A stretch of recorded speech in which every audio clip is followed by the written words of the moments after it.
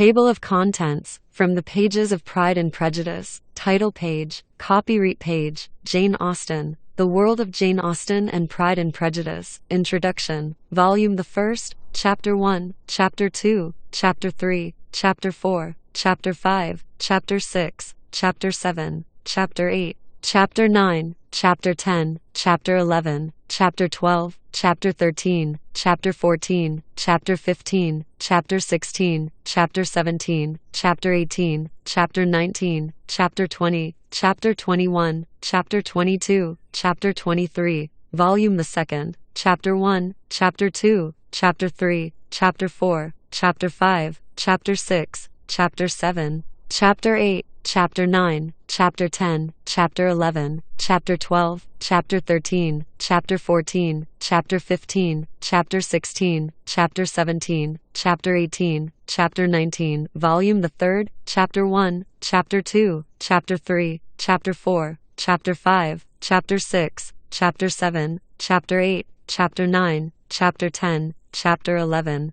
Chapter 12, Chapter 13, Chapter 14, Chapter 15, Chapter 16, Chapter 17, Chapter 18, Chapter 19, and Notes, inspired by Pride and Prejudice, comments and questions, for further reading, from the pages of Pride and Prejudice. It is a truth universally acknowledged, that a single man in possession of a good fortune must be in want of a wife. Page 5. You mistake me, my dear. I have a high respect for your nerves. They are my old friends. I have heard you mention them with consideration these 20 years at least. Page 7. Pride relates more to our opinion of ourselves, vanity to what we would have others think of us. Page 21. Happiness in marriage is entirely a matter of chance. Page 24.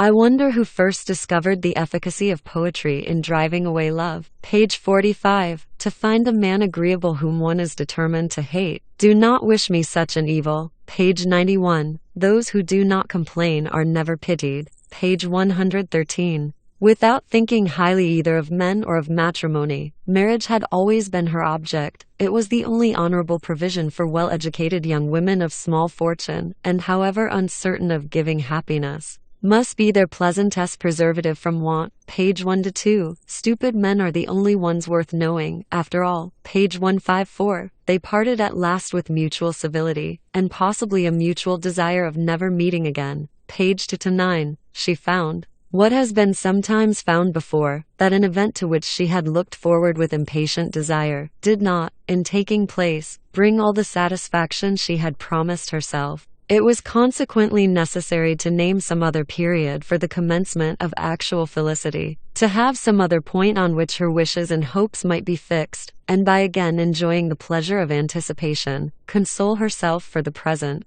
and prepare for another disappointment. Page 232. How strange this is, and for this we are to be thankful, that they should marry, small as is their chance of happiness, and wretched as is his character, we are forced to rejoice. Page 294. She was convinced that she could have been happy with him, when it was no longer likely they should meet. Page 301. You must learn some of my philosophy. Think only of the past as its remembrance gives you pleasure. Page 356. I am the happiest creature in the world. Perhaps other people have said so before, but no one with such justice. I am happier even than Jane. She only smiles. I laugh. Page 369. Published by Barnes & Noble Books, 1 to 5th Avenue, New York, NY 10011, W. BarnesandNoble.com/Classics. Pride and Prejudice was first published in 1813, originally published in mass-market paperback format in 2003 by Barnes & Noble Classics with new introduction, notes, biography, chronology, inspired by, comments and questions.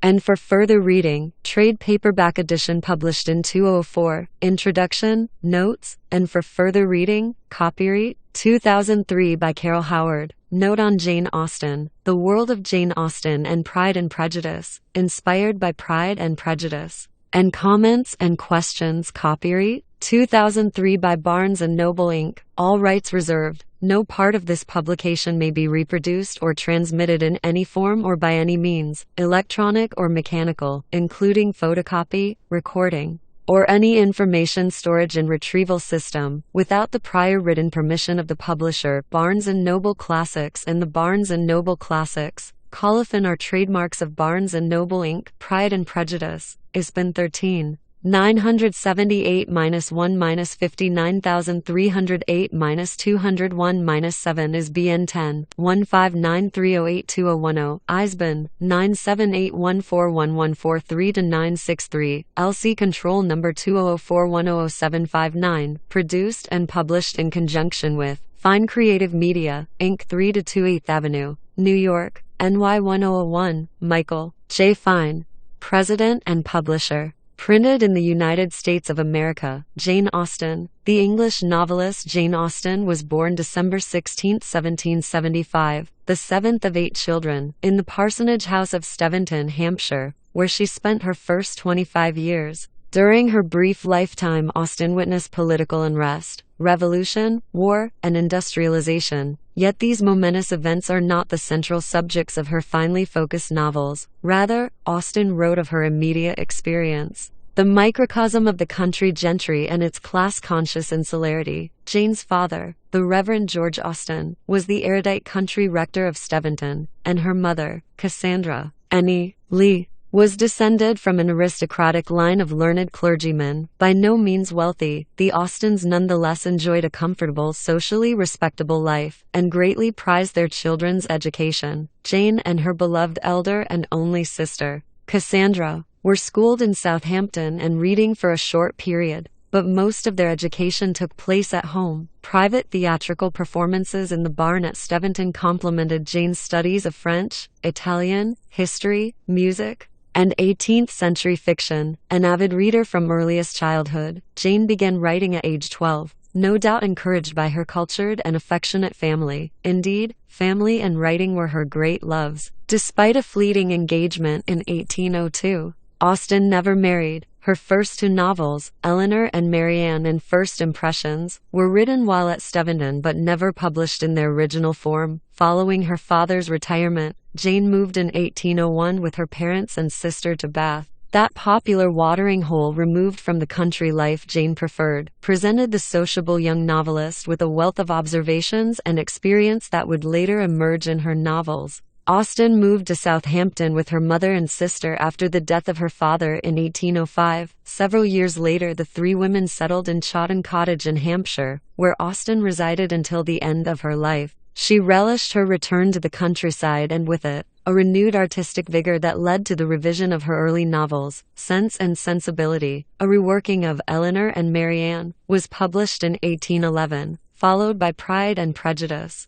a reworking of First Impressions. 2 years later, Austen completed 4 more novels: Mansfield Park, Emma, Northanger Abbey, and Persuasion in the Chawton Sitting Room. Productive and discreet, she insisted that her work be kept secret from anyone outside the family. All of her novels were published anonymously, including the posthumous release, thanks to her brother Henry, of Northanger Abbey and Persuasion. The last years of Austen's life were relatively quiet and comfortable. Her final, unfinished work, Sanditon, was put aside in the spring of 1817, when her health sharply declined and she was taken to Winchester for medical treatment of what appears to have been Addison's disease or a form of lymphoma. Jane Austen died there on July 18, 1817, and is buried in Winchester Cathedral. The World of Jane Austen and Pride and Prejudice, 1775. The American Revolution begins in April. Jane Austen is born on December 16th in the parsonage house in Steventon, Hampshire, England, the 7th of 8 children to girls and 6 boys.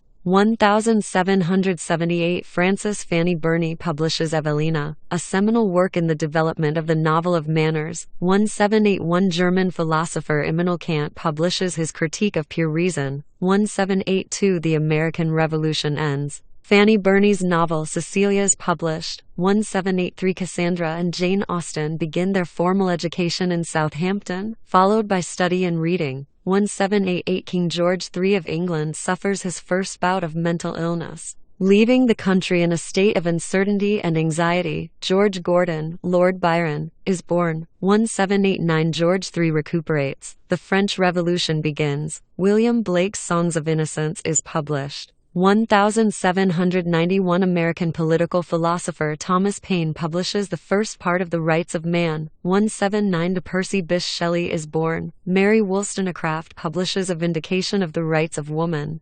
1793 Shockwave passes through Europe with the execution of King Louis XVI of France, and some months later, his wife, Marie Antoinette. The Reign of Terror begins. England declares war on France. Two of Austen's brothers, Francis 1774-1865 and Charles 1779-1852, serve in the Royal Navy, but life in the countryside of Steventon remains relatively tranquil. 1795 Austen begins her first novel, Eleanor and Marianne. Written as letters, the fragments of this early work are now lost. She will later revise the material to become the novel Sense and Sensibility. John Keats is born. 1796-1797 Austen authors a second novel, First Impressions, which was never published. It will later become Pride and Prejudice. 1798 Poets Samuel Taylor Coleridge and William Wordsworth published the Lyrical Ballads. 1801 Jane's father, the Reverend George Austen, retires,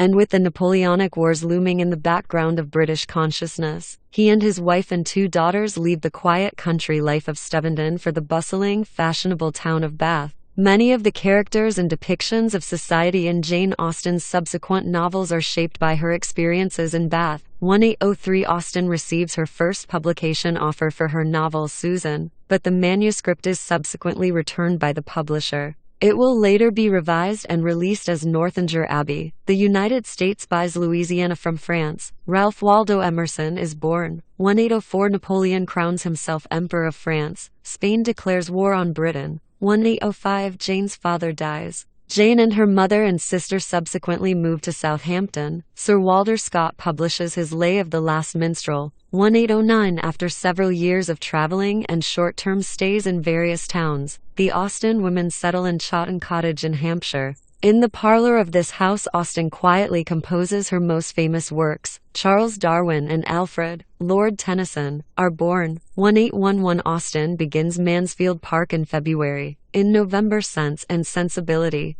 The Romantic Misadventures of Two Sisters, is published with the notation by a lady. All of Austen's subsequent novels are also brought out anonymously. George III is declared insane, and the morally corrupt Prince of Wales, the future King George IV, becomes regent. 1812 Fairy Tales by the Brothers Grimm and the first parts of Lord Byron's Childe Harold are published. The United States declares war on Great Britain. 1813 Pride and Prejudice is published. It describes the conflict between the high-spirited daughter of a country gentleman and a wealthy landowner. Napoleon is exiled to Elba, and the Bourbons are restored to power. 1814 for Mansfield Park is published. It is the story of the difficult though ultimately rewarded life of a poor relation who lives in the house of her wealthy uncle. 1815 Austen's comic novel Emma is published, centering on the heroine's misguided attempts at matchmaking.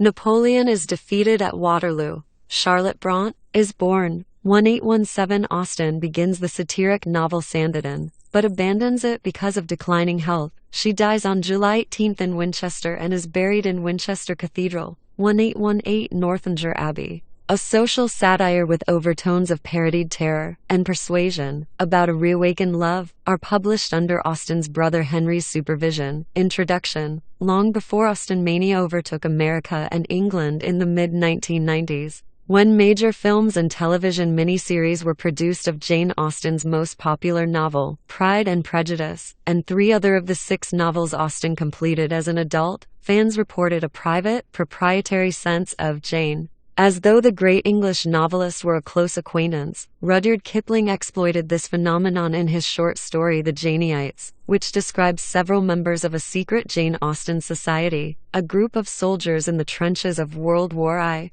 Well versed in Austen trivia and gallant defenders of Jane and the world she created, both the jealously guarded private fantasy and the recent popular cultural phenomenon may be attributed in part to the enduring power of Austen's genius as a writer. Her ability to create singular characters who linger in one's imagination, her unparalleled sense of irony and wit, her brilliant dialogue, and her carefully woven plots. At the same time, Austen delivers a satisfying romance. more so in Pride and Prejudice than in her other novels, and the sheer happiness of her main characters at the novel's end has its own appeal, above all though, and in Pride and Prejudice especially. Austen appeals to modern readers' nostalgia for a world of social, moral, and economic stability, but one where characters are free to make their own choices and pursue their heart's desires, the formal civility, the carefully prescribed manners, and sexual and social restraint, set against a backdrop of village community, stately manor houses, and an English landscape devoid of industrial turmoil and the brisk pace of modern technology. These are a welcome escape for today's reader. So too,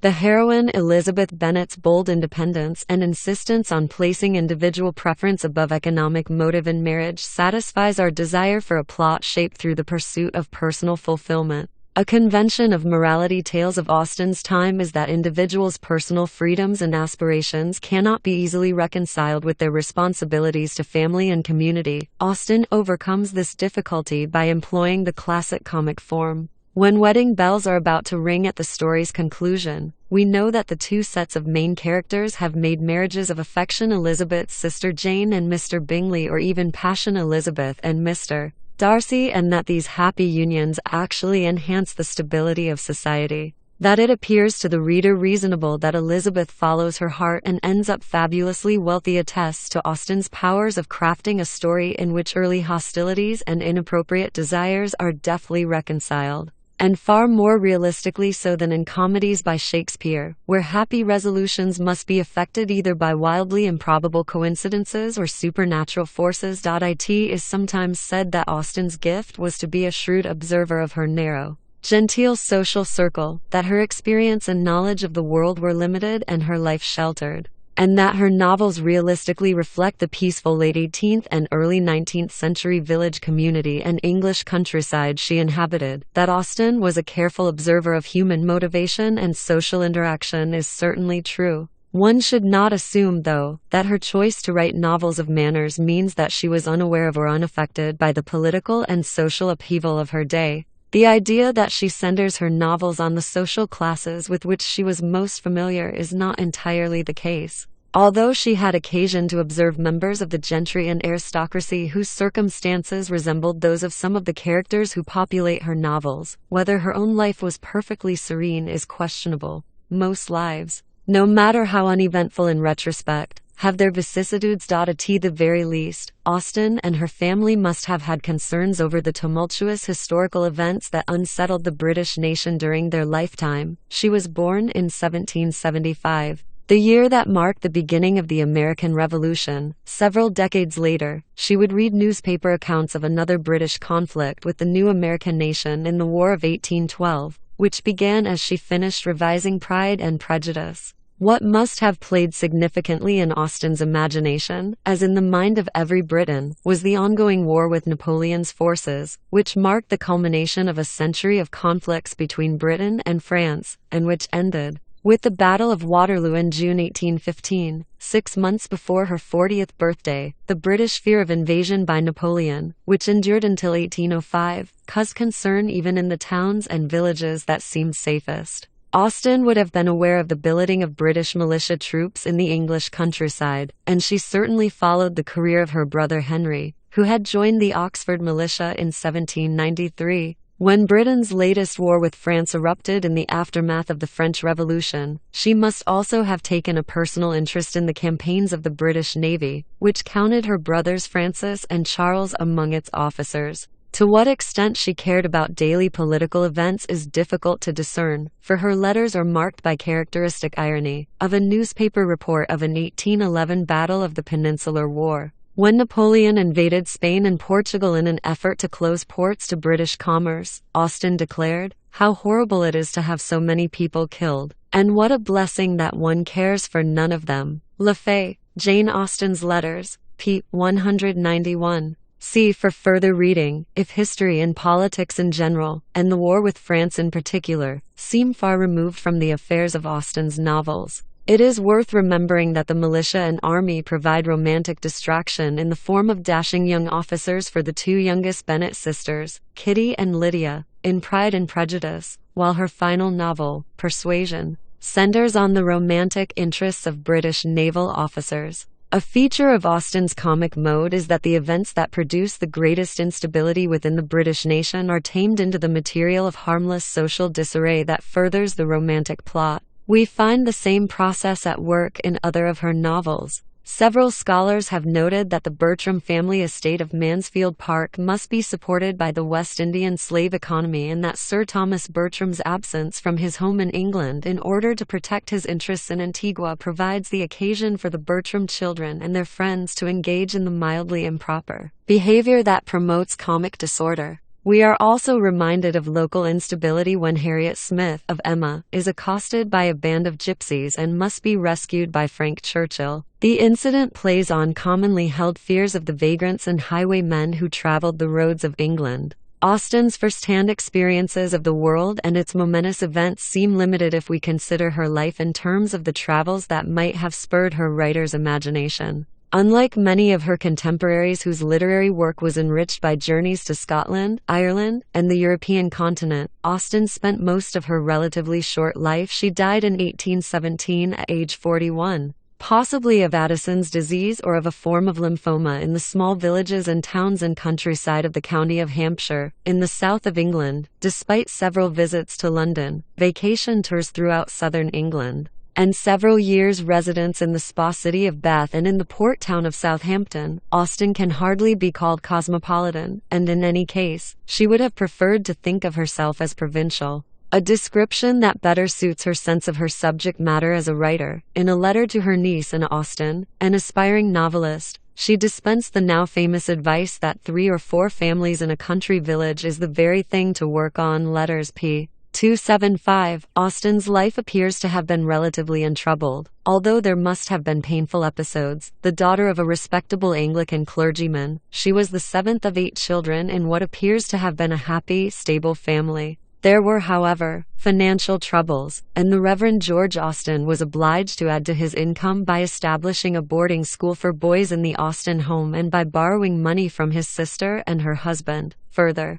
as Austen's biographer Claire Tomlin points out, even though the family was close, several of the children spent a considerable amount of time living away from home, which, though not unusual for the gentry and professional classes at this time, was probably disorienting for Austen and her siblings. One of her 6 brothers, George, was disabled, possibly a deaf-mute, and was sent from home for most of his long life. Jane, too, was sent from home, first to a village nurse and later to 2 boarding schools that, if they resembled the typical girls' schools of that era, were characterized by bad food, dull teachers, and an atmosphere ripe for one epidemic or another. Along with her older sister, Cassandra, the 7-year-old Jane spent only 2 seasons at the first institution, where she nearly died from a contagious fever that spread through the school. At age 9, she was sent to a second school, which, if not damaging, was not beneficial either. Although her parents chose to terminate her formal education when she was 10, her father gave her access to his library of some 500 volumes, and he encouraged his daughter's literary interests. It was he, in fact, who first tried, unsuccessfully,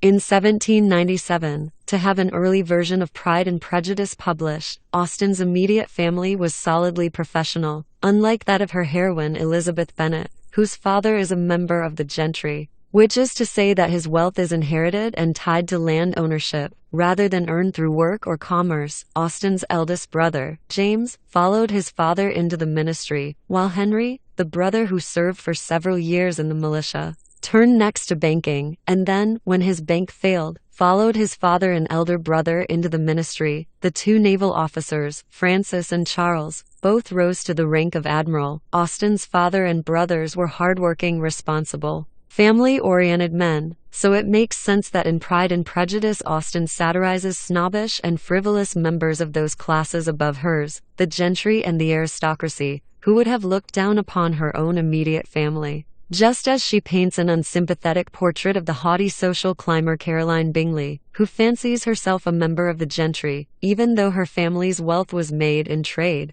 or through commerce. Nor, if we consider Austen's own unaffected outlook, is it surprising that the most sensible characters in the novel, Mr. and Mrs. Gardiner, not only make their money in trade but are apparently not embarrassed to live near their warehouse. Elizabeth Bennet herself descends from lower gentry, on her father's side, while her maternal grandfather was an attorney. Despite her allegiance to professionals and businessmen, Austen clearly had respect for what she would have regarded as the nobler values of the landed gentry and aristocracy, particularly the sense of social responsibility and decorum that are implicitly endorsed by the narrator and main characters of the novel. Although these values are fostered through the preservation of a strict social hierarchy, they do not happen to thwart the aspirations of the fictional Elizabeth Bennet, and thus modern readers need never confront the injustices of an English society that remained wary of the new democratic values espoused in America and France and among English radicals. Moreover,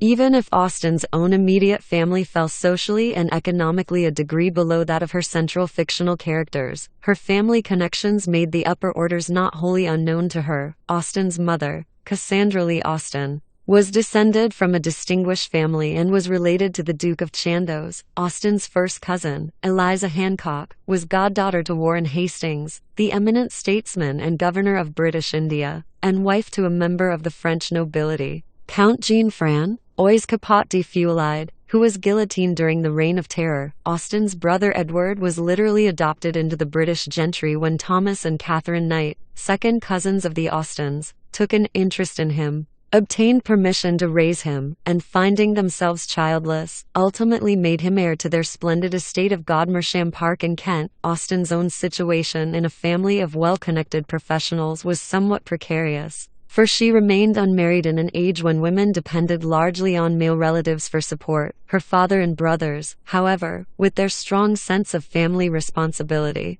must have made her feel more secure than the typical spinster would have felt. She and her sister Cassandra, who also remained unmarried and was Jane's closest friend and confidant, were initially dependent on their father, and then, after his death in 1805, on a small annuity and on the generosity of their brothers. Jane Austen had always lived in her father's house. Upon his death, she, her sister, and their mother took up lodgings and visited extensively with relatives and friends for 3 years. The women eventually settled in the Hampshire village of Chawton, in a house made available to them by Edward. Austen spent the final 8 years of her life at Chawton, and it was from this house that she published her novels. Given how centered her novels are on the marriage plot and how family-oriented her immediate society was, it is worth commenting on Austen's choice to remain single. In 1802, she received and accepted a proposal from Harris Bigwither, a pleasant young man, Oxford-educated and heir to the impressive Manydown estate in Hampshire,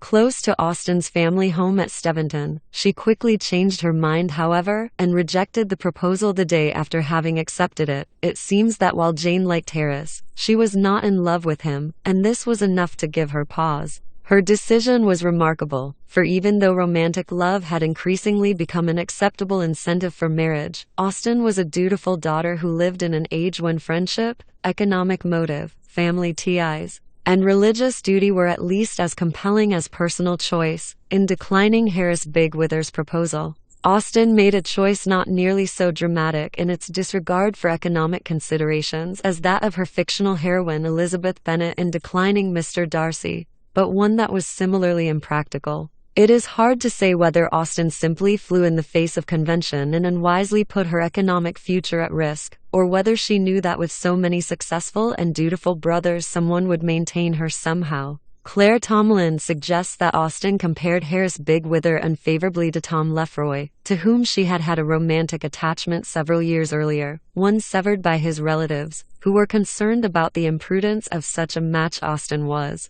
after all, no heiress. Now that she was heading into her late 20s and had grown accustomed to life as a spinster aunt, it is also possible that Austen took a long, hard look at motherhood and decided that its joys were not worth the grief. Throughout the 18th century and long afterward, the mortality rates for newborns and women during childbirth was high. The trend in British society to encourage frequent and numerous pregnancies put women at even greater risk. In 1808, Austen's brother Edward's wife, Elizabeth, died giving birth to her 11th child. Her brother Charles's wife, Fanny, died during childbirth in 1814, at age 24, with her 4th child, who also died several weeks later, in 1823. A few years after Austen's own death, Her brother Francis's wife, Mary, died giving birth to her 11th child. Understandably, Austen's letters demonstrate a mixed attitude toward marriage and motherhood. To her niece, Fanny Knight, Austen wrote shortly before her own death that single women have a dreadful propensity for being poor, which is one very strong argument in favor of matrimony.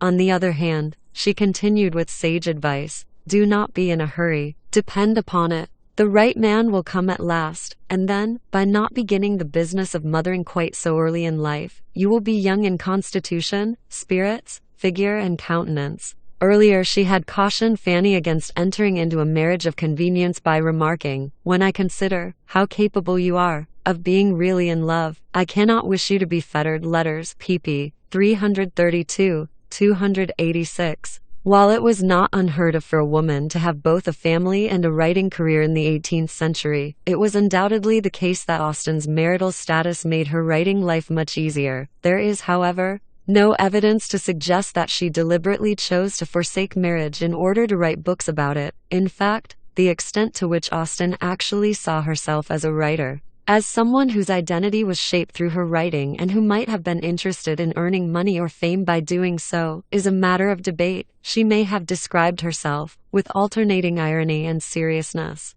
as someone who took up the pen in her idle hours, the way one might take up fancy needlework or china painting. Yet she clearly had a lifelong passion for writing. She authored an impressive collection of juvenilia as well as mature novels, and it seems difficult to believe that she regarded her art as a mere hobby, even if she did not flaunt her gifts publicly. If she did not claim the kind of psychological and material entitlement, the room of one's own that in the early 20th century Virginia Woolf would identify as essential for women writers, she did come to depend on the money her novels earned. She became, whether she wished it or not, a professional writer in an age when the market in novels by women and for women was already well established. Pride and Prejudice was published anonymously, as were the works of many women writers to whom publicity seemed indelicate, and while Austen did not court fame, she nevertheless created a stir with her first publication, Sense and Sensibility 1811, Austen's second published novel, Pride and Prejudice,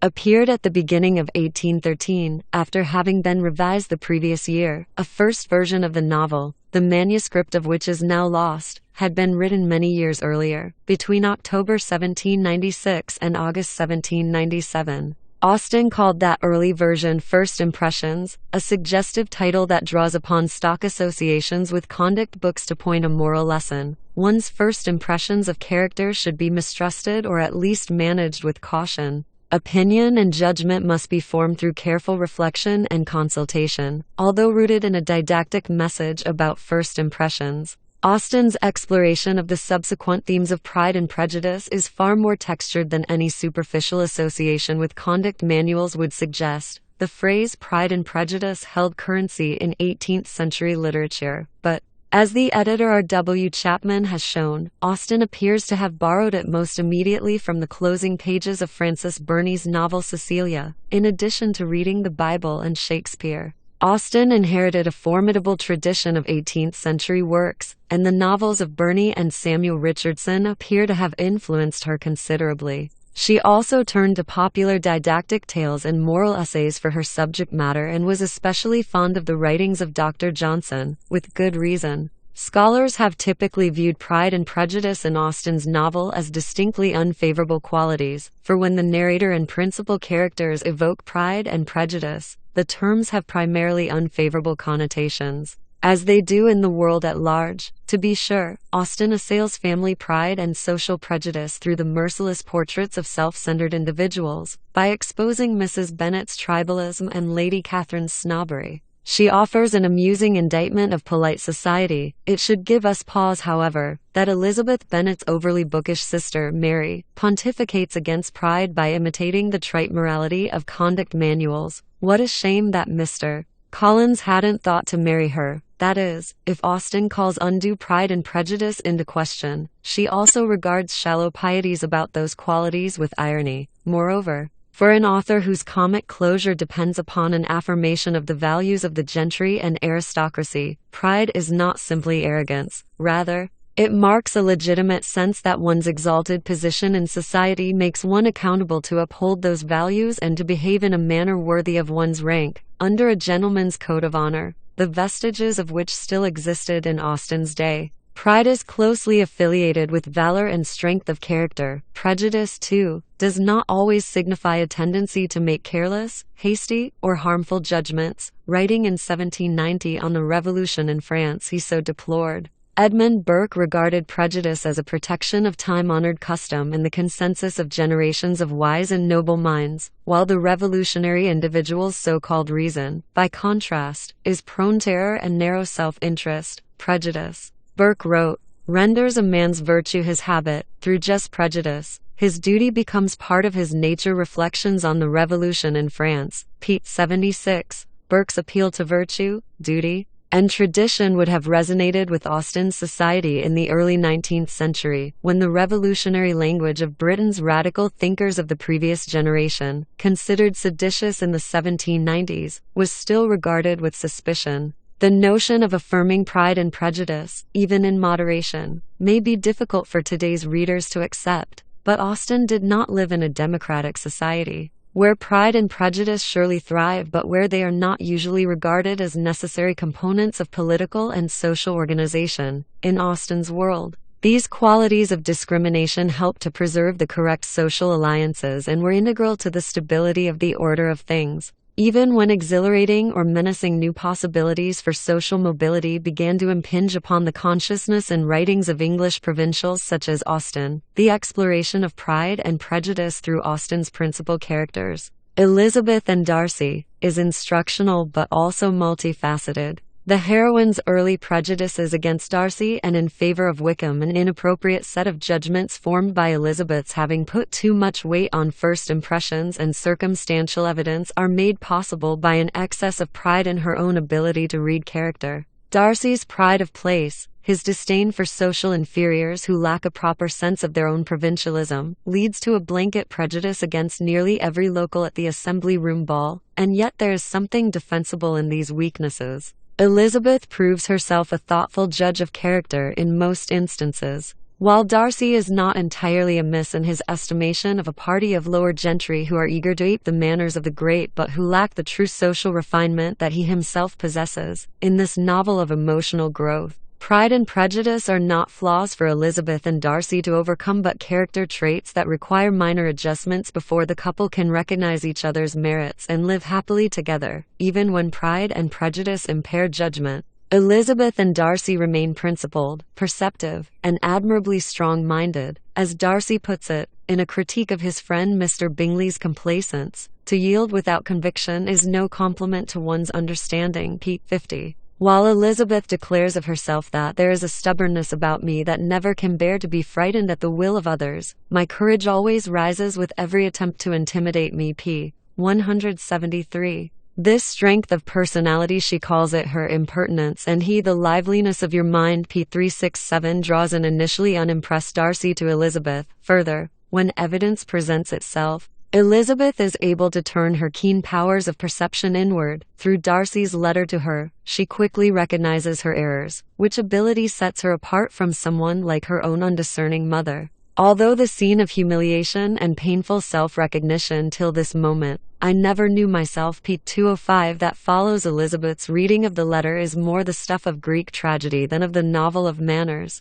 Its presence in the narrative demonstrates that Elizabeth has the capacity for introspection. Pride and prejudice seem an almost indispensable set of character traits or qualities worth cultivating. When we detect the effects of their virtual absence from the personalities of Jane and Mr. Bingley, both of whose easy manners and thorough failures to discriminate put a nearly permanent end to their relationship, early in the novel, Elizabeth finds Jane too self-effacing, too good-natured, and not critical enough. You're a great deal too apt, you know, to like people in general. You never see a fault in anybody. All the world are good and agreeable in your eyes. I never heard you speak ill of a human being in my life, p. 16. This assessment may say as much about Elizabeth's own forcefulness of personality as it does about Jane's easygoing manners. But Elizabeth has a point. In this instance, Elizabeth is teasing. But she also means what she says, especially when it becomes apparent that Jane wrongly considers the Bingley sisters as agreeable as she does their brother. It is this particular fault that nearly undoes Jane's romance with Bingley, for the Bingley sisters, her professed friends, have snubbed her long before she realizes it. Once she does, her mild manners prevent her from asserting her own interests with their brother. Bingley, too, shows a want of resolution, p. 136, to protect his own affairs of the heart. When Darcy misconstrues Jane's quiet amiability as lack of sufficient interest in Bingley, he easily manipulates his friend into leaving Netherfield and Jane's presence. One could argue that the presence of professional and commercial men and women in the novel should militate against the easy acceptance not only of Pride and Prejudice but of other characteristics of the gentry. Even though members of professional and commercial society appear in the novel, however, they aspire to the lifestyle of the gentry and adopt its values and habits. We do not find Austen's characters embracing those qualities that were well established as virtues and self-consciously adopted among middle-class reformers in her day: efficiency, frugality, punctuality, self-reliance, and the work ethic, and that she herself may have prized. In fact, when we look at the world of the novel, we see hardly any work being done or business being transacted. Certainly, when a team of horses is unavailable to be harnessed to the carriage that might convey Jane Bennet to Netherfield, we become vaguely aware that Mr. Bennet is a gentleman farmer who oversees a working farm. But Austen chooses not to introduce us to farm hands at work, as novelists of social realism would do a generation after hers. We are also very much aware of the presence of soldiers who presumably engage in training exercises if not in actual warfare. But we see them only as dancers at the ball and as romantic distractions for idle young ladies. We become acquainted with the man of commerce Mr. Gardiner only when he is on a holiday tour, and we never actually behold Mr. Collins ministering to his parishioners. In fact, Mr. Collins's identity as a clergyman is construed solely in terms of the house and property the living brings him, nor do we hear of commerce in action, except for the occasional ironic reference. As when Lydia Bennet, living out the absurd logic of England's relatively new consumer culture, buys a hat she knows is ugly simply for the sake of spending money. What Austen foregrounds throughout the novel is a culture of leisure. In an age when the values of the gentry and aristocracy still prevailed, leisure was understood not only as a respite from labor, as it would have been for those who had to work for a living, but as a way of life that had its own virtues and failings. As in the worlds of classical Greece and Rome, so admired by the 18th century society into which Austen was born, a life of leisure at one's country seat construed as retirement from the daily concerns of commerce and petty political and financial intrigue in London was considered essential for any gentleman who would take on the responsibilities of disinterested participation in politics and the administration of empire. Especially in the early 18th century of Austen's grandparents, known in poetry as the Augustan Age for its neoclassical values, those who depended on income from sources other than land, that is, commercial or professional interests, would have seemed compromised in their ability to rise above the concern for personal gain to serve the public good. The country gentry, however, whose values were articulated by Lord Bolingbroke and Augustan poets such as Alexander Pope, regarded themselves as being at leisure for virtuous study and reflection, and as having the power to rise above the corruption, favoritism, and factionalism that dominated London politics. In Pride and Prejudice, Mr. Darcy provides the model for the virtuous country gentleman, even though he keeps a house and has acquaintances in London, while we never see Mr. Darcy in his role as keeper of the public interest, or managing his estate. We feel assured that he is the kind of man who inhabits his country estate responsibly. When Darcy negotiates the Lydia Wickham elopement crisis with authority and competence, we sense that he manages all his life's affairs with similar capability. That he husbands his estate well becomes clear when the touring party of Elizabeth Bennet and the Gardiners arrives at Pemberley to find grounds that, in accordance with the standards for 18th century British taste in landscape design, seem natural and unpretentious. Such simple elegance was understood to reflect the values and temperament of the owner. As Pope had made clear in his poem on House and Grounds Aesthetics, the Epistle to Richard Boyle, Earl of Burlington, in which he argued against frivolous and impractical estates but applauded the taste in design and architecture of men of sense. It is also quickly apparent that Darcy is a good estate manager because he commands the allegiance and respect of his servants, as Elizabeth and the gardeners soon learn during their interview with the housekeeper. When, in response to her sister Jane's question concerning when she first started to love Darcy, Elizabeth quips that "I believe I must date it from my first seeing his beautiful grounds at Pemberley p. 361. She is being ironic. But there is a part of her that surely must have been swayed by seeing property that is not only magnificent but graceful. If in Darcy's presence, she cannot see past what she takes to be his inexcusable pride. She must recognize during her visit to his well-ordered estate that he is a man of principles and generosity, while country retirement may have been essential to the life of the worthy gentleman. Austen also offers us a glimpse of the corrupt side of leisure and its symptoms of moral dissolution, luxury, and indolence. Despite his good nature, Sir William Lucas demonstrates the affectation of the newly titled in part by abandoning his commercial interests, the success of which had resulted in his public prominence and his knighthood. He is raising a young heir who promises to become as debauched as his father's fortune will allow, dreaming, as he does already at this tender age, of keeping foxhounds and drinking a daily bottle of wine, should he ever find himself as wealthy as Mr. Darcy. Austen turns her gentle wit on the pretensions of parvenu gentry, but she frowns somewhat more severely upon the shortcomings of the aristocratic matron. Although well established in her rank, Lady Catherine is too easily flattered by Mr. Collins,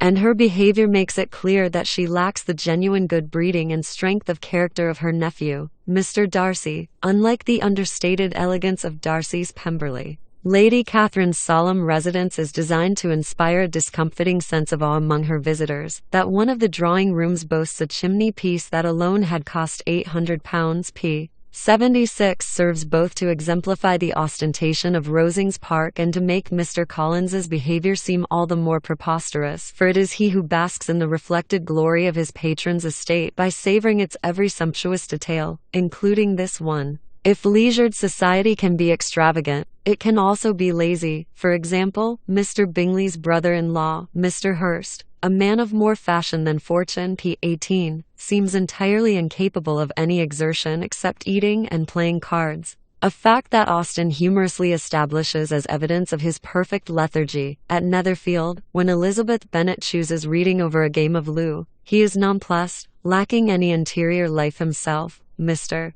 Hurst cannot imagine how one could take pleasure in an activity that is solitary and that might require reflection. Austen's character sketch reaches its ironic limit when, upon finding the rest of his party unwilling to play cards, Mr. Hurst had, therefore, nothing to do but to stretch himself on one of the sofas and go to sleep. p. 54. In fact, the sorts of leisure activities characters engage in: card playing, dancing, singing, piano playing, walking, conversation, letter writing. Reading may be taken in particular instances to indicate their moral fiber and social inclinations. Generally speaking, the exemplary character is one whose leisure activities imply a willingness to balance private reflection against community-minded sociability. At fault are such characters as Mr. Hurst, whose leisure suggests he lacks a capacity for autonomous thought or action, but also Mary, whose excessive attention to books and piano playing marks an untoward self-absorption.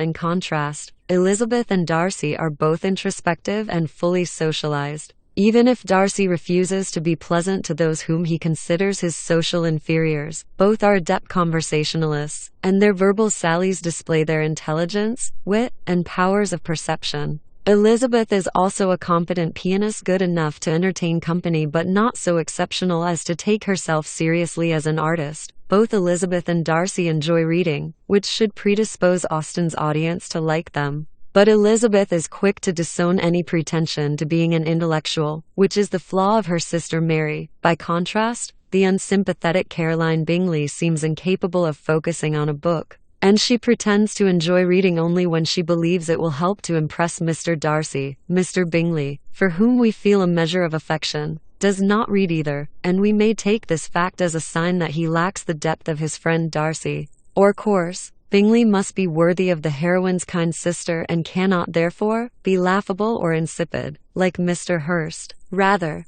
Bingley lacks substance in an amiable, happy-go-lucky way. The character's discussion of inclinations toward reading also leads the Netherfield set to render opinions on libraries. Mr. Darcy sees it as an obligation to augment his family's library collection in such days as these. P. 39, an allusion, presumably, to the cultural decay of Britain wrought by the rise of a Philistine commercial society that forsakes the liberal arts in favor of market culture. Caroline Bingley, by contrast, sees family libraries as so much grand furniture. No doubt finding the book cover more valuable than the book, she esteems Mr. Darcy's library for its enhancement of the prestige of the household. Walking is the other leisure activity that clearly distinguishes Elizabeth Bennet from Caroline Bingley, whose idea of exercise is to gossip as she takes a turn about the drawing room or the shrubbery, and whose exertion is entirely motivated by her romantic interest in Mr. Darcy. Elizabeth enjoys solitary rambles that allow her time for reflection. So it is no hardship when she takes a brisk 3-mile walk through fields and over puddles to visit her sister Jane at Netherfield during the latter's illness. Elizabeth's fortitude in walking, a consequence of her concern for her sister's health, has the unintended effect of invigorating the torpid company at Netherfield, if only because her activity seems so brazen to them. Her animation captivates Mr. Darcy and rankles Caroline Bingley, who takes Elizabeth's brief adventure to show an abominable sort of conceited independence, a most country town indifference to decorum. P. 37. Still, Elizabeth is no romantic heroine of the sort who would be fashioned by Charlotte Brontë. Several decades later, the sphere of action in Austen's novel of manners is circumscribed enough so that it would be shocking indeed were Elizabeth, like Bronte's Jane Eyre, to wander despondently about the English countryside, exhausted and starving. Elizabeth's own burst of romantic enthusiasm, "What are men to rocks and mountains?" p. 154, subsides quickly enough, if Austen's attention to the culture of leisure serves to call into question the values of the landed elite even as it reinforces them. The marriage plot complicates the outlook of the novel further still. With respect to social class, the hero and heroine are worlds apart, or so they appear in Darcy's estimation. At Netherfield, Darcy finds that Elizabeth has attracted him more than he liked. P. 60, and he thus resolves to regulate his feelings toward her. Elizabeth's station in life and the total want of propriety. P. 196 among her family members make the match ill-advised, if not untenable. As Darcy callously points out in proposing marriage to her against his better judgment, he is astounded not only that Elizabeth rejects him in that respect, he is no better than Mr. Collins, whose earlier proposal is made with equal confidence in her acceptance, but that his explanation of his initial reluctance has caused offense. That Darcy fails to consider that Elizabeth might actually be offended by a proposal that opens with the suitor's expression of his disdain for her inferior social connections, and his efforts to overcome his love for her suggests that the insuperable gulf he perceives between them seems to him perfectly natural. For her part, Elizabeth knows full well the subtle distinctions that define rank in her society, and it is more his tactlessness than his pointing out an obvious fact of social hierarchy that infuriates her. It is also the case that Elizabeth has a healthy sense of her own entitlement, as she proudly remarks to Lady Catherine, "Mr. Darcy is a gentleman. I am a gentleman's daughter. So far we are equal." P. 331. At Rosings, when Sir William Lucas and his daughter Maria are daunted by the prospect of their encounter with the redoubtable Lady Catherine, we find that Elizabeth, by contrast, had heard nothing of Lady Catherine that spoke her awful from any extraordinary talents or miraculous virtue, and the mere stateliness of money and rank she thought she could witness without trepidation. P. 161. In the society of this novel, talent and manners, that is, truly good breeding, rather than affectation, ultimately trump birth and social connections. Even Mr. Darcy endorses this view, as Elizabeth observes. Indeed, when the lovers finally reconcile their differences, Elizabeth teases Darcy that her impertinence appeals to him because he is sick of civility, of deference, of officious attention. P. 367. Darcy's ennui, however, should be taken not as a tacit authorization of a new democratic outlook but rather of a meritocratic one, that is, the values of the gentry and the aristocracy are reinforced even as their membership becomes infused with the blood of the professional classes, which would seem to undermine the restrictive claims upon which the upper classes predicate their existence. The possibility that Mr. Darcy might marry his frail cousin, Miss Anne de Bourgh, in order to consolidate their estates is presented as an outmoded aristocratic notion, not to be taken seriously by the new generation. What makes the lovers' attitudes possible is that the real consequences of social rank are diminished by the conventions of romantic comedy. A typical feature of the comic novel is that powerful social distinctions upheld in everyday life tend to be suspended in an effort to further the plot, within the safe space of the novel. Such comic upheavals create exciting possibilities for minor social transgressions. At the same time, in the novel's conclusion, the existing order becomes reaffirmed. In this case, the reaffirmation happens as Elizabeth becomes absorbed into Darcy's world. It is standard comic fare that the potentially formidable member of the ruling class who might prevent the budding romance here. Lady Catherine turns out to be a relatively powerless busybody who depends on weak-minded followers to reinforce her sense of her own importance. Lady Catherine, in fact, resembles the stock type of aging woman tenaciously clinging to her diminished power. A familiar character found in Restoration comic drama, as well as in the mid-18th century novels of Henry Fielding and Samuel Richardson. Whatever its social and comic implications, the marriage plot is the chief concern throughout the novel. And there is a sense of urgency about forging the right unions that motivates the action of the entire book. The ironic opening gambit, it is a truth universally acknowledged, that a single man in possession of a good fortune must be in want of a wife, rehearses the epigrammatic wisdom of a gossip-driven community comprising women like Mrs. Bennet, who is herself eager to enhance the prestige of her family by marrying her daughters well. Prestige and social connection, however, are not the only motivating forces in this neighborhood or within the Bennet household. In the idealistic world of the romantic comedy, Mrs. Bennet's ambition to see her daughters nicely settled appears a simple matter of crude one-upmanship with Lady Lucas. Thus, when Mr. Bennet teases his wife rather unkindly over her preoccupation with finding eligible suitors, the reader is amused. We forget, though, that Mr. Bennet's own first question about the newly arrived Mr. Bingley concerns his marital status, which suggests either that Mr. Bennet is baiting his wife or that his apparent indifference on the matter is feigned. Mr. Bennet, of course, should be concerned about the marriage question, as the narrator informs us later. He regrets having spent all his disposable income, instead of reserving a portion of it to protect his daughter's financial future. It hardly excuses him that he had assumed he would have a son whose coming of age would nullify the entail, that is, the legal document that places restrictions on who may inherit his estate. In the absence of male heirs, women could typically inherit an estate, but not if an entail existed barring them from doing so. As endearing a character as Mr. Bennet is, he has not behaved responsibly as a father, a fact that becomes all the more apparent when Lydia, who has had very little in the way of sensible parental guidance, elopes with Wickham, thereby, as Lady Catherine observes, jeopardizing the marriage prospects of her four sisters in a world that still cares about the taint of family reputation.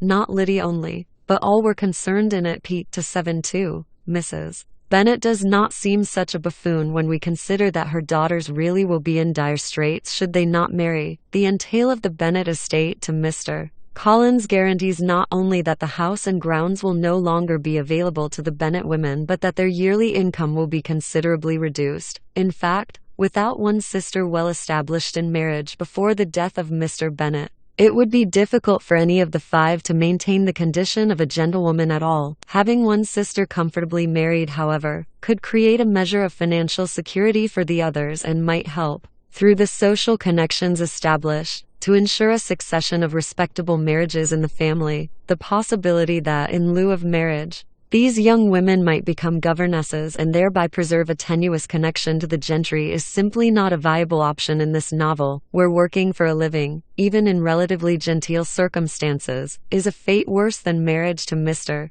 Collins. If we put aside the romantic ideal of the novel and look at the material reality, Mrs. Bennet's frustration with Elizabeth for declining Mr. Collins's proposal is entirely reasonable. Had Elizabeth accepted her distant cousin's hand, she could have preserved her father's estate for herself and for her unmarried sisters, nor, for that matter, does the other ostensibly foolish character of the novel, Mr. Collins himself, seem so oblivious in refusing to acknowledge Elizabeth's rejection of his proposal. He may be pompous, but he is also practical, and he knows minutely the details of Elizabeth's meager future inheritance. The idea that she might turn him down is simply inconceivable to him, for as he rightly points out, given her family circumstances, she may never receive another offer. That she declines Mr. Darcy's first proposal is, in practical terms, even more astonishing. Remaining single after her parents' deaths might mean an annual income of 44% annual interest, as Mr. Collins estimates it, on a 1,000 share of her mother's legacy,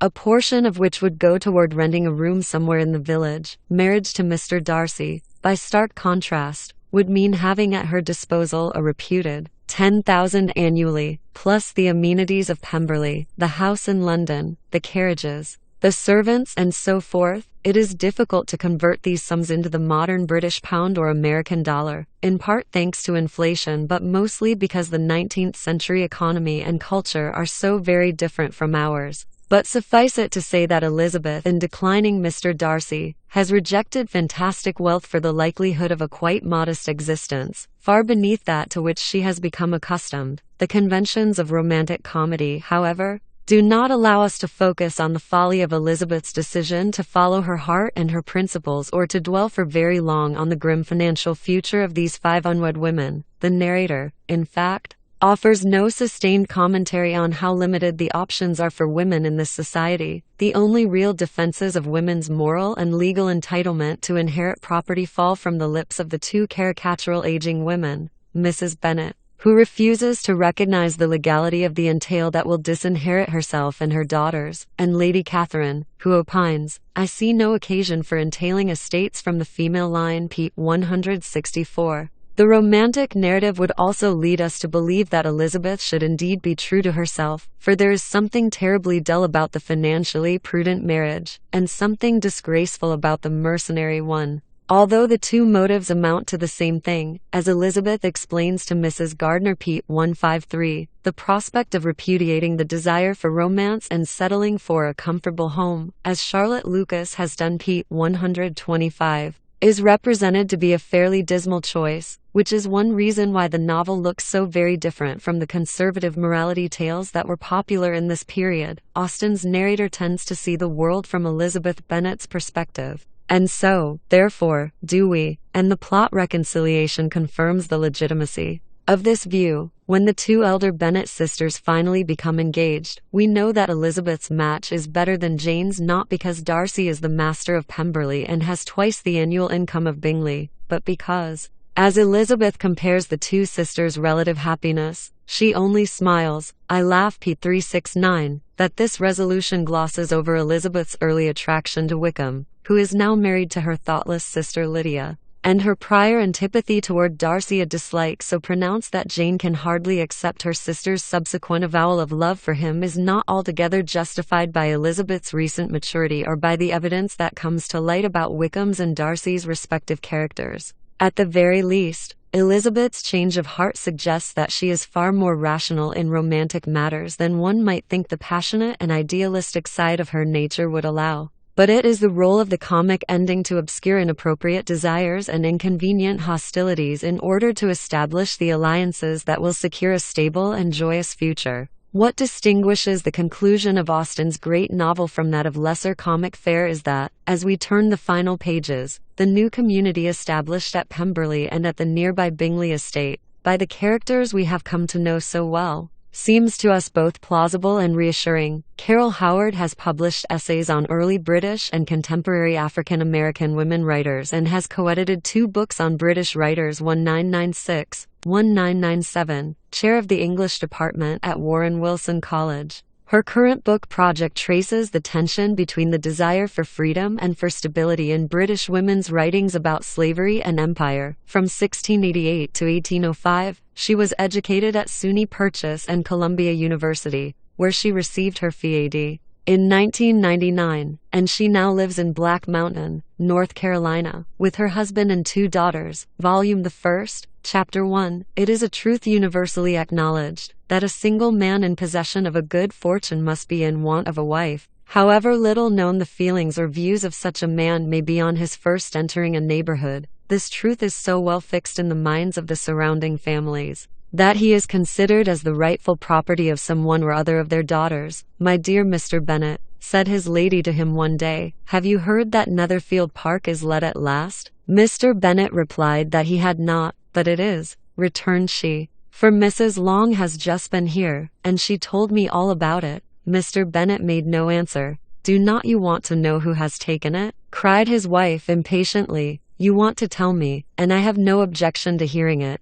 This was invitation enough. Why, my dear, you must know, Mrs. Long says that Netherfield is taken by a young man of large fortune from the north of England, that he came down on Monday in a chaise and four to see the place, and was so much delighted with it that he agreed with Mr. Morris immediately, that he is to take possession before Michaelmas, and some of his servants are to be in the house by the end of next week. What is his name? Bingley.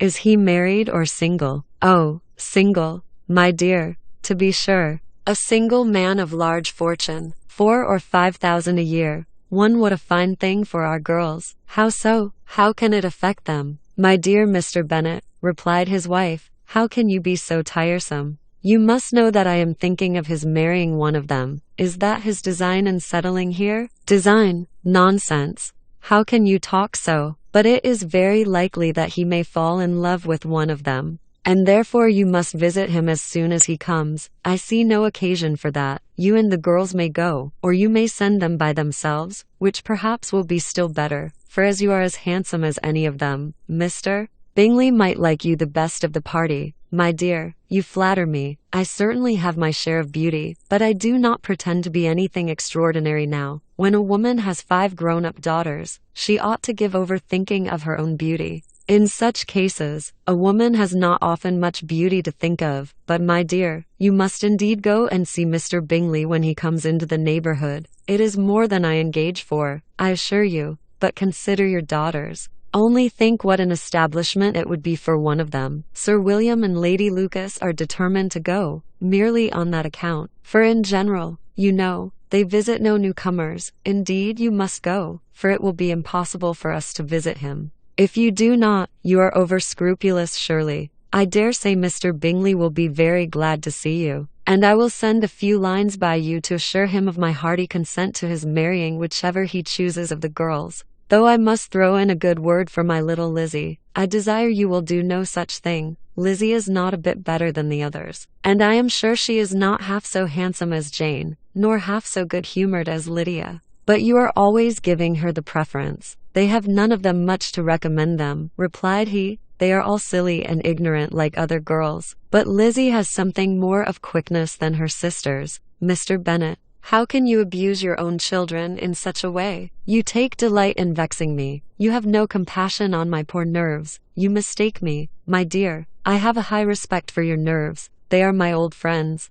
I have heard you mention them with consideration these 20 years at least. Ah, you do not know what I suffer, but I hope you will get over it, and live to see many young men of 4,000 a year come into the neighborhood. It will be no use to us, if 20 such should come, since you will not visit them. Depend upon it, my dear, that when there are 20, I will visit them all. Mr. Bennet was so odd a mixture of quick parts, sarcastic humor, reserve, and caprice, that the experience of 23 years had been insufficient to make his wife understand his character. Her mind was less difficult to develop. She was a woman of mean understanding, little information, and uncertain temper. When she was discontented, she fancied herself nervous. The business of her life was to get her daughters married. Its solace was visiting and news. Chapter 2. Mr. Bennet was among the earliest of those who waited on Mr. Bingley. He had always intended to visit him, though to the last always assuring his wife that he should not go. Until the evening after the visit was paid she had no knowledge of it. It was then disclosed in the following manner. Observing his second daughter employed in trimming a hat, he suddenly addressed her with, I hope Mr. Bingley will like it. Lizzie, we are not in a way to know what Mr. Bingley likes, said her mother, resentfully, since we are not to visit. But you forget, mamma, said Elizabeth, that we shall meet him at the assemblies, and that Mrs. Long has promised to introduce him. I do not believe Mrs. Long will do any such thing. She has 2 nieces of her own. She is a selfish, hypocritical woman, and I have no opinion of her. No more have I, said Mr. Bennet, "and I am glad to find that you do not depend on her serving you." Mrs. Bennet deigned not to make any reply, but unable to contain herself, began scolding one of her daughters. "Don't keep coughing so, Kitty, for heaven's sake. Have a little compassion on my nerves, you tear them to pieces." "Kitty has no discretion in her coughs," said her father. "She times them ill." "I do not cough for my own amusement," replied Kitty, fretfully. "When is your next ball to be, Lizzie?" Tomorrow fortnight, eh? So it is," cried her mother, "and Mrs. Long does not come back till the day before. So, it will be impossible for her to introduce him, for she will not know him herself. Then, my dear, you may have the advantage of your friend, and introduce Mr. Bingley to her." "Impossible, Mr. Bennet, impossible, when I am not acquainted with him myself. How can you be so teasing? I honor your circumspection. A fortnight's acquaintance is certainly very little. One cannot know what a man really is by the end of a fortnight, but if we do not venture, somebody else will. And after all, Mrs. Long and her nieces must stand their chance, and therefore, as she will think it an act of kindness, if you decline the office, I will take it on myself." The girls stared at their father. Mrs. Bennet said only, "Nonsense, nonsense." "What can be the meaning of that emphatic exclamation?" cried he. "Do you consider the forms of introduction, and the stress that is laid on them, as nonsense? I cannot quite agree with you there. What say you, Mary? For you are a young lady of deep reflection, I know, and read great books, and make extracts.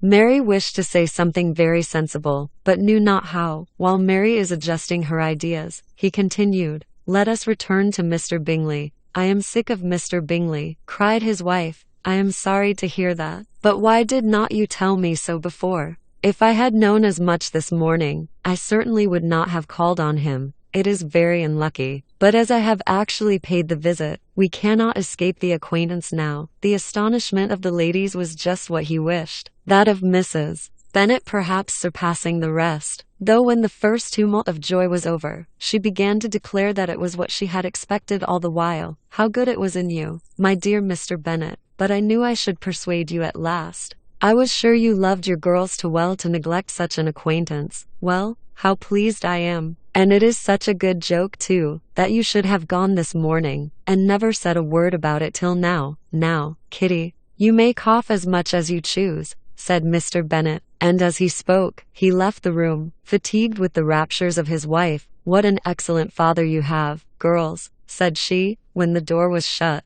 "I do not know how you will ever make him amends for his kindness, or me either, for that matter. At our time of life, it is not so pleasant, I can tell you, to be making new acquaintance every day. But for your sakes, we would do anything. Lydia, my love, though you are the youngest, I dare say Mr. Bingley will dance with you at the next ball." "Oh," said Lydia, stoutly, "I am not afraid, for though I am the youngest, I'm the tallest." The rest of the evening was spent in conjecturing how soon he would return Mr. Bennet's visit, and determining when they should ask him to dinner. Chapter 3. Not all that Mrs. Bennet, however, with the assistance of her 5 daughters, could ask on the subject, was sufficient to draw from her husband any satisfactory description of Mr. Bingley. They attacked him in various ways, with barefaced questions, ingenious suppositions, and distant surmises, but he eluded the skill of them all, and they were at last obliged to accept the second-hand intelligence of their neighbour, Lady Lucas. Her report was highly favourable. Sir William had been delighted with him. He was quite young, wonderfully handsome, extremely agreeable, and, to crown the whole, he meant to be at the next assembly with a large party. Nothing could be more delightful. To be fond of dancing was a certain step towards falling in love, and very lively hopes of Mr. Bingley's heart were entertained. "If I can but see one of my daughters happily settled at Netherfield," said Mrs. Bennet to her husband, "and all the others equally well married, I shall have nothing to wish for." In a few days Mr. Bingley returned Mr. Bennet's visit, and sat about 10 minutes with him in his library. He had entertained hopes of being admitted to a sight of the young ladies, of whose beauty he had heard much, but he saw only the father. The ladies were somewhat more fortunate, for they had the advantage of ascertaining, from an upper window, that he wore a blue coat and rode a black horse. An invitation to dinner was soon afterwards dispatched, and already had Mrs. Bennet planned the courses that were to do credit to her housekeeping. When an answer arrived which deferred it all, Mr. Bingley was obliged to be in town the following day, and consequently unable to accept the honor of their invitation, and see Mrs. Bennet was quite disconcerted. She could not imagine what business he could have in town so soon after his arrival in Hertfordshire, and she began to fear that he might be always flying about from one place to another, and never settled at Netherfield as he ought to be. Lady Lucas quieted her fears a little by starting the idea of his being gone to London only to get a large party for the ball, and a report soon followed that Mr. Bingley was to bring 12 ladies and 7 gentlemen with him to the assembly. The girls grieved over such a number of ladies, but were comforted the day before the ball by hearing that instead of 12, he had brought only 6 with him from London, his 5 sisters and a cousin, and when the party entered the assembly room, it consisted of only 5 altogether: Mr. Bingley, his 2 sisters, the husband of the eldest, and another young man. Mortimer Bingley was good-looking and gentlemanlike. He had a pleasant countenance, and easy, unaffected manners. His sisters were fine women, with an air of decided fashion. His brother-in-law, Mr. Hurst, merely looked the gentleman, but his friend, Mr. Darcy, soon drew the attention of the room by his fine, tall person, handsome features, noble mien, and the report which was in general circulation within 5 minutes after his entrance, of his having 10,000 a year. The gentleman pronounced him to be a fine figure of a man. The ladies declared he was much handsomer than Mr. Bingley, and he was looked at with great admiration for about half the evening, till his manners gave a disgust which turned the tide of his popularity, for he was discovered to be proud, to be above his company, and above being pleased, and not all his large estate in Derbyshire could then save him from having a most forbidding, disagreeable countenance, and being unworthy to be compared with his friend Mortimer. Bingley had soon made himself acquainted with all the principal people in the room. He was lively and unreserved, danced every dance, was angry that the ball closed so early, and talked of giving one himself at Netherfield. Such amiable qualities must speak for themselves. What a contrast between him and his friend. Mr. Darcy danced only once with Mrs. Hurst and once with Miss Bingley, declined being introduced to any other lady, and spent the rest of the evening in walking about the room, speaking occasionally to one of his own party. His character was decided. He was the proudest, most disagreeable man in the world, and everybody hoped that he would never come there again. Amongst the most violent against him was Mrs. Bennet, whose dislike of his general behavior was sharpened into particular resentment by his having slighted one of her daughters. Elizabeth Bennet had been obliged, by the scarcity of gentlemen, to sit down for 2 dances, and during part of that time, Mr. Darcy had been standing near enough for her to overhear a conversation between him and Mr. Bingley, who came from the dance for a few minutes to press his friend to join it. "Come, Darcy," said he, "I must have you dance. I hate to see you standing about by yourself in this stupid manner. You had much better dance." "I certainly shall not. You know how I detest it, unless I am particularly acquainted with my partner, at such an assembly as this. It would be insupportable. Your sisters are engaged, and there is not another woman in the room whom it would not be a punishment to me to stand up with. I would not be so fastidious as you are," cried Bingley, "for a kingdom. Upon my honor, I never met with so many pleasant girls in my life as I have this evening, and there are several of them, you see, uncommonly pretty." "You are dancing with the only handsome girl in the room," said Mr. Darcy, looking at the eldest Miss Bennet. "Oh, she is the most beautiful creature I ever beheld, but there is one of her sisters sitting down just behind you, who is very pretty, and I dare say very agreeable. Do let me ask my partner to introduce you." "Which do you mean?" And turning round, he looked for a moment at Elizabeth, till, catching her eye, he withdrew his own, and coldly said, "She is tolerable, but not handsome enough to tempt me, and I am in no humour at present to give consequence to young ladies who are slighted by other men. You had better return to your partner and enjoy her smiles, for you are wasting your time with me." Mr. Bingley followed his advice. Mr. Darcy walked off, and Elizabeth remained with no very cordial feelings towards him. She told the story, however,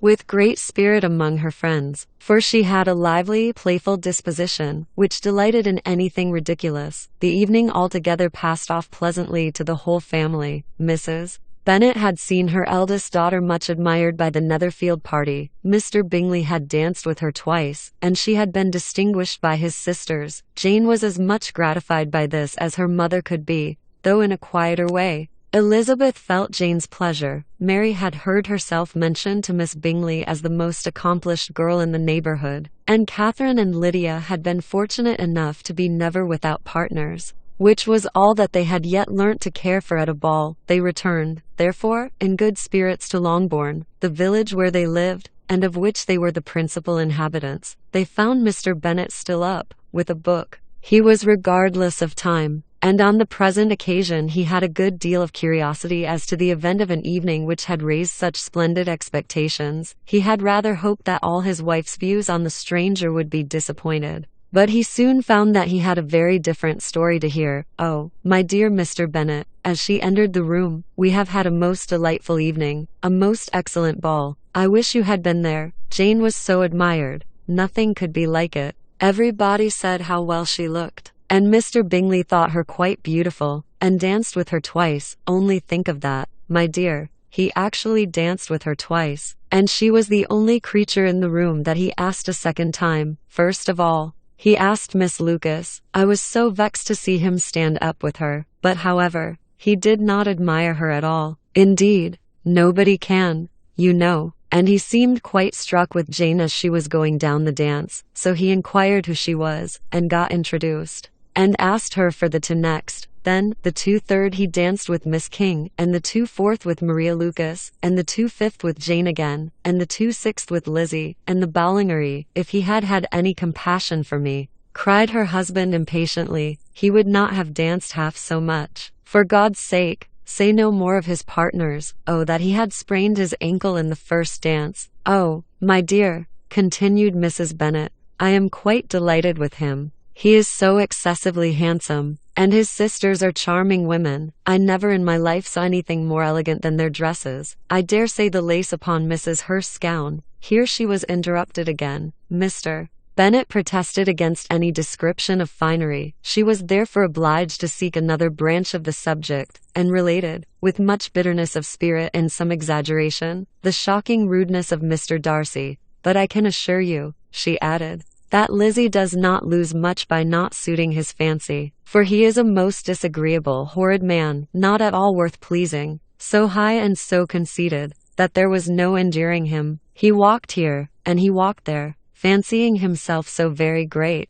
not handsome enough to dance with. I wish you had been there, my dear, to have given him one of your set-downs. I quite detest the man." Chapter 4. When Jane and Elizabeth were alone, the former, who had been cautious in her praise of Mr. Bingley before, expressed to her sister how very much she admired him. "He is just what a young man ought to be," said she, "sensible, good-humoured, lively, and I never saw such happy manners, so much ease, with such perfect good breeding." "He is also handsome," replied Elizabeth, "which a young man ought likewise to be if he possibly can. His character is thereby complete. I was very much flattered by his asking me to dance a second time. I did not expect such a compliment, did not you?" "I did for you. But that is one great difference between us. Compliments always take you by surprise, and me never. What could be more natural than his asking you again? He could not help seeing that you were about 5 times as pretty as every other woman in the room.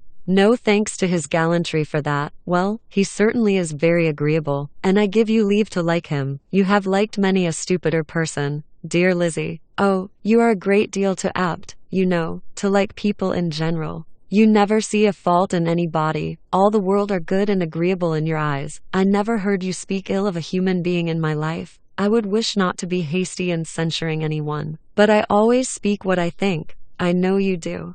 And it is that which makes the wonder, with your good sense, to be so honestly blind to the follies and nonsense of others. Affection of candor is common enough. One meets with it everywhere, but to be candid without ostentation or design, to take the good of everybody's character and make it still better, and say nothing of the bad, belongs to you alone. And so, you like this man's sisters too, do you? Their manners are not equal to his. Certainly not, at first. but they are very pleasing women when you converse with them. Miss Bingley is to live with her brother and keep his house, and I am much mistaken if we shall not find a very charming neighbour in her." Elizabeth listened in silence, but was not convinced. Their behaviour at the assembly had not been calculated to please in general, and with more quickness of observation and less pliancy of temper than her sister, and with a judgment too, unassailed by any attention to herself, she was very little disposed to approve them. They were, in fact,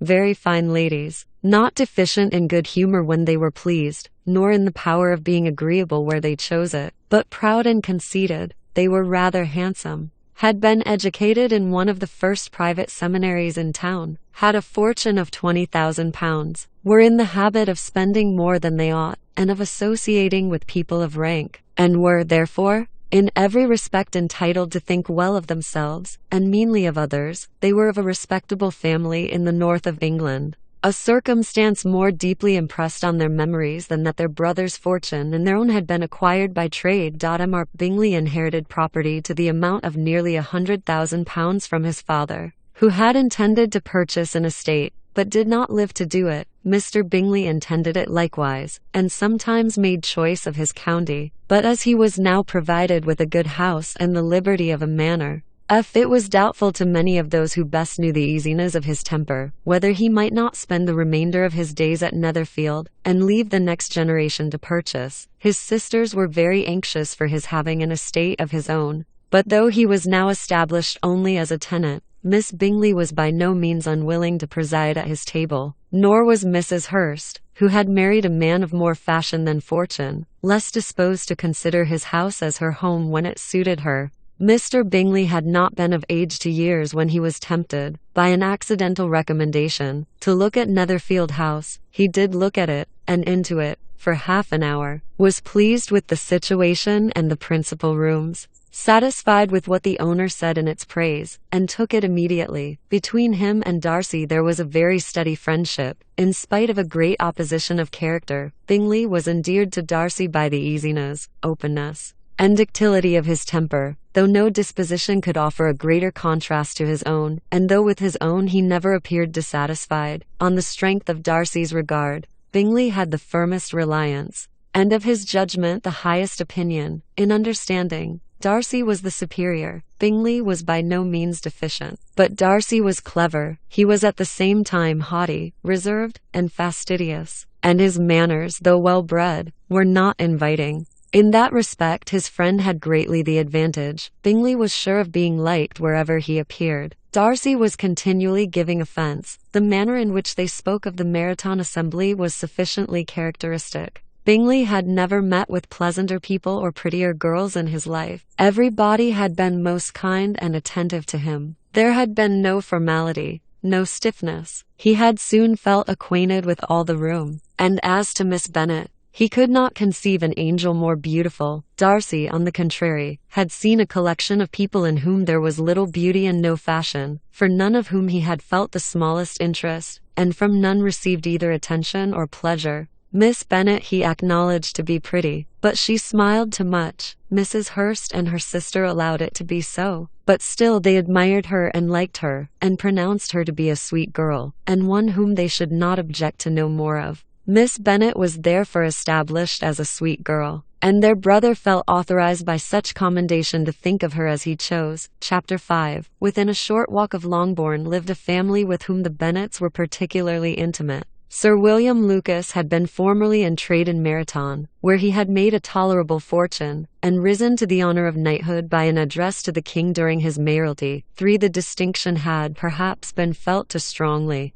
It had given him a disgust to his business and to his residence in a small market town, and quitting them both, he had removed with his family to a house about a mile from Meryton, denominated from that period Lucas Lodge, where he could think with pleasure of his own importance, and unshackled by business, occupy himself solely in being civil to all the world, for though elated by his rank, it did not render him supercilious. On the contrary, he was all attention to everybody, by nature inoffensive, friendly, and obliging. His presentation at Stevie James's had made him courteous. Lady Lucas was a very good kind of woman, not too clever to be a valuable neighbour to Mrs. Bennet, They had several children. The eldest of them, a sensible, intelligent young woman, about 27, was Elizabeth's intimate friend. That the Miss Lucases and the Miss Bennets should meet to talk over a ball was absolutely necessary. And the morning after the assembly brought the former to Longbourn to hear and to communicate. "You began the evening well, Charlotte," said Mrs. Bennet, with civil self-command,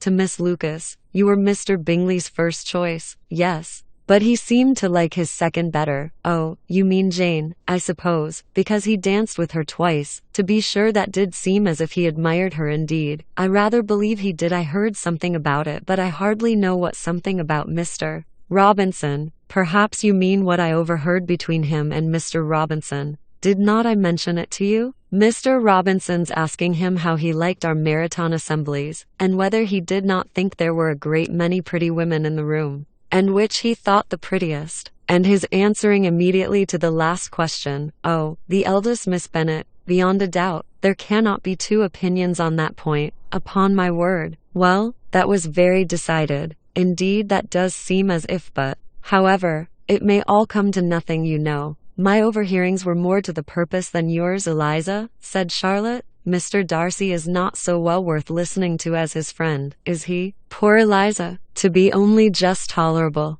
"I beg you will not put it into Lizzie's head to be vexed by his ill treatment, for he is such a disagreeable man that it would be quite a misfortune to be liked by him. Mrs. Long told me last night that he sat close to her for half an hour without once opening his lips." "Are you quite sure, ma'am? Is not there a little mistake?" said Jane. "I certainly saw Mr. Darcy speaking to her, because she asked him at last how he liked Netherfield, and he could not help answering her. But she said he seemed very angry at being spoke to." "Miss Bingley told me," said Jane, "that he never speaks much unless among his intimate acquaintance. With them he is remarkably agreeable." "I do not believe a word of it, my dear. If he had been so very agreeable, he would have talked to Mrs. Long. But I can guess how it was. Everybody says that he is ate up with pride, and I dare say he had heard somehow that Mrs. Long does not keep a carriage, and had come to the ball in a hack chaise. Gee, I do not mind his not talking to Mrs. Long," said Miss Lucas, "but I wish he had danced with Eliza another time." "Lizzie,"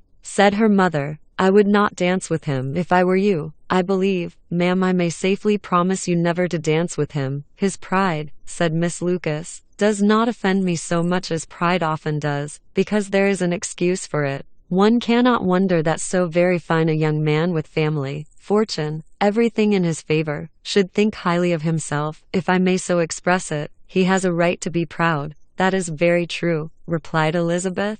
"And I could easily forgive his pride, if he had not mortified mine." "Pride," observed Mary, who piqued herself upon the solidity of her reflections, "is a very common failing, I believe, by all that I have ever read. I am convinced that it is very common indeed, that human nature is particularly prone to it, and that there are very few of us who do not cherish a feeling of self-complacency on the score of some quality or other, real or imaginary. Vanity and pride are different things, though the words are often used synonymously. A person may be proud without being vain. Pride relates more to our opinion of ourselves, vanity to what we would have others think of us. If I were as rich as Mr. Darcy," cried a young Lucas, who came with his sisters, "I should not care how proud I was. I would keep a pack of foxhounds, and drink a bottle of wine every day." "Then you would drink a great deal more than you ought," said Mrs. Bennet. "And if I were to see you at it, I should take away your bottle directly." The boy protested that she should not. She continued to declare that she would, and the argument ended only with the visit. Chapter 6.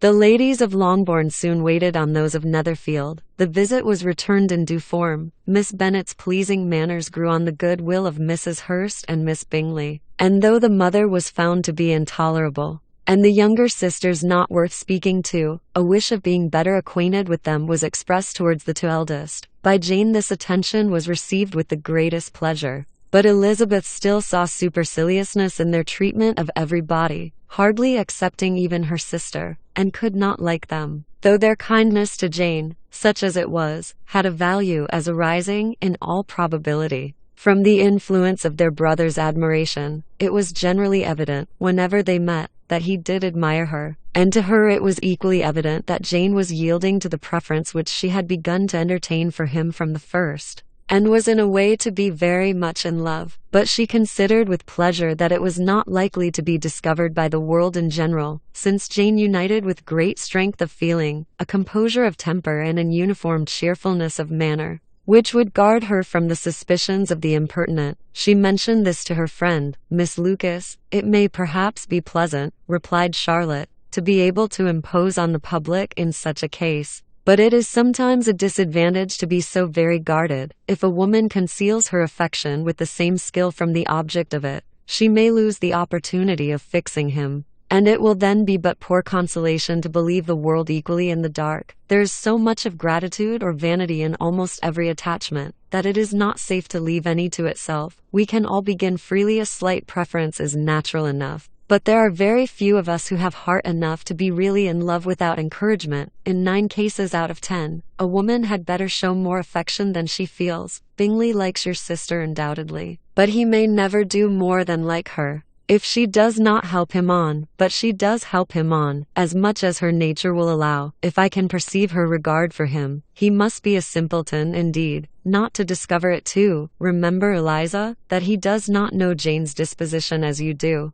But if a woman is partial to a man, and does not endeavor to conceal it, he must find it out. Perhaps he must, if he sees enough of her. But though Bingley and Jane meet tolerably often, it is never for many hours together. And as they always see each other in large mixed parties, it is impossible that every moment should be employed in conversing together. Jane should therefore make the most of every half hour in which she can command his attention, when she is secure of him. There will be leisure for falling in love as much as she chooses. Your plan is a good one, replied Elizabeth, where nothing is in question but the desire of being well married. And if I were determined to get a rich husband, or any husband, I dare say I should adopt it. But these are not Jane's feelings. She is not acting by design. As yet she cannot even be certain of the degree of her own regard, nor of its reasonableness. She has known him only a fortnight. She danced 4 dances with him at Marathon. She saw him one morning at his own house, and has since dined in company with him 4 times. This is not quite enough to make her understand his character, not as you represent it. Had she merely dined with him, she might only have discovered whether he had a good appetite. But you must remember that 4 evenings have been also spent together, and 4 evenings may do a great deal. Yes, these 4 evenings have enabled them to ascertain that they both like being better than commerce. But with respect to any other leading characteristic, I do not imagine that much has been unfolded. Well, said Charlotte, I wish Jane success with all my heart, and if she were married to him tomorrow, I should think she had as good a chance of happiness as if she were to be studying his character for a 12-month. Happiness in marriage is entirely a matter of chance. If the dispositions of the parties are ever so well known to each other, or ever so similar beforehand, it does not advance their felicity in the least. They always continue to grow sufficiently unlike afterwards to have their share of vexation.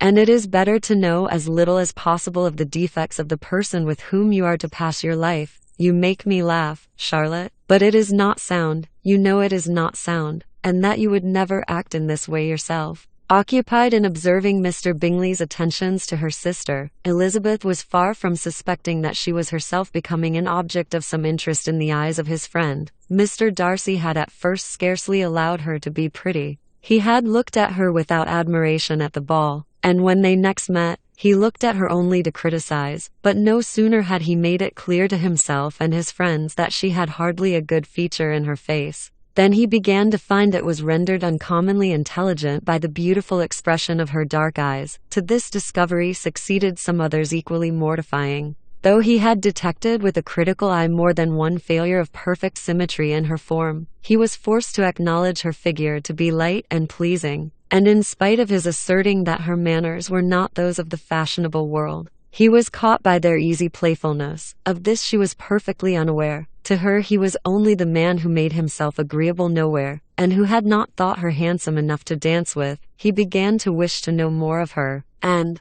as a step towards conversing with her himself, attended to her conversation with others. His doing so drew her notice. It was at Sir William Lucas's, where a large party were assembled. What does Mr. Darcy mean? Said she to Charlotte. By listening to my conversation with Colonel Forster? That is a question which Mr. Darcy only can answer, but if he does it any more, I shall certainly let him know that I see what he is about. He has a very satirical eye. And if I do not begin by being impertinent myself, I shall soon grow afraid of him, on his approaching them soon afterwards. Though without seeming to have any intention of speaking, Miss Lucas defied her friend to mention such a subject to him, which immediately provoking Elizabeth to do it, she turned to him and said, "Did not you think, Mr. Darcy, that I expressed myself uncommonly well just now, when I was teasing Colonel Forster to give us a ball at Meryton?" "With great energy. But it is a subject which always makes a lady energetic. You are severe on us. It will be her turn soon to be teased," said Miss Lucas. "I am going to open the instrument, Eliza, and you know what follows.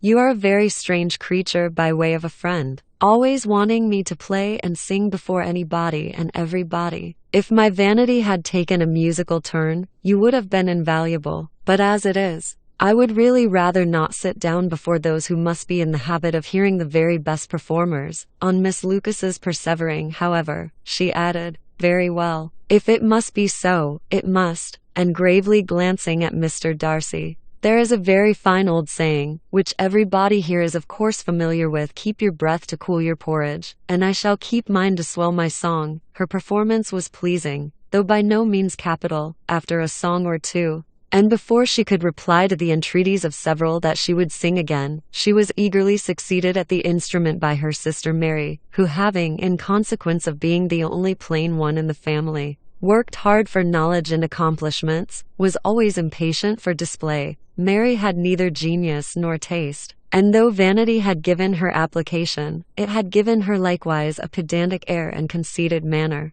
which would have injured a higher degree of excellence than she had reached. Elizabeth, easy and unaffected, had been listened to with much more pleasure, though not playing half so well, and Mary, at the end of a long concerto, was glad to purchase praise and gratitude by Scotch and Irish airs, at the request of her younger sisters, who, with some of the Lucases and 2 or 3 officers, joined eagerly in dancing at one end of the room. Mr. Darcy stood near them in silent indignation at such a mode of passing the evening, to the exclusion of all conversation, and was too much engrossed by his own thoughts to perceive that Sir William Lucas was his neighbour, till Sir William thus began: "What a charming amusement for young people this is, Mr. Darcy. There is nothing like dancing, after all. I consider it as one of the first refinements of polished societies." "Certainly, sir. And it has the advantage also of being in vogue amongst the less polished societies of the world. Every savage can dance." Sir William only smiled. "Your friend performs delightfully," he continued, after a pause, on seeing Bingley join the group. "And I doubt not that you are an adept in the science yourself, Mr. Darcy. You saw me dance at Meryton, I believe, sir." "Yes, indeed, and received no inconsiderable pleasure from the sight. Do you often dance at Steady James's?" "Never, sir." "Do you not think it would be a proper compliment to the place?" "It is a compliment which I never paid any place if I can avoid it." "You have a house in town, I conclude?" Mr. Darcy bowed. "I had once some thoughts of fixing in town myself, for I am fond of superior society, but I did not feel quite certain that the air of London would agree with Lady Lucas." He paused in hopes of an answer, but his companion was not disposed to make any, and Elizabeth at that instant moving towards them, he was struck with the notion of doing a very gallant thing, and called out to her, "My dear Miss Eliza, why are not you dancing? Mr. Darcy, you must allow me to present this young lady to you as a very desirable partner. You cannot refuse to dance, I am sure, when so much beauty is before you." And taking her hand, he would have given it to Mr. Darcy, who, though extremely surprised, was not unwilling to receive it, when she instantly drew back, and said with some discomposure to Sir William, "Indeed, sir, I have not the least intention of dancing. I entreat you not to suppose that I moved this way in order to beg for a partner." Mr. Darcy, with grave propriety, requested to be allowed the honour of her hand, but in vain. Elizabeth was determined. Nor did Sir William at all shake her purpose by his attempt at persuasion. "You excel so much in the dance, Miss Eliza, that it is cruel to deny me the happiness of seeing you. And though this gentleman dislikes the amusement in general, he can have no objection, I am sure, to oblige us for 1/2 hour." "Mr. Darcy is all politeness," said Elizabeth, smiling. "He is indeed. but considering the inducement, my dear Miss Eliza, we cannot wonder at his complaisance. For who would object to such a partner? Elizabeth looked archly, and turned away. Her resistance had not injured her with the gentleman, and he was thinking of her with some complacency, when thus accosted by Miss Bingley.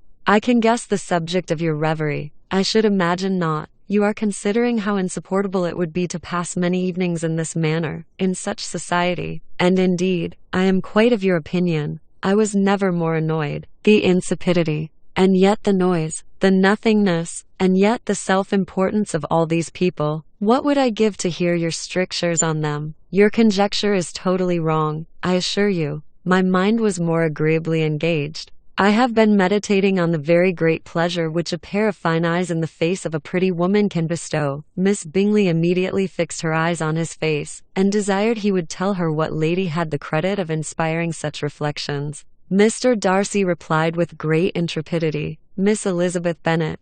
Miss Elizabeth Bennet, repeated Miss Bingley. I am all astonishment. How long has she been such a favourite? And pray when am I to wish you joy? That is exactly the question which I expected you to ask. A lady's imagination is very rapid. It jumps from admiration to love, from love to matrimony. In a moment, I knew you would be wishing me joy. Nay, if you are so serious about it, I shall consider the matter as absolutely settled. You will have a charming mother-in-law indeed, and of course she will be always at Pemberley with you. He listened to her with perfect indifference, while she chose to entertain herself in this manner. And as his composure convinced her that all was safe, her wit flowed long. Chapter 7. Mr. Bennet's property consisted almost entirely in an estate of 2,000 a year, which, unfortunately for his daughters, was entailed, in default of heirs male, on a distant relation, and their mother's fortune, though ample for her situation in life, could but ill supply the deficiency of his. Her father had been an attorney in Meryton, and had left her £4,000. She had a sister married to a Mr.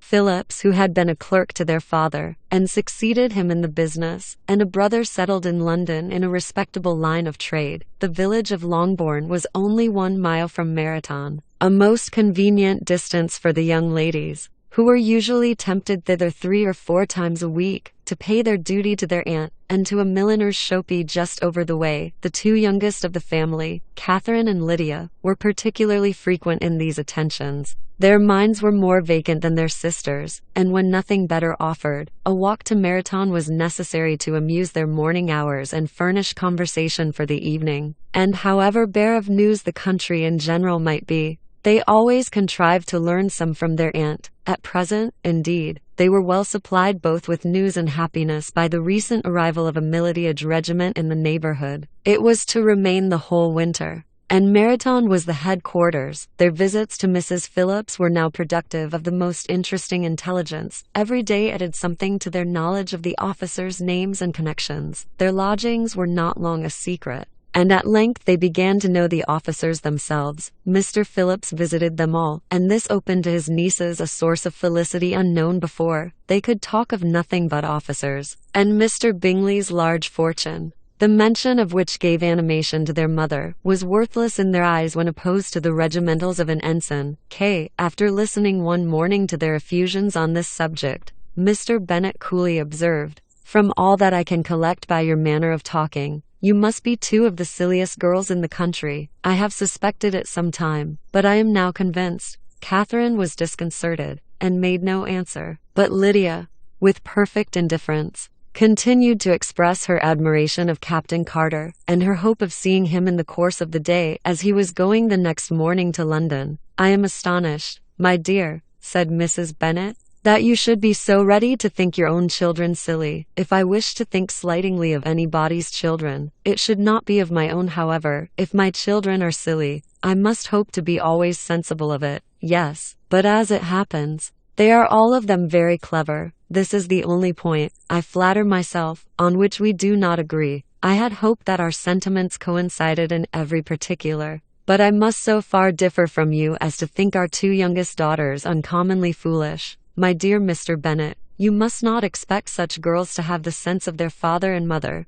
when they get to our age. I dare say they will not think about officers any more than we do. I remember the time when I liked a red coat myself very well, and indeed, so I do still at my heart, and if a smart young colonel, with 5 or 6,000 a year, should want one of my girls, I shall not say nay to him. And I thought Colonel Forster looked very becoming the other night at Sir William's in his regimentals, Mamma," cried Lydia. "My aunt says that Colonel Forster and Captain Carter do not go so often to Miss Watson's as they did when they first came. She sees them now very often standing in Clark's library."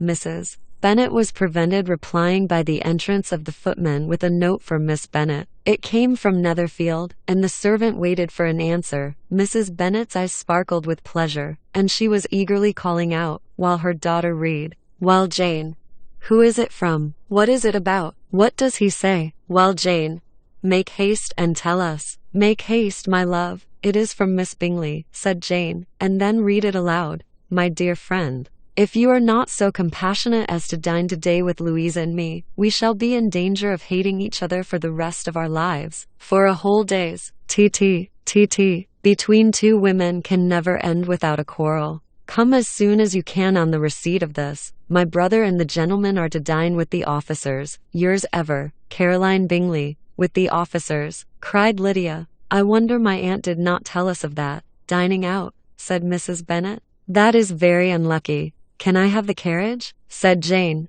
"No, my dear, you had better go on horseback, because it seems likely to rain, and then you must stay all night." "That would be a good scheme," said Elizabeth, "if you were sure that they would not offer to send her home." "Oh, but the gentlemen will have Mr. Bingley's chaise to go to Meryton, and the Hursts have no horses to theirs. I had much rather go in the coach. But, my dear, your father cannot spare the horses, I am sure. They are wanted in the farm, Mr. Bennet, are not they?" "They are wanted in the farm much oftener than I can get them. But if you have got them today," said Elizabeth, "my mother's purpose will be answered." She did at last extort from her father an acknowledgment that the horses were engaged. Jane was therefore obliged to go on horseback, and her mother attended her to the door with many cheerful prognostics of a bad day. Her hopes were answered. Jane had not been gone long before it rained hard. Her sisters were uneasy for her, but her mother was delighted. The rain continued the whole evening without intermission. "Jane certainly could not come back. This was a lucky idea of mine indeed," said Mrs.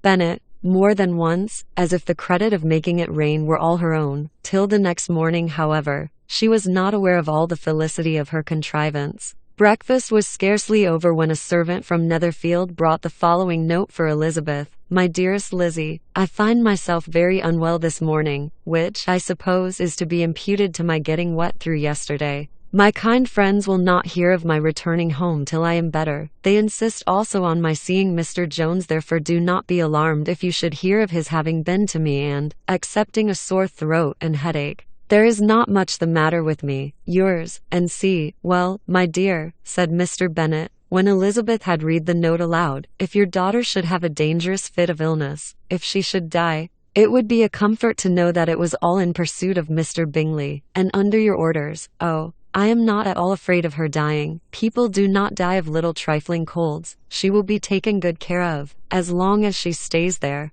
It is all very well. I would go and see her, if I could have the carriage." Elizabeth, feeling really anxious, was determined to go to her, though the carriage was not to be had, and as she was no horsewoman, walking was her only alternative. She declared her resolution. "How can you be so silly," cried her mother, "as to think of such a thing, in all this dirt? You will not be fit to be seen when you get there. I shall be very fit to see Jane, which is all I want." "Is this a hint to me, Lizzie?" said her father. "To send for the horses? No, indeed. I do not wish to avoid the walk. The distance is nothing, when one has a motive. Only 3 miles. I shall be back by dinner." "I admire the activity of your benevolence," observed Mary, "but every impulse of feeling should be guided by reason, and in my opinion, exertion should always be in proportion to what is required." "We will go as far as Meryton with you," said Catherine and Lydia. Elizabeth accepted their company, and the 3 young ladies set off together. "If we make haste," said Lydia, as they walked along, "perhaps we may see something of Captain Carter before he goes." In Meryton they parted.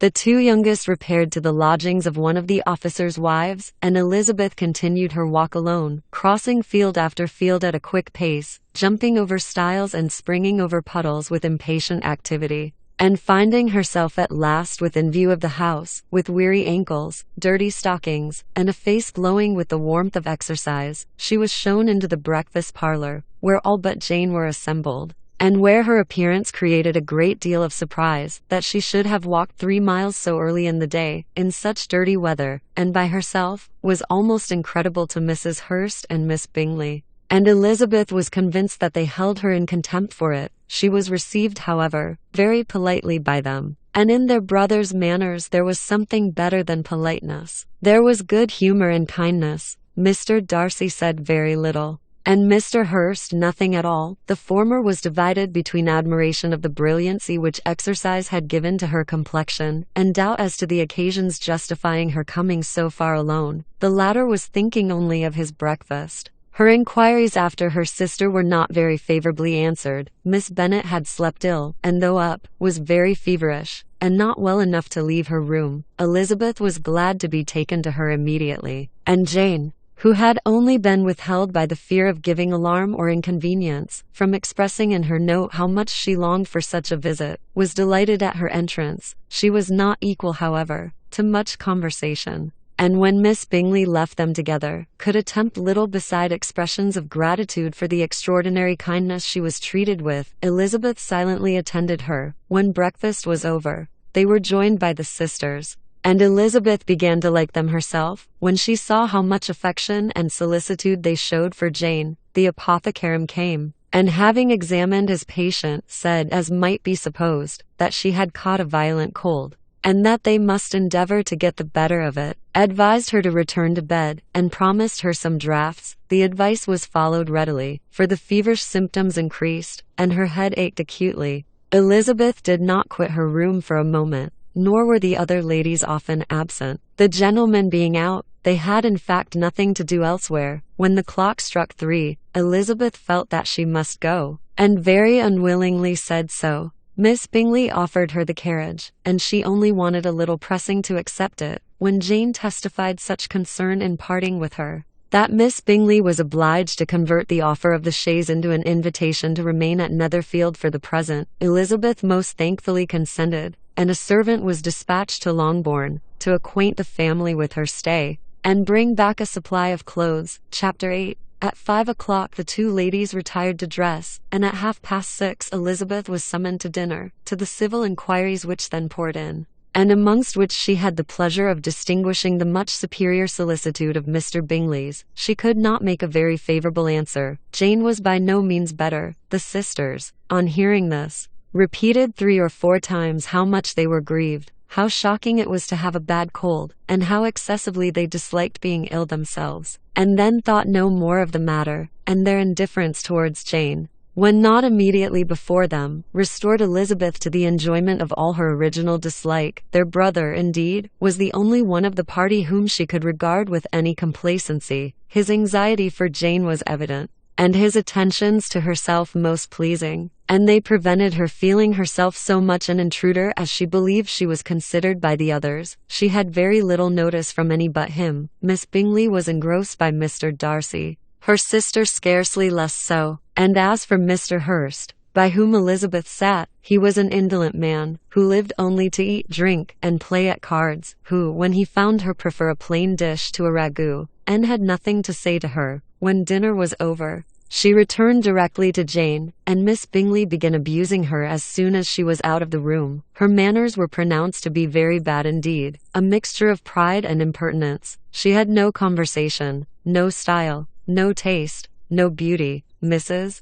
Hurst thought the same, and added, "She has nothing, in short, to recommend her, but being an excellent walker. I shall never forget her appearance this morning. She really looked almost wild. She did indeed, Louisa. I could hardly keep my countenance. Very nonsensical to come at all. Why must she be scampering about the country, because her sister had a cold? Her hair so untidy, so blousy. Yes, and her petticoat. I hope you saw her petticoat, 6 inches deep in mud, I am absolutely certain. And the gown which had been let down to hide it not doing its office. "Your picture may be very exact, Louisa," said Bingley, "but this was all lost upon me. I thought Miss Elizabeth Bennet looked remarkably well when she came into the room this morning. Her dirty petticoat quite escaped my notice. You observed it, Mr. Darcy, I am sure," said Miss Bingley, "and I am inclined to think that you would not wish to see your sister make such an exhibition. Certainly not, to walk 3 miles or 4 miles, or 5 miles, or whatever it is, above her ankles in dirt, and alone, quite alone. What could she mean by it? It seems to me to show an abominable sort of conceited independence, a most country town indifference to decorum. It shows an affection for her sister that is very pleasing," said Bingley. "I am afraid, Mr. Darcy," observed Miss Bingley, in a half-whisper, "that this adventure has rather affected your admiration of her fine eyes." "Not at all," he replied. They were brightened by the exercise. A short pause followed this speech, and Mrs. Hurst began again. "I have an excessive regard for Jane Bennet. She is really a very sweet girl, and I wish with all my heart she were well settled. But with such a father and mother, and such low connections, I am afraid there is no chance of it.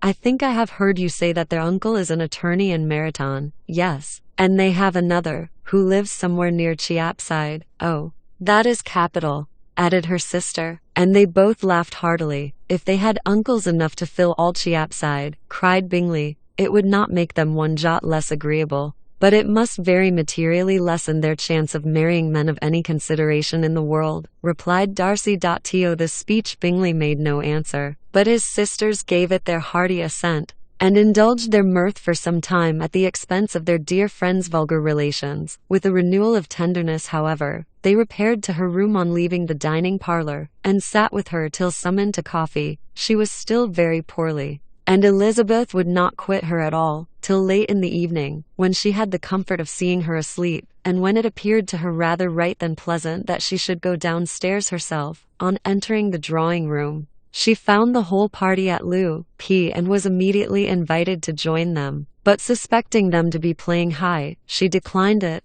and making her sister the excuse, said she would amuse herself, for the short time she could stay below, with a book. Mr. Hurst looked at her with astonishment. "Do you prefer reading to cards?" said he. "That is rather singular. Miss Eliza Bennet," said Miss Bingley, "despises cards. She is a great reader, and has no pleasure in anything else." "I deserve neither such praise nor such censure," cried Elizabeth. "I am not a great reader, and I have pleasure in many things. In nursing your sister I am sure you have pleasure," said Bingley, "and I hope it will soon be increased by seeing her quite well." Elizabeth thanked him from her heart, and then walked towards a table where a few books were lying. He immediately offered to fetch her others, all that his library afforded. "And I wish my collection were larger for your benefit and my own credit. But I am an idle fellow, and though I have not many, I have more than I ever look into." Elizabeth assured him that she could suit herself perfectly with those in the room.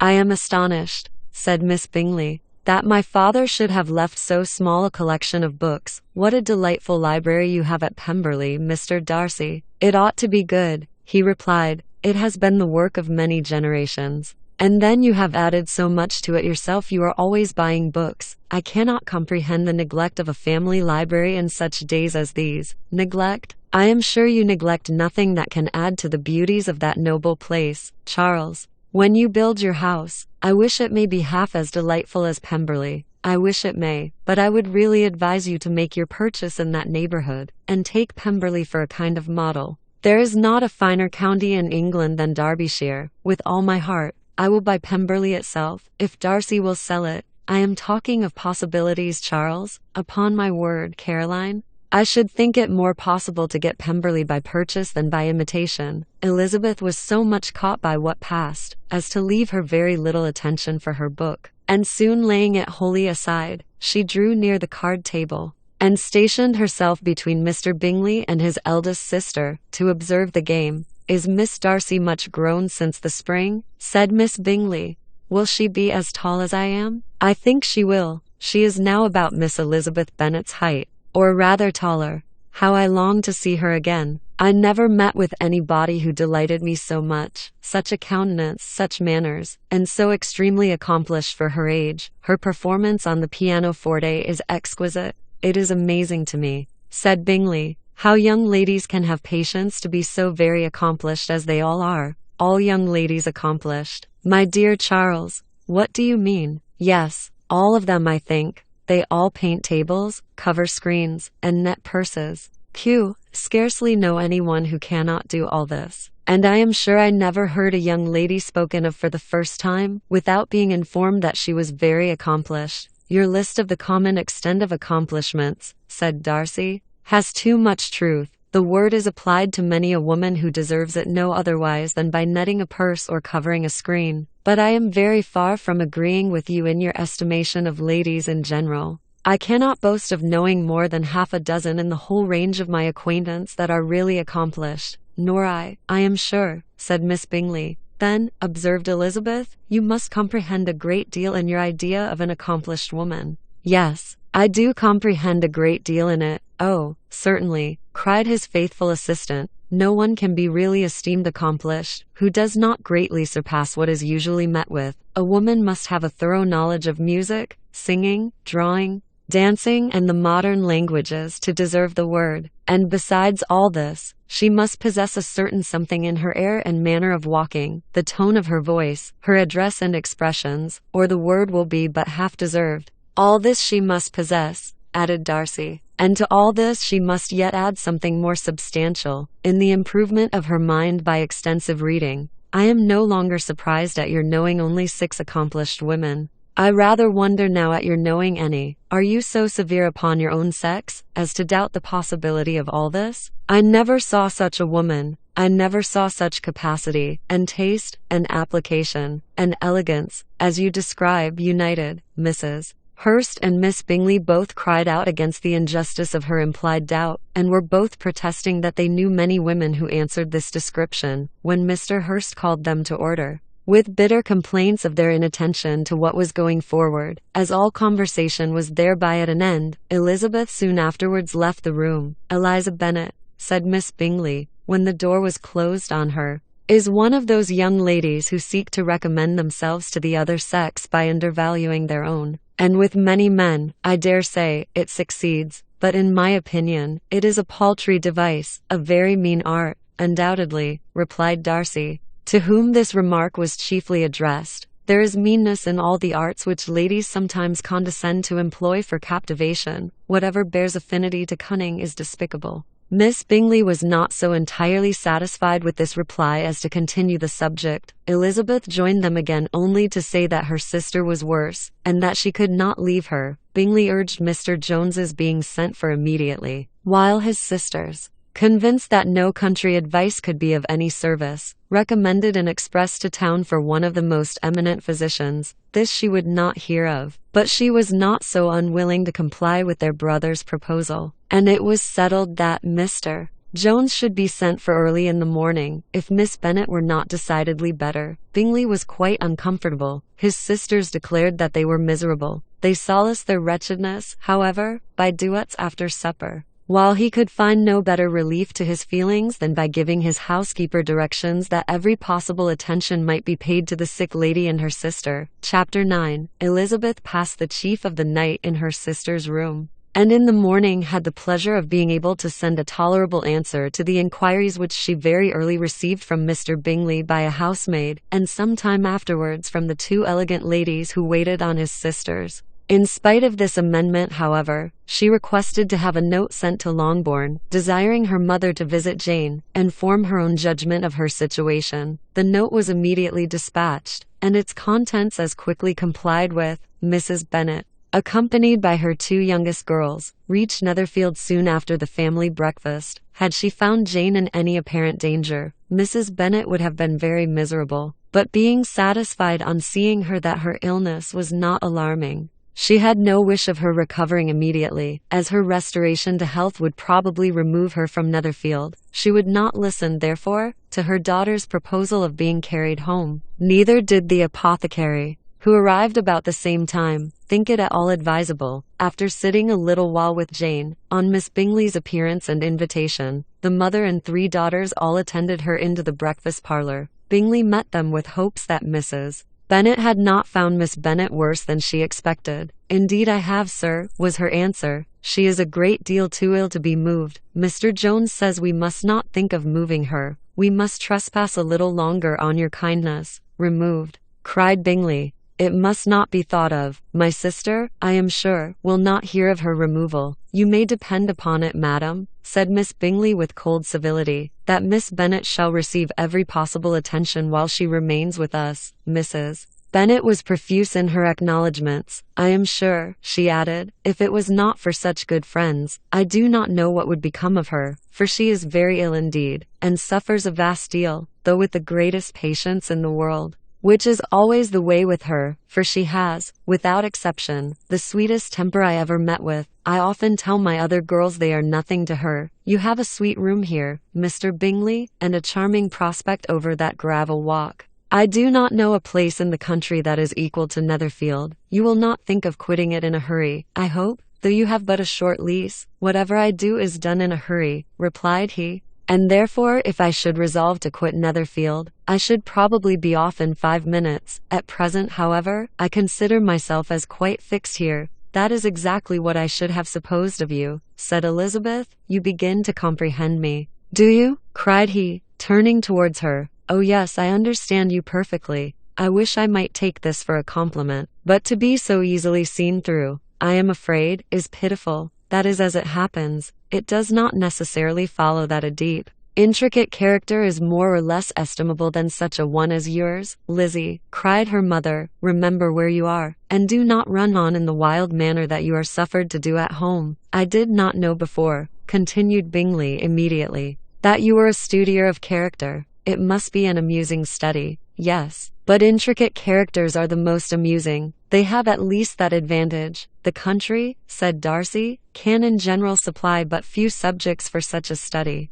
In a country neighborhood you move in a very confined and unvarying society, but people themselves alter so much that there is something new to be observed in them forever. Yes, indeed, cried Mrs. Bennet, offended by his manner of mentioning a country neighborhood. I assure you there is quite as much of that going on in the country as in town. Everybody was surprised, and Darcy, after looking at her for a moment, turned silently away. Mrs. Bennet, who fancied she had gained a complete victory over him, continued her triumph. I cannot see that London has any great advantage over the country. For my part, except the shops and public places, the country is a vast deal pleasanter. Is not it, Mr. Bingley? When I am in the country, he replied, I never wish to leave it, and when I am in town, it is pretty much the same. They have each their advantages, and I can be equally happy in either.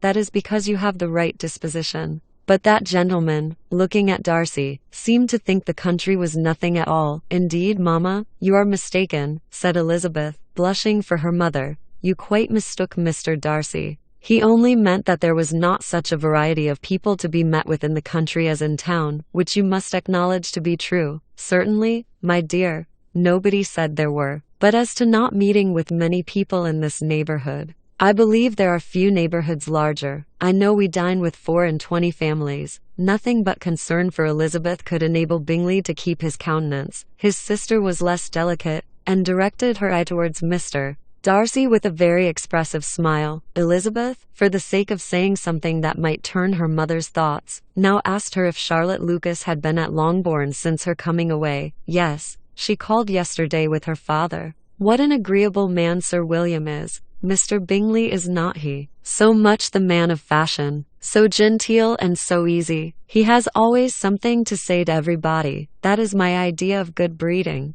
And those persons who fancy themselves very important and never open their mouths quite mistake the matter. Did Charlotte dine with you? No, she would go home. I fancy she was wanted about the mince pies. For my part, Mr. Bingley, I always keep servants that can do their own work. My daughters are brought up differently, but everybody is to judge for themselves, and the Lucases are a very good sort of girls. I assure you, it is a pity they are not handsome. Not that I think Charlotte so very plain, but then she is our particular friend. She seems a very pleasant young woman, said Bingley. Oh dear, yes, but you must own she is very plain. Lady Lucas herself has often said so, and envied me Jane's beauty. I do not like to boast of my own child, but to be sure, Jane, one does not often see anybody better looking. It is what everybody says. I do not trust my own partiality. When she was only 15, there was a gentleman at my brother Gardner's in town so much in love with her that my sister-in-law was sure he would make her an offer before we came away. But however, he did not. Perhaps he thought her too young. However,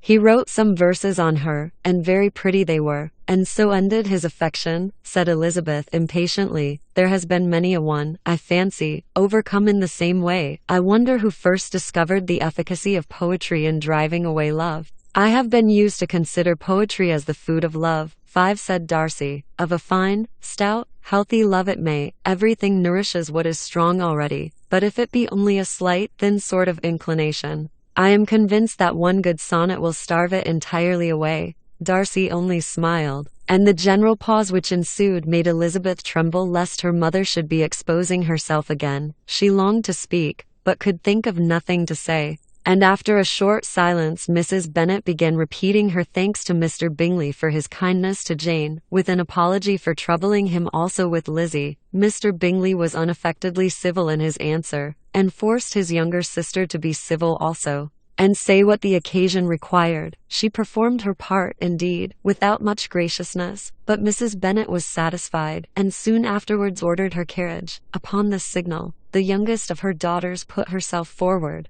The two girls had been whispering to each other during the whole visit, and the result of it was that the youngest should tax Mr. Bingley with having promised on his first coming into the country to give a ball at Netherfield. Lydia was a stout, well-grown girl of 15, with a fine complexion and good-humoured countenance, a favourite with her mother, whose affection had brought her into public at an early age. She had high animal spirits, and a sort of natural self-consequence, which the attentions of the officers to whom her uncle's good dinners and her own easy manners recommended her, had increased into assurance. She was very equal, therefore, to address Mr. Bingley on the subject of the ball, and abruptly reminded him of his promise, adding, that it would be the most shameful thing in the world if he did not keep it. His answer to this sudden attack was delightful to her mother's ear. I am perfectly ready, I assure you, to keep my engagement. And when your sister is recovered, you shall, if you please, name the very day of the ball. But you would not wish to be dancing while she is ill? Lydia declared herself satisfied. Oh yes, it would be much better to wait till Jane was well.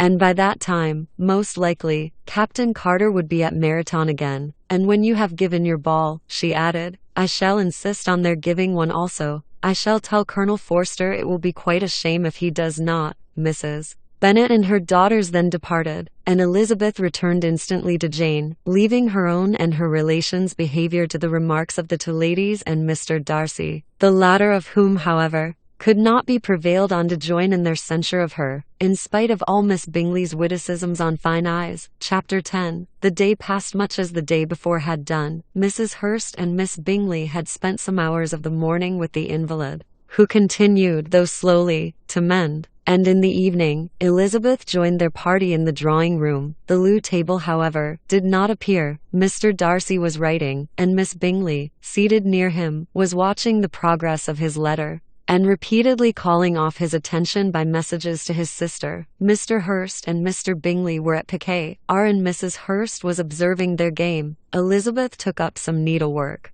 and was sufficiently amused in attending to what passed between Darcy and his companion. The perpetual commendations of the lady either on his handwriting, or on the evenness of his lines, or on the length of his letter, with the perfect unconcern with which her praises were received, formed a curious dialogue, and was exactly in unison with her opinion of each. How delighted Miss Darcy will be to receive such a letter. He made no answer. You write uncommonly fast. You are mistaken. I write rather slowly. How many letters you must have occasion to write in the course of a year. Letters of business too. How odious I should think them. It is fortunate then, that they fall to my lot instead of to yours. Pray tell your sister that I long to see her. I have already told her so once, by your desire. I am afraid you do not like your pen. Let me mend it for you. I mend pens remarkably well, thank you, but I always mend my own. How can you contrive to write so even? He was silent. Tell your sister I am delighted to hear of her improvement on the harp, and pray let her know that I am quite in raptures with her beautiful little design for a table,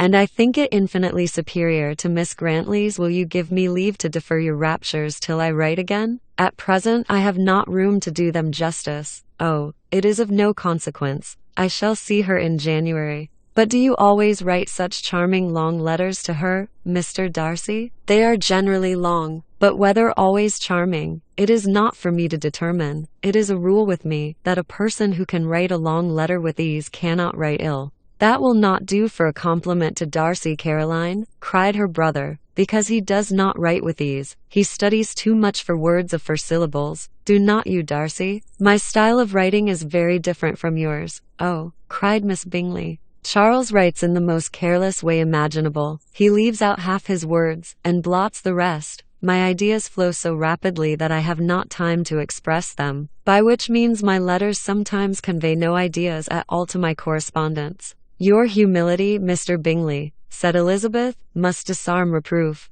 Nothing is more deceitful, said Darcy, than the appearance of humility. It is often only carelessness of opinion, and sometimes an indirect boast. And which of the two do you call my little recent piece of modesty? The indirect boast, for you are really proud of your defects in writing, because you consider them as proceeding from a rapidity of thought and carelessness of execution, which, if not estimable, you think at least highly interesting. The power of doing anything with quickness is always much prized by the possessor, and often without any attention to the imperfection of the performance. When you told Mrs. Bennet this morning that if you ever resolved on quitting Netherfield you should be gone in 5 minutes, you meant it to be a sort of panegyric, of compliment to yourself. And yet what is there so very laudable in a precipitance which must leave very necessary business undone, and can be of no real advantage to yourself or anyone else? Nay, cried Bingley, this is too much, to remember at night all the foolish things that were said in the morning, and yet, upon my honour, I believed what I said of myself to be true. And I believe it at this moment, at least. Therefore, I did not assume the character of needless precipitance merely to show off before the ladies. I dare say you believed it, but I am by no means convinced that you would be gone with such celerity. Your conduct would be quite as dependent on chance as that of any man I know. And if, as you were mounting your horse, a friend were to say, Bingley, you had better stay till next week, you would probably do it. You would probably not go, and, at another word, might stay a month. You have only proved by this, cried Elizabeth, that Mr. Bingley did not do justice to his own disposition. You have shown him off now much more than he did himself. I am exceedingly gratified, said Bingley, by your converting what my friend says into a compliment on the sweetness of my temper, but I am afraid you are giving it a turn which that gentleman did by no means intend, for he would certainly think the better of me if, under such a circumstance, I were to give a flat denial, and ride off as fast as I could. Would Mr. Darcy then consider the rashness of your original intention as atoned for by your obstinacy in adhering to it? Upon my word, I cannot exactly explain the matter. Darcy must speak for himself. You expect me to account for opinions which you choose to call mine, but which I have never acknowledged. Allowing the case, however, to stand according to your representation, you must remember, Miss Bennet, that the friend who is supposed to desire his return to the house in the delay of his plan, has merely desired it, asked it without offering one argument in favor of its propriety. To yield readily easily to the persuasion of a friend is no merit with you. To yield without conviction is no compliment to the understanding of either. You appear to me, Mr. Darcy, to allow nothing for the influence of friendship and affection. A regard for the requester would often make one readily yield to a request, without waiting for arguments to reason one into it. I am not particularly speaking of such a case as you have supposed about Mr. Bingley. We may as well wait, perhaps, till the circumstance occurs, before we discuss the discretion of his behavior thereupon. But in general and ordinary cases between friend and friend, where one of them is desired by the other to change a resolution of no very great moment,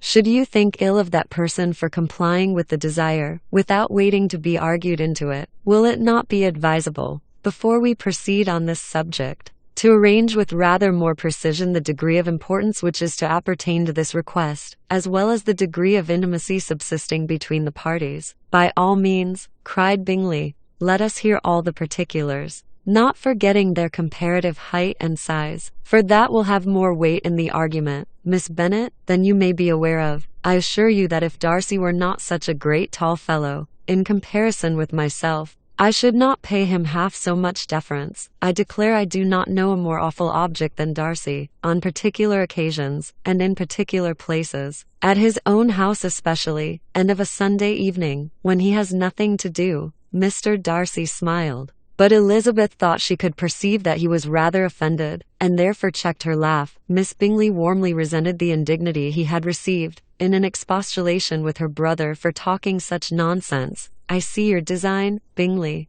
said his friend. "You dislike an argument, and want to silence this." "Perhaps I do. Arguments are too much like disputes. If you and Miss Bennet will defer yours till I am out of the room, I shall be very thankful. And then you may say whatever you like of me." "What you ask," said Elizabeth, "is no sacrifice on my side." And Mr. Darcy had much better finish his letter. Mr. Darcy took her advice, and did finish his letter. When that business was over, he applied to Miss Bingley and Elizabeth for the indulgence of some music. Miss Bingley moved with alacrity to the pianoforte, and after a polite request that Elizabeth would lead the way, which the other as politely and more earnestly negatived, she seated herself. Mrs. Hurst sang with her sister, and while they were thus employed, Elizabeth could not help observing, as she turned over some music books that lay on the instrument, how frequently Mr. Darcy's eyes were fixed on her. She hardly knew how to suppose that she could be an object of admiration to so great a man, and yet that he should look at her because he disliked her was still more strange. She could only imagine, however, at last, that she drew his notice because there was a something about her more wrong and reprehensible, according to his ideas of right, than in any other person present. The supposition did not pain her. She liked him too little to care for his approbation. After playing some Italian songs, Miss Bingley varied the charm by a lively Scotch air, and soon afterwards Mr. Darcy, drawing near Elizabeth, said to her, "Do not you feel a great inclination, Miss Bennet, to seize such an opportunity of dancing a reel?" She smiled, but made no answer. He repeated the question, with some surprise at her silence. "Oh," said she, "I heard you before, but I could not immediately determine what to say in reply. You wanted me, I know, to say yes, that you might have the pleasure of despising my taste. But I always delight in overthrowing those kinds of schemes, and cheating a person of their premeditated contempt. I have, therefore, made up my mind to tell you that I do not want to dance a reel at all. And now despise me if you dare." "Indeed I do not dare." Elizabeth, having rather expected to affront him, was amazed at his gallantry, but there was a mixture of sweetness and archness in her manner which made it difficult for her to affront anybody, and Darcy had never been so bewitched by any woman as he was by her. He really believed that, were it not for the inferiority of her connections, he should be in some danger. Miss Bingley saw or suspected enough to be jealous, and her great anxiety for the recovery of her dear friend Jane received some assistance from her desire of getting rid of Elizabeth. She often tried to provoke Darcy into disliking her guest, by talking of their supposed marriage, and planning his happiness in such an alliance. "I hope," said she, as they were walking together in the shrubbery the next day, "you will give your mother-in-law a few hints, when this desirable event takes place, as to the advantage of holding her tongue. And if you can compass it, do cure the younger girls of running after the officers, and if I may mention so delicate a subject, endeavor to check that little something, bordering on conceit and impertinence, which your lady possesses. Have you anything else to propose for my domestic felicity? Oh yes, do let the portraits of your uncle and Aunt Phillips be placed in the gallery at Pemberley. Put them next to your great uncle the judge. They are in the same profession, you know, only in different lines. As for your Elizabeth's picture, you must not attempt to have it taken, for what painter could do justice to those beautiful eyes? It would not be easy, indeed, to catch their expression, but their color and shape, and the eyelashes, so remarkably fine, might be copied." At that moment they were met from another walk by Mrs. Hurst and Elizabeth herself. "I did not know that you intended to walk," said Miss Bingley, in some confusion, lest they had been overheard.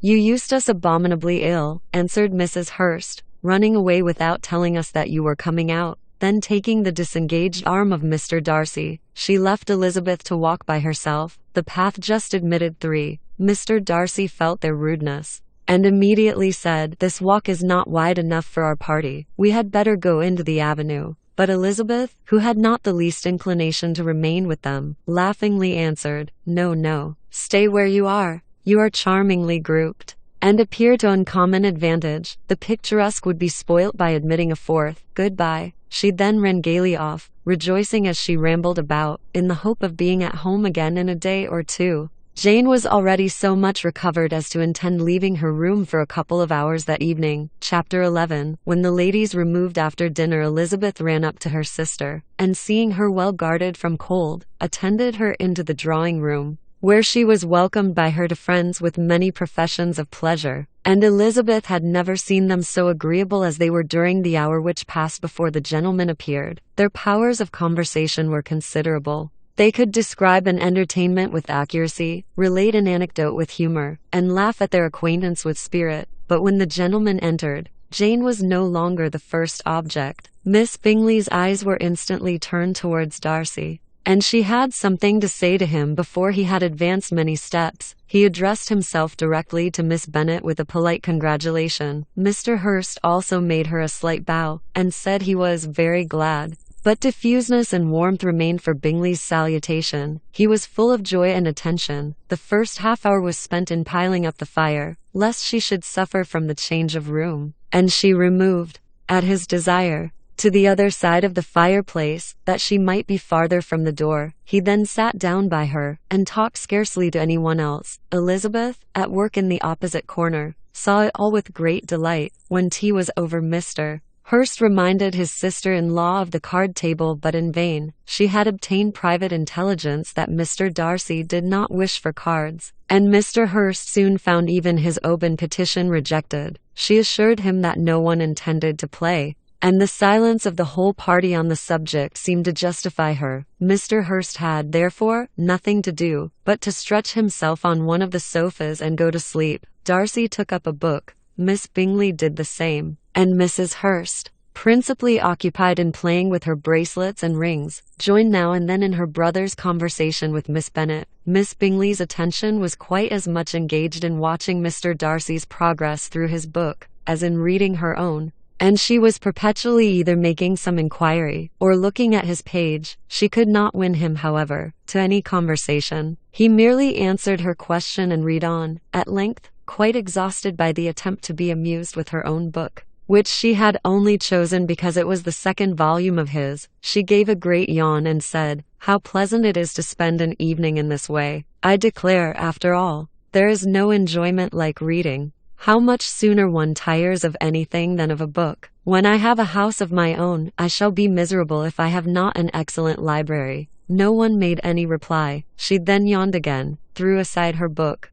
and cast her eyes round the room in quest of some amusement, when hearing her brother mentioning a ball to Miss Bennet, she turned suddenly towards him and said, "By the by, Charles, are you really serious in meditating a dance at Netherfield? I would advise you, before you determine on it, to consult the wishes of the present party. I am much mistaken if there are not some among us to whom a ball would be rather a punishment than a pleasure." "If you mean Darcy," cried her brother, "he may go to bed, if he chooses, before it begins, but as for the ball, it is quite a settled thing, and as soon as Nicholas has made white soup enough I shall send round my cards." "I should like balls infinitely better," she replied, "if they were carried on in a different manner. But there is something insufferably tedious in the usual process of such a meeting. It would surely be much more rational if conversation instead of dancing made the order of the day." "Much more rational, my dear Caroline, I dare say, but it would not be near so much like a ball." Miss Bingley made no answer, and soon afterwards got up and walked about the room. Her figure was elegant, and she walked well, but Darcy,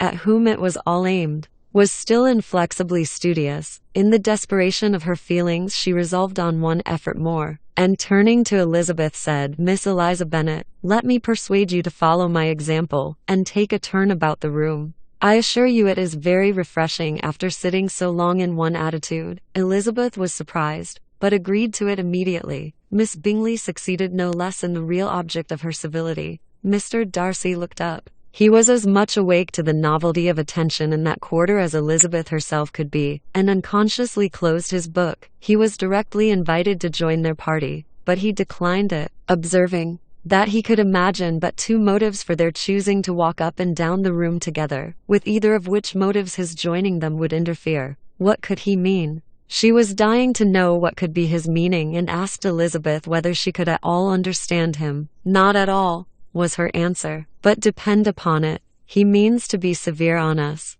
And our surest way of disappointing him will be to ask nothing about it. Miss Bingley, however, was incapable of disappointing Mr. Darcy in anything, and persevered, therefore, in requiring an explanation of his two motives. I have not the smallest objection to explaining them, said he, as soon as she allowed him to speak. You either choose this method of passing the evening because you are in each other's confidence, and have secret affairs to discuss, or because you are conscious that your figures appear to the greatest advantage in walking. If the first, I should be completely in your way, and if the second, I can admire you much better as I sit by the fire. Oh, shocking, cried Miss Bingley. I never heard anything so abominable. How shall we punish him for such a speech? Nothing so easy, if you have but the inclination, said Elizabeth. We can all plague and punish one another, tease him, laugh at him, intimate as you are. You must know how it is to be done, but upon my honor I do not. I do assure you that my intimacy has not yet taught me that. Tease calmness of temper and presence of mind. No, no, I feel he may defy us there.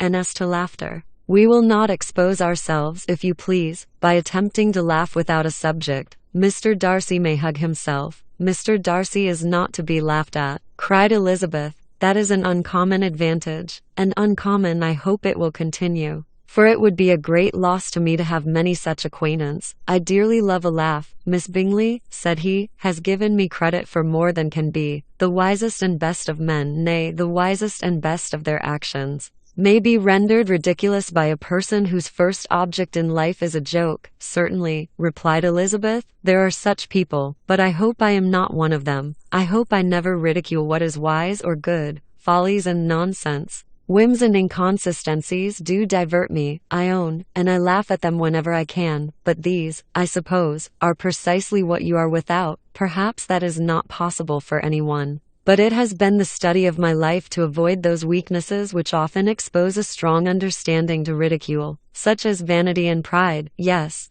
vanity is a weakness indeed. But pride, where there is a real superiority of mind, pride will be always under good regulation. Elizabeth turned away to hide a smile. Your examination of Mr. Darcy is over, I presume, said Miss Bingley. And pray what is the result? I am perfectly convinced by it that Mr. Darcy has no defect. He owns it himself without disguise. No, said Darcy, I have made no such pretension. I have faults enough, but they are not, I hope, of understanding. My temper I dare not vouch for. It is, I believe, too little yielding, certainly too little for the convenience of the world. I cannot forget the follies and vices of others so soon as I ought, nor their offenses against myself. My feelings are not puffed about with every attempt to move them. My temper would perhaps be called resentful. My good opinion once lost is lost forever. That is a failing indeed, cried Elizabeth. Implacable resentment is a shade in a character, but you have chosen your fault well. I really cannot laugh at it.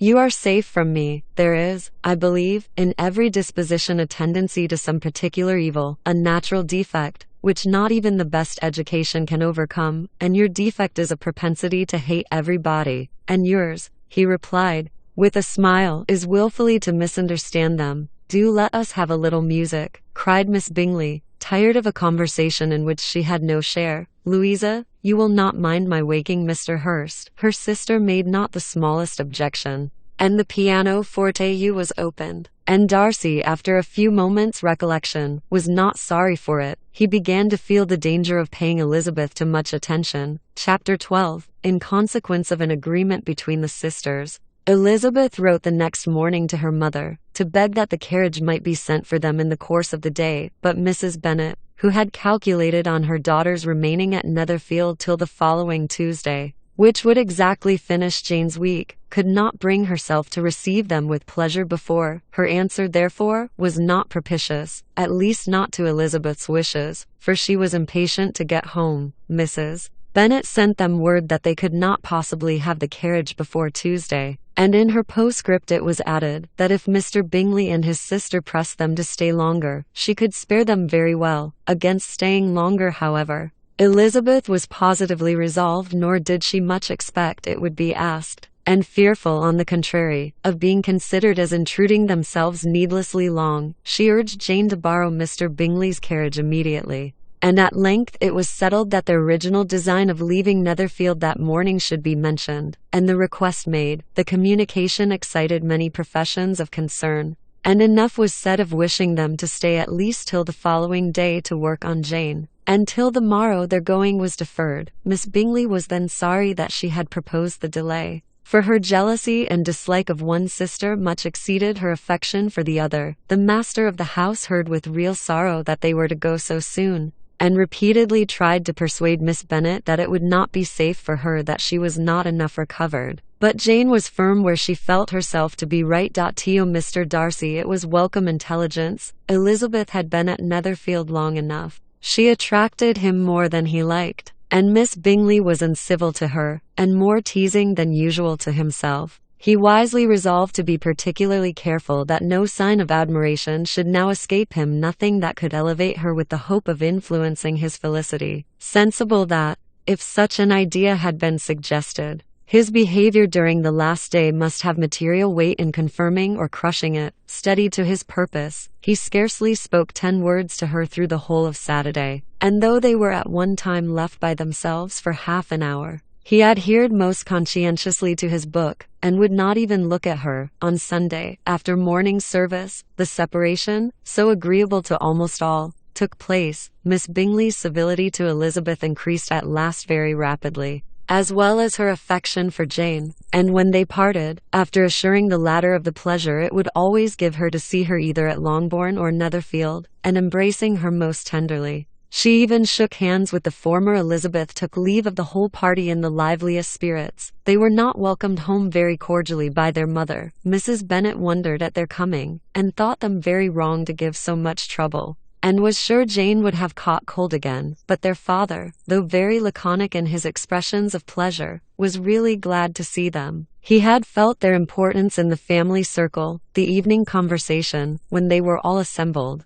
had lost much of its animation, and almost all its sense, by the absence of Jane and Elizabeth. They found Mary, as usual, deep in the study of thorough Bass and human nature, and had some new extracts to admire, and some new observations of threadbare morality to listen to. Catherine and Lydia had information for them of a different sort. Much had been done, and much had been said, in the regiment since the preceding Wednesday. Several of the officers had dined lately with their uncle. A private had been flogged, and it had actually been hinted that Colonel Forster was going to be married. Chapter 13. I hope, my dear, said Mr. Bennet to his wife, as they were at breakfast the next morning, that you have ordered a good dinner today, because I have reason to expect an addition to our family party. Who do you mean, my dear? I know of nobody that is coming, I am sure, unless Charlotte Lucas should happen to call in. And I hope my dinners are good enough for her. I do not believe she often sees such at home. The person of whom I speak is a gentleman and a stranger. Mrs. Bennet's eyes sparkled. A gentleman and a stranger. It is Mr. Bingley, I am sure. Why, Jane, you never dropped a word of this, you sly thing. Well, I am sure I shall be extremely glad to see Mr. Bingley. But good Lord, how unlucky. There is not a bit of fish to be got today. Lydia, my love, ring the bell. I must speak to Hill this moment. It is not Mr. Bingley, said her husband. It is a person whom I never saw in the whole course of my life. This roused a general astonishment, and he had the pleasure of being eagerly questioned by his wife and 5 daughters at once. After amusing himself some time with their curiosity, he thus explained, about a month ago I received this letter, and about a fortnight ago I answered it, for I thought it a case of some delicacy, and requiring early attention. It is from my cousin, Mr. Collins, who, when I am dead, may turn you all out of this house as soon as he pleases. Oh, my dear, cried his wife, I cannot bear to hear that mentioned. Pray do not talk of that odious man. I do think it is the hardest thing in the world, that your estate should be entailed away from your own children, and I am sure, if I had been you, I should have tried long ago to do something or other about it. Jane and Elizabeth attempted to explain to her the nature of an entail. They had often attempted it before, but it was a subject on which Mrs. Bennet was beyond the reach of reason. And she continued to rail bitterly against the cruelty of settling an estate away from a family of 5 daughters, in favor of a man whom nobody cared anything about. "It certainly is a most iniquitous affair," said Mr. Bennet, "and nothing can clear Mr. Collins from the guilt of inheriting Longbourn, but if you will listen to his letter, you may perhaps be a little softened by his manner of expressing himself." "No, that I am sure I shall not. And I think it was very impertinent of him to write to you at all, and very hypocritical. I hate such false friends. Why could not he keep on quarreling with you, as his father did before him? Why,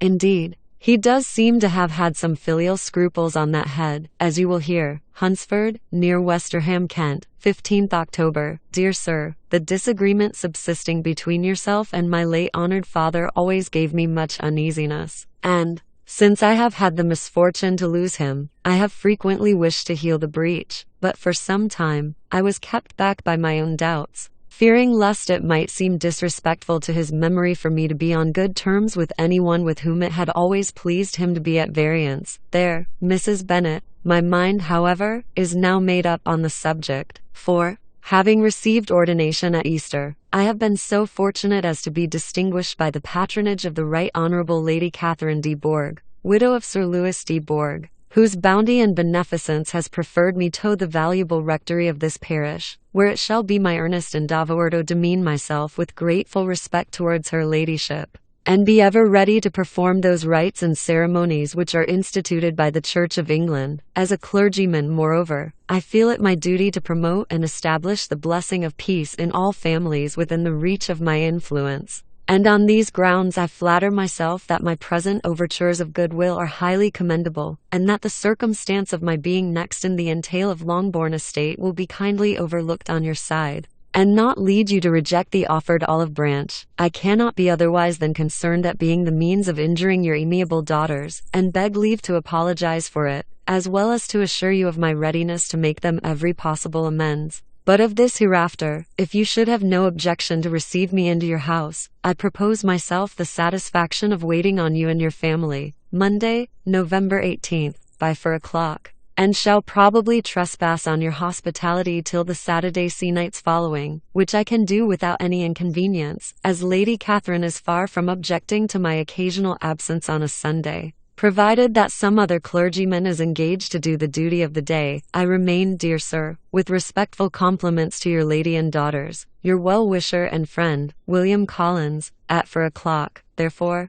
we may expect this peacemaking gentleman, said Mr. Bennet, as he folded up the letter. He seems to be a most conscientious and polite young man, upon my word, and I doubt not, will prove a valuable acquaintance, especially if Lady Catherine should be so indulgent as to let him come to us again. There is some sense in what he says about the girls, however, and if he is disposed to make them any amends, I shall not be the person to discourage him. Though it is difficult, said Jane, to guess in what way he can mean to make us the atonement he thinks our due. 6. The wish is certainly to his credit. Elizabeth was chiefly struck with his extraordinary deference for Lady Catherine, and his kind intention of christening, marrying, and burying his parishioners whenever it were required. He must be an oddity, I think, said she. I cannot make him out. There is something very pompous in his style. And what can he mean by apologizing for being next in the entail? We cannot suppose he would help it, if he could. Can he be a sensible man, sir? No,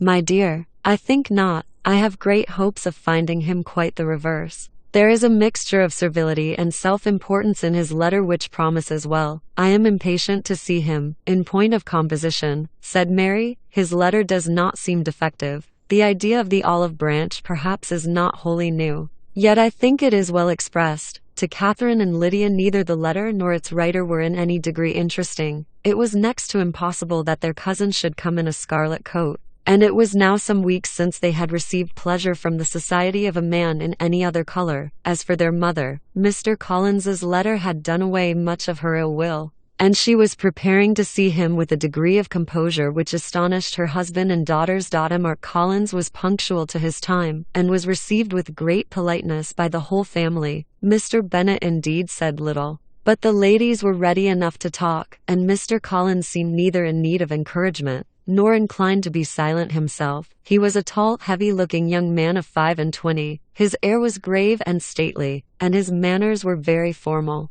He had not been long seated before he complimented Mrs. Bennet on having so fine a family of daughters, said he had heard much of their beauty, but that, in this instance, fame had fallen short of the truth, and added, that he did not doubt her seeing them all in due time well disposed of in marriage. This gallantry was not much to the taste of some of his hearers, but Mrs. Bennet, who quarrelled with no compliments, answered most readily, "You are very kind, sir. I am sure, and I wish with all my heart it may prove so, for else they will be destitute enough. Things are settled so oddly. You allude, perhaps, to the entail of this estate." "Ah, sir, I do indeed. It is a grievous affair to my poor girls. You must confess, not that I mean to find fault with you, for such things I know are all chance in this world. There is no knowing how estates will go when once they come to be entailed. I am very sensible, madam, of the hardship to my fair cousins, and could say much on the subject, but that I am cautious of appearing forward and precipitate. But I can assure the young ladies that I come prepared to admire them. At present I will not say more, but perhaps, when we are better acquainted."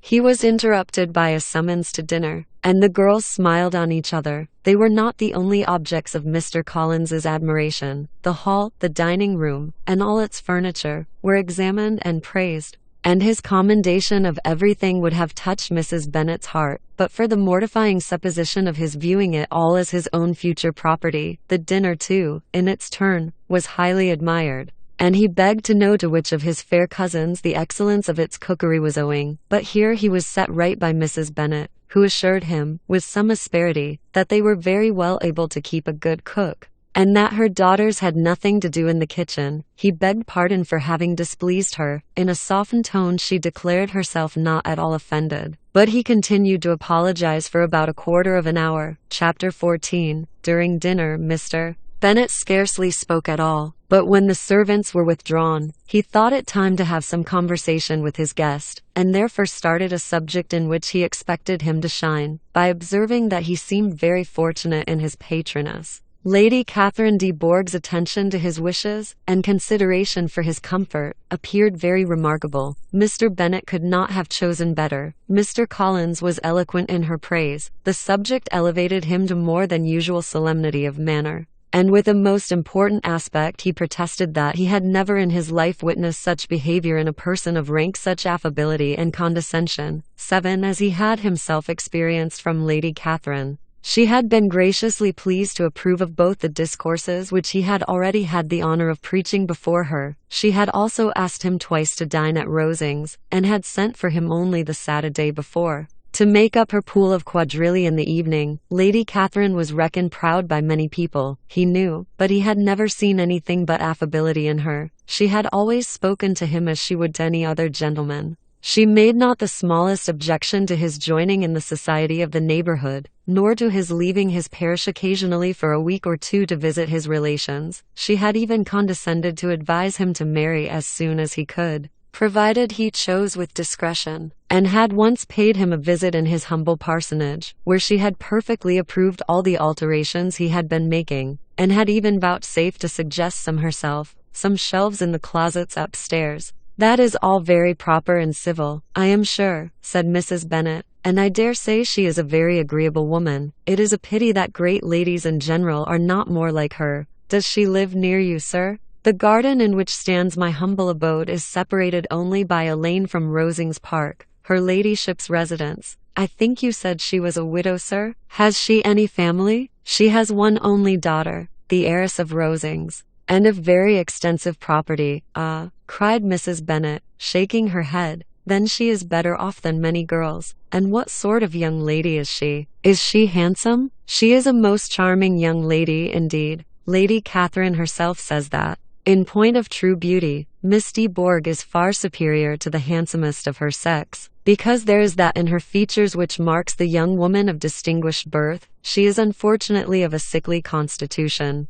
which has prevented her making that progress in many accomplishments which she could not otherwise have failed of, as I am informed by the lady who superintended her education, and who still resides with them. But she is perfectly amiable, and often condescends to drive by my humble abode in her little phaetons and ponies. Has she been presented? I do not remember her name among the ladies at court. Her indifferent state of health unhappily prevents her being in town, and by that means, as I told Lady Catherine myself one day, has deprived the British court of its brightest ornament. Her ladyship seemed pleased with the idea, and you may imagine that I am happy on every occasion to offer those little delicate compliments which are always acceptable to ladies. I have more than once observed to Lady Catherine that her charming daughter seemed born to be a duchess, and that the most elevated rank, instead of giving her consequence, would be adorned by her. These are the kind of little things which please her ladyship, and it is a sort of attention which I conceive myself peculiarly bound to pay. You judge very properly, said Mr. Bennet, and it is happy for you that you possess the talent of flattering with delicacy. May I ask whether these pleasing attentions proceed from the impulse of the moment, or are the result of previous study? They arise chiefly from what is passing at the time, and though I sometimes amuse myself with suggesting and arranging such little elegant compliments as may be adapted to ordinary occasions, I always wish to give them as unstudied an air as possible. Mr. Bennet's expectations were fully answered. His cousin was as absurd as he had hoped, and he listened to him with the keenest enjoyment, maintaining at the same time the most resolute composure of countenance, and except in an occasional glance at Elizabeth, requiring no partner in his pleasure. By tea time, however, the dose had been enough, and Mr. Bennet was glad to take his guest into the drawing-room again, and when tea was over, glad to invite him to read aloud to the ladies. Mr. Collins readily assented, and the book was produced. But on beholding it, for everything announced it to be from a circulating library, he started back, and begging pardon, protested that he never read novels. Kitty stared at him, and Lydia exclaimed, other books were produced. And after some deliberation he chose Fordyce's Sermons. Lydia gaped as he opened the volume, and before he had, with very monotonous solemnity, read 3 pages, she interrupted him with, do you know, mamma, that my Uncle Phillips talks of turning away Richard? And if he does, Colonel Forster will hire him. My aunt told me so herself on Saturday. I shall walk to Meryton tomorrow to hear more about it, and to ask when Mr. Denny comes back from town. Lydia was bid by her 2 eldest sisters to hold her tongue, but Mr. Collins, much offended, laid aside his book, and said, I have often observed how little young ladies are interested by books of a serious stamp, though written solely for their benefit. It amazes me, I confess, for certainly there can be nothing so advantageous to them as instruction, but I will no longer importune my young cousin. Then turning to Mr. Bennet, he offered himself as his antagonist at backgammon. Mr. Bennet accepted the challenge, observing that he acted very wisely in leaving the girls to their own trifling amusements. Mrs. Bennet and her daughters apologized most civilly for Lydia's interruption, and promised that it should not occur again, if he would resume his book. But Mr. Collins, after assuring them that he bore his young cousin no ill will, and should never resent her behavior as any affront, seated himself at another table with Mr. Bennet, and prepared for backgammon. Chapter 15. Mr. Collins was not a sensible man, and the deficiency of nature had been but little assisted by education or society, the greatest part of his life having been spent under the guidance of an illiterate and miserly father. And though he belonged to one of the universities, he had merely kept the necessary terms without forming at it any useful acquaintance. The subjection in which his father had brought him up had given him originally great humility of manner, but it was now a good deal counteracted by the self-conceit of a weak head, living in retirement, and the consequential feelings of early and unexpected prosperity. A fortunate chance had recommended him to Lady Catherine de Bourgh when the living of Hunsford was vacant, and the respect which he felt for her high rank, and his veneration for her as his patroness, mingling with a very good opinion of himself,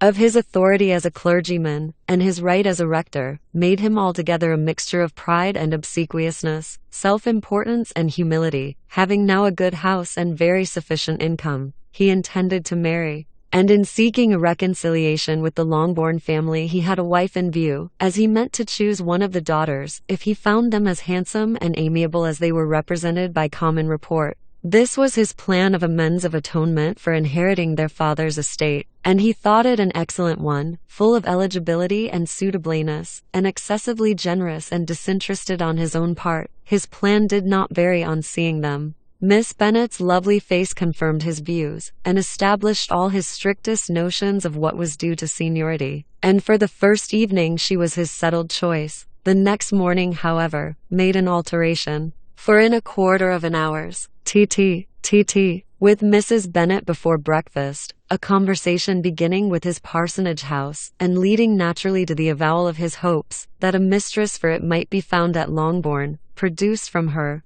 amid very complacent smiles and general encouragement, a caution against the very Jane he had fixed on. As to her younger daughters, she could not take upon her to say, she could not positively answer, but she did not know of any prepossession. Her eldest daughter, she must just mention, she felt it incumbent on her to hint, was likely to be very soon engaged. Mr. Collins had only to change from Jane to Elizabeth, and it was soon done while Mrs. Bennet was stirring the fire. Elizabeth, equally next to Jane in birth and beauty, succeeded her of course. Mrs. Bennet treasured up the hint, and trusted that she might soon have two daughters married, and the man whom she could not bear to speak of the day before was now high in her good graces. Lydia's intention of walking to Meryton was not forgotten. Every sister except Mary agreed to go with her, and Mr. Collins was to attend them, at the request of Mr. Bennet, who was most anxious to get rid of him, and have his library to himself. For thither Mr. Collins had followed him after breakfast, and there he would continue, nominally engaged with one of the largest folios in the collection, but really talking to Mr. Bennet,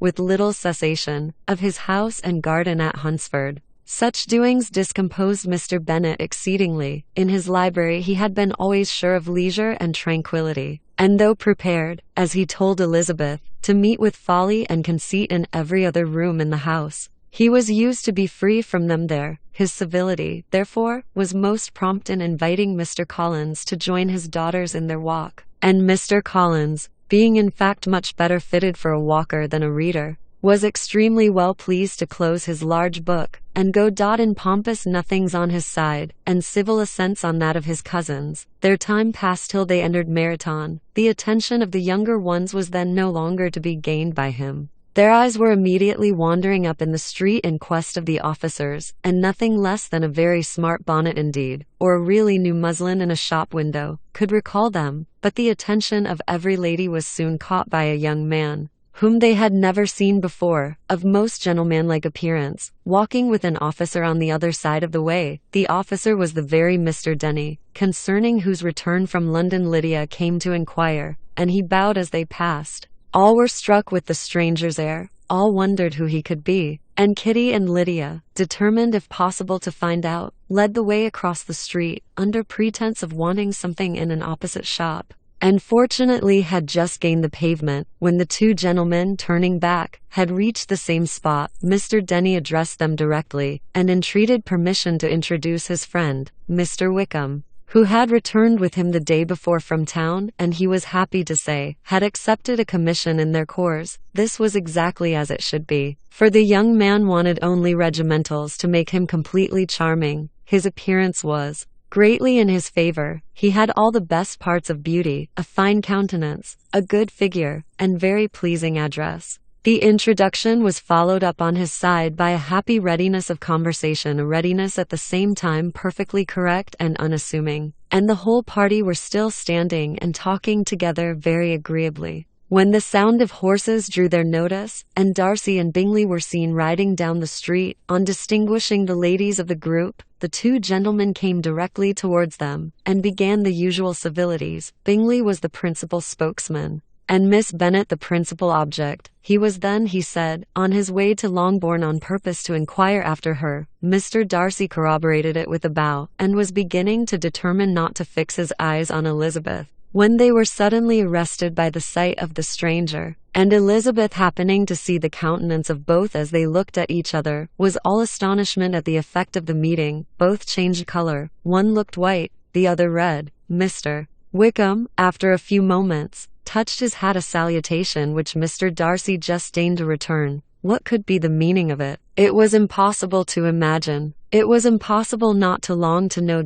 In another minute Mr. Bingley, but without seeming to have noticed what passed, took leave and rode on with his friend Mark Denny, and Mr. Wickham walked with the young ladies to the door of Mr. Phillips's house, and then made their bows. In spite of Miss Lydia's pressing entreaties that they would come in, and even in spite of Mrs. Phillips's throwing up the parlor window and loudly seconding the invitation, Mrs. Phillips was always glad to see her nieces, and the two eldest, from their recent absence, were particularly welcome, and she was eagerly expressing her surprise at their sudden return home, which, as their own carriage had not fetched them, she should have known nothing about, if she had not happened to see Mr. Jones's shop boy in the street, who had told her that they were not to send any more drafts to Netherfield because the Miss Bennets were come away. When her civility was claimed towards Mr. Collins by Jane's introduction of him, she received him with her very best politeness, which he returned with as much more, apologizing for his intrusion, without any previous acquaintance with her, which he could not help flattering himself however might be justified by his relationship to the young ladies who introduced him to her notice. Mrs. Phillips was quite awed by such an excess of good breeding, but her contemplation of one stranger was soon put an end to by exclamations and inquiries about the other, of whom, however, she could only tell her nieces what they already knew, that Mr. Denny had brought him from London, and that he was to have a lieutenant's commission in the shire. She had been watching him the last hour, she said, as he walked up and down the street, and had Mr. Wickham appeared, Kitty and Lydia would certainly have continued the occupation. But unluckily no one passed the windows now except a few of the officers who, in comparison with the stranger, were become stupid, disagreeable fellows. Some of them were to dine with the Phillipses the next day, and their aunt promised to make her husband call on Mr. Wickham, and give him an invitation also, if the family from Longbourn would come in the evening. This was agreed to, and Mrs. Phillips protested that they would have a nice comfortable noisy game of lottery tickets, AC and a little bit of hot supper afterwards. The prospect of such delights was very cheering, and they parted in mutual good spirits. Mr. Collins repeated his apologies in quitting the room, and was assured, with unwearying civility, that they were perfectly needless. As they walked home, Elizabeth related to Jane what she had seen pass between the two gentlemen. But though Jane would have defended either or both, had they appeared to be wrong, she could no more explain such behavior than her sister. Mark Collins on his return highly gratified Mrs. Bennet by admiring Mrs. Phillips's manners and politeness. He protested that, except Lady Catherine and her daughter, he had never seen a more elegant woman, for she had not only received him with the utmost civility, but had even pointedly included him in her invitation for the next evening. Although utterly unknown to her before, something he supposed might be attributed to his connection with them, but yet he had never met with so much attention in the whole course of his life. Chapter 16. As no objection was made to the young people's engagement with their aunt, and all Mr. Collins's scruples of leaving Mr. and Mrs. Bennet for a single evening during his visit were most steadily resisted, the coach conveyed him and his 5 cousins at a suitable hour to Meryton, and the girls had the pleasure of hearing, as they entered the drawing-room, that Mr. Wickham had accepted their uncle's invitation, and was then in the house. When this information was given, and they had all taken their seats, Mr. Collins was at leisure to look around him and admire, and he was so much struck with the size and furniture of the apartment,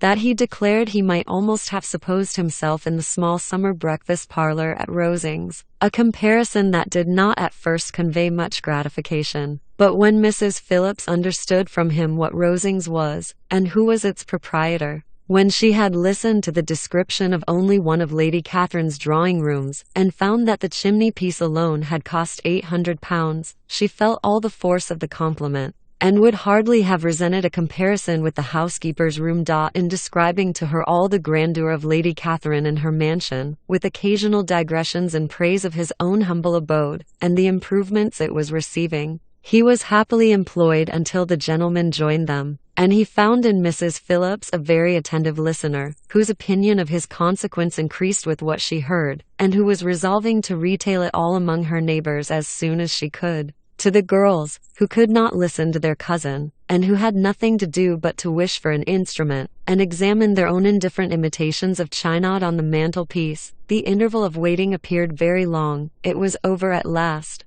however.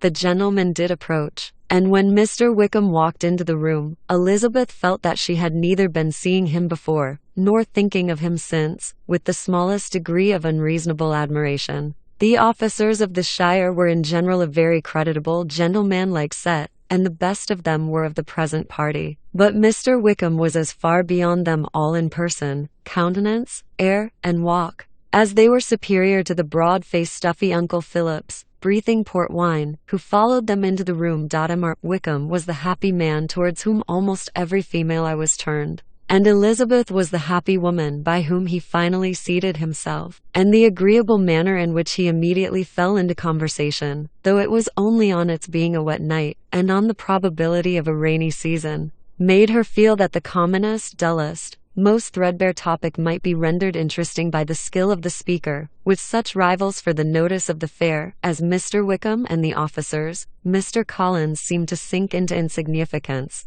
To the young ladies he certainly was nothing, but he had still at intervals a kind listener in Mrs. Phillips, and was, by her watchfulness, most abundantly supplied with coffee and muffin. When the card tables were placed, he had an opportunity of obliging her, in return, by sitting down to whist. I know little of the game at present," said he, "but I shall be glad to improve myself, for in my situation of life." Mrs. Phillips was very thankful for his compliance, but could not wait for his reason.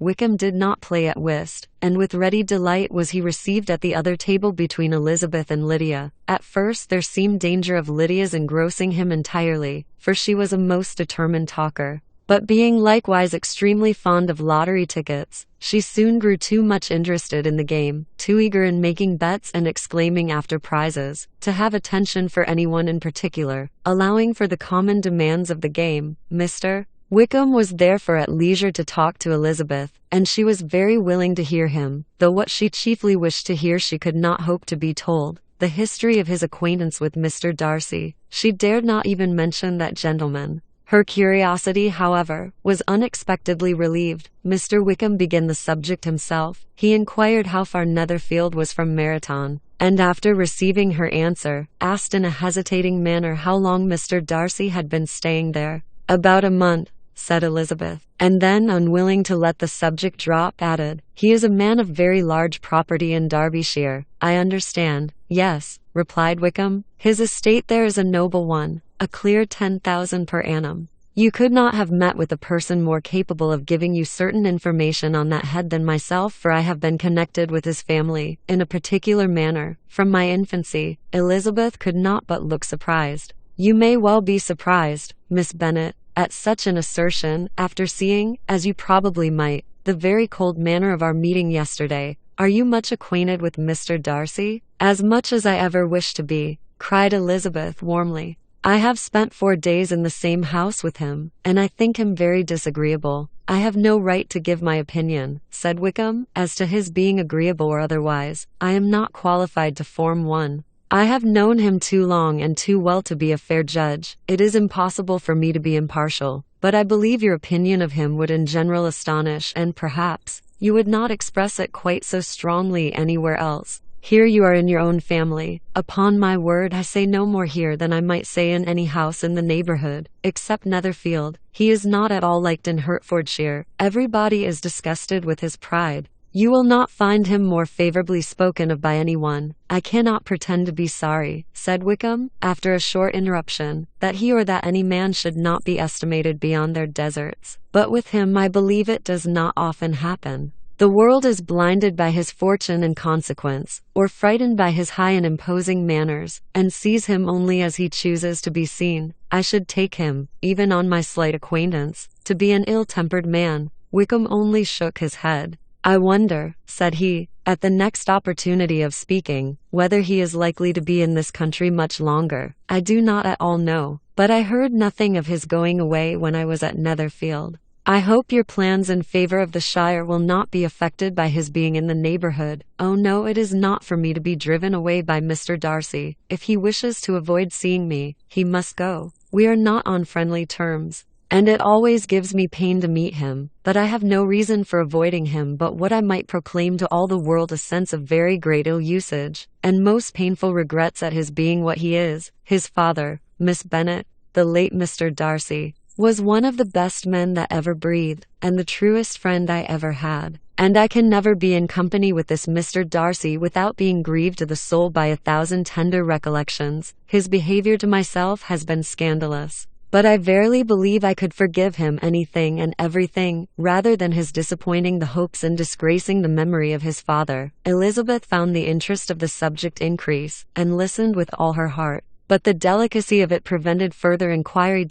Wickham began to speak on more general topics, Marathon, the neighborhood, the society, appearing highly pleased with all that he had yet seen, and speaking of the latter, especially, with gentle but very intelligible gallantry. It was the prospect of constant society, and good society, he added, which was my chief inducement to enter the shire. I know it to be a most respectable, agreeable course. And my friend Denny tempted me further by his account of their present quarters, and the very great attentions and excellent acquaintance Marathon had procured them. Society, I own, is necessary to me. I have been a disappointed man, and my spirits will not bear solitude. I must have employment and society. A military life is not what I was intended for, but circumstances have now made it eligible. The church ought to have been my profession. I was brought up for the church, and I should at this time have been in possession of a most valuable living, had it pleased the gentleman we were speaking of just now. Indeed, yes, the late Mr. Darcy bequeathed me the next presentation of the best living in his gift.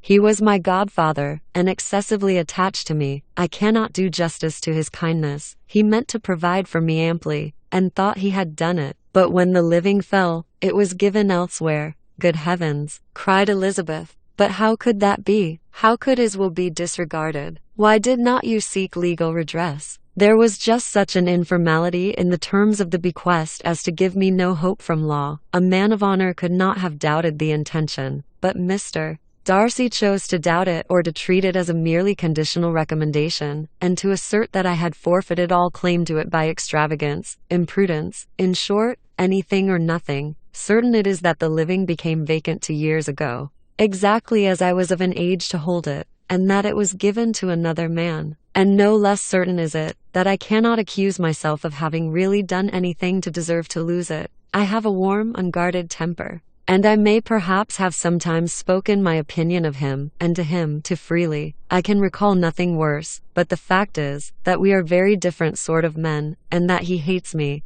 This is quite shocking. He deserves to be publicly disgraced. Some time or other he will be, but it shall not be by me. Till I can forget his father, I can never defy or expose him. Elizabeth honored him for such feelings, and thought him handsomer than ever as he expressed them. But what, said she, after a pause, can have been his motive? What can have induced him to behave so cruelly? A thorough, determined dislike of me, a dislike which I cannot but attribute in some measure to jealousy. Had the late Mr. Darcy liked me less, his son might have borne with me better, but his father's uncommon attachment to me irritated him. I believe, very early in life, he had not a temper to bear the sort of competition in which we stood, the sort of preference which was often given me. I had not thought Mr. Darcy so bad as this, though I have never liked him. I had not thought so very ill of him. I had supposed him to be despising his fellow creatures in general, but did not suspect him of descending to such malicious revenge, such injustice, such inhumanity as this. After a few minutes' reflection, however, she continued, I do remember his boasting one day, at Netherfield, of the implacability of his resentments, of his having an unforgiving temper. His disposition must be dreadful. I will not trust myself on the subject, replied Wickham. I can hardly be just to him. Elizabeth was again deep in thought, and after a time exclaimed, to treat in such a manner the godson, the friend, the favorite of his father. She could have added, a young man too, like you, whose very countenance may vouch for your being amiable. But she contented herself with, and one too, who had probably been his own companion from childhood, connected together, as I think you said, in the closest manner. We were born in the same parish, within the same park. The greatest part of our youth was passed together, inmates of the same house, sharing the same amusements, objects of the same parental care. My father began life in the profession which your uncle, Mr. Phillips, appears to do so much credit to, but he gave up everything to be of use to the late Mr. Darcy, and devoted all his time to the care of the Pemberley property. He was most highly esteemed by Mr. Darcy, a most intimate, confidential friend. Mr. Darcy often acknowledged himself to be under the greatest obligations to my father's active superintendence, and when, immediately before my father's death, Mr. Darcy gave him a voluntary promise of providing for me. I am convinced that he felt it to be as much a debt of gratitude to him as of affection to myself." "How strange!" cried Elizabeth. "How abominable! I wonder that the very pride of this Mr. Darcy has not made him just to you, if from no better motive, that he should not have been too proud to be dishonest, for dishonesty I must call it." "It is wonderful," replied Wickham, "for almost all his actions may be traced to pride, and pride has often been his best friend. It has connected him nearer with virtue than any other feeling. But we are none of us consistent, and in his behavior to me there were stronger impulses even than pride. Can such abominable pride as his have ever done him good? Yes, it has often led him to be liberal and generous, to give his money freely, to display hospitality, to assist his tenants, and relieve the poor. Family pride and filial pride, for he is very proud of what his father was, have done this, not to appear to disgrace his family, to degenerate from the popular qualities, or lose the influence of the Pemberley house, is a powerful motive. He has also brotherly pride, which, with some brotherly affection, makes him a very kind and careful guardian of his sister, and you will hear him generally cried up as the most attentive and best of brothers. What sort of a girl is Miss Darcy?" He shook his head. "I wish I could call her amiable. It gives me pain to speak ill of a Darcy, but she is too much like her brother. Very, very proud. As a child, she was affectionate and pleasing, and extremely fond of me, and I have devoted hours and hours to her amusement. But she is nothing to me now. She is a handsome girl, about 15 or 16, and I understand, highly accomplished. Since her father's death her home has been London, where a lady lives with her, and superintends her education." After many pauses and many trials of other subjects, Elizabeth could not help reverting once more to the first, and saying, "I am astonished at his intimacy with Mr. Bingley. How can Mr. Bingley, who seems good humour itself, and is, I really believe, truly amiable,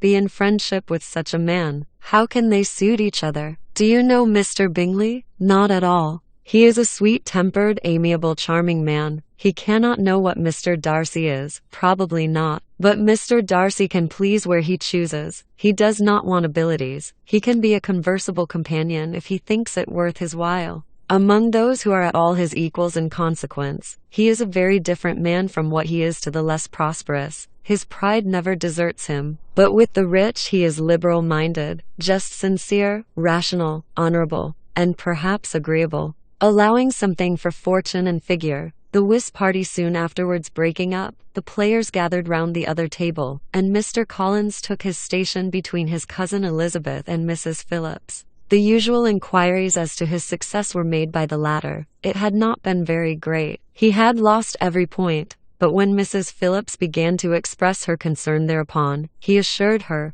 with much earnest gravity, that it was not of the least importance, that he considered the money as a mere trifle, and begged she would not make herself uneasy. "I know very well, madam," said he, "that when persons sit down to a card table they must take their chance of these things, and happily I am not in such circumstances as to make 5 shillings any object. There are undoubtedly many who could not say the same, but thanks to Lady Catherine de Bourgh, I am removed far beyond the necessity of regarding little matters." Mr. Wickham's attention was caught, and after observing Mr. Collins for a few moments, he asked Elizabeth in a low voice whether her relation were very intimately acquainted with the family of de Bourgh. "Lady Catherine de Bourgh," she replied, "has very lately given him a living. I hardly know how Mr. Collins was first introduced to her notice, but he certainly has not known her long. You know of course that Lady Catherine de Bourgh and Lady Anne Darcy were sisters, consequently that she is aunt to the present Mr. Darcy." "No, indeed, I did not. I knew nothing at all of Lady Catherine's connections. I never heard of her existence till the day before yesterday.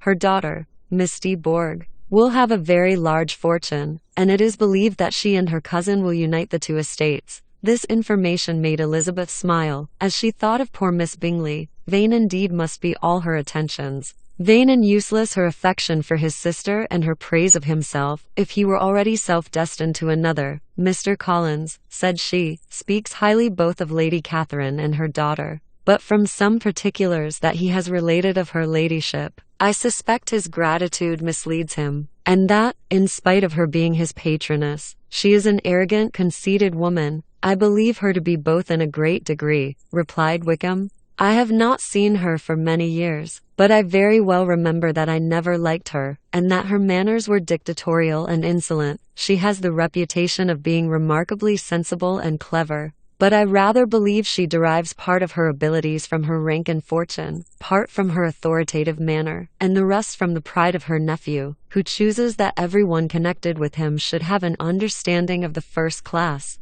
Elizabeth allowed that he had given a very rational account of it, and they continued talking together with mutual satisfaction till supper put an end to cards, and gave the rest of the ladies their share of Mr. Wickham's attentions. There could be no conversation in the noise of Mrs. Phillips's supper party, but his manners recommended him to everybody. Whatever he said, was said well, and whatever he did, done gracefully. Elizabeth went away with her head full of him. She could think of nothing but of Mr. Wickham, and of what he had told her, all the way home. But there was not time for her even to mention his name as they went, for neither Lydia nor Mr. Collins were once silent. Lydia talked incessantly of lottery tickets, of the fish she had lost and the fish she had won, and Mr. Collins, in describing the civility of Mr. and Mrs. Phillips, protesting that he did not in the least regard his losses at whist, enumerating all the dishes at supper, and repeatedly fearing that he crowded his cousins, had more to say than he could well manage before the carriage stopped at Longbourn House. Chapter 17. Elizabeth related to Jane, the next day, what had passed between Mr.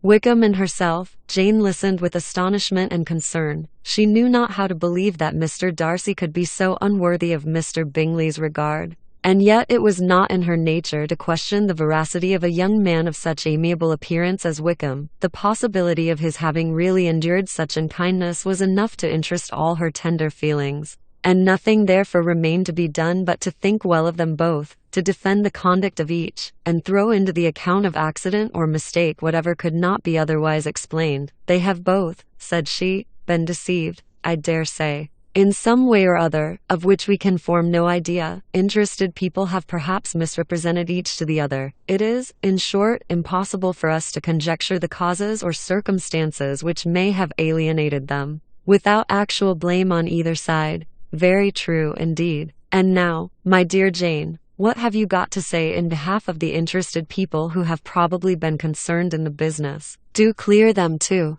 or we shall be obliged to think ill of somebody. Laugh as much as you choose, but you will not laugh me out of my opinion. My dearest Lizzie, do but consider in what a disgraceful light it places Mr. Darcy, to be treating his father's favourite in such a manner, one whom his father had promised to provide for. It is impossible. No man of common humanity, no man who had any value for his character, could be capable of it. Can his most intimate friends be so excessively deceived in him? Oh no, I can much more easily believe Mr. Bingley's being imposed on than that Mr. Wickham should invent such a history of himself as he gave me last night. Names, facts, everything mentioned without ceremony. If it be not so, let Mr. Darcy contradict it. Besides, there was truth in his looks. It is difficult, indeed it is distressing. One does not know what to think. I beg your pardon. One knows exactly what to think. But Jane could think with certainty on only one point, that Mr. Bingley, if he had been imposed on, would have much to suffer when the affair became public. The two young ladies were summoned from the shrubbery, where this conversation passed,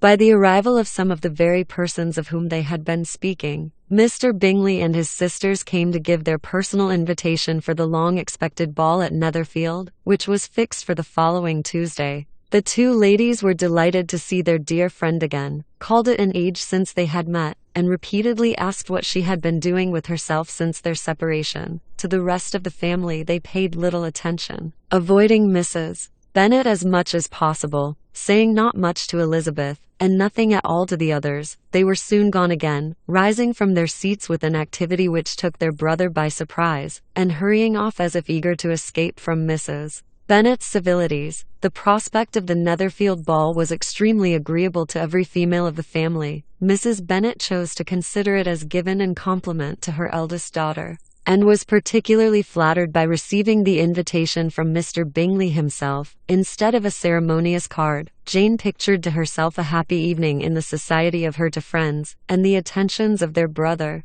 and Elizabeth thought with pleasure of dancing a great deal with Mr. Wickham, and of seeing a confirmation of everything in Mr. Darcy's look and behavior. The happiness anticipated by Catherine and Lydia depended less on any single event, or any particular person, for though they each, like Elizabeth, meant to dance half the evening with Mr. Wickham, he was by no means the only partner who could satisfy them, and a ball was, at any rate, a ball. And even Mary could assure her family that she had no disinclination for it. "While I can have my mornings to myself," said she, "it is enough. I think it is no sacrifice to join occasionally in evening engagements. Society has claims on us all, and I profess myself one of those who consider intervals of recreation and amusement as desirable for everybody." Elizabeth's spirits were so high on the occasion, that though she did not often speak unnecessarily to Mr. Collins, she could not help asking him whether he intended to accept Mr. Bingley's invitation, and if he did, whether he would think it proper to join in the evening's amusement.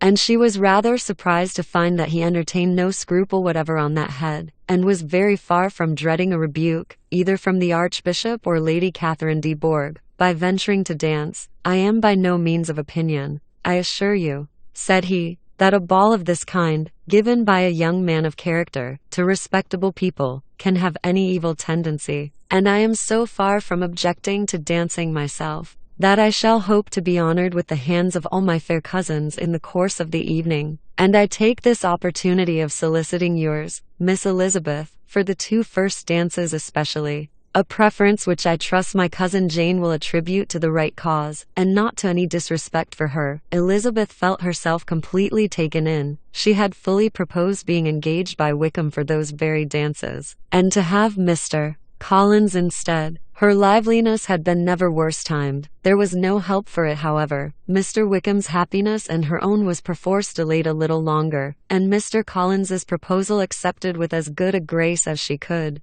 She was not the better pleased with his gallantry, from the idea it suggested of something more. It now first struck her, that she was selected from among her sisters as worthy of being the mistress of Hunsford Parsonage, and of assisting to form a quadrille table at Rosings, in the absence of more eligible visitors. The idea soon reached to conviction, as she observed his increasing civilities towards herself, and heard his frequent attempt at a compliment on her wit and vivacity, and though more astonished than gratified herself by this effect of her charms, it was not long before her mother gave her to understand that the probability of their marriage was exceedingly agreeable to her. Elizabeth, however, did not choose to take the hint, being well aware that a serious dispute must be the consequence of any reply. Mr. Collins might never make the offer, and till he did, it was useless to quarrel about him. If there had not been a Netherfield ball to prepare for and talk of, the younger Miss Bennets would have been in a pitiable state at this time, for from the day of the invitation to the day of the ball there was such a succession of rain as prevented their walking to Meryton once. No aunt,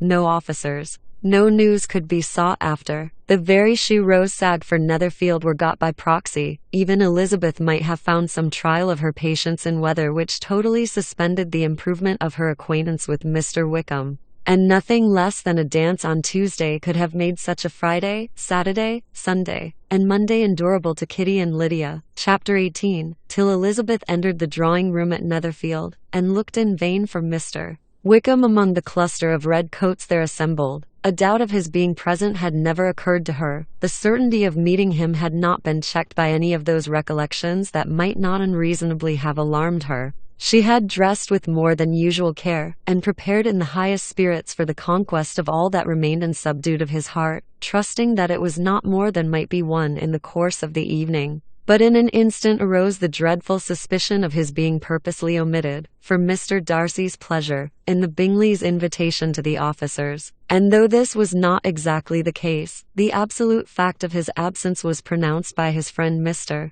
Denny, to whom Lydia eagerly applied, and who told them that Wickham had been obliged to go to town on business the day before, and was not yet returned, adding, with a significant smile, "I do not imagine his business would have called him away just now, if he had not wished to avoid a certain gentleman here." This part of his intelligence, though unheard by Lydia, was caught by Elizabeth, and as it assured her that Darcy was not less answerable for Wickham's absence than if her first surmise had been just, Every feeling of displeasure against the former was so sharpened by immediate disappointment that she could hardly reply with tolerable civility to the polite inquiries which he directly afterwards approached to make. Attention, forbearance, patience with Darcy was injury to Wickham. She was resolved against any sort of conversation with him, and turned away with a degree of ill humour which she could not wholly surmount even in speaking to Mr. Bingley, whose blind partiality provoked her. But Elizabeth was not formed for ill humour, and though every prospect of her own was destroyed for the evening, it could not dwell long on her spirits, and having told all her griefs to Charlotte Lucas, whom she had not seen for a week, she was soon able to make a voluntary transition to the oddities of her cousin, and to point him out to her particular notice. The 2 first dances, however, brought a return of distress. They were dances of mortification. Mr. Collins, awkward and solemn,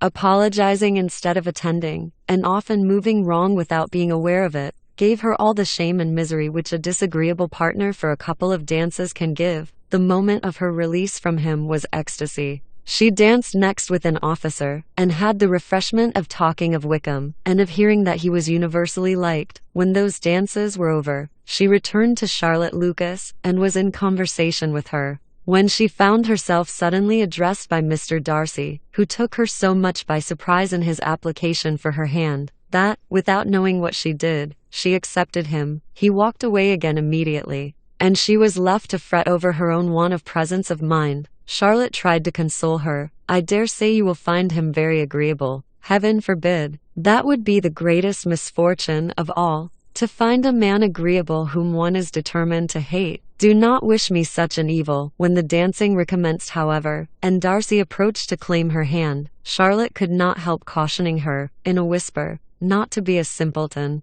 and allow her fancy for Wickham to make her appear unpleasant in the eyes of a man of 10 times his consequence. Elizabeth made no answer, and took her place in the set, amazed at the dignity to which she was arrived in being allowed to stand opposite to Mr. Darcy, and reading in her neighbours' looks their equal amazement in beholding it. They stood for some time without speaking a word, and she began to imagine that their silence was to last through the 2 dances, and at first was resolved not to break it, till suddenly fancying that it would be the greater punishment to her partner to oblige him to talk, she made some slight observation on the dance. He replied, and was again silent. After a pause of some minutes, she addressed him a second time, with, "It is your turn to say something now, Mr. Darcy. I talked about the dance, and you ought to make some kind of remark on the size of the room, or the number of couples." He smiled, and assured her that whatever she wished him to say should be said. "Very well. That reply will do for the present. Perhaps by and by, I may observe that private balls are much pleasanter than public ones. But now we may be silent. Do you talk by rule then, while you are dancing?" "Sometimes. One must speak a little, you know. It would look odd to be entirely silent for half an hour together. And yet, for the advantage of some, conversation ought to be so arranged as that they may have the trouble of saying as little as possible." "Are you consulting your own feelings in the present case, or do you imagine that you are gratifying mine?" "Both," replied Elizabeth, archly, "for I have always seen a great similarity in the turn of our minds. We are each of an unsocial, taciturn disposition, unwilling to speak, unless we expect to say something that will amaze the whole room, and be handed down to posterity with all the clat of a proverb. This is no very striking resemblance of your own character, I am sure," said he. "How near it may be to mine, I cannot pretend to say. You think it a faithful portrait undoubtedly. I must not decide on my own performance." He made no answer, and they were again silent till they had gone down the dance. When he asked her if she and her sisters did not very often walk to Meryton, she answered in the affirmative, and unable to resist the temptation, added, "When you met us there the other day, we had just been forming a new acquaintance." The effect was immediate. A deeper shade of hauteur overspread his features, but he said not a word, and Elizabeth, though blaming herself for her own weakness, could not go on. At length Darcy spoke, and in a constrained manner said, "Mr. Wickham is blessed with such happy manners as may ensure his making friends. Whether he may be equally capable of retaining them, is less certain." "He has been so unlucky as to lose your friendship," replied Elizabeth with emphasis, "and in a manner which he is likely to suffer from all his life. Darcy made no answer, and seemed desirous of changing the subject. At that moment Sir William Lucas appeared close to them, meaning to pass through the set to the other side of the room. But on perceiving Mr. Darcy, he stopped with a bow of superior courtesy to compliment him on his dancing and his partner. "I have been most highly gratified indeed, my dear sir. Such very superior dancing is not often seen. It is evident that you belong to the first circles. Allow me to say, however, that your fair partner does not disgrace you, and that I must hope to have this pleasure often repeated, especially when a certain desirable event, my dear Miss Eliza," glancing at her sister and Bingley, "shall take place. What congratulations will then flow in! I appeal to Mr. Darcy, but let me not interrupt you, sir. You will not thank me for detaining you from the bewitching converse of that young lady whose bright eyes are also upbraiding me." The latter part of this address was scarcely heard by Darcy, but Sir William's allusion to his friend seemed to strike him forcibly, and his eyes were directed with a very serious expression towards Bingley and Jane, who were dancing together. Recovering himself, however, shortly, he turned to his partner, and said, "Sir William's interruption has made me forget what we were talking of. I do not think we were speaking at all." Sir William could not have interrupted any two people in the room who had less to say for themselves. "We have tried 2 or 3 subjects already without success, and what we are to talk of next I cannot imagine. What think you of books?" said he, smiling.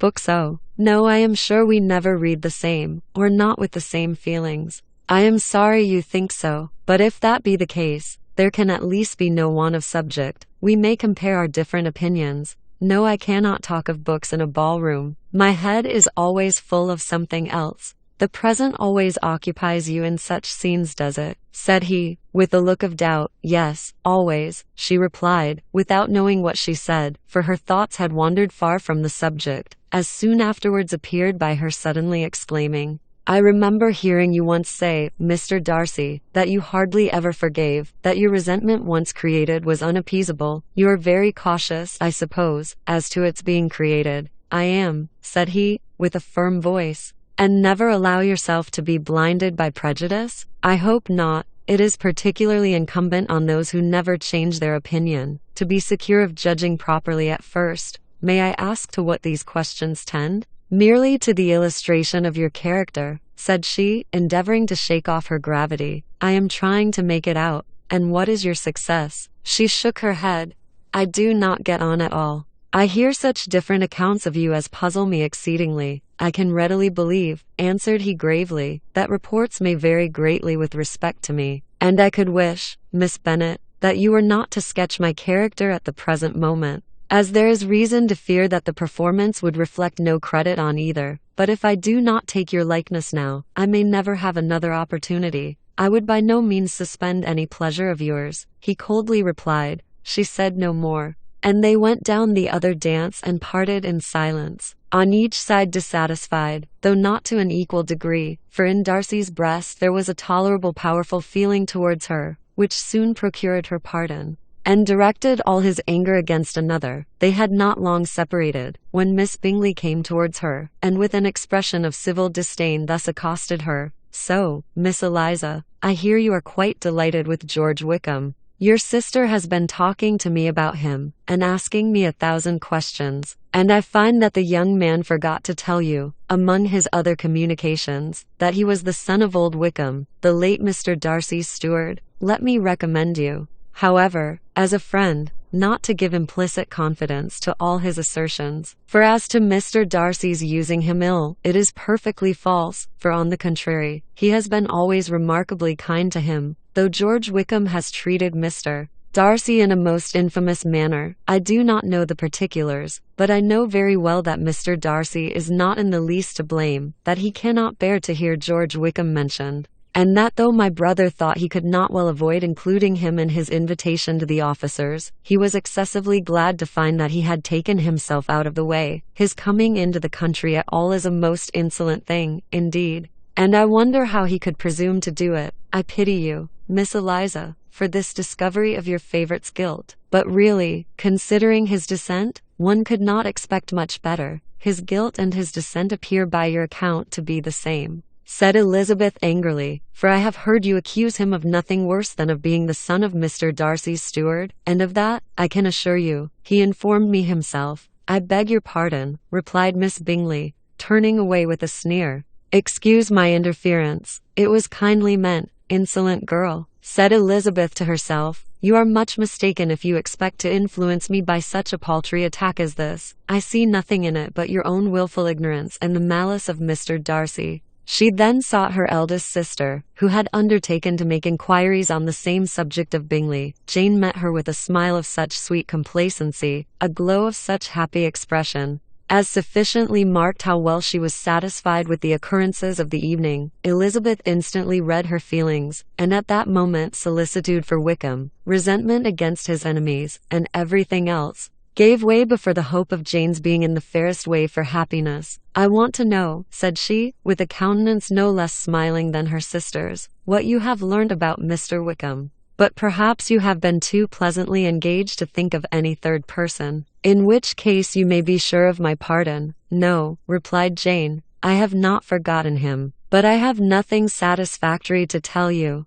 Mr. Bingley does not know the whole of his history, and is quite ignorant of the circumstances which have principally offended Mr. Darcy, but he will vouch for the good conduct, the probity and honor of his friend, and is perfectly convinced that Mr. Wickham has deserved much less attention from Mr. Darcy than he has received, and I am sorry to say that by his account as well as his sister's, Mr. Wickham is by no means a respectable young man. I am afraid he has been very imprudent, and has deserved to lose Mr. Darcy's regard. Mr. Bingley does not know Mr. Wickham himself? No, he never saw him till the other morning at Meryton. This account then is what he has received from Mr. Darcy. I am satisfied. But what does he say of the living? He does not exactly recollect the circumstances, though he has heard them from Mr. Darcy more than once, but he believes that it was left to him conditionally only. I have not a doubt of Mr. Bingley's sincerity, said Elizabeth warmly, but you must excuse my not being convinced by assurances only. Mr. Bingley's defense of his friend was a very able one,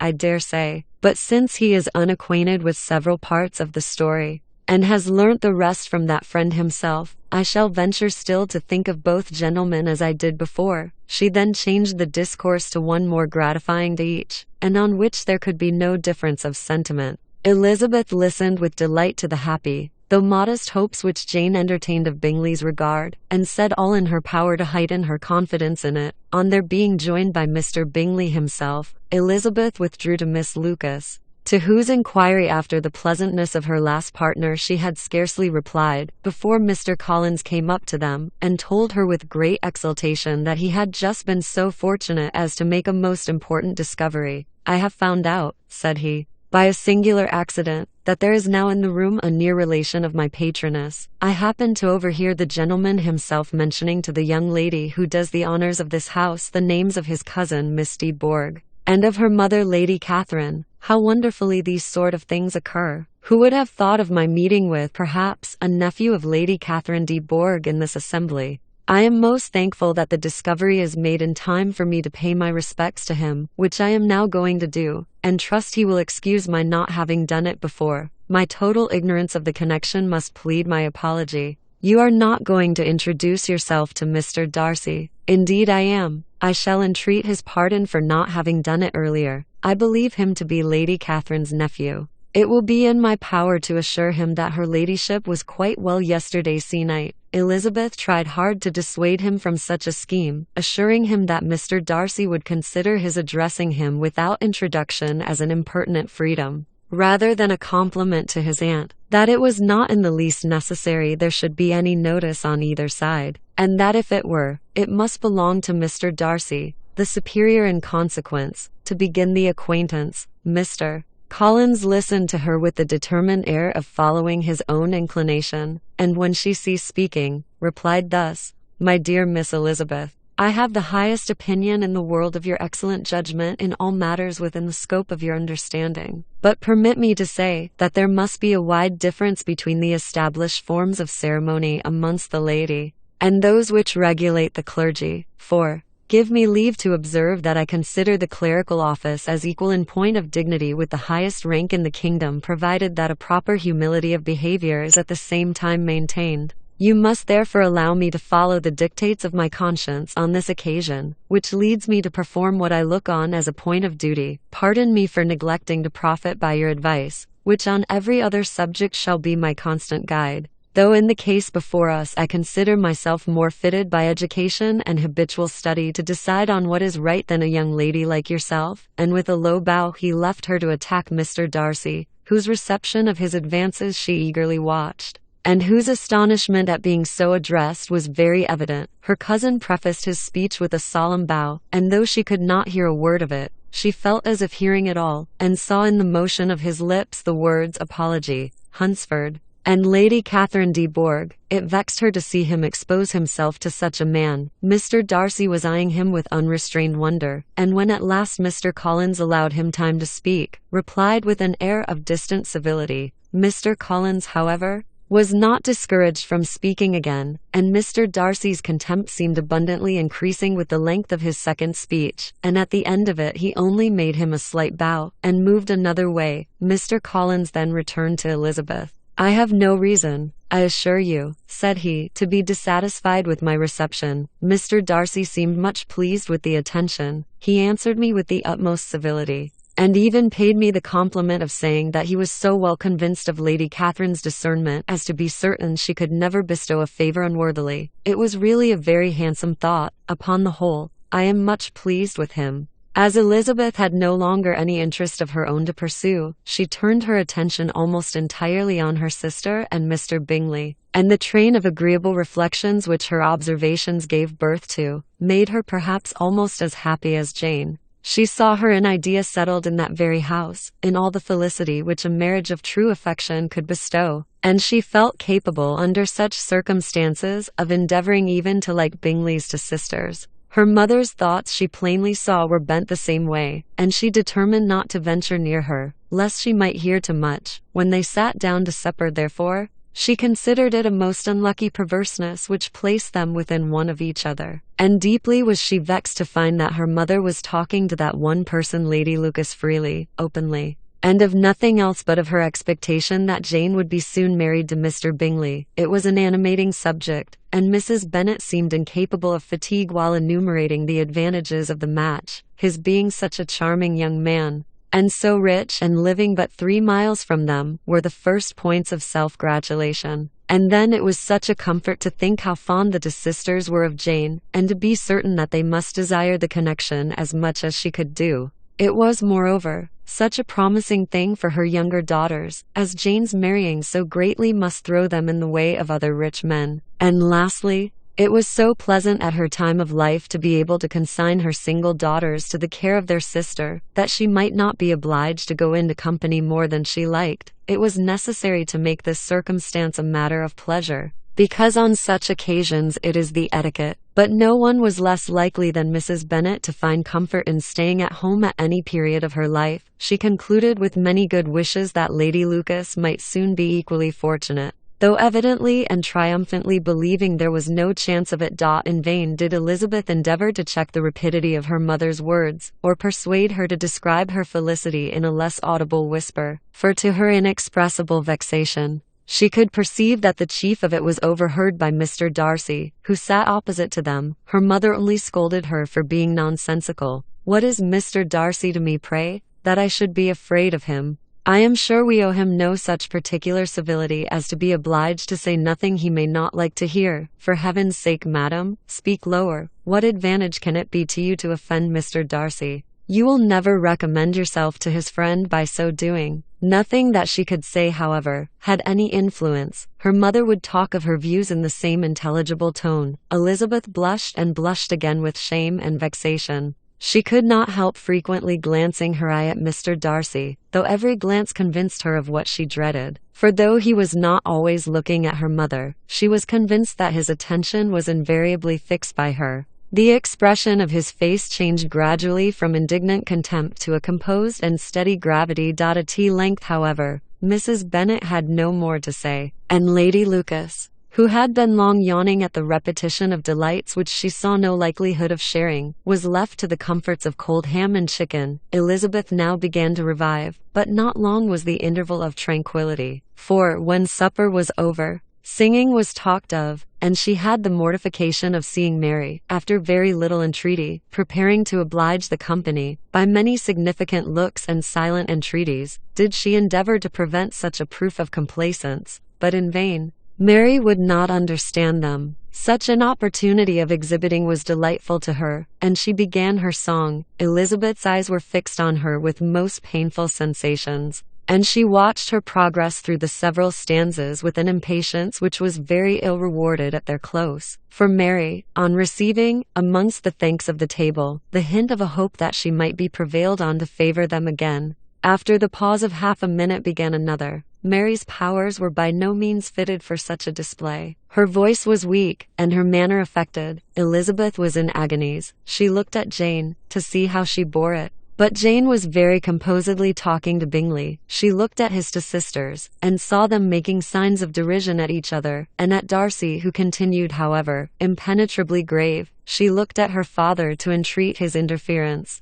lest Mary should be singing all night. He took the hint, and when Mary had finished her second song, said aloud, "That will do extremely well, child. You have delighted us long enough. Let the other young ladies have time to exhibit." Mary, though pretending not to hear, was somewhat disconcerted, and Elizabeth, sorry for her, and sorry for her father's speech, was afraid her anxiety had done no good. Others of the party were now applied to. "If I," said Mr. Collins, "were so fortunate as to be able to sing, I should have great pleasure, I am sure, in obliging the company with an air, for I consider music as a very innocent diversion, and perfectly compatible with the profession of a clergyman. I do not mean, however, to assert that we can be justified in devoting too much of our time to music, for there are certainly other things to be attended to. The rector of a parish has much to do. In the first place, he must make such an agreement for tithes as may be beneficial to himself and not offensive to his patron. He must write his own sermons, and the time that remains will not be too much for his parish duties, and the care and improvement of his dwelling,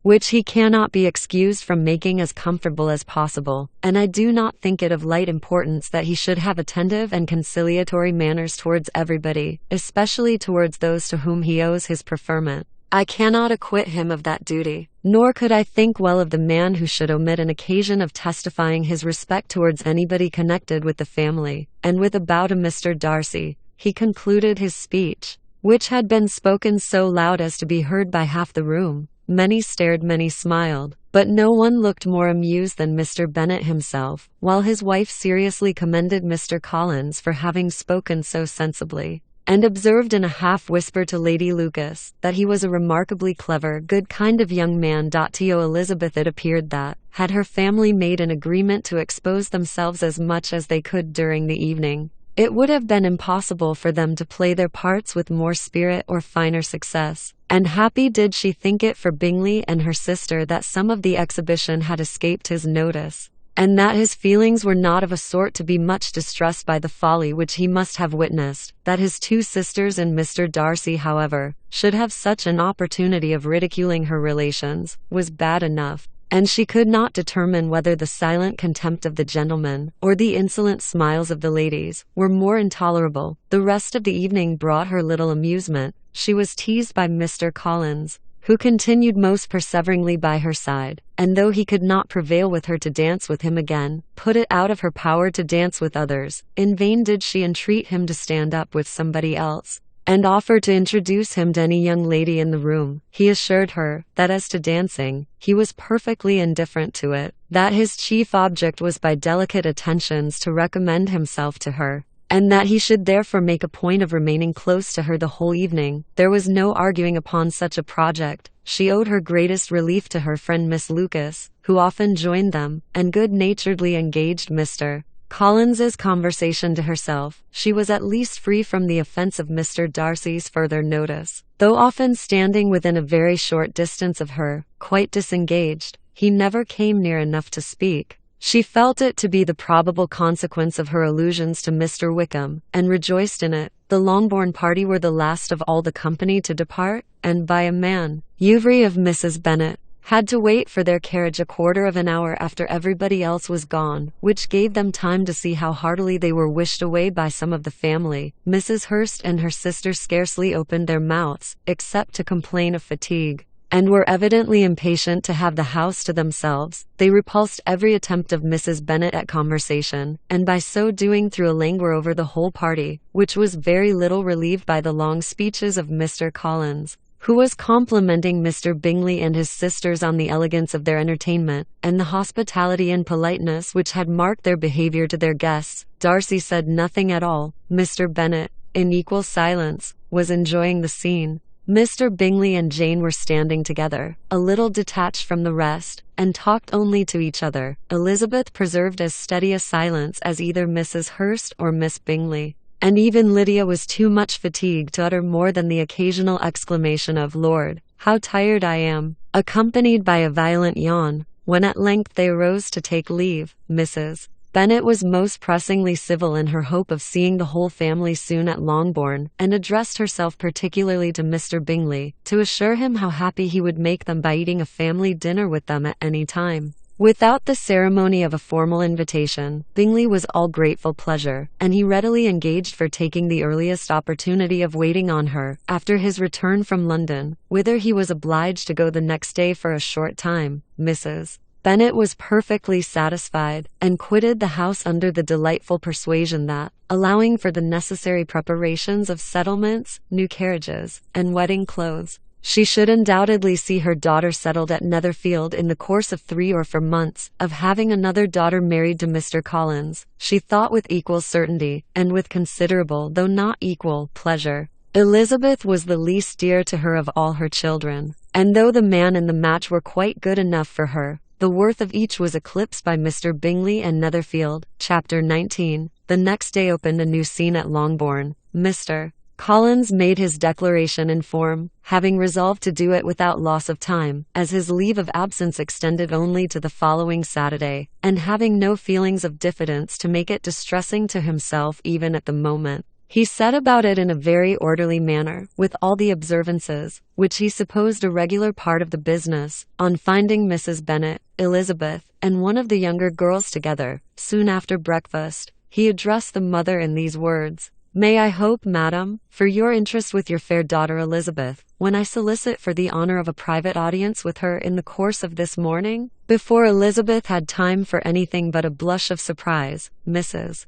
Bennet instantly answered, "Oh dear, yes, certainly. I am sure Lizzie will be very happy. I am sure she can have no objection. Come, Kitty, I want you upstairs." And gathering her work together, she was hastening away, when Elizabeth called out, "Dear madam, do not go. I beg you will not go. Mr. Collins must excuse me. He can have nothing to say to me that anybody need not hear. I am going away myself." "No, no, nonsense, Lizzie. I desire you will stay where you are." And upon Elizabeth seeming really, with vexed and embarrassed looks, about to escape, she added, "Lizzie, I insist upon your staying and hearing Mr. Collins." Elizabeth would not oppose such an injunction, and a moment's consideration making her also sensible that it would be wisest to get it over as soon and as quietly as possible, she sat down again, and tried to conceal, by incessant employment, the feelings which were divided between distress and diversion. Mrs. Bennet and Kitty walked off, and as soon as they were gone Mr. Collins began, "Believe me,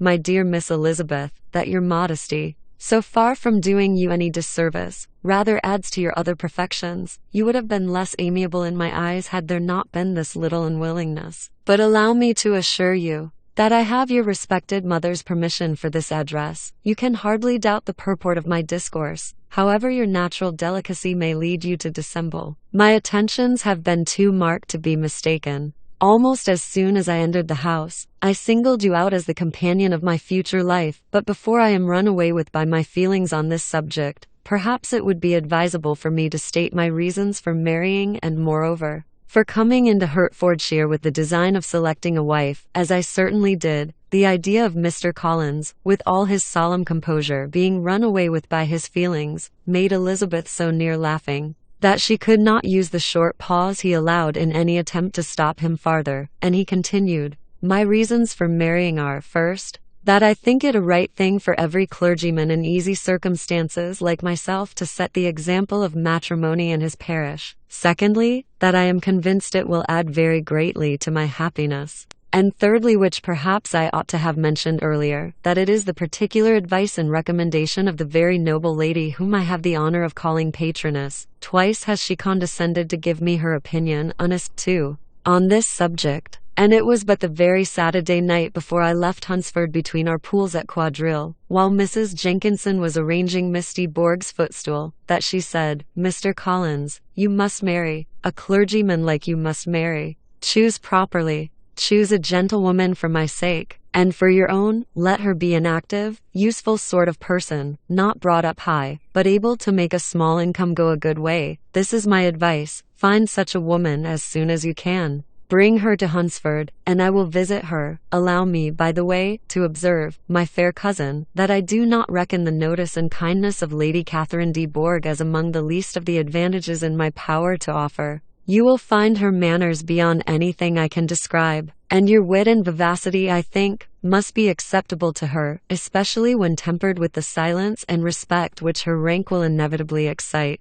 Thus much for my general intention in favor of matrimony. It remains to be told why my views were directed to Longbourn instead of my own neighborhood, where I assure you there are many amiable young women, but the fact is, that being, as I am, to inherit this estate after the death of your honored father, who, however, may live many years longer, I could not satisfy myself without resolving to choose a wife from among his daughters, that the loss to them might be as little as possible. When the melancholy event takes place which, however, as I have already said, may not be for several years, this has been my motive, my fair cousin, and I flatter myself it will not sink me in your esteem.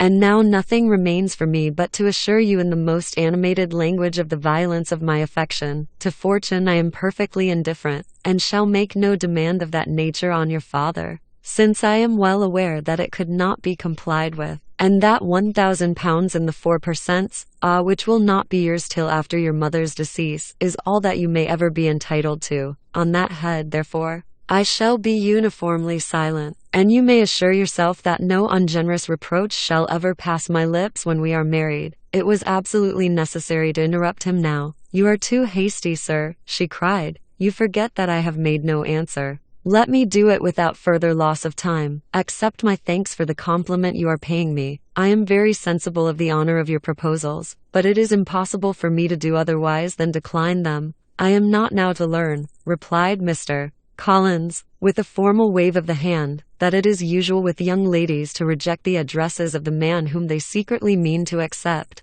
when he first applies for their favor, and that sometimes the refusal is repeated a second or even a third time. I am, therefore, by no means discouraged by what you have just said, and shall hope to lead you to the altar ere long." "Upon my word, sir," cried Elizabeth, "your hope is rather an extraordinary one after my declaration. I do assure you that I am not one of those young ladies, if such young ladies there are, who are so daring as to risk their happiness on the chance of being asked a second time. I am perfectly serious in my refusal. You could not make me happy, and I am convinced that I am the last woman in the world who would make you so. Nay, were your friend Lady Catherine to know me, I am persuaded she would find me in every respect ill qualified for the situation. Were it certain that Lady Catherine would think so," said Mr. Collins, very gravely, "but I cannot imagine that her ladyship would at all disapprove of you. And you may be certain that when I have the honor of seeing her again I shall speak in the highest terms of your modesty, economy, and other amiable qualifications. Indeed,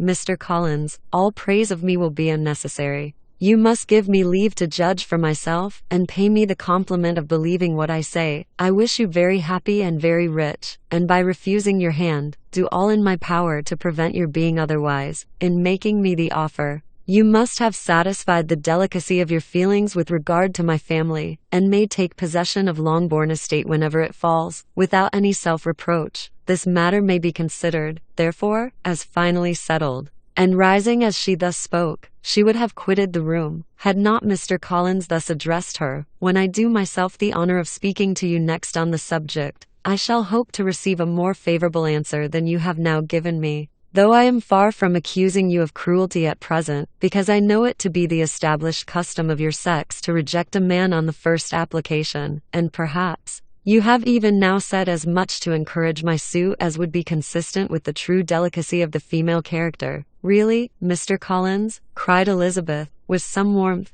you puzzle me exceedingly. If what I have hitherto said can appear to you in the form of encouragement, I know not how to express my refusal in such a way as may convince you of its being one. You must give me leave to flatter myself, my dear cousin, that your refusal of my addresses are merely words of course. My reasons for believing it are briefly these. It does not appear to me that my hand is unworthy your acceptance, or that the establishment I can offer would be any other than highly desirable. My situation in life, my connections with the family of de Bourgh, and my relationship to your own, are circumstances highly in my favor, and you should take it into further consideration that, in spite of your manifold attractions, it is by no means certain that another offer of marriage may ever be made you. Your portion is unhappily so small that it will in all likelihood undo the effects of your loveliness and amiable qualifications, as I must, therefore, conclude that you are not serious in your rejection of me. I shall choose to attribute it to your wish of increasing my love by suspense, according to the usual practice of elegant females. I do assure you, sir,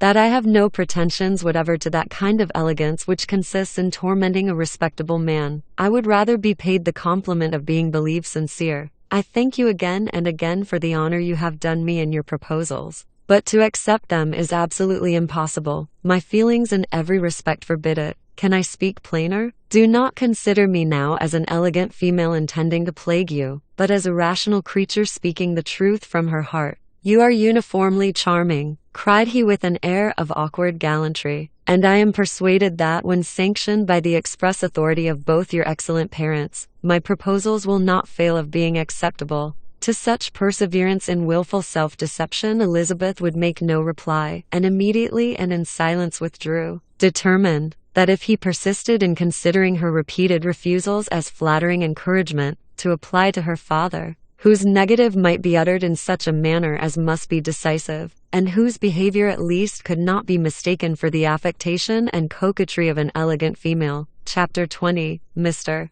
Collins was not left long to the silent contemplation of his successful love, for Mrs. Bennet, having dawdled about in the vestibule to watch for the end of the conference, no sooner saw Elizabeth open the door and with quick step pass her towards the staircase, than she entered the breakfast room, and congratulated both him and herself in warm terms on the happy prospect of their nearer connection. Mr. Collins received and returned these felicitations with equal pleasure, and then proceeded to relate the particulars of their interview, with the result of which he trusted he had every reason to be satisfied, since the refusal which his cousin had steadfastly given him would naturally flow from her bashful modesty and the genuine delicacy of her character. This information, however, startled Mrs. Bennet. She would have been glad to be equally satisfied that her daughter had meant to encourage him by protesting against his proposals, but she dared not to believe it, and could not help saying so. But depend upon it, Mr. Collins, she added,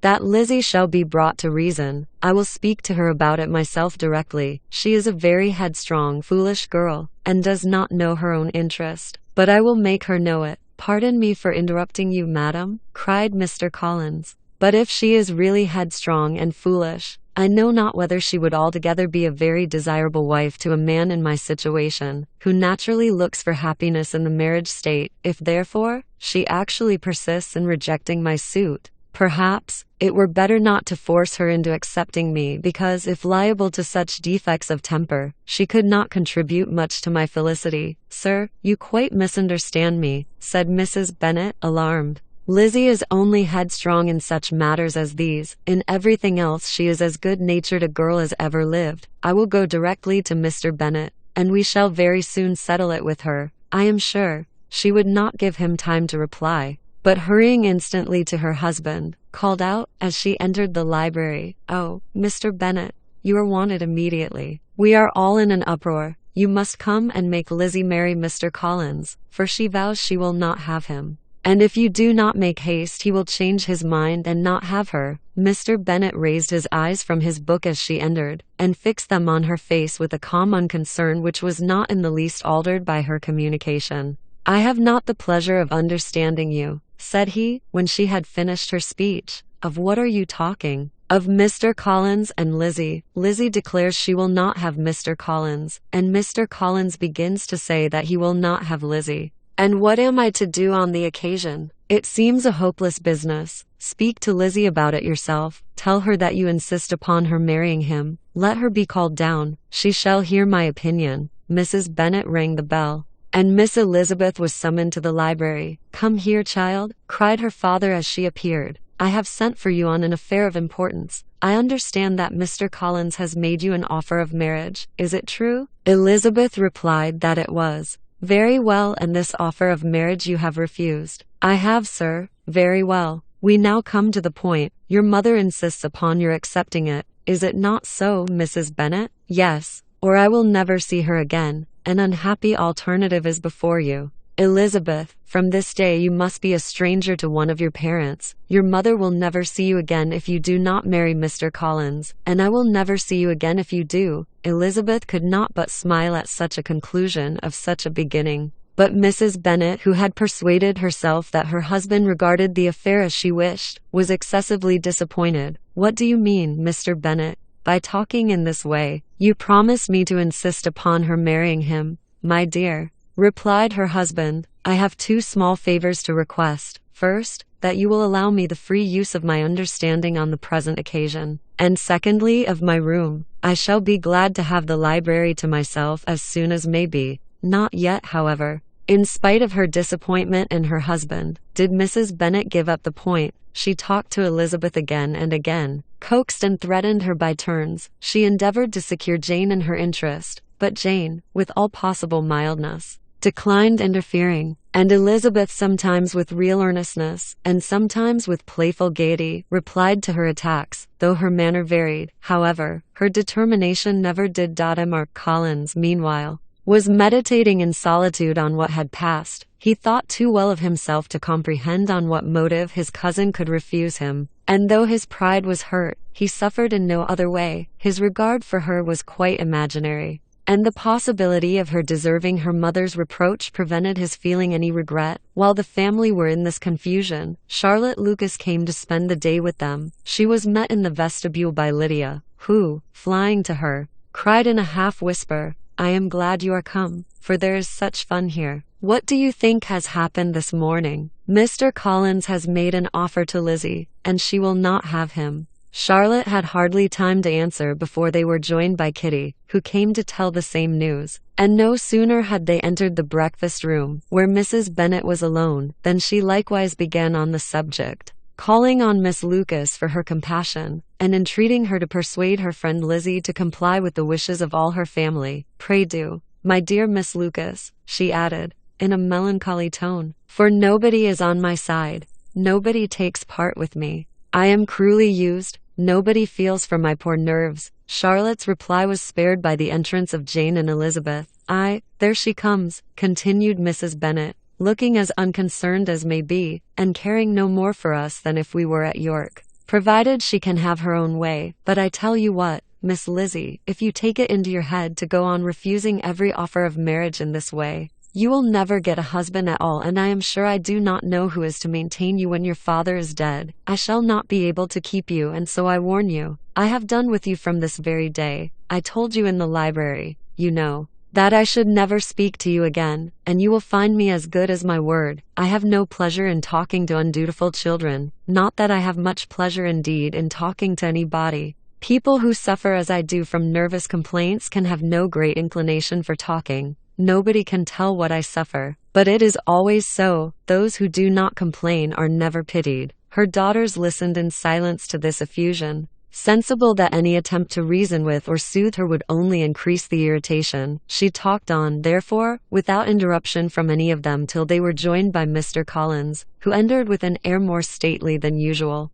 and on perceiving whom, she said to the girls, "Now, I do insist upon it, that you, all of you, hold your tongues, and let Mr. Collins and me have a little conversation together." Elizabeth passed quietly out of the room. Jane and Kitty followed, but Lydia stood her ground, determined to hear all she could. and Charlotte, detained first by the civility of Mr. Collins, whose inquiries after herself and all her family were very minute, and then by a little curiosity, satisfied herself with walking to the window and pretending not to hear. In a doleful voice Mrs. Bennet thus began the projected conversation. "Oh, Mr. Collins, my dear madam," replied he, "let us be forever silent on this point. Far be it from me," he presently continued, in a voice that marked his displeasure, "to resent the behavior of your daughter. Resignation to inevitable evils is the duty of us all, the peculiar duty of a young man who has been so fortunate, as I have been, in early preferment, and I trust, I am resigned, perhaps not the less so from feeling a doubt of my positive happiness had my fair cousin honored me with her hand, for I have often observed, that resignation is never so perfect as when the blessing denied begins to lose somewhat of its value in our estimation. You will not, I hope, consider me as showing any disrespect to your family, my dear madam, by thus withdrawing my pretensions to your daughter's favor, without having paid yourself and Mr. Bennet the compliment of requesting you to interpose your authority in my behalf. My conduct may, I fear, be objectionable in having accepted my dismission from your daughter's lips instead of your own, but we are all liable to error. I have certainly meant well through the whole affair. My object has been to secure an amiable companion for myself, with due consideration for the advantage of all your family, and if my manner has been at all reprehensible, I here beg leave to apologize. Chapter 21. The discussion of Mr. Collins's offer was now nearly at an end, and Elizabeth had only to suffer from the uncomfortable feelings necessarily attending it, and occasionally from some peevish allusion of her mother. As for the gentleman himself, his feelings were chiefly expressed,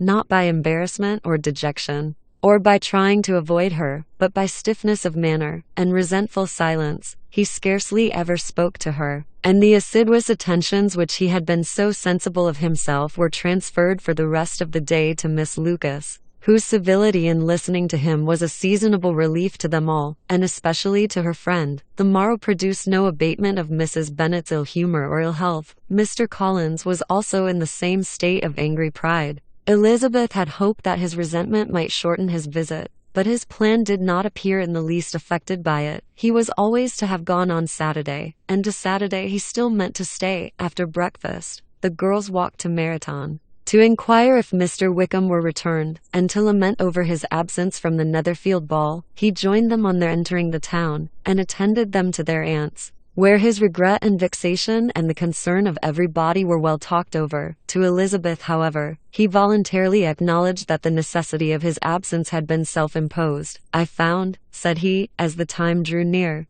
"that I had better not meet Mr. Darcy. That to be in the same room, the same party with him for so many hours together, might be more than I could bear, and that scenes might arise unpleasant to more than myself." She highly approved his forbearance, and they had leisure for a full discussion of it, and for all the commendation which they civilly bestowed on each other, as Wickham and another officer walked back with them to Longbourn, and during the walk he particularly attended to her. His accompanying them was a double advantage. She felt all the compliment it offered to herself, and it was most acceptable as an occasion of introducing him to her father and mother. Soon after their return, a letter was delivered to Miss Bennet. It came from Netherfield, and was opened immediately. The envelope contained a sheet of elegant, little, hot-pressed paper, well covered with a lady's fair, flowing hand, and Elizabeth saw her sister's countenance change as she read it, and saw her dwelling intently on some particular passages. Jane recollected herself soon, and putting the letter away, tried to join, with her usual cheerfulness, in the general conversation. But Elizabeth felt an anxiety on the subject which drew off her attention even from Wickham, and no sooner had he and his companion taken leave, than a glance from Jane invited her to follow her upstairs. When they had gained their own room, Jane, taking out her letter, said, "This is from Caroline Bingley. What it contains has surprised me a good deal. The whole party have left Netherfield by this time, and are on their way to town, and without any intention of coming back again. You shall hear what she says." She then read the first sentence aloud, which comprised the information of their having just resolved to follow their brother to town directly, and of their meaning to dine that day in Grosvenor Street, where Mr. Hurst had a house. The next was in these words: "I do not pretend to regret anything I shall leave in Hertfordshire except your society, my dearest friend, but we will hope, at some future period, to enjoy many returns of that delightful intercourse we have known, and in the meanwhile may lessen the pain of separation by a very frequent and most unreserved correspondence. I depend on you for that." To these high-flown expressions Elizabeth listened with all the insensibility of distrust, and though the suddenness of their removal surprised her, she saw nothing in it really to lament. It was not to be supposed that their absence from Netherfield would prevent Mr. Bingley's being there, and as to the loss of their society, she was persuaded that Jane must soon cease to regard it in the enjoyment of his. "It is unlucky," said she, after a short pause, "that you should not be able to see your friends before they leave the country, but may we not hope that the period of future happiness, to which Miss Bingley looks forward, may arrive earlier than she is aware, and that the delightful intercourse you have known as friends will be renewed with yet greater satisfaction as sisters? Mr. Bingley will not be detained in London by them. Caroline decidedly says that none of the party will return into Hertfordshire this winter. I will read it to you. When my brother left us yesterday, he imagined that the business which took him to London might be concluded in 3 or 4 days. But as we are certain it cannot be so, and at the same time convinced that when Charles gets to town he will be in no hurry to leave it again, we have determined on following him thither, that he may not be obliged to spend his vacant hours in a comfortless hotel. Many of my acquaintance are already there for the winter. I wish I could hear that you, my dearest friend, had any intention of making one in the crowd, but of that I despair. I sincerely hope your Christmas in Hertfordshire may abound in the gaieties which that season generally brings, and that your beaux will be so numerous as to prevent your feeling the loss of the 3 of whom we shall deprive you. It is evident by this," added Jane, "that he comes back no more this winter. It is only evident that Miss Bingley does not mean he should. Why will you think so? It must be his own doing. He is his own master. But you do not know all.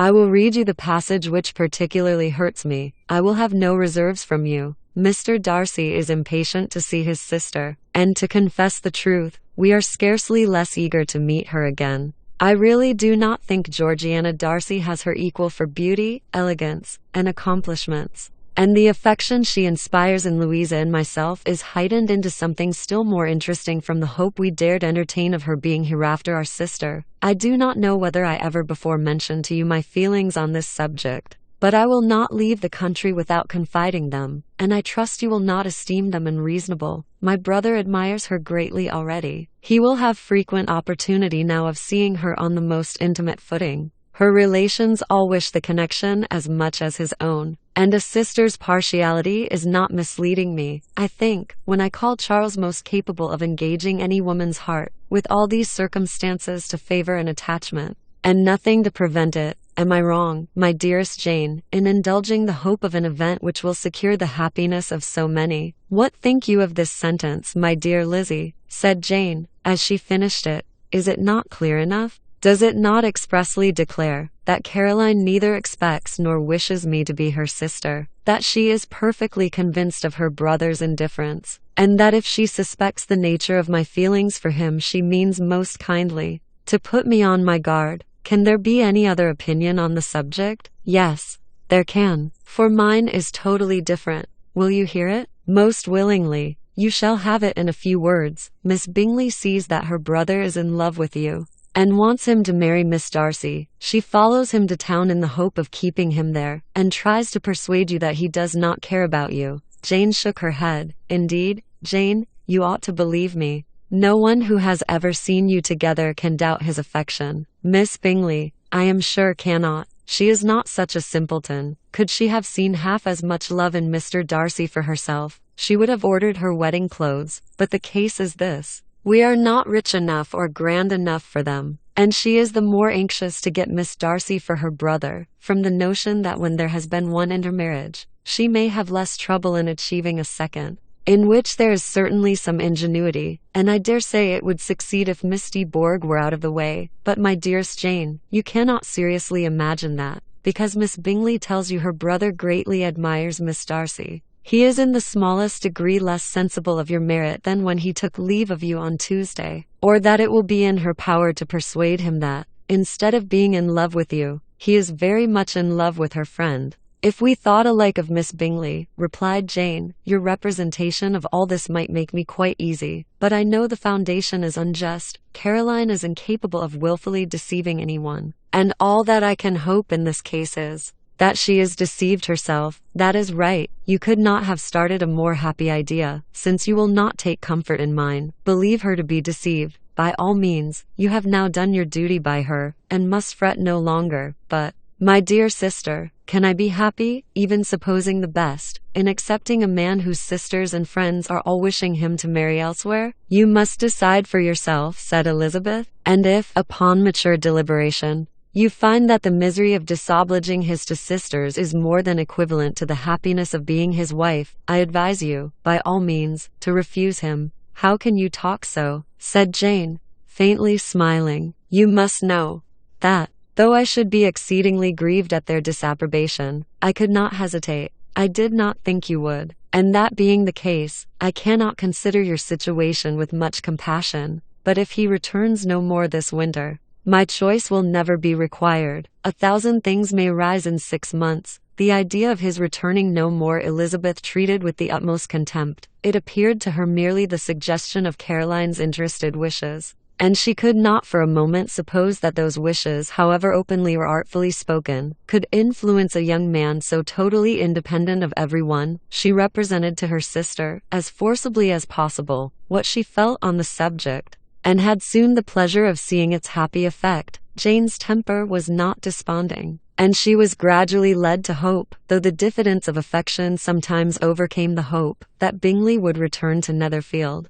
and answer every wish of her heart. They agreed that Mrs. Bennet should only hear of the departure of the family, without being alarmed on the score of the gentleman's conduct. But even this partial communication gave her a great deal of concern, and she bewailed it as exceedingly unlucky that the ladies should happen to go away just as they were all getting so intimate together. After lamenting it, however, at some length, she had the consolation of thinking that Mr. Bingley would be soon down again, and soon dining at Longbourn, and the conclusion of all was the comfortable declaration that, though he had been invited only to a family dinner, she would take care to have 2 full courses. Chapter 22. The Bennets were engaged to dine with the Lucases, and again, during the chief of the day, was Miss Lucas so kind as to listen to Mr. Collins. Elizabeth took an opportunity of thanking her. "It keeps him in good humour," said she, "and I am more obliged to you than I can express." Charlotte assured her friend of her satisfaction in being useful, and that it amply repaid her for the little sacrifice of her time. This was very amiable. But Charlotte's kindness extended farther than Elizabeth had any conception of. Its object was nothing less than to secure her from any return of Mr. Collins's addresses, by engaging them towards herself. Such was Miss Lucas's scheme, and appearances were so favourable, that when they parted at night, she would have felt almost sure of success if he had not been to leave Hertfordshire so very soon. But here she did injustice to the fire and independence of his character, for it led him to escape out of Longbourn House the next morning with admirable slyness, and hasten to Lucas Lodge to throw himself at her feet. He was anxious to avoid the notice of his cousins, from a conviction that, if they saw him depart, they could not fail to conjecture his design, and he was not willing to have the attempt known till its success could be known likewise. For though feeling almost secure, and with reason, for Charlotte had been tolerably encouraging, he was comparatively diffident since the adventure of Wednesday. His reception, however, was of the most flattering kind. Miss Lucas perceived him from an upper window as he walked towards the house, and instantly set out to meet him accidentally in the lane. But little had she dared to hope that so much love and eloquence awaited her there. In as short a time as Mr. Collins's long speeches would allow, everything was settled between them to the satisfaction of both, and as they entered the house, he earnestly entreated her to name the day that was to make him the happiest of men. And though such a solicitation must be waived for the present, the lady felt no inclination to trifle with his happiness. The stupidity with which he was favoured by nature must guard his courtship from any charm that could make a woman wish for its continuance, and Miss Lucas, who accepted him solely from the pure and disinterested desire of an establishment, cared not how soon that establishment were gained. Sir William and Lady Lucas were speedily applied to for their consent, and it was bestowed with the most joyful alacrity. Mr. Collins's present circumstances made it a most eligible match for their daughter, to whom they could give little fortune, and his prospects of future wealth were exceedingly fair. Lady Lucas began directly to calculate, with more interest than the matter had ever excited before, how many years longer Mr. Bennet was likely to live, and Sir William gave it as his decided opinion that whenever Mr. Collins should be in possession of the Longbourn estate, it would be highly expedient that both he and his wife should make their appearance at Steady James's. The whole family, in short, were properly overjoyed on the occasion. The younger girls formed hopes of coming out a year or two sooner than they might otherwise have done, and the boys were relieved from their apprehension of Charlotte's dying an old maid. Charlotte herself was tolerably composed. She had gained her point, and had time to consider of it. Her reflections were in general satisfactory. Mr. Collins, to be sure, was neither sensible nor agreeable. His society was irksome, and his attachment to her must be imaginary, but still he would be her husband. Without thinking highly either of men or of matrimony, marriage had always been her object. It was the only honorable provision for well-educated young women of small fortune, and however uncertain of giving happiness,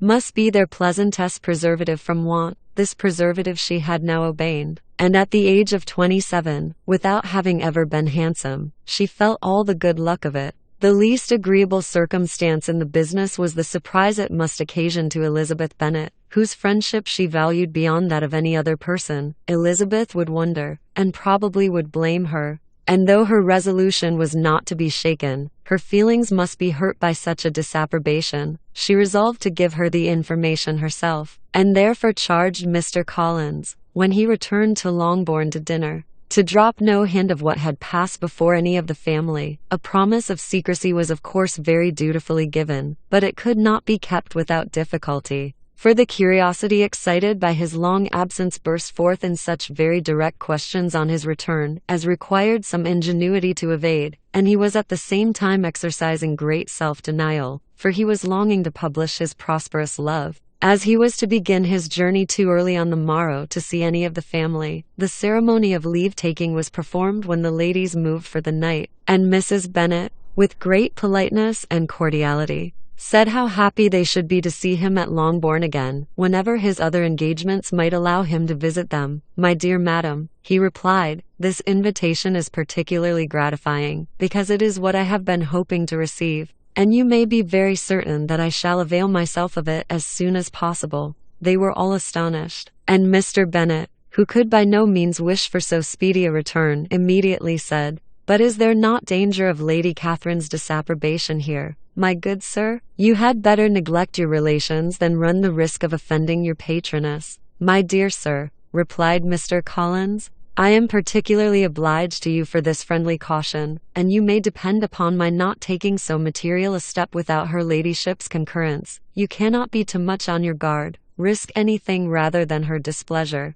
and if you find it likely to be raised by your coming to us again, which I should think exceedingly probable, stay quietly at home, and be satisfied that we shall take no offense. Believe me, my dear sir, my gratitude is warmly excited by such affectionate attention, and depend upon it, you will speedily receive from me a letter of thanks for this as well as for every other mark of your regard during my stay in Hertfordshire. As for my fair cousins, though my absence may not be long enough to render it necessary, I shall now take the liberty of wishing them health and happiness, not excepting my cousin Elizabeth." With proper civilities, the ladies then withdrew, all of them equally surprised to find that he meditated a quick return. Mrs. Bennet wished to understand by it that he thought of paying his addresses to one of her younger girls, and Mary might have been prevailed on to accept him. She rated his abilities much higher than any of the others. There was a solidity in his reflections which often struck her, and though by no means so clever as herself, she thought that, if encouraged to read and improve himself by such an example as hers,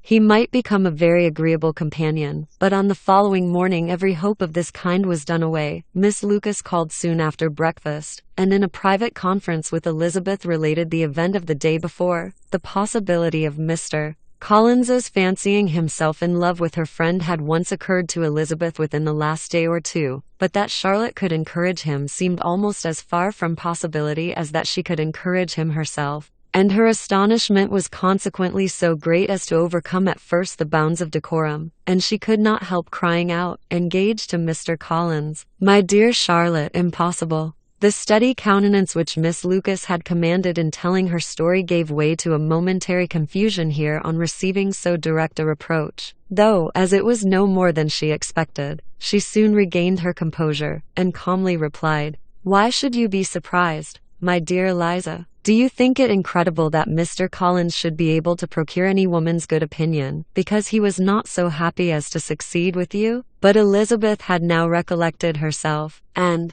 making a strong effort for it, was able to assure her, with tolerable firmness, that the prospect of their relationship was highly grateful to her, and that she wished her all imaginable happiness. "I see what you are feeling," replied Charlotte. "You must be surprised, very much surprised, so lately as Mr. Collins was wishing to marry you, but when you have had time to think it all over, I hope you will be satisfied with what I have done. I am not romantic, you know. I never was. I ask only a comfortable home, and considering Mr. Collins's character, connections, and situation in life, I am convinced that my chance of happiness with him is as fair as most people can boast on entering the marriage state." Elizabeth quietly answered, "Undoubtedly." And after an awkward pause, they returned to the rest of the family. Charlotte did not stay much longer, and Elizabeth was then left to reflect on what she had heard. It was a long time before she became at all reconciled to the idea of so unsuitable a match. The strangeness of Mr. Collins's making 2 offers of marriage within 3 days was nothing in comparison of his being now accepted.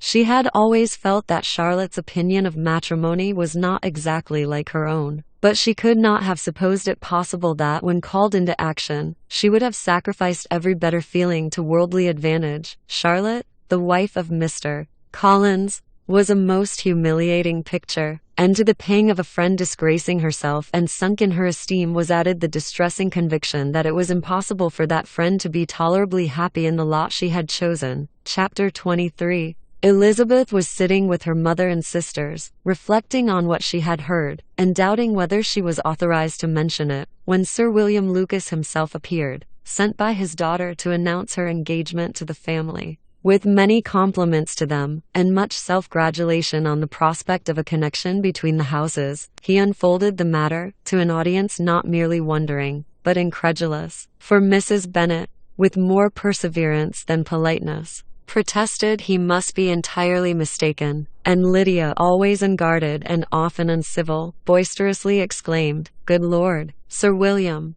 How can you tell such a story? Do not you know that Mr. Collins wants to marry Lizzie?" Nothing less than the complaisance of a courtier could have borne without anger such treatment, but Sir William's good breeding carried him through it all, and though he begged leave to be positive as to the truth of his information, he listened to all their impertinence with the most forbearing courtesy. Elizabeth, feeling it incumbent on her to relieve him from so unpleasant a situation, now put herself forward to confirm his account, by mentioning her prior knowledge of it from Charlotte herself, and endeavored to put a stop to the exclamations of her mother and sisters, by the earnestness of her congratulations to Sir William, in which she was readily joined by Jane, and by making a variety of remarks on the happiness that might be expected from the match, the excellent character of Mr. Collins, and the convenient distance of Hunsford from London. Mrs. Bennet was, in fact, too much overpowered to say a great deal while Sir William remained, but no sooner had he left them than her feelings found a rapid vent. In the first place, she persisted in disbelieving the whole of the matter. Secondly,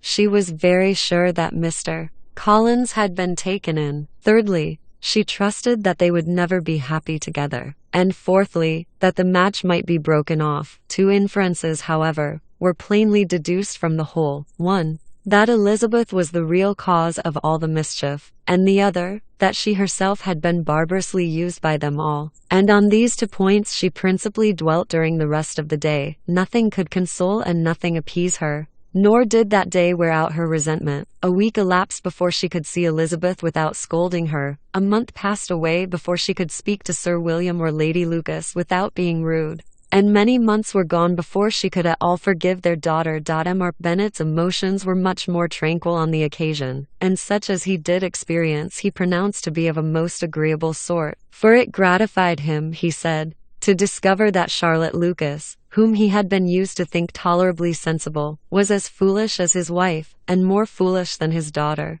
Jane confessed herself a little surprised at the match, but she said less of her astonishment than of her earnest desire for their happiness. Nor could Elizabeth persuade her to consider it as improbable. Kitty and Lydia were far from envying Miss Lucas, for Mr. Collins was only a clergyman, and it affected them in no other way than as a piece of news to spread at Meryton. Lady Lucas could not be insensible of triumph on being able to retort on Mrs. Bennet the comfort of having a daughter well married, and she called at Longbourn rather oftener than usual to say how happy she was, though Mrs. Bennet's sour looks and ill-natured remarks might have been enough to drive happiness away. Between Elizabeth and Charlotte there was a restraint which kept them mutually silent on the subject, and Elizabeth felt persuaded that no real confidence could ever subsist between them again. Her disappointment in Charlotte made her turn with fonder regard to her sister, of whose rectitude and delicacy she was sure her opinion could never be shaken, and for whose happiness she grew daily more anxious, as Bingley had now been gone a week, and nothing was heard of his return. Jane had sent Caroline an early answer to her letter, and was counting the days till she might reasonably hope to hear again. The promised letter of thanks from Mr. Collins arrived on Tuesday, addressed to their father, and written with all the solemnity of gratitude which a 12 months' abode in the family might have prompted. After discharging his conscience on that head, he proceeded to inform them, with many rapturous expressions, of his happiness in having obtained the affection of their amiable neighbour, Miss Lucas, and then explained that it was merely with the view of enjoying her society that he had been so ready to close with their kind wish of seeing him again at Longbourn, whither he hoped to be able to return on Monday fortnight. For Lady Catherine, he added, so heartily approved his marriage, that she wished it to take place as soon as possible, which he trusted would be an unanswerable argument with his amiable Charlotte to name an early day for making him the happiest of men. M. Collins's return into Hertfordshire was no longer a matter of pleasure to Mrs. Bennet.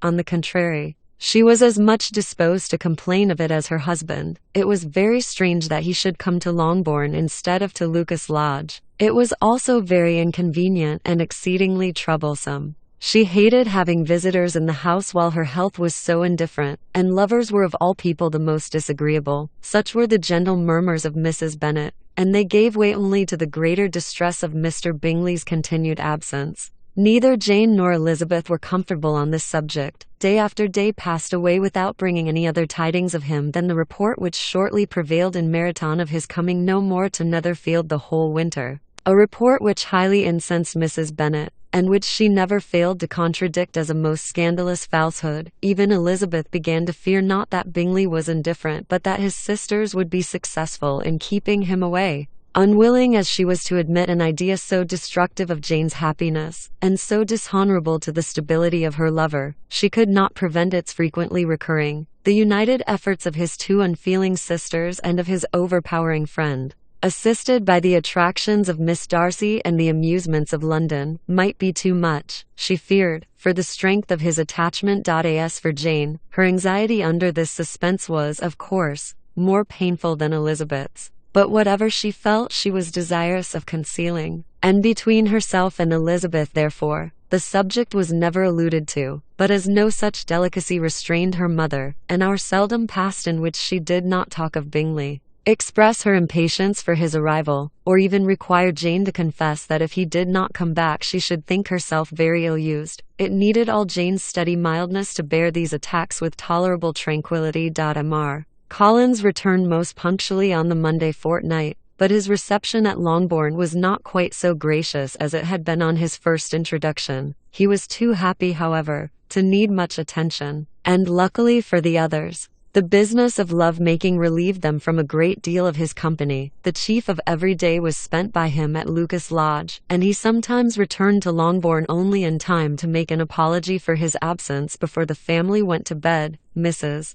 Bennet was really in a most pitiable state. The very mention of anything concerning the match threw her into an agony of ill humor, and wherever she went she was sure of hearing it talked of. The sight of Miss Lucas was odious to her. As her successor in that house, she regarded her with jealous abhorrence. Whenever Charlotte came to see them, she concluded her to be anticipating the hour of possession, and whenever she spoke in a low voice to Mr. Collins, was convinced that they were talking of the Longbourn estate, and resolving to turn herself and her daughters out of the house as soon as Mr. Bennet was dead, she complained bitterly of all this to her husband. "Indeed, Mr. Bennet," said she, "it is very hard to think that Charlotte Lucas should ever be mistress of this house, that I should be forced to make way for her, and live to see her take my place in it. My dear, do not give way to such gloomy thoughts. Let us hope for better things. Let us flatter ourselves that I may be the survivor." This was not very consoling to Mrs. Bennet, and therefore, instead of making any answer, she went on as before, "I cannot bear to think that they should have all this estate, if it was not for the entail.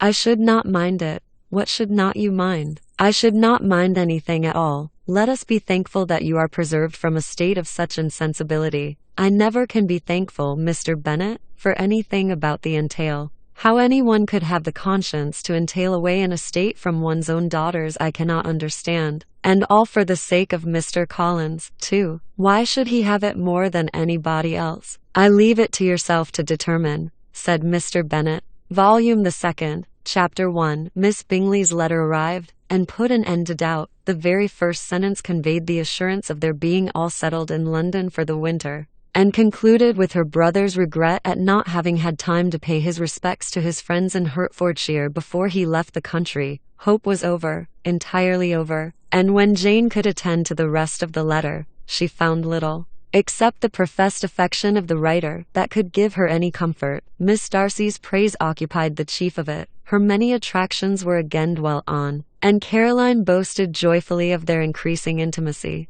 and ventured to predict the accomplishment of the wishes which had been unfolded in her former letter. She wrote also with great pleasure of her brother's being an inmate of Mr. Darcy's house, and mentioned with rapture some plans of the latter with regard to new furniture. Elizabeth, to whom Jane very soon communicated the chief of all this, heard it in silent indignation. Her heart was divided between concern for her sister and resentment against all others. To Caroline's assertion of her brother's being partial to Miss Darcy, she paid no credit. That he was really fond of Jane, she doubted no more than she had ever done. And much as she had always been disposed to like him, she could not think without anger, hardly without contempt, on that easiness of temper, that want of proper resolution, which now made him the slave of his designing friends, and led him to sacrifice his own happiness to the caprice of their inclinations. Had his own happiness, however, been the only sacrifice, he might have been allowed to sport with it in whatever manner he thought best. But her sister's was involved in it.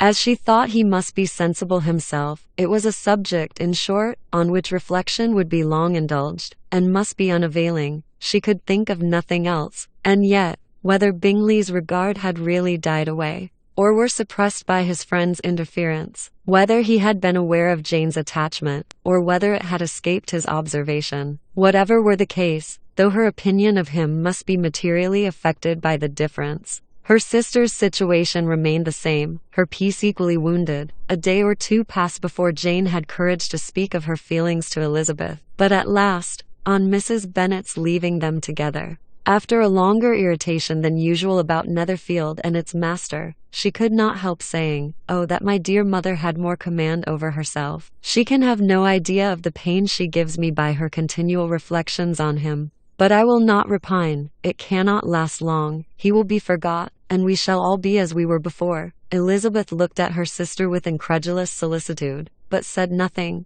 "You doubt me," cried Jane, slightly coloring. "Indeed, you have no reason. He may live in my memory as the most amiable man of my acquaintance, but that is all. I have nothing either to hope or fear, and nothing to reproach him with. Thank God, I have not that pain. A little time. Therefore I shall certainly try to get the better." With a stronger voice she soon added, "I have this comfort immediately, that it has not been more than an error of fancy on my side, and that it has done no harm to anyone but myself." "My dear Jane," exclaimed Elizabeth, "you are too good. Your sweetness and disinterestedness are really angelic. I do not know what to say to you. I feel as if I had never done you justice, or loved you as you deserve." Miss Bennet eagerly disclaimed all extraordinary merit, and threw back the praise on her sister's warm affection. "Nay," said Elizabeth, "this is not fair. You wish to think all the world respectable, and are hurt if I speak ill of anybody. I only want to think you perfect, and you set yourself against it. Do not be afraid of my running into any excess, of my encroaching on your privilege of universal goodwill. You need not. There are few people whom I really love,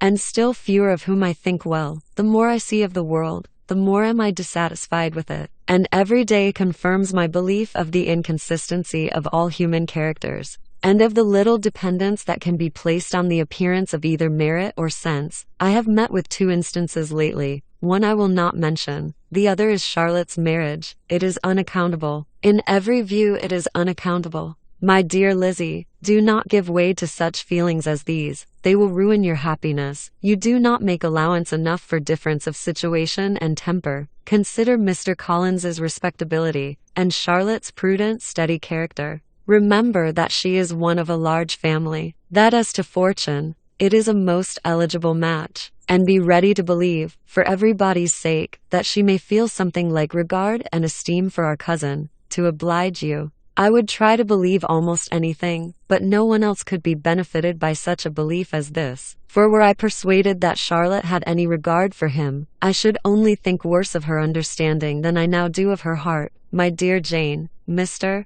Collins is a conceited, pompous, narrow-minded, silly man. You know he is, as well as I do. And you must feel, as well as I do, that the woman who marries him cannot have a proper way of thinking. You shall not defend her, though it is Charlotte Lucas. You shall not, for the sake of one individual, change the meaning of principle and integrity, nor endeavor to persuade yourself or me that selfishness is prudence, and insensibility of danger security for happiness. I must think your language too strong in speaking of both, replied Jane, and I hope you will be convinced of it by seeing them happy together. But enough of this. You alluded to something else. You mentioned 2 instances. I cannot misunderstand you. But I entreat you, dear Lizzie, not to pain me by thinking that person to blame, and saying your opinion of him is sunk. We must not be so ready to fancy ourselves intentionally injured. We must not expect a lively young man to be always so guarded and circumspect. It is very often nothing but our own vanity that deceives us. Women fancy admiration means more than it does, and men take care that they should. If it is designedly done, they cannot be justified. But I have no idea of there being so much design in the world as some persons imagine. I am far from attributing any part of Mr. Bingley's conduct to design, said Elizabeth, but without scheming to do wrong, or to make others unhappy. There may be error, and there may be misery, thoughtlessness, want of attention to other people's feelings, and want of resolution, will do the business. And do you impute it to either of those? Yes, to the last. But if I go on, I shall displease you by saying what I think of persons you esteem. Stop me whilst you can. You persist, then, in supposing his sisters influence him. Yes, in conjunction with his friend. I cannot believe it. Why should they try to influence him? They can only wish his happiness. And if he is attached to me, no other woman can secure it. Your first position is false. They may wish many things besides his happiness. They may wish his increase of wealth and consequence. They may wish him to marry a girl who has all the importance of money, great connections, and pride.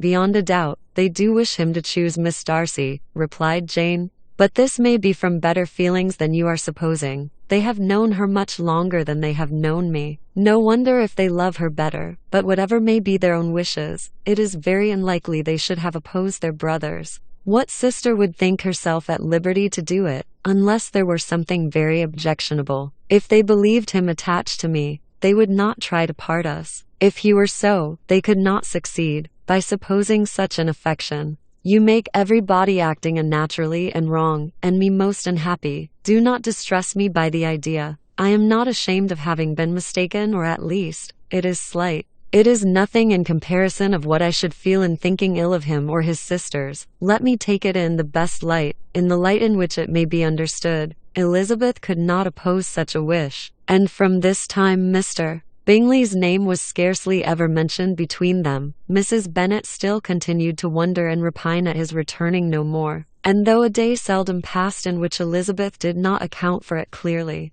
there seemed little chance of her ever considering it with less perplexity. Her daughter endeavored to convince her of what she did not believe herself, that his attentions to Jane had been merely the effect of a common and transient liking, which ceased when he saw her no more. But though the probability of the statement was admitted at the time, she had the same story to repeat every day. Mrs. Bennet's best comfort was that Mr. Bingley must be down again in the summer. Mr. Bennet treated the matter differently. "So, Lizzie," said he one day, "your sister is crossed in love, I find. I congratulate her. Next to being married, a girl likes to be crossed in love a little now and then. It is something to think of, and gives her a sort of distinction among her companions. When is your turn to come? You will hardly bear to be long outdone by Jane. Now is your time. Here are officers enough at Meryton to disappoint all the young ladies in the country. Let Wickham be your man. He is a pleasant fellow, and would jilt you creditably." "Thank you, sir, but a less agreeable man would satisfy me. We must not all expect Jane's good fortune." "True," said Mr. Bennet, "but it is a comfort to think that, whatever of that kind may befall you, you have an affectionate mother who will always make the most of it." Mr. Wickham's society was of material service in dispelling the gloom which the late perverse occurrences had thrown on many of the Longbourn family. They saw him often, and to his other recommendations was now added that of general unreserve. The whole of what Elizabeth had already heard, his claims on Mr. Darcy, and all that he had suffered from him, was now openly acknowledged and publicly canvassed. And everybody was pleased to think how much they had always disliked Mr. Darcy before they had known anything of the matter. Miss Bennet was the only creature who could suppose there might be any extenuating circumstances in the case unknown to the society of Hertfordshire. Her mild and steady candour always pleaded for allowances, and urged the possibility of mistakes. But by everybody else Mr. Darcy was condemned as the worst of men. Chapter 2. After a week spent in professions of love and schemes of felicity, Mr. Collins was called from his amiable Charlotte by the arrival of Saturday. The pain of separation, however, might be alleviated on his side by preparations for the reception of his bride, as he had reason to hope that shortly after his next return into Hertfordshire, the day would be fixed that was to make him the happiest of men. He took leave of his relations at Longbourn with as much solemnity as before, wished his fair cousin's health and happiness again, and promised their father another letter of thanks. On the following Monday, Mrs. Bennet had the pleasure of receiving her brother and his wife, who came, as usual, to spend the Christmas at Longbourn. Mr. Gardiner was a sensible, gentlemanlike man, greatly superior to his sister, as well by nature as education. The Netherfield ladies would have had difficulty in believing that a man who lived by trade, and within view of his own warehouses, could have been so well bred and agreeable. Mrs. Gardiner, who was several years younger than Mrs. Bennet and Mrs. Phillips, was an amiable, intelligent, elegant woman, and a great favourite with all her Longbourn nieces. Between the two eldest and herself, especially, there subsisted a very particular regard. They had frequently been staying with her in town.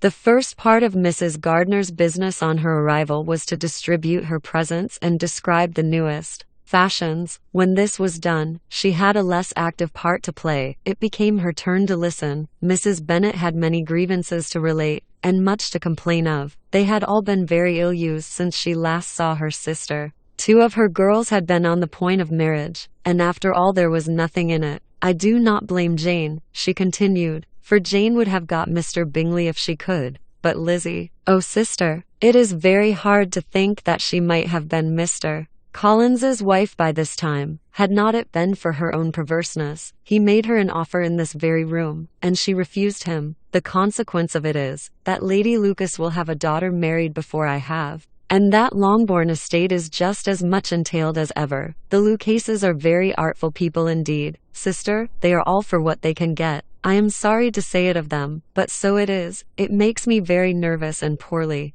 to be thwarted so in my own family, and to have neighbors who think of themselves before anybody else. However, your coming just at this time is the greatest of comforts, and I am very glad to hear what you tell us of long sleeves." Mrs. Gardiner, to whom the chief of this news had been given before, in the course of Jane and Elizabeth's correspondence with her, made her sister a slight answer, and in compassion to her nieces turned the conversation. When alone with Elizabeth afterwards, she spoke more on the subject. "It seems likely to have been a desirable match for Jane," said she. "I am sorry it went off, but these things happen so often. A young man, such as you describe Mr. Bingley, so easily falls in love with a pretty girl for a few weeks, and when accident separates them so easily forgets her, that these sort of inconstancies are very frequent. An excellent consolation in its way, said Elizabeth, but it will not do for us. We do not suffer by accident. It does not often happen that the interference of friends will persuade a young man of independent fortune to think no more of a girl whom he was violently in love with only a few days before.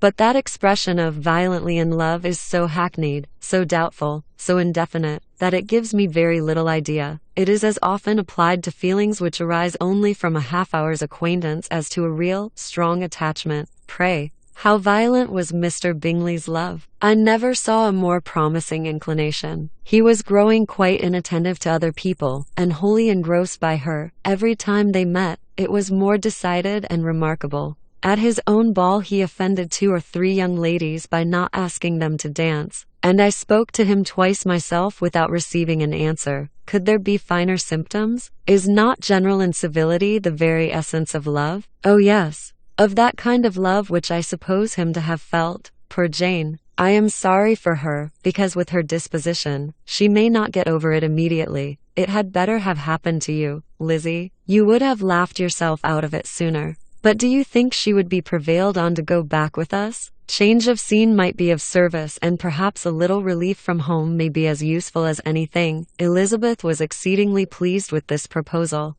and felt persuaded of her sister's ready acquiescence. I hope, added Mrs. Gardiner, that no consideration with regard to this young man will influence her. We live in so different a part of town, all our connections are so different, and as you well know, we go out so little, that it is very improbable they should meet at all, unless he really comes to see her, and that is quite impossible, for he is now in the custody of his friend, and Mr. Darcy would no more suffer him to call on Jane in such a part of London. My dear aunt, how could you think of it? Mr. Darcy may perhaps have heard of such a place as Gracechurch Street, but he would hardly think a month's ablution enough to cleanse him from its impurities, were he once to enter it. And depend upon it, Mr. Bingley never stirs without him. So much the better. I hope they will not meet at all. But does not Jane correspond with his sister? She will not be able to help calling. She will drop the acquaintance entirely. But in spite of the certainty in which Elizabeth affected to place this point, as well as the still more interesting one of Bingley's being withheld from seeing Jane, she felt a solicitude on the subject which convinced her, on examination, that she did not consider it entirely hopeless. It was possible, and sometimes she thought it probable, that his affection might be reanimated, and the influence of his friends successfully combated by the more natural influence of Jane's attractions. Miss Bennet accepted her aunt's invitation with pleasure, and the Bingleys were no otherwise in her thoughts at the same time than as she hoped. By Caroline's not living in the same house with her brother, she might occasionally spend a morning with her, without any danger of seeing him. The Gardiners stayed a week at Longbourn, and what with the Phillipses, the Lucases, and the officers, there was not a day without its engagement. Mrs. Bennet had so carefully provided for the entertainment of her brother and sister, that they did not once sit down to a family dinner, when the engagement was for home. Some of the officers always made part of it, of which officers Mr. Wickham was sure to be one, and on these occasions Mrs. Gardiner, rendered suspicious by Elizabeth's warm commendation of him, narrowly observed them both, without supposing them, from what she saw, to be very seriously in love. Their preference of each other was plain enough to make her a little uneasy, and she resolved to speak to Elizabeth on the subject before she left Hertfordshire, and represent to her the imprudence of encouraging such an attachment. To Mrs. Gardiner, Wickham had one means of affording pleasure, unconnected with his general powers. About 10 or a dozen years ago, before her marriage, she had spent a considerable time in that very part of Derbyshire to which he belonged. They had, therefore, many acquaintance in common, and though Wickham had been little there since the death of Darcy's father, 5 years before, it was yet in his power to give her fresher intelligence of her former friends than she had been in the way of procuring. Mrs. Gardiner had seen Pemberley and known the late Mr. Darcy by character perfectly well. Here, consequently, was an inexhaustible subject of discourse. In comparing her recollection of Pemberley with the minute description which Wickham could give, and in bestowing her tribute of praise on the character of its late possessor, she was delighting both him and herself on being made acquainted with the present Mr. Darcy's treatment of him. She tried to remember something of that gentleman's reputed disposition when quite a lad, which might agree with it, and was confident, at last, that she recollected having heard Mr. Fitzwilliam Darcy formerly spoken of as a very proud, ill-natured boy. Chapter 3. Mrs. Gardner's caution to Elizabeth was punctually and kindly given on the first favorable opportunity of speaking to her alone. After honestly telling her what she thought, she thus went on: "You are too sensible a girl, Lizzie, to fall in love merely because you are warned against it, and therefore, I am not afraid of speaking openly. Seriously, I would have you be on your guard. Do not involve yourself, or endeavor to involve him, in an affection which the want of fortune would make so very imprudent. I have nothing to say against him. He is a most interesting young man, and if he had the fortune he ought to have, I should think you could not do better. But as it is, you must not let your fancy run away with you. You have sense, and we all expect you to use it. Your father would depend on your resolution and good conduct, I am sure. You must not disappoint your father, my dear aunt. This is being serious indeed." "Yes, and I hope to engage you to be serious likewise." "Well then, you need not be under any alarm. I will take care of myself, and of Mr. Wickham too. He shall not be in love with me, if I can prevent it." "Elizabeth, you are not serious now. I beg your pardon. I will try again. At present I am not in love with Mr. Wickham." "No, I certainly am not, but he is, beyond all comparison, the most agreeable man I ever saw, and if he becomes really attached to me, I believe it will be better that he should not. I see the imprudence of it. Oh, that abominable Mr. Darcy! My father's opinion of me does me the greatest honor, and I should be miserable to forfeit it. My father, however, is partial to Mr. Wickham. In short, my dear aunt, I should be very sorry to be the means of making any of you unhappy.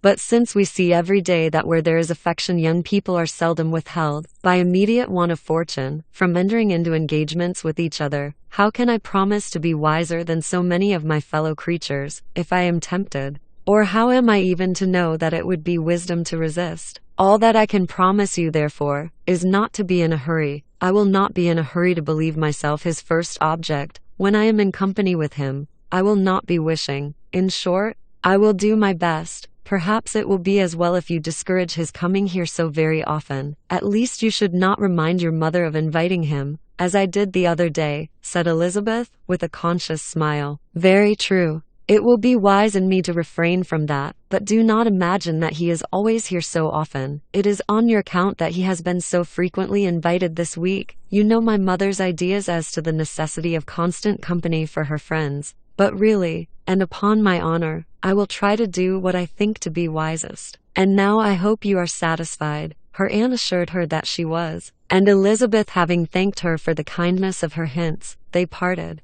A wonderful instance of advice being given on such a point without being resented. M. Collins returned into Hertfordshire soon after it had been quitted by the Gardners and Jane, but as he took up his abode with the Lucases, his arrival was no great inconvenience to Mrs. Bennet. His marriage was now fast approaching, and she was at length so far resigned as to think it inevitable, and even repeatedly to say, in an ill-natured tone, that she wished they might be happy. Thursday was to be the wedding day, and on Wednesday Miss Lucas paid her farewell visit, and when she rose to take leave, Elizabeth, ashamed of her mother's ungracious and reluctant good wishes, and sincerely affected herself, accompanied her out of the room. As they went downstairs together, Charlotte said, "I shall depend on hearing from you very often, Eliza." "That you certainly shall, and I have another favor to ask. Will you come and see me? We shall often meet, I hope, in Hertfordshire. I am not likely to leave Kent for some time. Promise me, therefore, to come to Hunsford." Elizabeth could not refuse, though she foresaw little pleasure in the visit. "My father and Maria are to come to me in March," added Charlotte, "and I hope you will consent to be of the party. Indeed, Eliza, you will be as welcome to me as either of them." The wedding took place. The bride and bridegroom set off for Kent from the church door, and everybody had as much to say or to hear on the subject as usual. Elizabeth soon heard from her friend, and their correspondence was as regular and frequent as it ever had been. That it should be equally unreserved was impossible. Elizabeth could never address her without feeling that all the comfort of intimacy was over, and though determined not to slacken as a correspondent, it was for the sake of what had been rather than what was. Charlotte's first letters were received with a good deal of eagerness. There could not but be curiosity to know how she would speak of her new home, how she would like Lady Catherine, and how happy she would dare pronounce herself to be. Though, when the letters were read, Elizabeth felt that Charlotte expressed herself on every point exactly as she might have foreseen. She wrote cheerfully, seemed surrounded with comforts, and mentioned nothing which she could not praise. The house, furniture,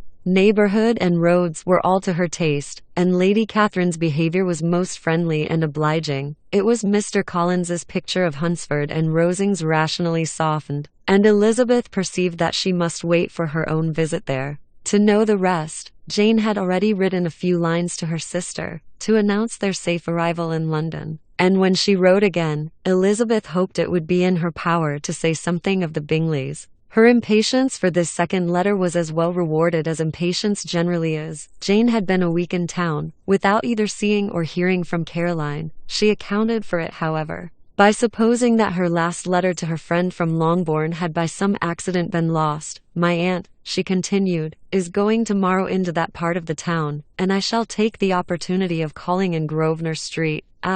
She wrote again when the visit was paid, and she had seen Miss Bingley. "I did not think Caroline in spirits," were her words, "but she was very glad to see me, and reproached me for giving her no notice of my coming to London. I was right, therefore. My last letter had never reached her. I inquired after their brother, of course. He was well, but so much engaged with Mr. Darcy that they scarcely ever saw him. I found that Miss Darcy was expected to dinner. I wish I could see her. My visit was not long. As Caroline and Mrs. Hurst were going out, I dare say I shall soon see them here." Elizabeth shook her head over this letter. It convinced her that accident only could discover to Mr. Bingley her sister's being in town. 4 weeks passed away, and Jane saw nothing of him. She endeavored to persuade herself that she did not regret it, but she could no longer be blind to Miss Bingley's inattention. After waiting at home every morning for a fortnight, and inventing every evening a fresh excuse for her, the visitor did at last appear, but the shortness of her stay, and yet more, the alteration of her manner, would allow Jane to deceive herself no longer.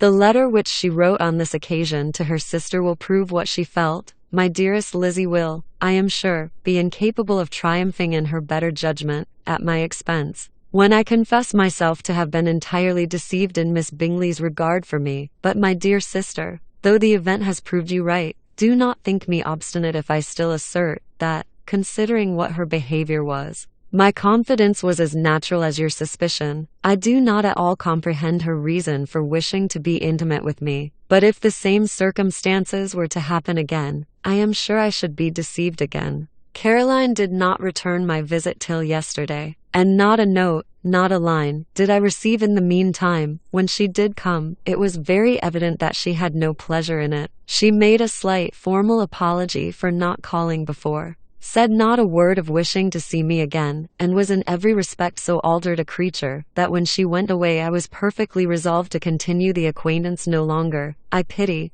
though I cannot help blaming her. She was very wrong in singling me out as she did. I can safely say that every advance to intimacy began on her side, but I pity her, because she must feel that she has been acting wrong, and because I am very sure that anxiety for her brother is the cause of it. I need not explain myself farther, and though we know this anxiety to be quite needless, yet if she feels it, it will easily account for her behavior to me. And so deservedly dear as he is to his sister, whatever anxiety she may feel on his behalf is natural and amiable. I cannot but wonder, however, at her having any such fears now, because, if he had at all cared about me, we must have met long, long ago. He knows of my being in town, I am certain, from something she said herself, and yet it would seem, by her manner of talking, as if she wanted to persuade herself that he is really partial to Miss Darcy. I cannot understand it. If I were not afraid of judging harshly, I should be almost tempted to say that there is a strong appearance of duplicity in all this, but I will endeavor to banish every painful thought, and think only of what will make me happy. Your affection, and the invariable kindness of my dear uncle and aunt. Let me hear from you very soon." Miss Bingley said something of his never returning to Netherfield again, of giving up the house, but not with any certainty. "We had better not mention it. I am extremely glad that you have such pleasant accounts from our friends at Hunsford. Pray go to see them, with Sir William and Maria. I am sure you will be very comfortable there. Yours, N.C." This letter gave Elizabeth some pain, but her spirits returned as she considered that Jane would no longer be duped. By the sister at least, all expectation from the brother was now absolutely over. She would not even wish for any renewal of his attentions. His character sunk on every review of it, and as a punishment for him, as well as a possible advantage to Jane, she seriously hoped he might really soon marry Mr. Darcy's sister, as, by Wickham's account, she would make him abundantly regret what he had thrown away. Mrs. Gardiner about this time reminded Elizabeth of her promise concerning that gentleman, and required information. And Elizabeth had such to send as might rather give contentment to her aunt than to herself. His apparent partiality had subsided. His attentions were over. He was the admirer of someone else. Elizabeth was watchful enough to see it all. But she could see it and write of it without material pain. Her heart had been but slightly touched, and her vanity was satisfied with believing that she would have been his only choice, had fortune permitted it. The sudden acquisition of £10,000 was the most remarkable charm of the young lady to whom he was now rendering himself agreeable. But Elizabeth, less clear-sighted perhaps in this case than in Charlotte's, did not quarrel with him for his wish of independence. Nothing, on the contrary, could be more natural. And while able to suppose that it cost him a few struggles to relinquish her, she was ready to allow it a wise and desirable measure for both, and could very sincerely wish him happy. All this was acknowledged to Mrs. Gardiner, and after relating the circumstances, she thus went on: "I am now convinced, my dear aunt, that I have never been much in love. For had I really experienced that pure and elevating passion, I should at present detest his very name, and wish him all manner of evil. But my feelings are not only cordial towards him, they are even impartial towards Miss King. I cannot find out that I hate her at all, or that I am in the least unwilling to think her a very good sort of girl. There can be no love in all this. My watchfulness has been effectual. And though I should certainly be a more interesting object to all my acquaintance were I distractedly in love with him, I cannot say that I regret my comparative insignificance. Importance may sometimes be purchased dearly. Kitty and Lydia take his defection much more to heart than I do. They are young in the ways of the world, and not yet open to the mortifying conviction that handsome young men must have something to live on, as well as the plain." Chapter 4. With no greater events than these in the Longbourn family, and otherwise diversified by little beyond the walks to Meryton, sometimes dirty and sometimes cold, did January and February pass away. March was to take Elizabeth to Hunsford.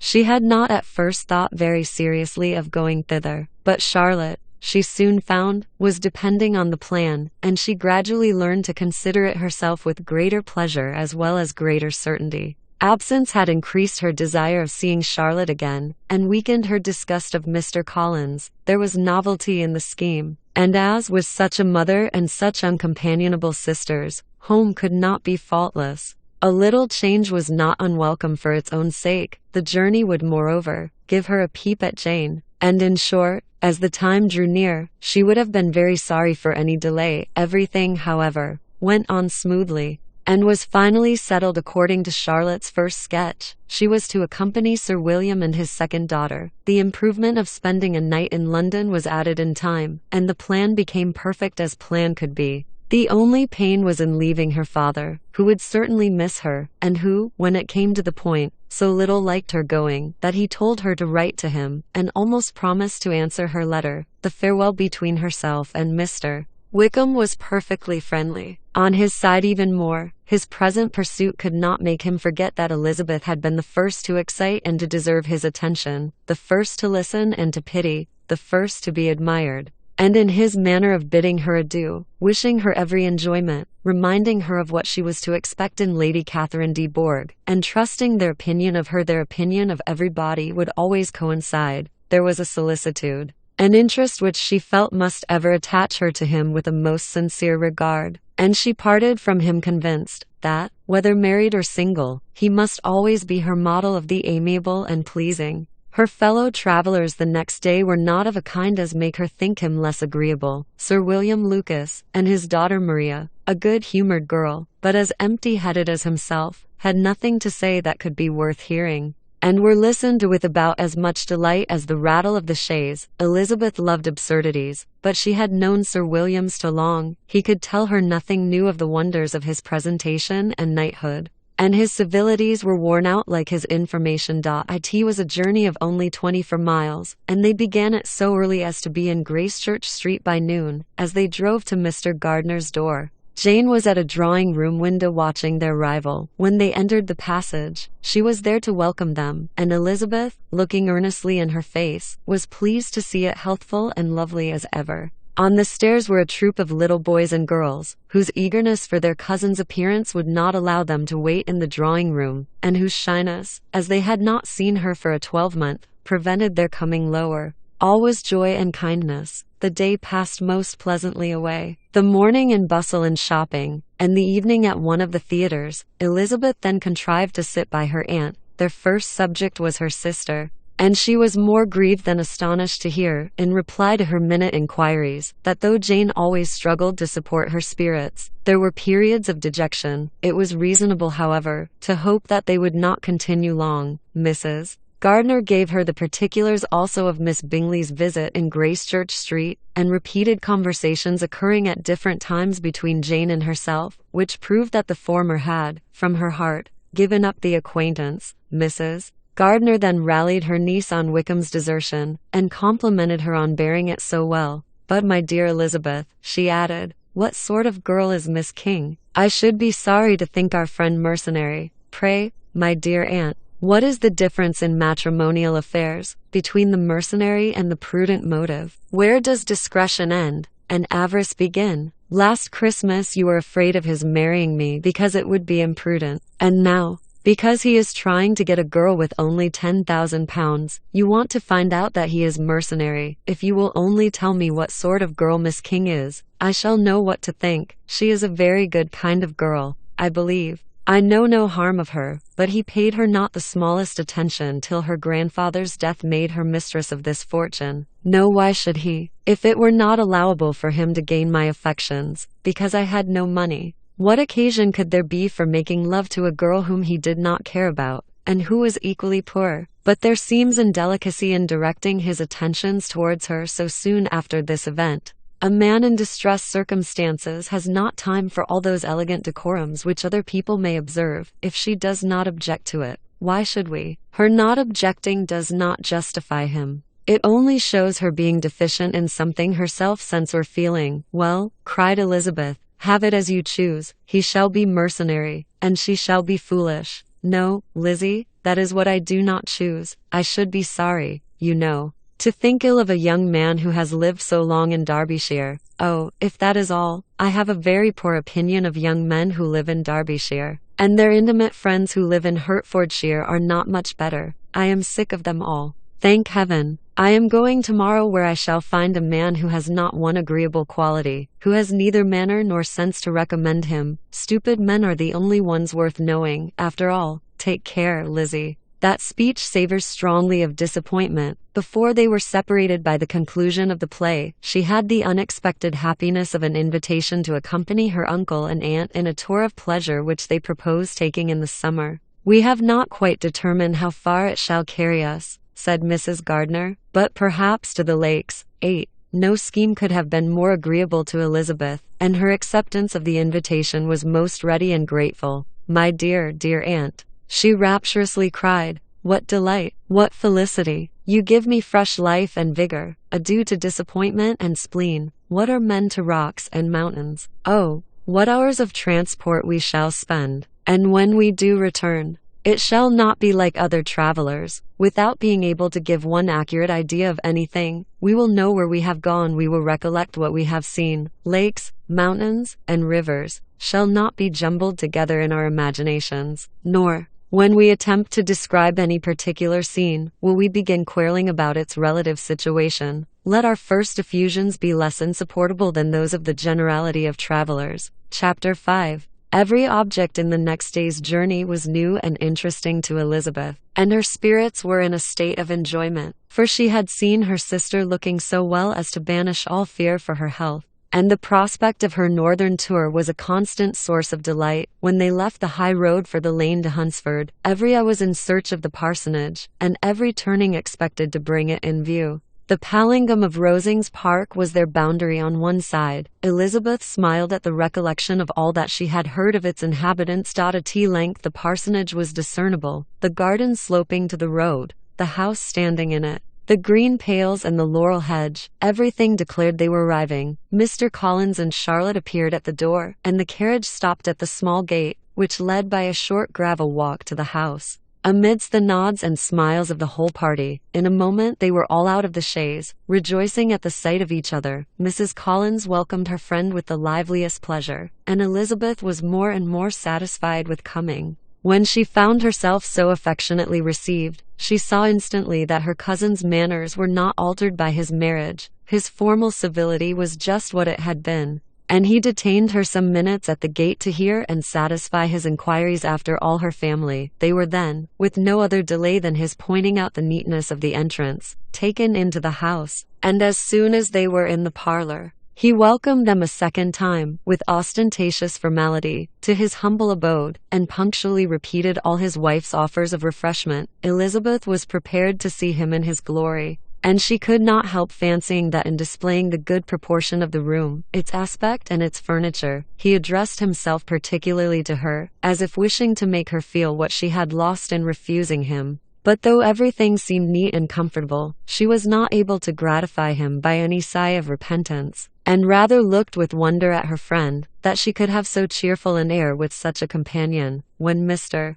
Collins said anything of which his wife might reasonably be ashamed, which certainly was not unseldom, she involuntarily turned her eye on Charlotte. Once or twice she could discern a faint blush, but in general Charlotte wisely did not hear. After sitting long enough to admire every article of furniture in the room, from the sideboard to the fender, and to give an account of their journey, and of all that had happened in London, Mr. Collins invited them to take a stroll in the garden, which was large and well laid out, and to the cultivation of which he attended himself. To work in his garden was one of his most respectable pleasures, and Elizabeth admired the command of countenance with which Charlotte talked of the healthfulness of the exercise, and owned she encouraged it as much as possible. Here, leading the way through every walk and cross-walk, and scarcely allowing them an interval to utter the praises he asked for, every view was pointed out with a minuteness which left beauty entirely behind. He could number the fields in every direction, and could tell how many trees there were in the most distant clump, but of all the views which his garden, or which the country or the kingdom could boast, none were to be compared with the prospect of Rosings, afforded by an opening in the trees that bordered the park nearly opposite the front of his house. It was a handsome modern building, well situated on rising ground. From his garden, Mr. Collins would have led them round his tomatoes, but the ladies, not having shoes to encounter the remains of a white frost, turned back, and while Sir William accompanied him, Charlotte took her sister and friend over the house, extremely well pleased, probably, to have the opportunity of showing it without her husband's help. It was rather small, but well built and convenient, and everything was fitted up and arranged with a neatness and consistency, of which Elizabeth gave Charlotte all the credit. When Mr. Collins could be forgotten, there was really a great air of comfort throughout, and by Charlotte's evident enjoyment of it, Elizabeth supposed he must be often forgotten. She had already learnt that Lady Catherine was still in the country. It was spoken of again while they were at dinner, when Mr. Collins, joining in, observed, "Yes, Miss Elizabeth, you will have the honour of seeing Lady Catherine de Bourgh on the ensuing Sunday at church, and I need not say you will be delighted with her.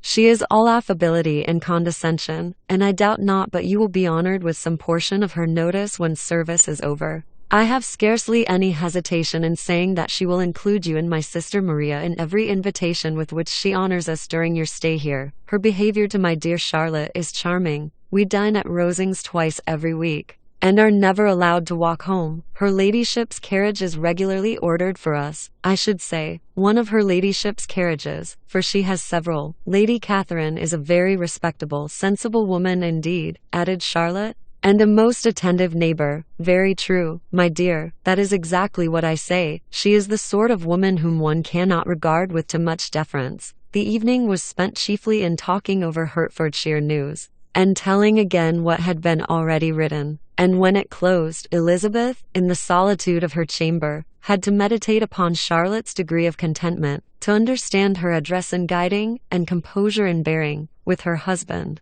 and to acknowledge that it was all done very well. She had also to anticipate how her visit would pass, the quiet tenor of their usual employments, the vexatious interruptions of Mr. Collins, and the gaieties of their intercourse with Rosings. A lively imagination soon settled it all. About the middle of the next day, as she was in her room getting ready for a walk, a sudden noise below seemed to speak the whole house in confusion, and after listening a moment, she heard somebody running upstairs in a violent hurry, and calling loudly after her. She opened the door and met Maria in the landing place, who, breathless with agitation, cried out, "Oh, my dear Eliza, pray make haste and come into the dining room, for there is such a sight to be seen. I will not tell you what it is. Make haste, and come down this moment." Elizabeth asked questions in vain. Maria would tell her nothing more, and down they ran into the dining room, which fronted the lane, in quest of this wonder. It was two ladies stopping in a low phaeton at the garden gate. "And is this all?" cried Elizabeth. "I expected at least that the pigs were got into the garden, and here is nothing but Lady Catherine and her daughter." "La, my dear," said Maria, quite shocked at the mistake, "it is not Lady Catherine. The old lady is Mrs. Jenkinson, who lives with them. The other is Miss de Bourgh. Only look at her. She is quite a little creature. Who would have thought she could be so thin and small? She is abominably rude to keep Charlotte out of doors in all this wind. Why does she not come in?" "Oh, Charlotte says she hardly ever does. It is the greatest of favors when Miss de Bourgh comes in. I like her appearance," said Elizabeth, struck with other ideas. "She looks sickly and cross. Yes, she will do for him very well. She will make him a very proper wife." Mr. Collins and Charlotte were both standing at the gate in conversation with the ladies, and Sir William, to Elizabeth's high diversion, was stationed in the doorway, in earnest contemplation of the greatness before him, and constantly bowing whenever Miss de Bourgh looked that way. At length there was nothing more to be said. The ladies drove on, and the others returned into the house. Mr. Collins no sooner saw the two girls than he began to congratulate them on their good fortune, which Charlotte explained by letting them know that the whole party was asked to dine at Rosings the next day. Chapter 6. Mr. Collins's triumph, in consequence of this invitation, was complete. The power of displaying the grandeur of his patroness to his wondering visitors, and of letting them see her civility towards himself and his wife, was exactly what he had wished for. And that an opportunity of doing it should be given so soon was such an instance of Lady Catherine's condescension as he knew not how to admire enough. "I confess," said he, "that I should not have been at all surprised by her ladyship's asking us on Sunday to drink tea and spend the evening at Rosings. I rather expected, from my knowledge of her affability, that it would happen. But who could have foreseen such an attention as this? Who could have imagined that we should receive an invitation to dine there, an invitation, moreover, including the whole party, so immediately after your arrival?" "I am the less surprised at what has happened," replied Sir William, "from that knowledge of what the manners of the great really are, which my situation in life has allowed me to acquire. About the court, such instances of elegant breeding are not uncommon. Scarcely anything was talked of the whole day or next morning but their visit to Rosings. Mr. Collins was carefully instructing them in what they were to expect, that the sight of such rooms, so many servants, and so splendid a dinner, might not wholly overpower them. When the ladies were separating for the toilette, he said to Elizabeth, "Do not make yourself uneasy, my dear cousin, about your apparel. Lady Catherine is far from requiring that elegance of dress in us which becomes herself and daughter. I would advise you merely to put on whatever of your clothes is superior to the rest. There is no occasion for anything more. Lady Catherine will not think the worse of you for being simply dressed. She likes to have the distinction of rank preserved." While they were dressing, he came 2 or 3 times to their different doors, to recommend their being quick, as Lady Catherine very much objected to be kept waiting for her dinner. Such formidable accounts of her ladyship, and her manner of living, quite frightened Maria Lucas, who had been little used to company, and she looked forward to her introduction at Rosings with as much apprehension as her father had done to his presentation at Steady James. S.as the weather was fine. They had a pleasant walk of about half a mile across the park. Every park has its beauty and its prospects, and Elizabeth saw much to be pleased with, though she could not be in such raptures as Mr. Collins expected the scene to inspire, and was but slightly affected by his enumeration of the windows in front of the house, and his relation of what the glazing altogether had originally cost Sir Louis de Bow. When they ascended the steps to the hall, Maria's alarm was every moment increasing, and even Sir William did not look perfectly calm. Elizabeth's courage did not fail her. She had heard nothing of Lady Catherine that spoke her awful from any extraordinary talents or miraculous virtue, and the mere stateliness of money and rank she thought she could witness without trepidation. From the entrance hall, of which Mr. Collins pointed out, with a rapturous air, the fine proportion and finished ornaments, they followed the servants through an antechamber to the room where Lady Catherine, her daughter, and Mrs. Jenkinson were sitting. Her ladyship, with great condescension, rose to receive them, and as Mrs. Collins had settled it with her husband that the office of introduction should be hers, it was performed in a proper manner, without any of those apologies and thanks which he would have thought necessary. In spite of having been at Steady James's, Sir William was so completely awed by the grandeur surrounding him that he had but just courage enough to make a very low bow and take his seat without saying a word, and his daughter, frightened almost out of her senses, sat on the edge of her chair, not knowing which way to look. Elizabeth found herself quite equal to the scene, and could observe the three ladies before her composedly. Lady Catherine was a tall, large woman, with strongly marked features, which might once have been handsome. Her air was not conciliating, nor was her manner of receiving them such as to make her visitors forget their inferior rank. She was not rendered formidable by silence, but whatever she said was spoken in so authoritative a tone as marked her self-importance, and brought Mr. Wickham immediately to Elizabeth's mind, and from the observation of the day altogether, she believed Lady Catherine to be exactly what he had represented. When, after examining the mother, in whose countenance and deportment she soon found some resemblance of Mr. Darcy, she turned her eyes on the daughter, she could almost have joined in Maria's astonishment at her being so thin and so small.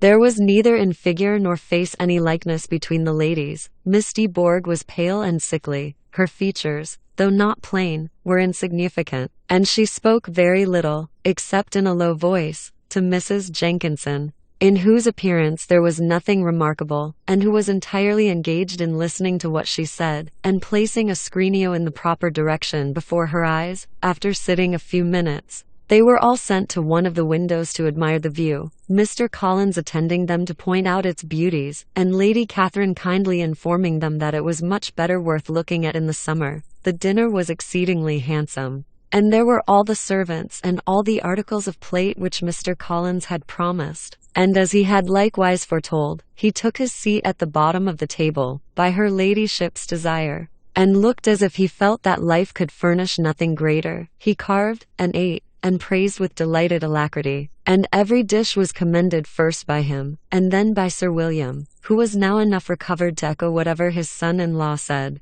in a manner which Elizabeth wondered Lady Catherine could bear, but Lady Catherine seemed gratified by their excessive admiration, and gave most gracious smiles, especially when any dish on the table proved a novelty to them. The party did not supply much conversation. Elizabeth was ready to speak whenever there was an opening, but she was seated between Charlotte and Miss de Bourgh, the former of whom was engaged in listening to Lady Catherine, and the latter said not a word to her all dinner time. Mrs. Jenkinson was chiefly employed in watching how little Miss de Bourgh ate, pressing her to try some other dish, and fearing she was indisposed, Maria thought speaking out of the question, and the gentlemen did nothing but eat and admire. When the ladies returned to the drawing-room, there was little to be done but to hear Lady Catherine talk, which she did without any intermission till coffee came in, delivering her opinion on every subject in so decisive a manner as proved that she was not used to have her judgment controverted. She inquired into Charlotte's domestic concerns familiarly and minutely, and gave her a great deal of advice as to the management of them all, told her how everything ought to be regulated in so small a family as hers, and instructed her as to the care of her cows and her poultry. Elizabeth found that nothing was beneath this great lady's attention, which could furnish her with an occasion of dictating to others. In the intervals of her discourse with Mrs. Collins, she addressed a variety of questions to Maria and Elizabeth, but especially to the latter, of whose connections she knew the least, and who, she observed to Mrs. Collins, was a very genteel, pretty kind of girl. She asked her at different times how many sisters she had, whether they were older or younger than herself, whether any of them were likely to be married, whether they were handsome, where they had been educated, what carriage her father kept, and what had been her mother's maiden name. Elizabeth felt all the impertinence of her questions, but answered them very composedly. Lady Catherine then observed, "Your father's estate is entailed on Mr. Collins, I think, for your sake," turning to Charlotte. "I am glad of it, but otherwise I see no occasion for entailing estates from the female line. It was not thought necessary in Sir Louis de Bourgh's family. Do you play and sing, Miss Bennet?" "A little." "Oh, then some time or other we shall be happy to hear you. Our instrument is a capital one, probably superior to you. Shall try it some day." "Do your sisters play and sing?" "One of them does." "Why did not you all learn?" "You ought all to have learned. The Miss Webbs all play, and their father has not so good an income as yours. Do you draw?" "No, not at all." "What, none of you?" "Not one." "That is very strange, but I suppose you had no opportunity. Your mother should have taken you to town every spring for the benefit of masters." "My mother would have no objection, but my father hates London." "Has your governess left you?" "We never had any governess." "No governess? How was that possible? 5 daughters brought up at home without a governess? I never heard of such a thing. Your mother must have been quite a slave to your education." Elizabeth could hardly help smiling as she assured her that had not been the case. "Then who taught you? Who attended to you? Without a governess, you must have been neglected. Compared with some families, I believe we were. But such of us as wished to learn never wanted the means. We were always encouraged to read, and had all the masters that were necessary. Those who chose to be idle certainly might, no doubt, but that is what a governess will prevent. And if I had known your mother, I should have advised her most strenuously to engage one. I always say that nothing is to be done in education without study and regular instruction, and nobody but a governess can give it. It is wonderful how many families I have been the means of supplying in that way. I am always glad to get a young person well placed out. 4 nieces of Mrs. Jenkinson are most delightfully situated through my means. And it was but the other day that I recommended another young person, who was merely accidentally mentioned to me, and the family are quite delighted with her, Mrs. Collins. Did I tell you of Lady Metcalfe's calling yesterday to thank me? She finds Miss Pope a treasure. Lady Catherine, said she, you have given me a treasure. Are any of your younger sisters out, Miss Bennet? Yes, ma'am, all. What?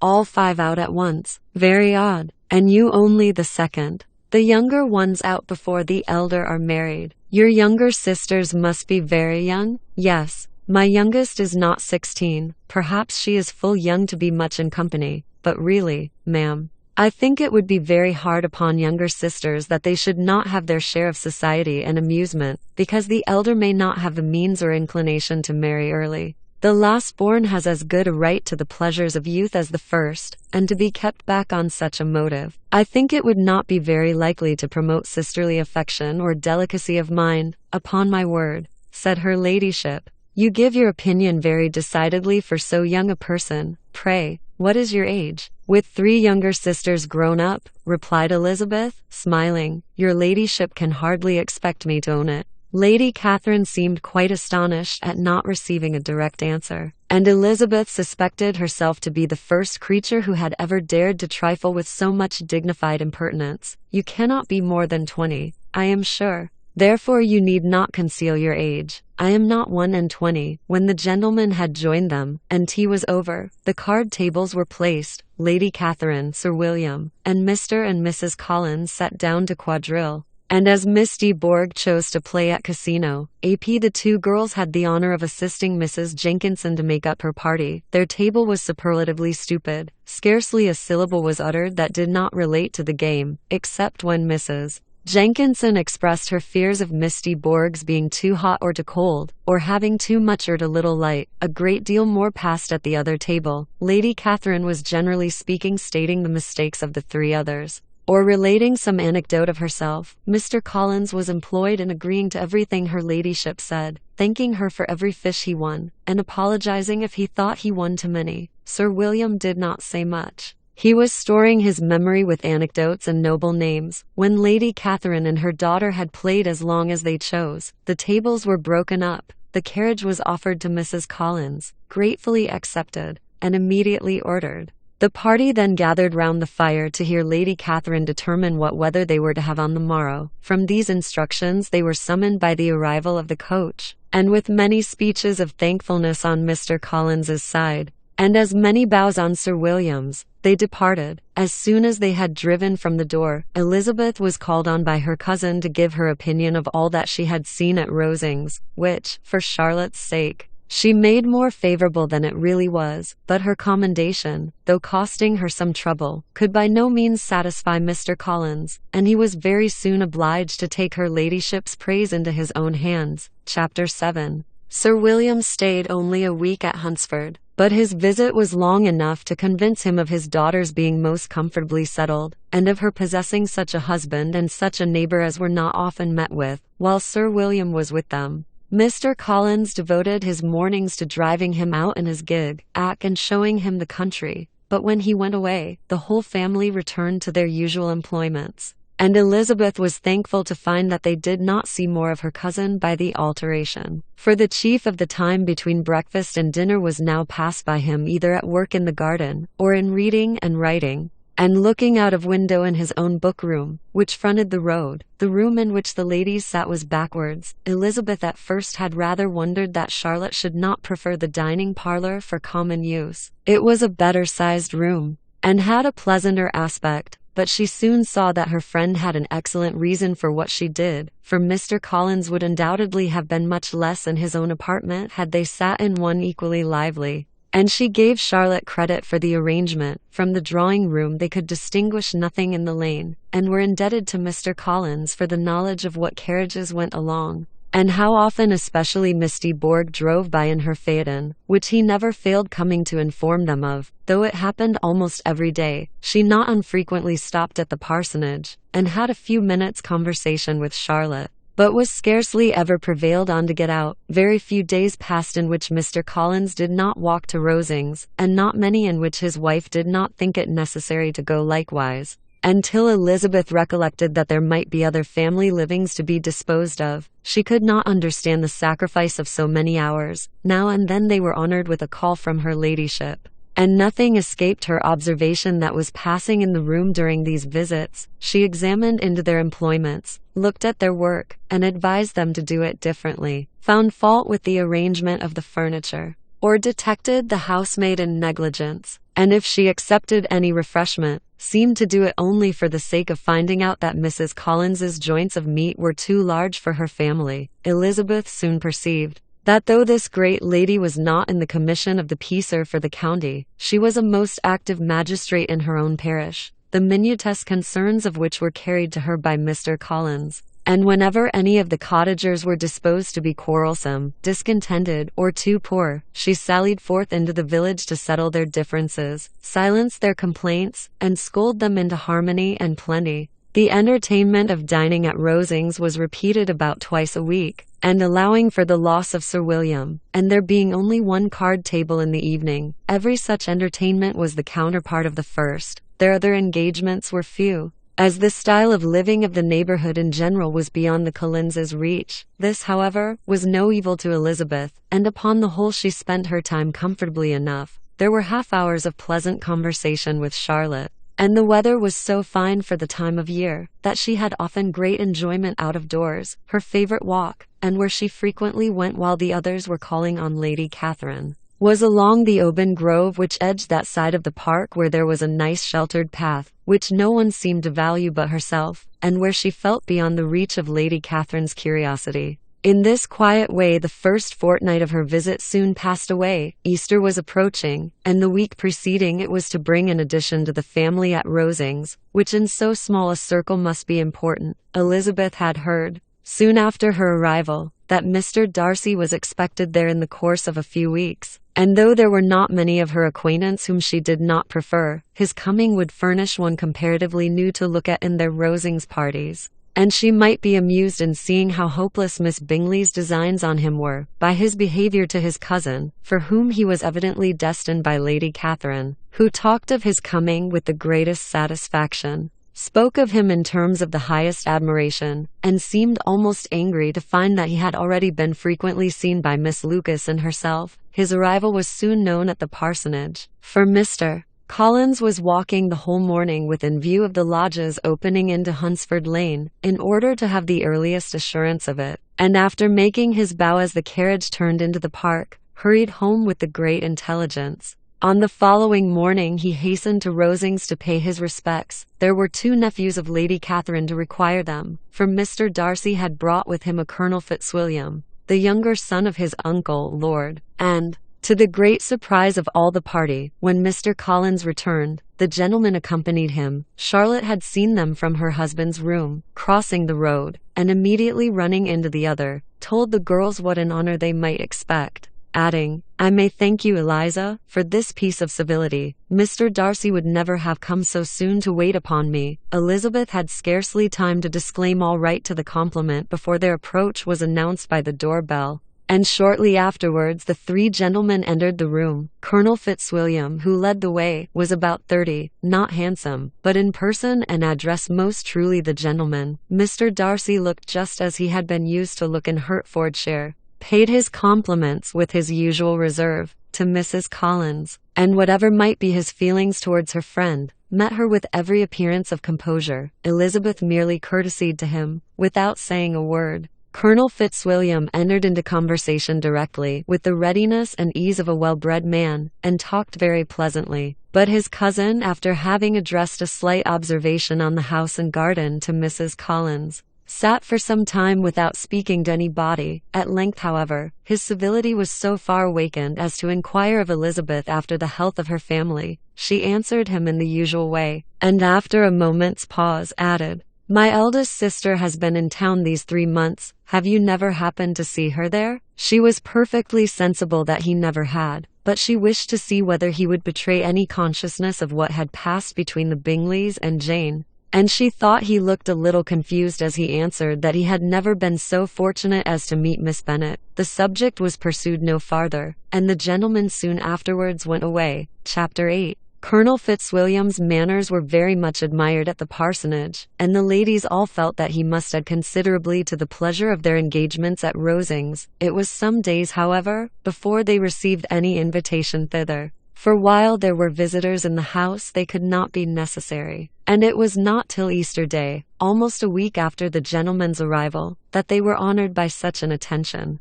And then they were merely asked on leaving church to come there in the evening. For the last week they had seen very little of either Lady Catherine or her daughter. Colonel Fitzwilliam had called at the parsonage more than once during the time, but Mr. Darcy they had only seen at church. The invitation was accepted, of course, and at a proper hour they joined the party in Lady Catherine's drawing-room. Her ladyship received them civilly, but it was plain that their company was by no means so acceptable as when she could get nobody else, and she was, in fact, almost engrossed by her nephews, speaking to them, especially to Darcy, much more than to any other person in the room. Colonel Fitzwilliam seemed really glad to see them. Anything was a welcome relief to him at Rosings, and Mrs. Collins's pretty friend had, moreover, caught his fancy very much. He now seated himself by her, and talked so agreeably of Kent and Hertfordshire, of travelling and staying at home, of new books and music, that Elizabeth had never been half so well entertained in that room before, and they conversed with so much spirit and flow as to draw the attention of Lady Catherine herself, as well as of Mr.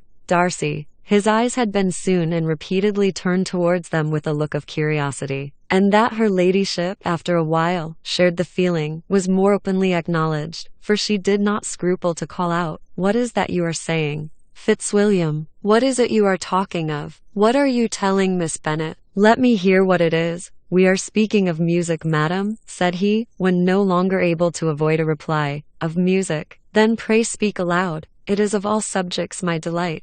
I must have my share in the conversation. If you are speaking of music, there are few people in England, I suppose, who have more true enjoyment of music than myself, or a better natural taste. If I had ever learnt, I should have been a great proficient. And so would Anne, if her health had allowed her to apply. I am confident that she would have performed delightfully. How does Georgiana get on, Darcy? Mr. Darcy spoke with affectionate praise of his sister's proficiency. I am very glad to hear such a good account of her, said Lady Catherine, and pray tell her from me that she cannot expect to excel if she does not practice a great deal. I assure you, madam, he replied, that she does not need such advice. She practices very constantly, so much the better. It cannot be done too much. And when I next write to her, I shall charge her not to neglect it on any account. I often tell young ladies that no excellence in music is to be acquired without constant practice. I have told Miss Bennet several times that she will never play really well unless she practices more, and though Mrs. Collins has no instrument, she is very welcome, as I have often told her, to come to Rosings every day and play on the pianoforte in Mrs. Jenkinson's room. She would be in nobody's way, you know, in that part of the house. Mr. Darcy looked a little ashamed of his aunt's ill breeding, and made no answer. When coffee was over, Colonel Fitzwilliam reminded Elizabeth of having promised to play to him, and she sat down directly to the instrument. He drew a chair near her. Lady Catherine listened to half a song, and then talked, as before, to her other nephew, till the latter walked away from her, and moving with his usual deliberation towards the pianoforte, stationed himself so as to command a full view of the fair performer's countenance. Elizabeth saw what he was doing, and at the first convenient pause turned to him with an arch smile, and said, "You mean to frighten me, Mr. Darcy, by coming in all this state to hear me, but I will not be alarmed though your sister does play so well. There is a stubbornness about me that never can bear to be frightened at the will of others. My courage always rises with every attempt to intimidate me." "I shall not say that you are mistaken," he replied, "because you could not really believe me to entertain any design of alarming you, and I have had the pleasure of your acquaintance long enough to know that you find great enjoyment in occasionally professing opinions which, in fact, are not your own." Elizabeth laughed heartily at this picture of herself, and said to Colonel Fitzwilliam, "Your cousin will give you a very pretty notion of me, and teach you not to believe a word I say. I am particularly unlucky in meeting with a person so well able to expose my real character, in a part of the world where I had hoped to pass myself off with some degree of credit. Indeed, Mr. Darcy, it is very ungenerous in you to mention all that you knew to my disadvantage in Hertfordshire, and give me leave to say, very impolitic too, for it is provoking me to retaliate, and such things may come out as will shock your relations to hear. I am not afraid of you," said he, smilingly. "Pray let me hear what you have to accuse him of," cried Colonel Fitzwilliam. "I should like to know how he behaves among strangers." "You shall hear then, but prepare for something very dreadful. The first time of my ever seeing him in Hertfordshire, you must know, was at a ball, and at this ball, what do you think he did? He danced only for dances. I am sorry to pain you, but so it was. He danced only for dances, though gentlemen were scarce, and to my certain knowledge, more than one young lady was sitting down in want of a partner. Mr. Darcy, you cannot deny the fact. I had not at that time the honor of knowing any lady in the assembly beyond my own party." "True, and nobody can ever be introduced in a ballroom. Well, Colonel Fitzwilliam, what do I play next?" "My fingers wait your orders." "Perhaps," said Darcy, "I should have judged better had I sought an introduction, but I am ill qualified to recommend myself to strangers." "Shall we ask your cousin the reason of this?" said Elizabeth, still addressing Colonel Fitzwilliam. "Shall we ask him why a man of sense and education, and who has lived in the world, is ill qualified to recommend himself to strangers?" "I can answer your question," said Fitzwilliam, without applying to him. "It is because he will not give himself the trouble. I certainly have not the talent which some people possess," said Darcy, "of conversing easily with those I have never seen before. I cannot catch their tone of conversation, or appear interested in their concerns as I often see done." "My fingers," said Elizabeth, "do not move over this instrument in the masterly manner which I see so many women's do. They have not the same force or rapidity, and do not produce the same expression. But then I have always supposed it to be my own fault because I would not take the trouble of practicing. It is not that I do not believe my fingers as capable as any other woman's of superior execution. Darcy smiled and said, "You are perfectly right. You have employed your time much better. No one admitted to the privilege of hearing you can think anything wanting. We neither of us performed to strangers." Here they were interrupted by Lady Catherine, who called out to know what they were talking of. Elizabeth immediately began playing again. Lady Catherine approached, and after listening for a few minutes, said to Darcy, "Miss Bennet would not play at all amiss if she practiced more,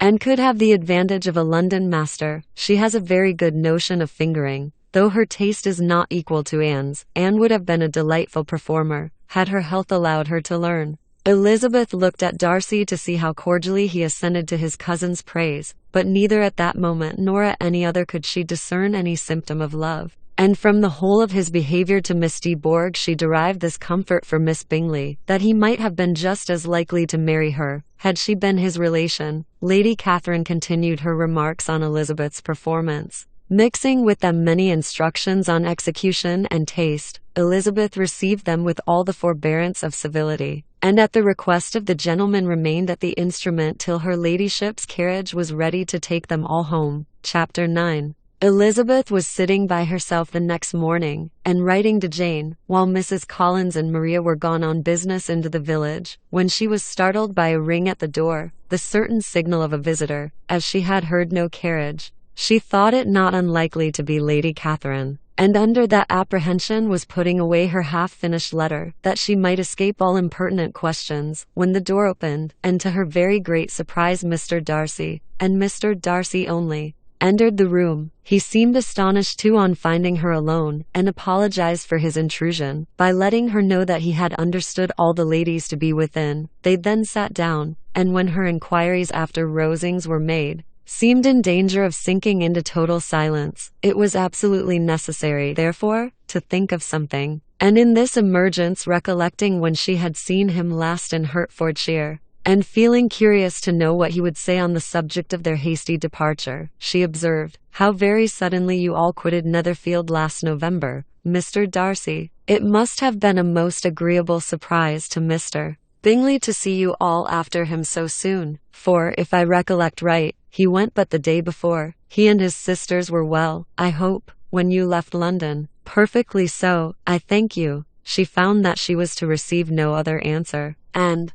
after a short pause, added, "I think I have understood that Mr. Bingley has not much idea of ever returning to Netherfield again?" "I have never heard him say so, but it is probable that he may spend very little of his time there in future. He has many friends, and he is at a time of life when friends and engagements are continually increasing. If he means to be but little at Netherfield, it would be better for the neighbourhood that he should give up the place entirely, for then we might possibly get a settled family there. But perhaps Mr. Bingley did not take the house so much for the convenience of the neighbourhood as for his own, and we must expect him to keep or quit it on the same principle." "I should not be surprised," said Darcy, "if he were to give it up as soon as any eligible purchase offers." Elizabeth made no answer. She was afraid of talking longer of his friend, and having nothing else to say, was now determined to leave the trouble of finding a subject to him. He took the hint, and soon began with, "This seems a very comfortable house. Lady Catherine, I believe, did a great deal to it when Mr. Collins first came to Hunsford."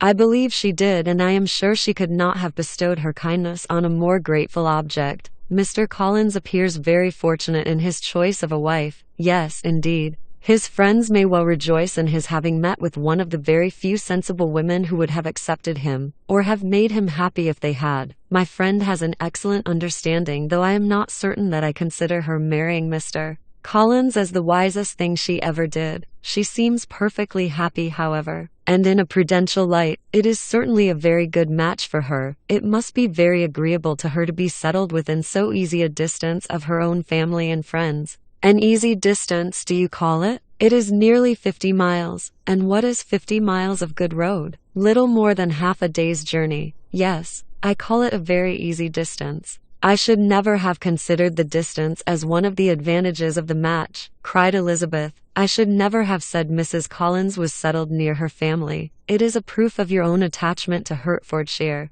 Anything beyond the very neighborhood of Longbourn, I suppose, would appear far. As he spoke there was a sort of smile, which Elizabeth fancied she understood. He must be supposing her to be thinking of Jane and Netherfield. And she blushed as she answered, "I do not mean to say that a woman may not be settled to near her family. The far and the near must be relative, and depend on many varying circumstances. Where there is fortune to make the expense of traveling unimportant, distance becomes no evil. But that is not the case here. Mr. and Mrs. Collins have a comfortable income, but not such a one as will allow of frequent journeys, and I am persuaded my friend would not call herself near her family under less than half the present distance." Mr. Darcy drew his chair a little towards her, and said, "You cannot have a right to such very strong local attachment. You cannot have been always at Longbourn." Elizabeth looked surprised. The gentleman experienced some change of feeling. He drew back his chair, took a newspaper from the table,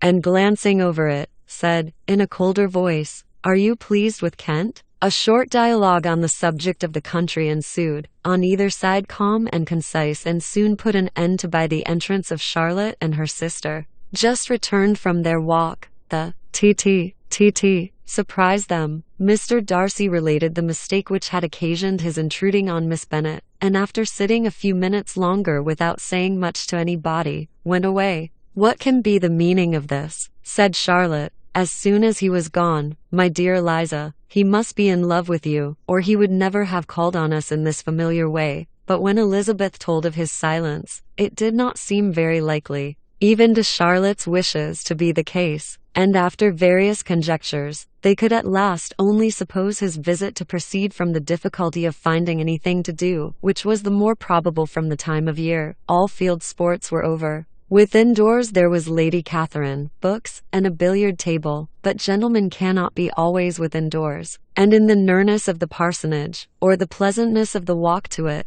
or of the people who lived in it, the two cousins found a temptation from this period of walking thither almost every day. They called at various times of the morning, sometimes separately, sometimes together, and now and then accompanied by their aunt. It was plain to them all that Colonel Fitzwilliam came because he had pleasure in their society, a persuasion which of course recommended him still more, and Elizabeth was reminded by her own satisfaction in being with him, as well as by his evident admiration of her former favourite George Wickham, and though, in comparing them, she saw there was less captivating softness in Colonel Fitzwilliam's manners, she believed he might have the best informed mind. But why Mr. Darcy came so often to the parsonage it was more difficult to understand. It could not be for society, as he frequently sat there 10 minutes together without opening his lips, and when he did speak, it seemed the effect of necessity rather than of choice, a sacrifice to propriety, not a pleasure to himself. He seldom appeared really animated. Mrs. Collins knew not what to make of him.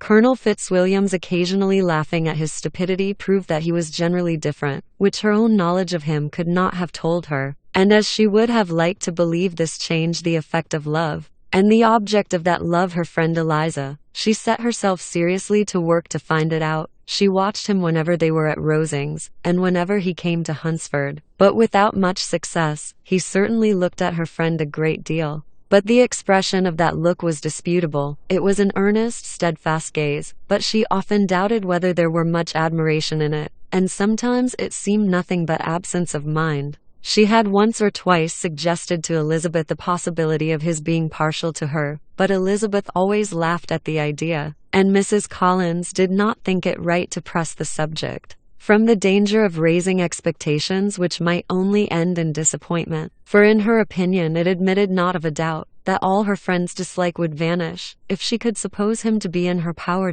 In her kind schemes for Elizabeth, she sometimes planned her marrying Colonel Fitzwilliam. He was, beyond comparison, the pleasantest man. He certainly admired her, and his situation in life was most eligible. But to counterbalance these advantages, Mr. Darcy had considerable patronage in the church, and his cousin could have none at all. Chapter 10. More than once did Elizabeth, in her ramble within the park, unexpectedly meet Mr. Darcy. She felt all the perverseness of the mischance that should bring him where no one else was brought, and to prevent its ever happening again, took care to inform him, at first, that it was a favorite haunt of hers. How it could occur a second time, therefore, was very odd. Yet it did, and even the third, it seemed like willful ill-nature, or a voluntary penance, for on these occasions it was not merely a few formal inquiries and an awkward pause and then away, but he actually thought it necessary to turn back and walk with her. He never said a great deal, nor did she give herself the trouble of talking or of listening much.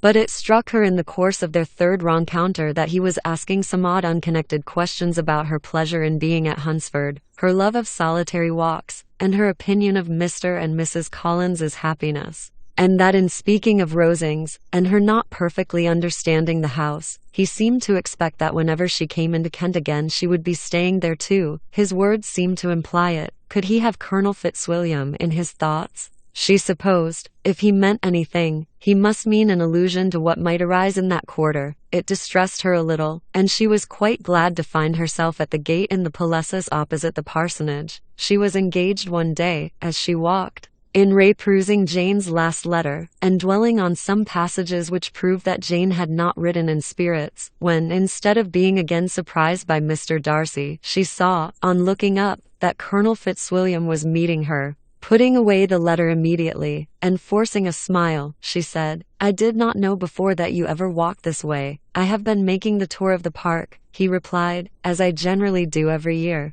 and intended to close it with a call at the parsonage." "Are you going much farther?" "No, I should have turned in a moment," and accordingly she did turn, and they walked towards the parsonage together. "Do you certainly leave Kent on Saturday?" said she. "Yes, if Darcy does not put it off again, but I am at his disposal. He arranges the business just as he pleases, and if not able to please himself in the arrangement, he has at least great pleasure in the power of choice. I do not know anybody who seems more to enjoy the power of doing what he likes than Mr. Darcy." "He likes to have his own way very well," replied Colonel Fitzwilliam, "but so we all do. It is only that he has better means of having it than many others, because he is rich, and many others are poor. I speak feelingly. A younger son, you know, must be inured to self-denial and dependence. In my opinion, the younger son of an earl can know very little of either. Now, seriously, what have you ever known of self-denial and dependence? When have you been prevented by want of money from going wherever you chose, or procuring anything you had a fancy for? These are home questions, and perhaps I cannot say that I have experienced many hardships of that nature, but in matters of greater weight, I may suffer from the want of money. Younger sons cannot marry where they like, unless where they like women of fortune, which I think they very often do. Our habits of expense make us too dependent, and there are not many in my rank of life who can afford to marry without some attention to money. Is this," thought Elizabeth, "meant for me?" And she colored at the idea, but recovering herself, said in a lively tone, "And pray, what is the usual price of an earl's younger son? Unless the elder brother is very sickly, I suppose you would not ask above £50,000. He answered her in the same style, and the subject dropped. To interrupt a silence which might make him fancy her affected with what had passed, she soon afterwards said, "I imagine your cousin brought you down with him chiefly for the sake of having somebody at his disposal. I wonder he does not marry, to secure a lasting convenience of that kind, but perhaps his sister does as well for the present, and, as she is under his sole care, he may do what he likes with her." "No," said Colonel Fitzwilliam, "that is an advantage which he must divide with me. I am joined with him in the guardianship of Miss Darcy." "Are you indeed? And pray what sort of a guardian do you make? Does your charge give you much trouble?" "Young ladies of her age are sometimes a little difficult to manage, and if she has the true Darcy spirit, she may like to have her own way." As she spoke, she observed him looking at her earnestly, and the manner in which he immediately asked her why she supposed Miss Darcy likely to give them any uneasiness, convinced her that she had somehow or other got pretty near the truth. She directly replied, "You need not be frightened. I never heard any harm of her, and I dare say she is one of the most tractable creatures in the world. She is a very great favourite with some ladies of my acquaintance, Mrs. Hurst and Miss Bingley. I think I have heard you say that you know them." "I know them a little. Their brother is a pleasant, gentlemanlike man. He is a great friend of Darcy's." "Oh yes," said Elizabeth, dryly, "Mr. Darcy is uncommonly kind to Mr. Bingley, and takes a prodigious deal of care of him." "Care of him? Yes, I really believe Darcy does take care of him in those points where he most wants care, from something that he told me in our journey hither." I have reason to think Bingley very much indebted to him, but I ought to beg his pardon, for I have no right to suppose that Bingley was the person meant. It was all conjecture. What is it you mean? It is a circumstance which Darcy of course could not wish to be generally known, because if it were to get round to the lady's family, it would be an unpleasant thing. You may depend upon my not mentioning it. And remember that I have not much reason for supposing it to be Bingley. What he told me was merely this, that he congratulated himself on having lately saved a friend from the inconveniences of a most imprudent marriage, but without mentioning names or any other particulars. And I only suspected it to be Bingley from believing him the kind of young man to get into a scrape of that sort, and from knowing them to have been together the whole of last summer. Did Mr.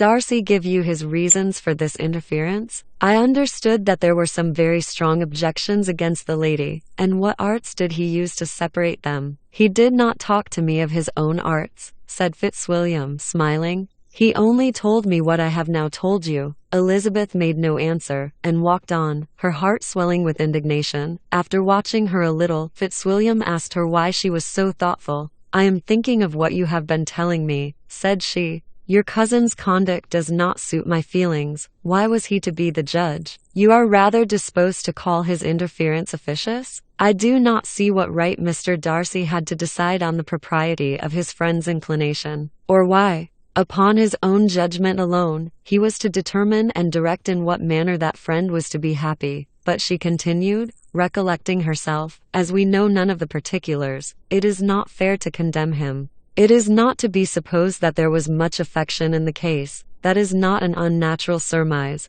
said Fitzwilliam, but it is lessening the honor of my cousin's triumph very sadly. This was spoken jestingly, but it appeared to her so just a picture of Mr. Darcy, that she would not trust herself with an answer, and therefore, abruptly changing the conversation, talked on indifferent matters till they reached the parsonage. There, shut into her own room, as soon as their visitor left them, she could think without interruption of all that she had heard. It was not to be supposed that any other people could be meant than those with whom she was connected. There could not exist in the world two men over whom Mr. Darcy could have such boundless influence. That he had been concerned in the measures taken to separate Mr. Bingley and Jane, she had never doubted. But she had always attributed to Miss Bingley the principal design and arrangement of them. If his own vanity, however, did not mislead him, he was the cause, his pride and caprice were the cause, of all that Jane had suffered, and still continued to suffer. He had ruined for a while every hope of happiness for the most affectionate,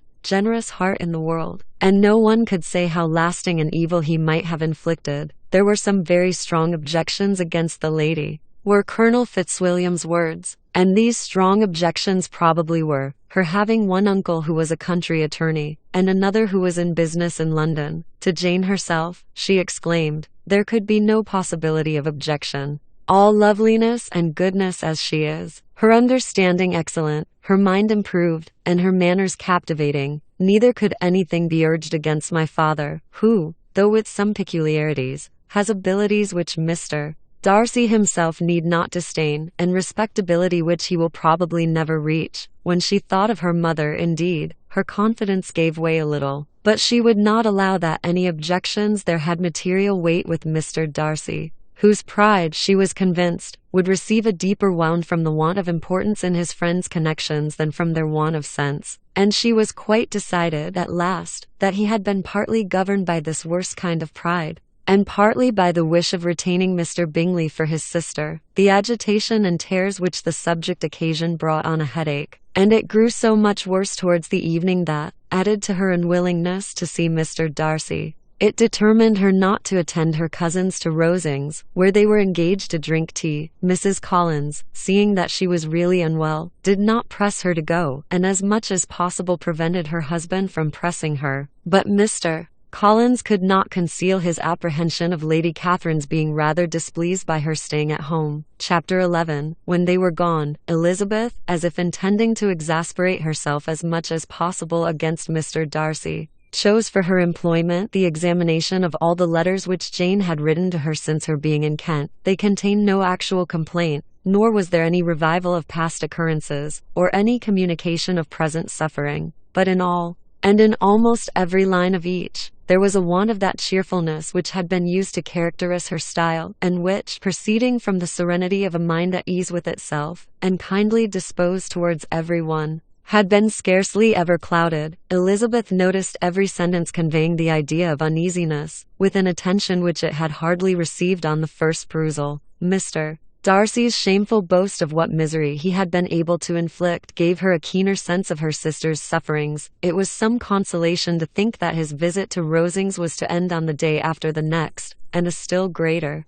that in less than a fortnight she should herself be with Jane again, and enabled to contribute to the recovery of her spirits, by all that affection could do. She could not think of Darcy's leaving Kent without remembering that his cousin was to go with him. But Colonel Fitzwilliam had made it clear that he had no intentions at all, and agreeable as he was, she did not mean to be unhappy about him. While settling this point, she was suddenly roused by the sound of the door-bell, and her spirits were a little fluttered by the idea of its being Colonel Fitzwilliam himself, who had once before called late in the evening, and might now come to inquire particularly after her. But this idea was soon banished, and her spirits were very differently affected, when, to her utter amazement, she saw Mr. Darcy walk into the room. In a hurried manner he immediately began an inquiry after her health, imputing his visit to a wish of hearing that she were better. She answered him with cold civility. He sat down for a few moments, and then getting up walked about the room. Elizabeth was surprised, but said not a word. After a silence of several minutes, he came towards her in an agitated manner, and thus began.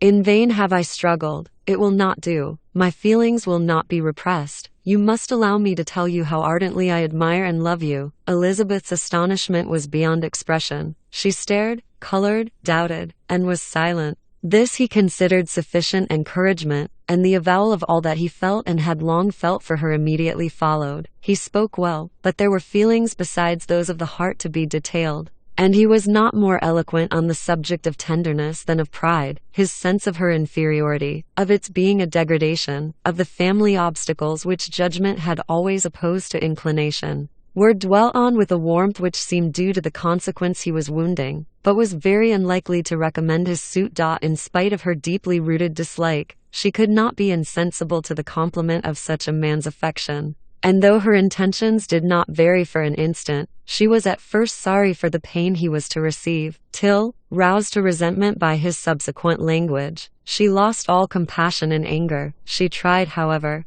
to compose herself to answer him with patience. When he should have done, he concluded with representing to her the strength of that attachment which, in spite of all his endeavors, he had found impossible to conquer, and with expressing his hope that it would now be rewarded by her acceptance of his hand. As he said this, she could easily see that he had no doubt of a favorable answer. He spoke of apprehension and anxiety, but his countenance expressed real security. Such a circumstance could only exasperate farther, and when he ceased, the color rose into her cheeks, and she said, "In such cases as this, it is, I believe, the established mode to express a sense of obligation for the sentiments avowed. However unequally they may be returned, it is natural that obligation should be felt, and if I could feel gratitude, I would now thank you. But I cannot. I have never desired your good opinion, and you have certainly bestowed it most unwillingly. I am sorry to have occasioned pain to anyone. It has been most unconsciously done, however, and I hope will be of short duration.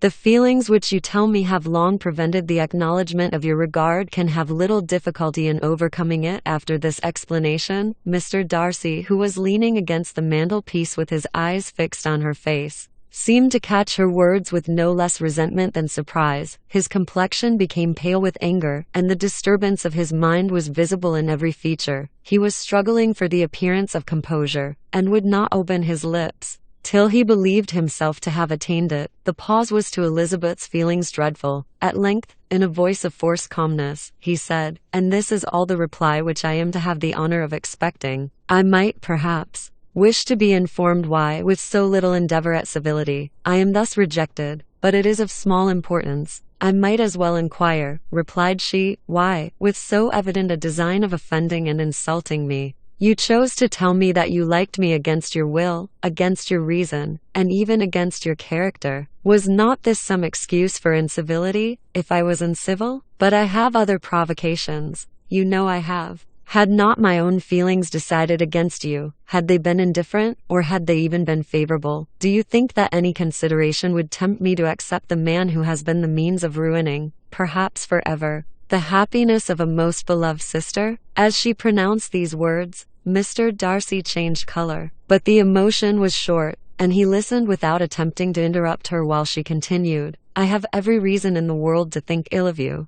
No motive can excuse the unjust and ungenerous part you acted there. You dare not, you cannot deny that you have been the principal, if not the only means of dividing them from each other, of exposing one to the censure of the world for caprice and instability, the other to its derision for disappointed hopes, and involving them both in misery of the acutest kind." She paused, and saw with no slight indignation that he was listening with an air which proved him wholly unmoved by any feeling of remorse. He even looked at her with a smile of affected incredulity. "Can you deny that you have done it?" she repeated. With assumed tranquility he then replied, "I have no wish of denying that I did everything in my power to separate my friend from your sister, or that I rejoice in my success. Towards him I have been kinder than towards myself." Elizabeth disdained the appearance of noticing this civil reflection, but its meaning did not escape, nor was it likely to conciliate her. "But it is not merely this affair," she continued, "on which my dislike is founded. Long before it had taken place,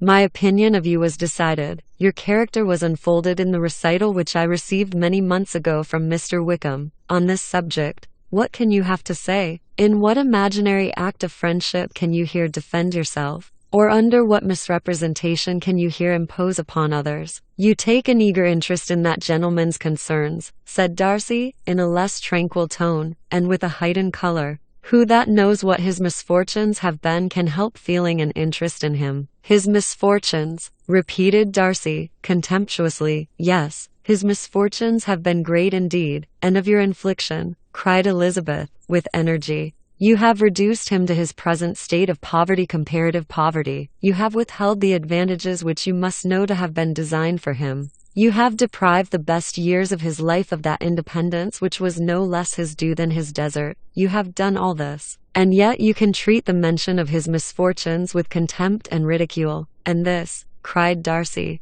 as he walked with quick steps across the room, "is your opinion of me. This is the estimation in which you hold me. I thank you for explaining it so fully. My faults, according to this calculation, are heavy indeed, but perhaps," added he, stopping in his walk, and turning towards her, "these offenses might have been overlooked, had not your pride been hurt by my honest confession of the scruples that had long prevented my forming any serious design. These bitter accusations might have been suppressed, had I, with greater policy, concealed my struggles, and flattered you into the belief of my being impelled by unqualified, unalloyed inclination, by reason, by reflection, by everything. But disguise of every sort is my abhorrence, nor am I ashamed of the feelings I related. They were natural and just. Could you expect me to rejoice in the inferiority of your connections? To congratulate myself on the hope of relations whose condition in life is so decidedly beneath my own?" Elizabeth felt herself growing more angry every moment, yet she tried to the utmost to speak with composure when she said, "You are mistaken,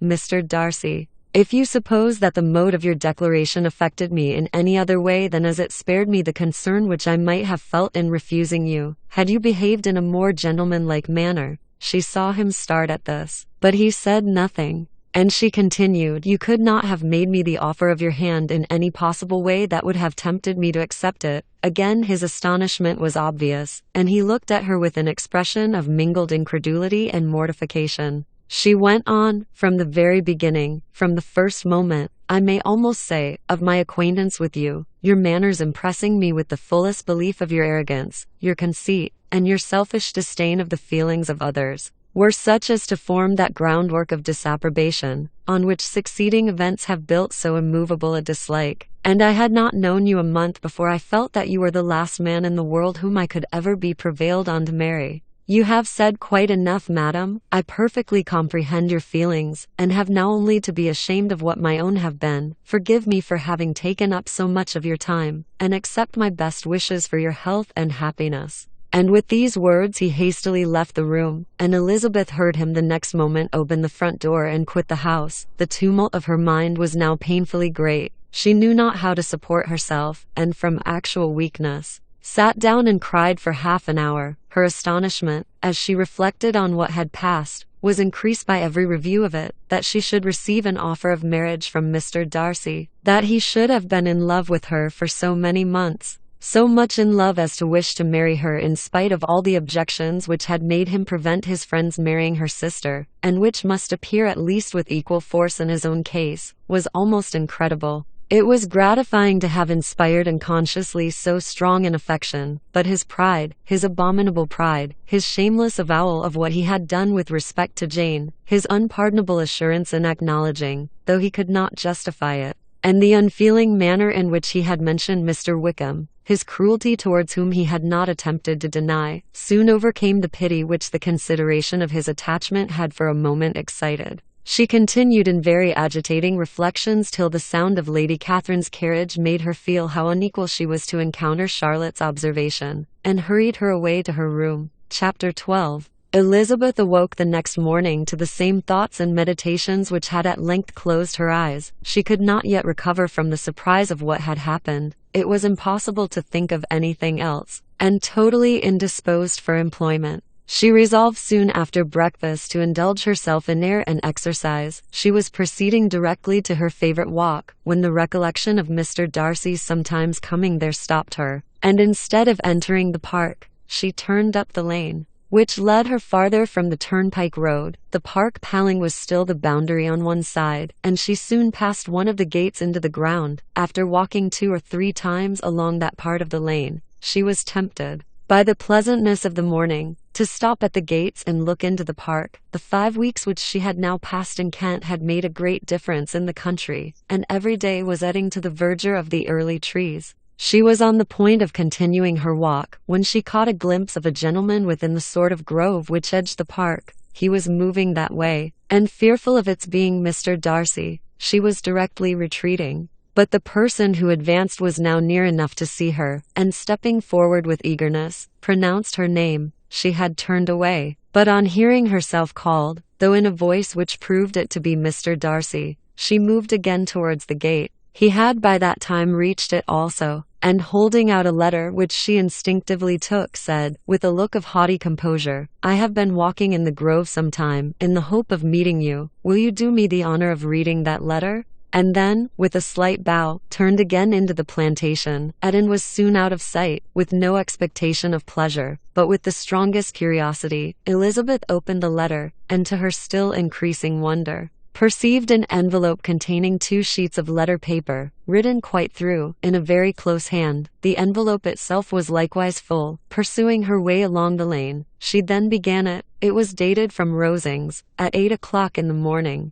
and was as follows: "Be not alarmed, madam, on receiving this letter, by the apprehension of its containing any repetition of those sentiments or renewal of those offers, which were last night so disgusting to you. I write without any intention of paining you, or humbling myself, by dwelling on wishes, which, for the happiness of both, cannot be too soon forgotten, and the effort which the formation and the perusal of this letter must occasion, should have been spared, had not my character required it to be written and read. You must, therefore, pardon the freedom with which I demand your attention. Your feelings, I know, will bestow it unwillingly, but I demand it of your justice. 2 offenses of a very different nature, and by no means of equal magnitude, you last night laid to my charge. The first mentioned was, that, regardless of the sentiments of either, I had detached Mr. Bingley from your sister, and the other, that I had, in defiance of various claims, in defiance of honor and humanity, ruined the immediate prosperity, and blasted the prospects of Mr. Wickham, wilfully and wantonly to have thrown off the companion of my youth,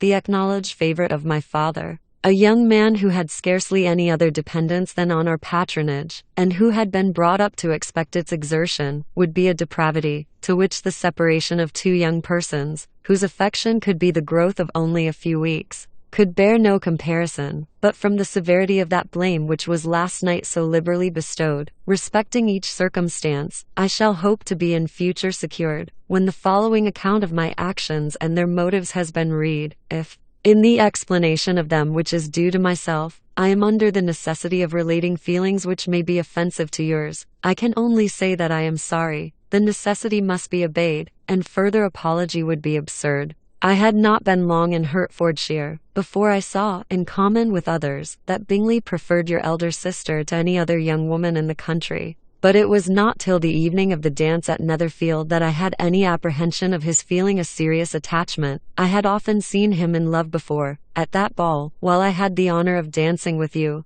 I was first made acquainted, by Sir William Lucas's accidental information, that Bingley's attentions to your sister had given rise to a general expectation of their marriage. He spoke of it as a certain event, of which the time alone could be undecided. From that moment I observed my friend's behaviour attentively, and I could then perceive that his partiality for Miss Bennet was beyond what I had ever witnessed in him. Your sister I also watched. Her look and manners were open, cheerful, and engaging as ever, but without any symptom of peculiar regard, and I remained convinced, from the evening's scrutiny, that though she received his attentions with pleasure, she did not invite them by any participation of sentiment. If you have not been mistaken here, I must have been in an error. Your superior knowledge of your sister must make the latter probable. If it be so, if I have been misled by such error to inflict pain on her, your resentment has not been unreasonable. But I shall not scruple to assert that the serenity of your sister's countenance and air was such as might have given the most acute observer a conviction that, however amiable her temper, her heart was not likely to be easily touched.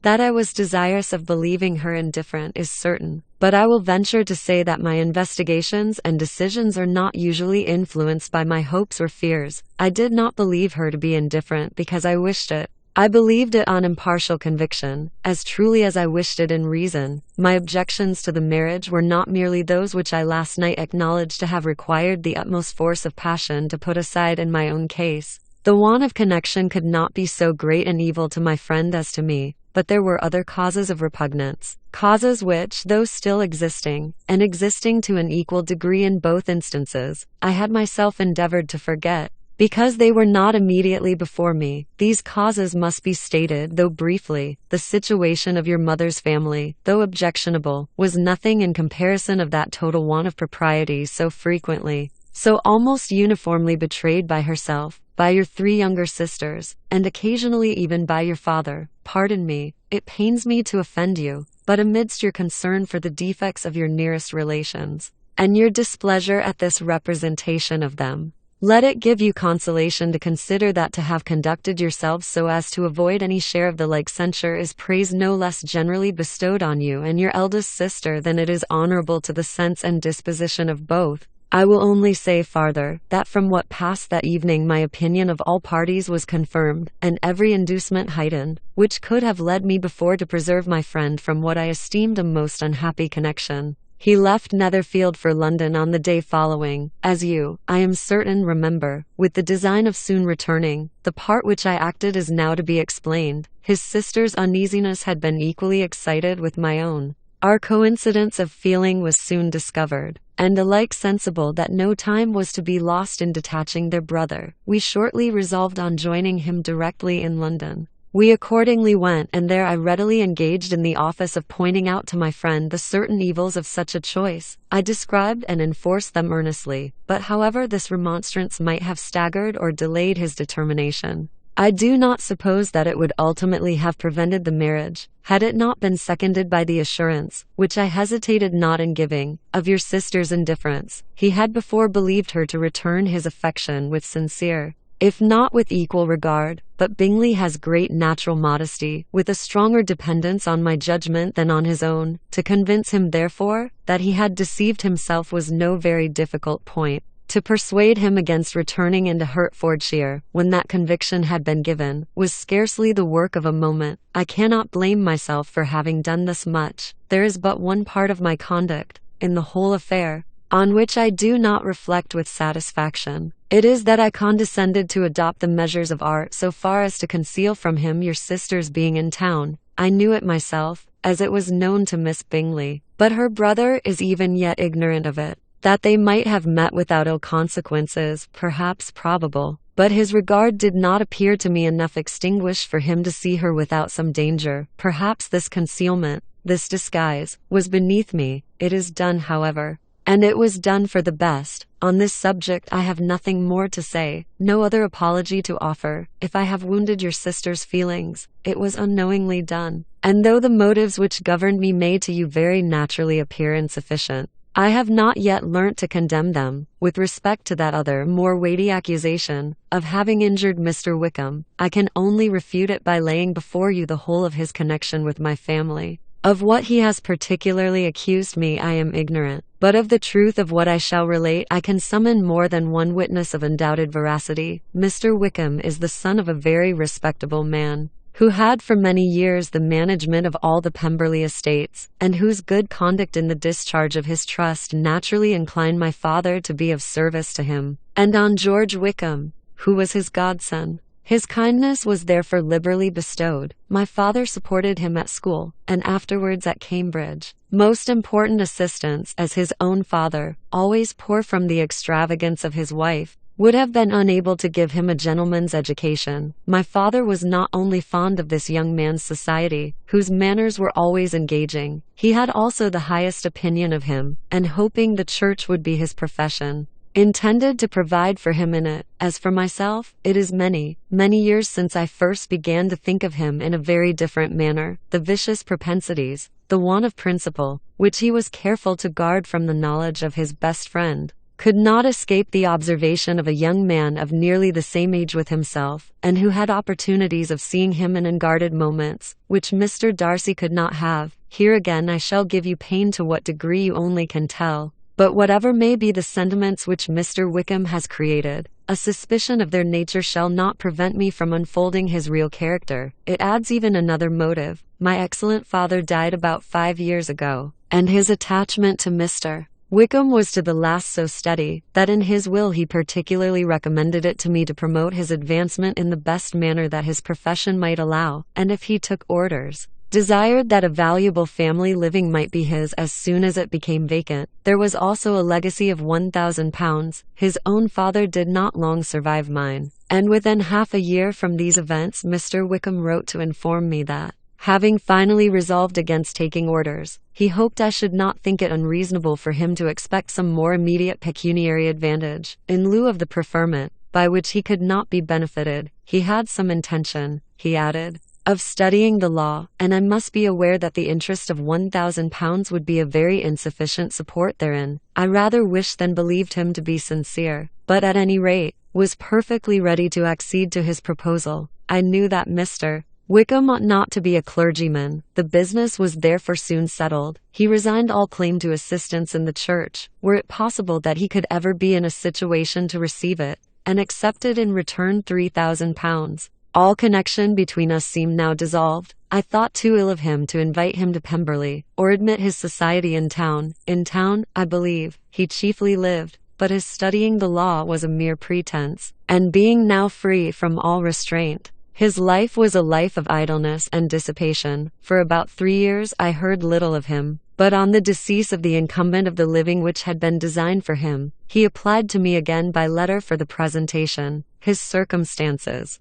he assured me, and I had no difficulty in believing it, were exceedingly bad. He had found the law a most unprofitable study, and was now absolutely resolved on being ordained. If I would present him to the living in question, of which he trusted there could be little doubt, as he was well assured that I had no other person to provide for, and I could not have forgotten my revered father's intentions, you will hardly blame me for refusing to comply with this entreaty, or for resisting every repetition of it. His resentment was in proportion to the distress of his circumstances, and he was doubtless as violent in his abuse of me to others as in his reproaches to myself. After this period, every appearance of acquaintance was dropped. How he lived, I know not, but last summer he was again most painfully obtruded on my notice. I must now mention a circumstance which I would wish to forget myself, and which no obligation less than the present should induce me to unfold to any human being. Having said thus much, I feel no doubt of your secrecy. My sister, who is more than 10 years my junior, was left to the guardianship of my mother's nephew, Colonel Fitzwilliam, and myself, about a year ago. She was taken from school, and an establishment formed for her in London,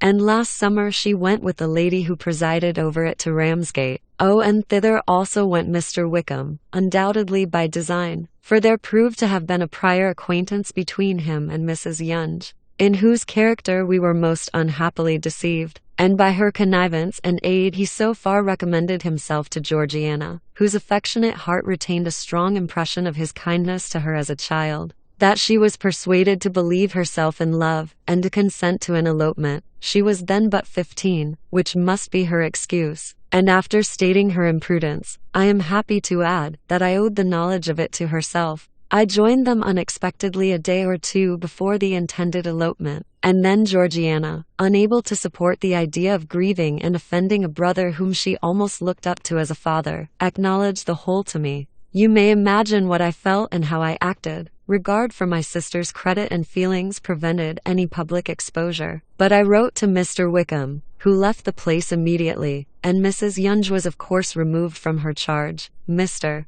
Wickham's chief object was unquestionably my sister's fortune, which is £30,000, but I cannot help supposing that the hope of revenging himself on me was a strong inducement. His revenge would have been complete indeed. This, madam, is a faithful narrative of every event in which we have been concerned together, and if you do not absolutely reject it as false, you will, I hope, acquit me henceforth of cruelty towards Mr. Wickham. I know not in what manner, under what form of falsehood, he has imposed on you, but his success is not perhaps to be wondered at. Ignorant as you previously were of everything concerning either, detection could not be in your power, and suspicion certainly not in your inclination. You may possibly wonder why all this was not told you last night, but I was not then master enough of myself to know what could or ought to be revealed, for the truth of everything here related. I can appeal more particularly to the testimony of Colonel Fitzwilliam, who, from our near relationship and constant intimacy, and still more as one of the executors of my father's will,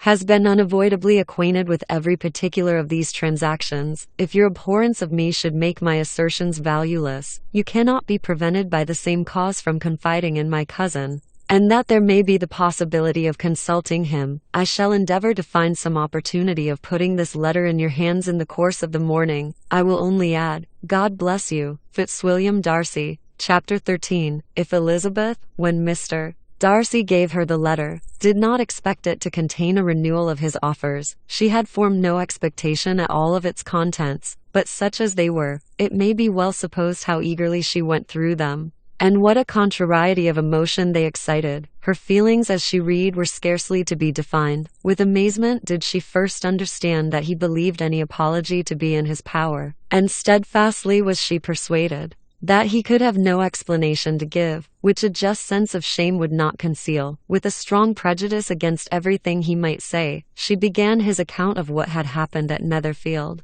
She read with an eagerness which hardly left her power of comprehension, and from impatience of knowing what the next sentence might bring, was incapable of attending to the sense of the one before her eyes. His belief of her sister's insensibility she instantly resolved to be false, and his account of the real, the worst objections to the match, made her too angry to have any wish of doing him justice. He expressed no regret for what he had done which satisfied her. His style was not penitent, but haughty. It was all pride and insolence. But when this subject was succeeded by his account of Mr. Wickham, when she read, with somewhat clearer attention, a relation of events which, if true, must overthrow every cherished opinion of his worth, and which bore so alarming an affinity to his own history of himself, her feelings were yet more acutely painful and more difficult of definition. Astonishment, apprehension, and even horror, oppressed her. She wished to discredit it entirely, repeatedly exclaiming, "This must be false. This cannot be. This must be the grossest falsehood." And when she had gone through the whole letter,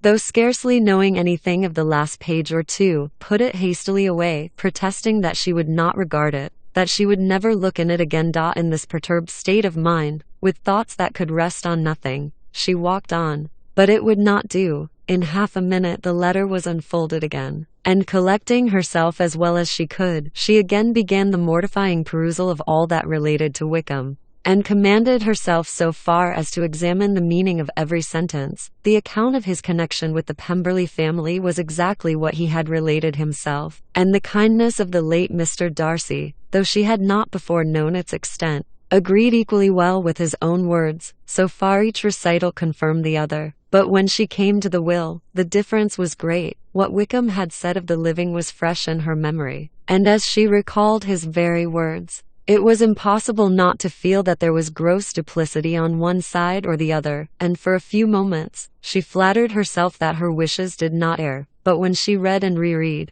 with the closest attention, the particulars immediately following of Wickham's resigning all pretensions to the living, of his receiving in lieu so considerable a sum as £3,000, again was she forced to hesitate. She put down the letter, weighed every circumstance with what she meant to be impartiality, deliberated on the probability of each statement, but with little success. On both sides it was only assertion. Again she read on, but every line proved more clearly that the affair, which she had believed it impossible that any contrivance could so represent as to render Mr. Darcy's conduct in it less than infamous, was capable of a turn which must make him entirely blameless throughout the whole. The extravagance and general profligacy which he scrupled not to lay to Mr. Wickham's charge exceedingly shocked her, the more so as she could bring no proof of its injustice. She had never heard of him before his entrance into the Shire militia, in which he had engaged at the persuasion of the young man, who, on meeting him accidentally in town, had there renewed a slight acquaintance. Of his former way of life, nothing had been known in Hertfordshire but what he told himself.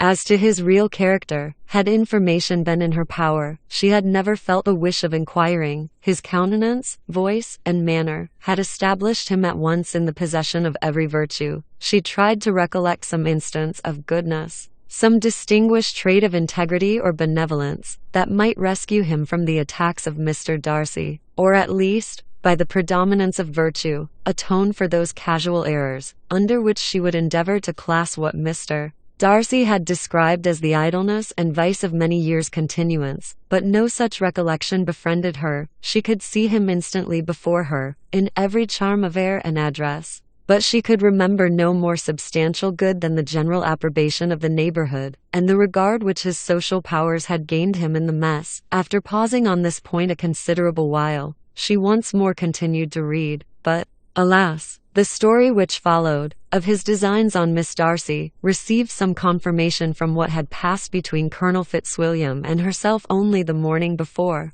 and at last she was referred for the truth of every particular to Colonel Fitzwilliam himself, from whom she had previously received the information of his near concern in all his cousin's affairs, and whose character she had no reason to question. At one time she had almost resolved on applying to him, but the idea was checked by the awkwardness of the application, and at length wholly banished by the conviction that Mr. Darcy would never have hazarded such a proposal, if he had not been well assured of his cousin's corroboration. She perfectly remembered everything that had passed in conversation between Wickham and herself in their first evening at Mr. Phillips's. Many of his expressions were still fresh in her memory. She was now struck with the impropriety of such communications to a stranger, and wondered it had escaped her before. She saw the indelicacy of putting himself forward as he had done, and the inconsistency of his professions with his conduct. She remembered that he had boasted of having no fear of seeing Mr. Darcy, that Mr. Darcy might leave the country, but that he should stand his ground. Yet he had avoided the Netherfield ball the very next week. She remembered also that till the Netherfield family had quitted the country, he had told his story to no one but herself, but that after their removal, it had been everywhere discussed, that he had then no reserves, no scruples in sinking Mr. Darcy's character. Though he had assured her that respect for the father would always prevent his exposing the son, how differently did everything now appear in which he was concerned. His attentions to Miss King were now the consequence of views solely and hatefully mercenary, and the mediocrity of her fortune proved no longer the moderation of his wishes, but his eagerness to grasp at anything. His behavior to herself could now have had no tolerable motive. He had either been deceived with regard to her fortune, or had been gratifying his vanity by encouraging the preference which she believed she had most incautiously shown. Every lingering struggle in his favor grew fainter, and in further justification of Mr. Darcy, she could not but allow that Mr. Bingley, when questioned by Jane, had long ago asserted his blamelessness in the affair, that, proud and repulsive as were his manners, she had never, in the whole course of their acquaintance, an acquaintance which had latterly brought them much together, and given her a sort of intimacy with his ways, seen anything that betrayed him to be unprincipled or unjust, anything that spoke him of irreligious or immoral habits. that among his own connections he was esteemed and valued, that even Wickham had allowed him merit as a brother, and that she had often heard him speak so affectionately of his sister as to prove him capable of some amiable feeling. That had his actions been what Wickham represented them, so gross a violation of everything right could hardly have been concealed from the world, and that friendship between a person capable of it and such an amiable man as Mr. Bingley was incomprehensible. She grew absolutely ashamed of herself. Of neither Darcy nor Wickham could she think, without feeling that she had been blind, partial, prejudiced, absurd. "How despicably have I acted," she cried. "I who have prided myself on my discernment, I, who have valued myself on my abilities, who have often disdained the generous candor of my sister, and gratified my vanity in useless or blamable distrust. How humiliating is this discovery! Yet, how just a humiliation! Had I been in love, I could not have been more wretchedly blind, but vanity, not love, has been my folly, pleased with the preference of one, and offended by the neglect of the other. On the very beginning of our acquaintance, I have courted prepossession of an ignorance, and driven reason away where either were concerned. Till this moment, I never knew myself." 9. From herself to Jane, from Jane to Bingley, her thoughts were in a line which soon brought to her recollection that Mr. Darcy's explanation there had appeared very insufficient, and she read it again. Widely different was the effect of a second perusal. How could she deny that credit to his assertions, in one instance, which she had been obliged to give in the other? He declared himself to have been totally unsuspicious of her sister's attachment, and she could not help remembering what Charlotte's opinion had always been. Neither could she deny the justice of his description of Jane. She felt that Jane's feelings, though fervent, were little displayed, and that there was a constant complacency in her air and manner, not often united with great sensibility. When she came to that part of the letter in which her family were mentioned, in terms of such mortifying, yet merited reproach, her sense of shame was severe. The justice of the charge struck her too forcibly for denial, and the circumstances to which he particularly alluded, as having passed at the Netherfield ball, and as confirming all his first disapprobation, could not have made a stronger impression on his mind than on hers. The compliment to herself and her sister was not unfelt. It soothed, but it could not console her for the contempt which had been thus self-attracted by the rest of her family. And as she considered that Jane's disappointment had, in fact, been the work of her nearest relations, and reflected how materially the credit of both must be hurt by such impropriety of conduct, she felt depressed beyond anything she had ever known before. After wandering along the lane for 2 hours, giving way to every variety of thought, reconsidering events, determining probabilities, and reconciling herself, as well as she could to a change so sudden and so important, fatigue, and a recollection of her long absence, made her at length return home, and she entered the house with the wish of appearing cheerful as usual, and the resolution of repressing such reflections as must make her unfit for conversation. She was immediately told that the 2 gentlemen from Rosings had each called during her absence, Mr. Darcy only for a few minutes to take leave, but that Colonel Fitzwilliam had been sitting with them at least an hour, hoping for her return, and almost resolving to walk after her till she could be found. Elizabeth could but just affect concern in missing him. She really rejoiced at it. Colonel Fitzwilliam was no longer an object. She could think only of her letter. Chapter 14. The 2 gentlemen left Rosings the next morning, and Mr. Collins, having been in waiting near the lodges, to make them his parting obeisance, was able to bring home the pleasing intelligence of their appearing in very good health, and in as tolerable spirits as could be expected, after the melancholy scene so lately gone through at Rosings. To Rosings he then hastened to console Lady Catherine and her daughter, and on his return brought back, with great satisfaction,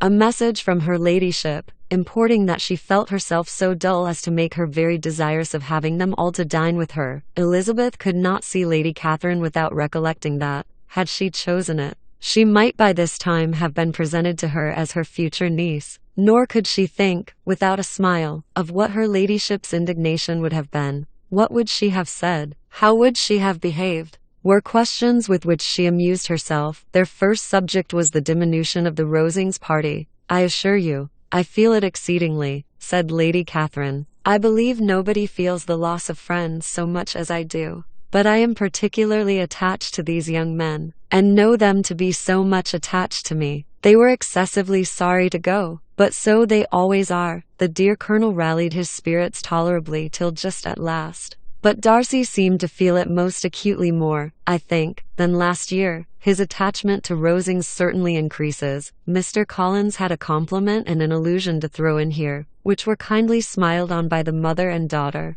Lady Catherine observed after dinner that Miss Bennet seemed out of spirits, and immediately accounting for it herself, by supposing that she did not like to go home again so soon, she added, "But if that is the case, you must write to your mother to beg that you may stay a little longer. Mrs. Collins will be very glad of your company, I am sure." "I am much obliged to your ladyship for your kind invitation," replied Elizabeth, "but it is not in my power to accept it. I must be in town next Saturday." "Why, at that rate, you will have been here only 6 weeks. I expected you to stay 2 months. I told Mrs. Collins so before you came. There can be no occasion for your going so soon. Mrs. Bennet could certainly spare you for another fortnight, but my father cannot. He wrote last week to hurry my return." "Oh, your father, of course, may spare you, if your mother can. Daughters are never of so much consequence to a father. And if you will stay another month complete, it will be in my power to take one of you as far as London, for I am going there early in June, for a week. And as Dawson does not object to the barouche box, there will be very good room for one of you, and indeed, if the weather should happen to be cool, I should not object to taking you both, as you are neither of you large. You are all kindness, madam, but I believe we must abide by our original plan." Lady Catherine seemed resigned. "Mrs. Collins, you must send a servant with them. You know I always speak my mind, and I cannot bear the idea of 2 young women traveling post-acts by themselves. It is highly improper. You must contrive to send somebody. I have the greatest dislike in the world to that sort of thing. Young women should always be properly guarded and attended, according to their situation in life. When my niece Georgiana went to Ramsgate last summer, I made a point of her having 2 men servants go with her. Miss Darcy, the daughter of Mr. Darcy of Pemberley, and Lady Anne, could not have appeared with propriety in a different manner. I am excessively attentive to all those things. You must send John with the young ladies, Mrs. Collins. I am glad it occurred to me to mention it, for it would really be discreditable to you to let them go alone. My uncle is to send a servant for us." "Oh, your uncle. He keeps a manservant, does he? I am very glad you have somebody who thinks of those things. Where shall you change horses?" "Oh, Bromley, of course. If you mention my name at the bell, you will be attended to." Lady Catherine had many other questions to ask respecting their journey, and as she did not answer them all herself, attention was necessary, which Elizabeth believed to be lucky for her, or with a mind so occupied, she might have forgotten where she was. Reflection must be reserved for solitary hours, whenever she was alone. She gave way to it as the greatest relief, and not a day went by without a solitary walk, in which she might indulge in all the delight of unpleasant recollections. Darcy's letter she was in a fair way of soon knowing by heart. She studied every sentence, and her feelings towards its writer were at times widely different. When she remembered the style of his address, she was still full of indignation, but when she considered how unjustly she had condemned and upbraided him, her anger was turned against herself, and his disappointed feelings became the object of compassion. His attachment excited gratitude, his general character respect, but she could not approve him, nor could she for a moment repent her refusal, or feel the slightest inclination ever to see him again. In her own past behavior, there was a constant source of vexation and regret, and in the unhappy defects of her family, a subject of yet heavier chagrin. They were hopeless of remedy. Her father, contented with laughing at them, would never exert himself to restrain the wild giddiness of his youngest daughters, and her mother, with manners so far from right herself, was entirely insensible of the evil. Elizabeth had frequently united with Jane in an endeavour to check the imprudence of Catherine and Lydia, but while they were supported by their mother's indulgence, what chance could there be of improvement? Catherine, weak-spirited, irritable, and completely under Lydia's guidance, had been always affronted by their advice, and Lydia, self-willed and careless, would scarcely give them a hearing. They were ignorant, idle, and vain. While there was an officer in Meryton, they would flirt with him, and while Meryton was within a walk of Longbourn, they would be going there forever. Anxiety on Jane's behalf was another prevailing concern. and Mr. Darcy's explanation, by restoring Bingley to all her former good opinion, heightened the sense of what Jane had lost. His affection was proved to have been sincere, and his conduct cleared of all blame, unless any could attach to the implicitness of his confidence in his friend. How grievous then was the thought that, of a situation so desirable in every respect, so replete with advantage, so promising for happiness, Jane had been deprived, by the folly and indecorum of her own family. When to these recollections was added the development of Wickham's character, it may be easily believed that the happy spirits which had seldom been depressed before were now so much affected as to make it almost impossible for her to appear tolerably cheerful. Their engagements at Rosings were as frequent during the last week of her stay as they had been at first. The very last evening was spent there, and her ladyship again inquired minutely into the particulars of their journey, gave them directions as to the best method of packing, and was so urgent on the necessity of placing gowns in the only right way that Maria thought herself obliged, on her return, to undo all the work of the morning, and pack her trunk afresh. When they parted, Lady Catherine, with great condescension, wished them a good journey, and invited them to come to Hunsford again next year, and Miss de Bourgh exerted herself so far as to courtesy and hold out her hand to both. Chapter 15. On Saturday morning, Elizabeth and Mr. Collins met for breakfast a few minutes before the others appeared, and he took the opportunity of paying the parting civilities which he deemed indispensably necessary. "I know not, Miss Elizabeth," said he, "whether Mrs. Collins has yet expressed her sense of your kindness in coming to us, but I am very certain you will not leave the house without receiving her thanks for it. The favor of your company has been much felt,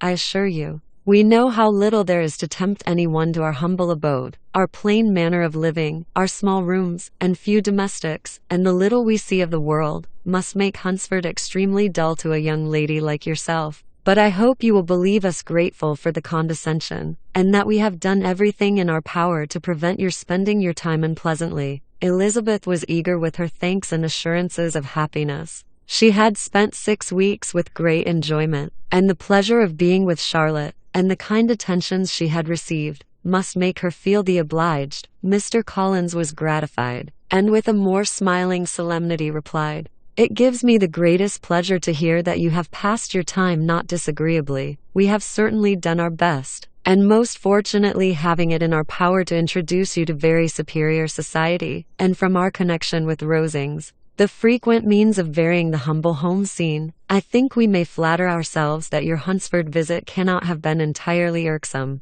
Our situation with regard to Lady Catherine's family is indeed the sort of extraordinary advantage and blessing which few can boast. You see on what a footing we are. You see how continually we are engaged there. In truth, I must acknowledge that, with all the disadvantages of this humble parsonage, I should not think any one abiding in it an object of compassion, while they are sharers of our intimacy at Rosings." Words were insufficient for the elevation of his feelings, and he was obliged to walk about the room, while Elizabeth tried to unite civility and truth in a few short sentences. "You may, in fact, carry a very favorable report of us into Hertfordshire, my dear cousin. I flatter myself, at least, that you will be able to do so. Lady Catherine's great attentions to Mrs. Collins you have been a daily witness of, and altogether I trust it does not appear that your friend has drawn an unfortunate, but on this point it will be as well to be silent. Only let me assure you, my dear Miss Elizabeth, that I can from my heart most cordially wish you equal felicity in marriage, my dear Charlotte, and I have but one mind and one way of thinking.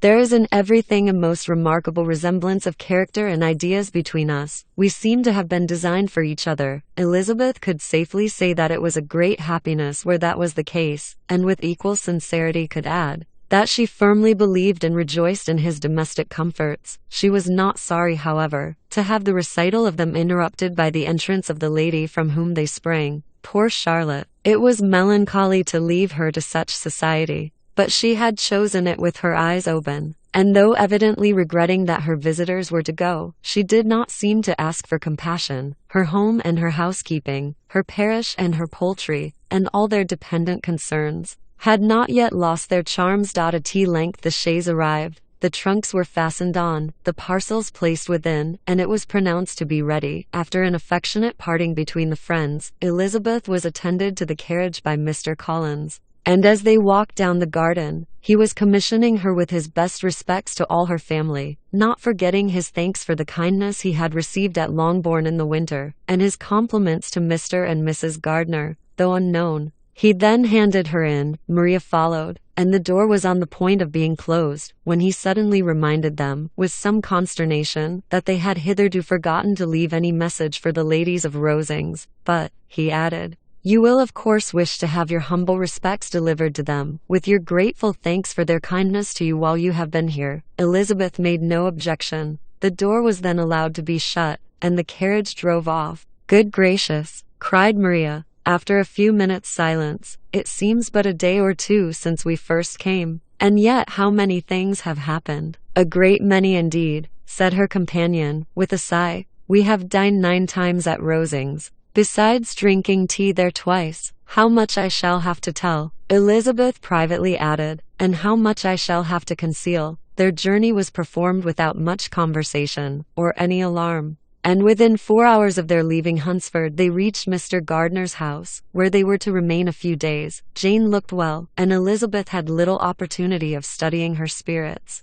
amidst the various engagements which the kindness of her aunt had reserved for them, but Jane was to go home with her, and at Longbourn there would be leisure enough for observation. It was not without an effort, meanwhile, that she could wait even for Longbourn, before she told her sister of Mr. Darcy's proposals, to know that she had the power of revealing what would so exceedingly astonish Jane, and must, at the same time, so highly gratify whatever of her own vanity she had not yet been able to reason away, was such a temptation to openness as nothing could have conquered, but the state of indecision in which she remained as to the extent of what she should communicate, and her fear, if she once entered on the subject, of being hurried into repeating something of Bingley, which might only grieve her sister further. Chapter 16. It was the 2nd week in May, in which the 3 young ladies set out together from Gracechurch Street for the town of in Hertfordshire, and as they drew near the appointed inn where Mr. Bennet's carriage was to meet them, they quickly perceived,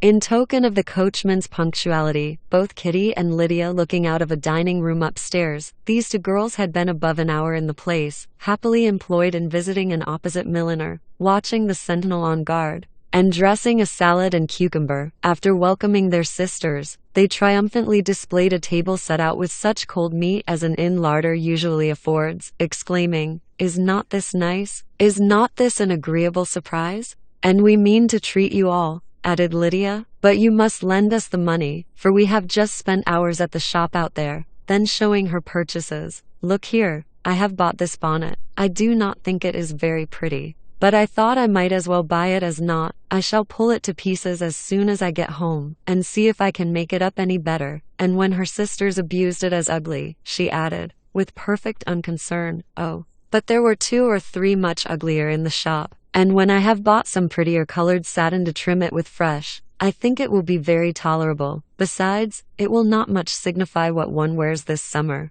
After the Shire have left Meryton, and they are going in a fortnight." "Are they indeed?" cried Elizabeth, with the greatest satisfaction. "They are going to be encamped near Brighton. And I do so want Papa to take us all there for the summer. It would be such a delicious scheme, and I dare say would hardly cost anything at all. Mamma would like to go too, of all things. Only think what a miserable summer else we shall have." "Yes," thought Elizabeth, "that would be a delightful scheme indeed, and completely do for us at once. Good heaven, Brighton and a whole camp full of soldiers to us, who have been overset already by one poor regiment of militia, and the monthly balls of Meryton. Now I have got some news for you," said Lydia, as they sat down to table. "What do you think?" "It is excellent news, capital news, and about a certain person that we all like." Jane and Elizabeth looked at each other, and the waiter was told that he need not stay. Lydia laughed, and said, "Aye, that is just like your formality and discretion. You thought the waiter must not hear, as if he cared. I dare say he often hears worse things said than I am going to say, but he is an ugly fellow. I am glad he is gone.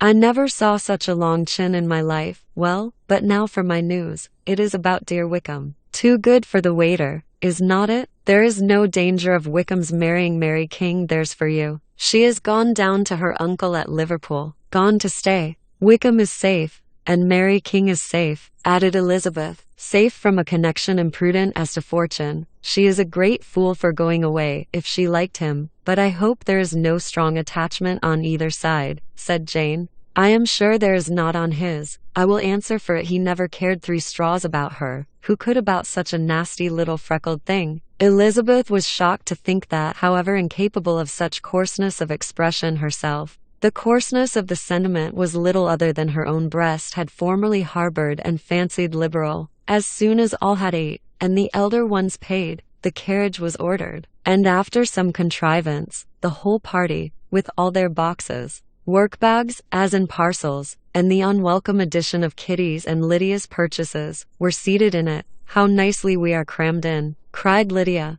I am glad I bought my bonnet, if it is only for the fun of having another bandbox. Well, now let us be quite comfortable and snug, and talk and laugh all the way home. And in the first place, let us hear what has happened to you all since you went away. Have you seen any pleasant men? Have you had any flirting? I was in great hopes that one of you would have got a husband before you came back. Jane will be quite an old maid soon, I declare. She is almost 23. Lord, how ashamed I should be of not being married before 23. My Aunt Phillips wants you so to get husbands. You can't think. She says Lizzie had better have taken Mr. Collins. But I do not think there would have been any fun in it. Lord, how I should like to be married before any of you. And then I would chaperon you about to all the balls. Dear me, we had such a good piece of fun the other day at Colonel Forster's. Kitty and me were to spend the day there, and Mrs. Forster promised to have a little dance in the evening. By the by, Mrs. Forster and me are such friends, and so she asked the 2 Harringtons to come, but Harriet was ill, and so Pen was forced to come by herself. And then, what do you think we did? We dressed up Chamberlain in woman's clothes, on purpose to pass for a lady. Only think what fun. Not a soul knew of it, but Colonel and Mrs. Forster and Kitty and me, except my aunt, for we were forced to borrow one of her gowns. And you cannot imagine how well he looked. When Denny, and Wickham, and Pratt, and 2 or 3 more of the men came in, they did not know him in the least. Lord, how I laughed. And so did Mrs. Forster. I thought I should have died, and that made the men suspect something, and then they soon found out what was the matter. With such kind of histories of their parties and good jokes did Lydia, assisted by Kitty's hints and additions, endeavor to amuse her companions all the way to Longbourn. Elizabeth listened as little as she could, but there was no escaping the frequent mention of Wickham's name. Their reception at home was most kind. Mrs. Bennet rejoiced to see Jane in undiminished beauty, and more than once during dinner did Mr. Bennet say voluntarily to Elizabeth, I am glad you are come back, Lizzie. Their party in the dining room was large, for almost all the Lucases came to meet Maria and hear the news, and various were the subjects which occupied them. Lady Lucas was inquiring of Maria, across the table, after the welfare and poultry of her eldest daughter. Mrs. Bennet was doubly engaged, on one hand collecting an account of the present fashions from Jane, who sat some way below her, and on the other, retailing them all to the younger Miss Lucases. And Lydia, in a voice rather louder than any other person's, was enumerating the various pleasures of the morning to anybody who would hear her. Oh, Mary, said she, I wish you had gone with us, for we had such fun. As we went along, Kitty and me drew up all the blinds, and pretended there was nobody in the coach, and I should have gone so all the way, if Kitty had not been sick. And when we got to the George, I do think we behaved very handsomely, for we treated the other 3 with the nicest cold luncheon in the world, and if you would have gone, we would have treated you too. And then when we came away it was such fun. I thought we never should have got into the coach. I was ready to die of laughter, and then we were so merry all the way home. We talked and laughed so loud, that anybody might have heard us 10 miles off. To this, Mary very gravely replied, Far be it from me, my dear sister, to depreciate such pleasures. They would doubtless be congenial with the generality of female minds, but I confess they would have no charms for me. I should infinitely prefer a book. But of this answer Lydia heard not a word. She seldom listened to anybody for more than half a minute, and never attended to Mary at all. In the afternoon Lydia was urgent with the rest of the girls to walk to Meryton, and see how everybody went on. But Elizabeth steadily opposed the scheme. It should not be said, That the Miss Bennets could not be at home half a day before they were in pursuit of the officers. There was another reason, too, for her opposition. She dreaded seeing Wickham again, and was resolved to avoid it as long as possible. The comfort to her of the regiment's approaching removal was indeed beyond expression. In a fortnight they were to go, and once gone, she hoped there could be nothing more to plague her on his account. She had not been many hours at home before she found that the Brighton scheme, of which Lydia had given them a hint at the inn, was under frequent discussion between her parents. Elizabeth saw directly that her father had not the smallest intention of yielding, but his answers were at the same time so vague and equivocal that her mother, though often disheartened, had never yet despaired of succeeding at last. Chapter 17. Elizabeth's impatience to acquaint Jane with what had happened could no longer be overcome, and at length, resolving to suppress every particular in which her sister was concerned, and preparing her to be surprised, she related to her the next morning the chief of the scene between Mr. Darcy and herself. Miss Bennet's astonishment was soon lessened by the strong sisterly partiality which made any admiration of Elizabeth appear perfectly natural, and all surprise was shortly lost in other feelings. She was sorry that Mr. Darcy should have delivered his sentiments in a manner so little suited to recommend them, but still more was she grieved for the unhappiness which her sister's refusal must have given him. His being so sure of succeeding was wrong, said she, and certainly ought not to have appeared. But consider how much it must increase his disappointment. Indeed, replied Elizabeth, I am heartily sorry for him, but he has other feelings which will probably soon drive away his regard for me. You do not blame me, however, for refusing him? Blame you? Oh no, but you blame me for having spoken so warmly of Wickham? No, I do not know that you were wrong in saying what you did, but you will know it when I have told you what happened the very next day. She then spoke of the letter, repeating the whole of its contents as far as they concerned George Wickham. What a stroke was this for poor Jane, who would willingly have gone through the world without believing that so much wickedness existed in the whole race of mankind as was here collected in one individual. Nor was Darcy's vindication, though grateful to her feelings, capable of consoling her for such discovery. Most earnestly did she labor to prove the probability of error, and seek to clear one, without involving the other. This will not do, said Elizabeth. You never will be able to make both of them good for anything. Take your choice, but you must be satisfied with only one. There is but such a quantity of merit between them, just enough to make one good sort of man. And of late it has been shifting about pretty much. For my part, I am inclined to believe it all Mr. Darcy's, but you shall do as you choose. It was some time, however, before a smile could be extorted from Jane. I do not know when I have been more shocked, said she. Wickham so very bad. It is almost past belief. And poor Mr. Darcy. Dear Lizzie, only consider what he must have suffered. Such a disappointment, and with the knowledge of your ill opinion too, and having to relate such a thing of his sister. It is really too distressing. I am sure you must feel it so. Oh no, my regret and compassion are all done away by seeing you so full of both. I know you will do him such ample justice, that I am growing every moment more unconcerned and indifferent. Your profusion makes me saving, and if you lament over him much longer, my heart will be as light as a feather. Poor Wickham. There is such an expression of goodness in his countenance, such an openness and gentleness in his manner. There certainly was some great mismanagement in the education of those two young men. One has got all the goodness, and the other all the appearance of it. I never thought Mr. Darcy so deficient in the appearance of it as you used to do. And yet I meant to be uncommonly clever in taking so decided a dislike to him, without any reason. It is such a spur to one's genius, such an opening for wit, to have a dislike of that kind. One may be continually abusive without saying anything just, but one cannot be always laughing at a man without now and then stumbling on something witty. Lizzie, when you first read that letter, I am sure you could not treat the matter as you do now. Indeed, I could not. I was uncomfortable enough. I was very uncomfortable, I may say unhappy, and with no one to speak to of what I felt, no Jane to comfort me, and say that I had not been so very weak, and vain, and nonsensical as I knew I had. Oh, how I wanted you! How unfortunate that you should have used such very strong expressions in speaking of Wickham to Mr. Darcy, for now they do appear wholly undeserved. Certainly, But the misfortune of speaking with bitterness is a most natural consequence of the prejudices I had been encouraging. There is one point on which I want your advice. I want to be told whether I ought, or ought not, to make our acquaintance in general understand Wickham's character." Miss Bennet paused a little, and then replied, "Surely there can be no occasion for exposing him so dreadfully. What is your own opinion?" "That it ought not to be attempted.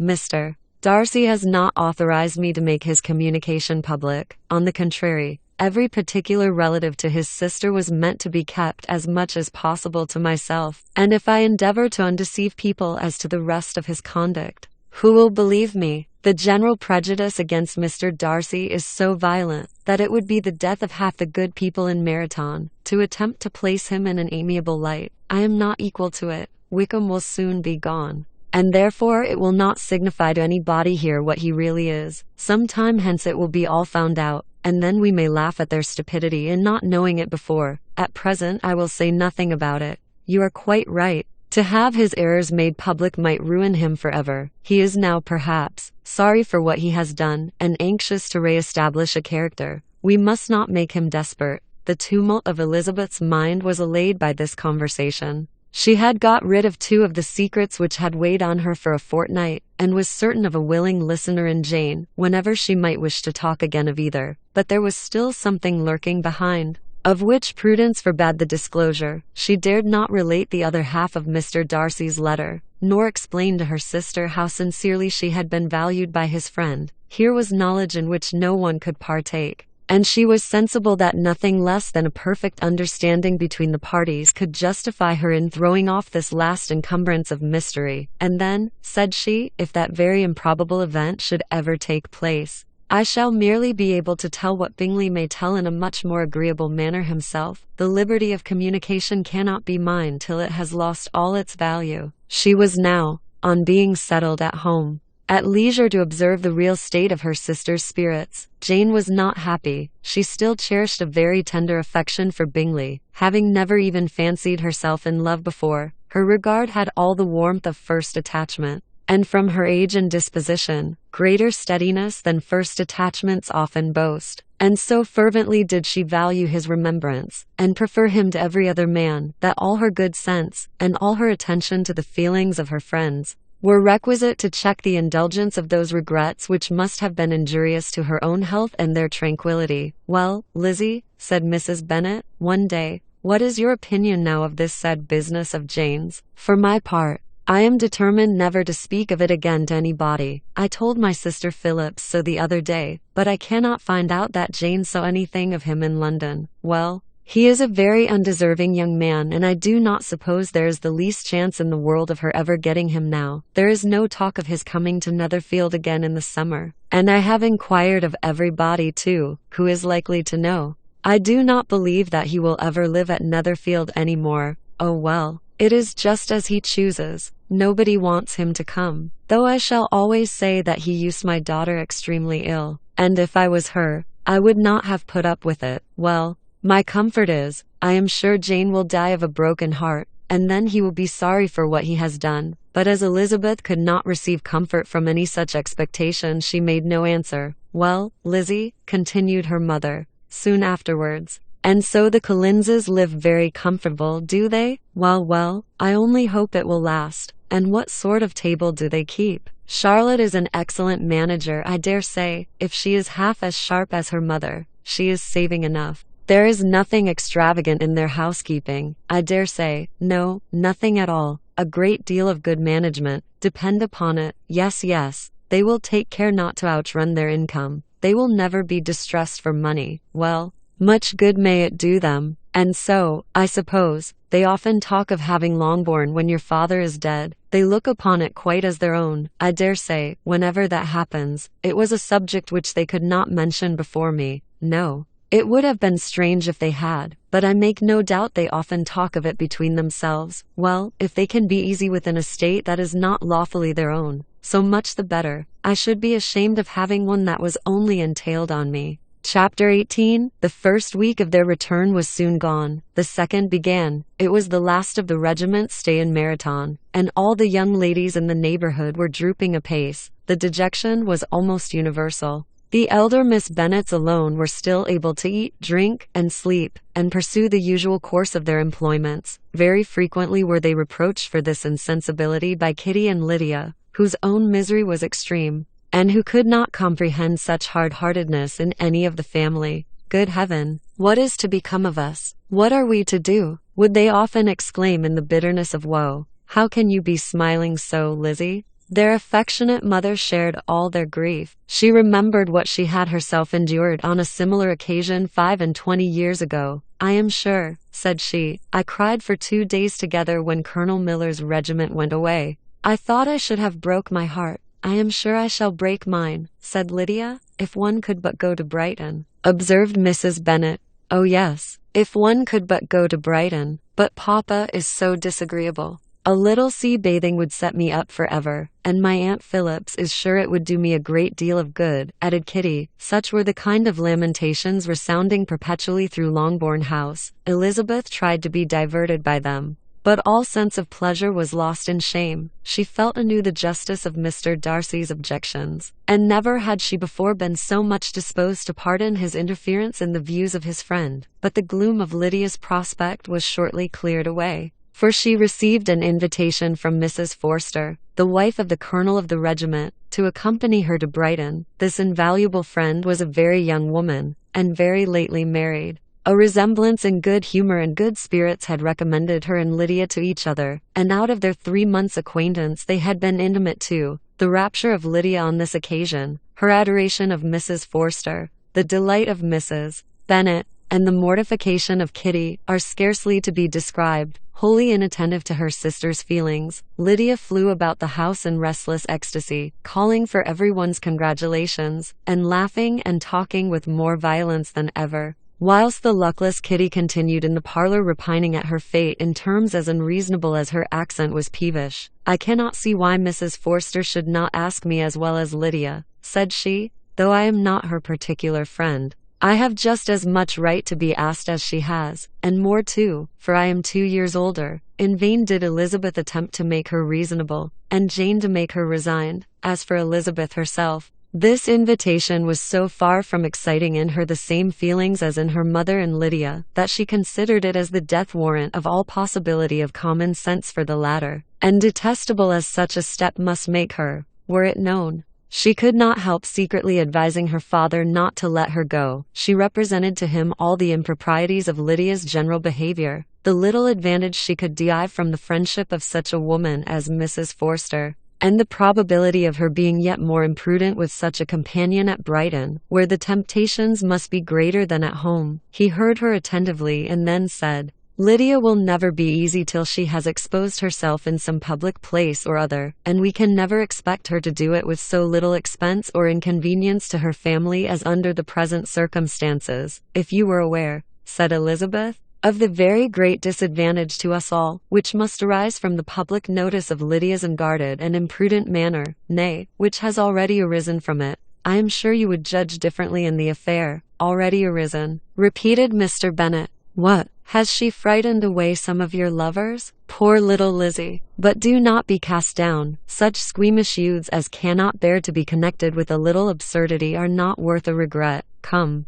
let me see the list of the pitiful fellows who have been kept aloof by Lydia's folly. Indeed you are mistaken. I have no such injuries to resent. It is not of peculiar, but of general evils, which I am now complaining. Our importance, our respectability in the world must be affected by the wild volatility, the assurance and disdain of all restraint which mark Lydia's character. Excuse me, for I must speak plainly, if you, my dear father, will not take the trouble of checking her exuberant spirits, and of teaching her that her present pursuits are not to be the business of her life, she will soon be beyond the reach of amendment, her character will be fixed, and she will, at 16, be the most determined flirt that ever made herself and her family ridiculous, a flirt too, in the worst and meanest degree of flirtation, without any attraction beyond youth and a tolerable person, and from the ignorance and emptiness of her mind, wholly unable to ward off any portion of that universal contempt which her rage for admiration will excite. In this danger Kitty is also comprehended. She will follow wherever Lydia leads, vain, ignorant, idle, and absolutely uncontrolled. Oh,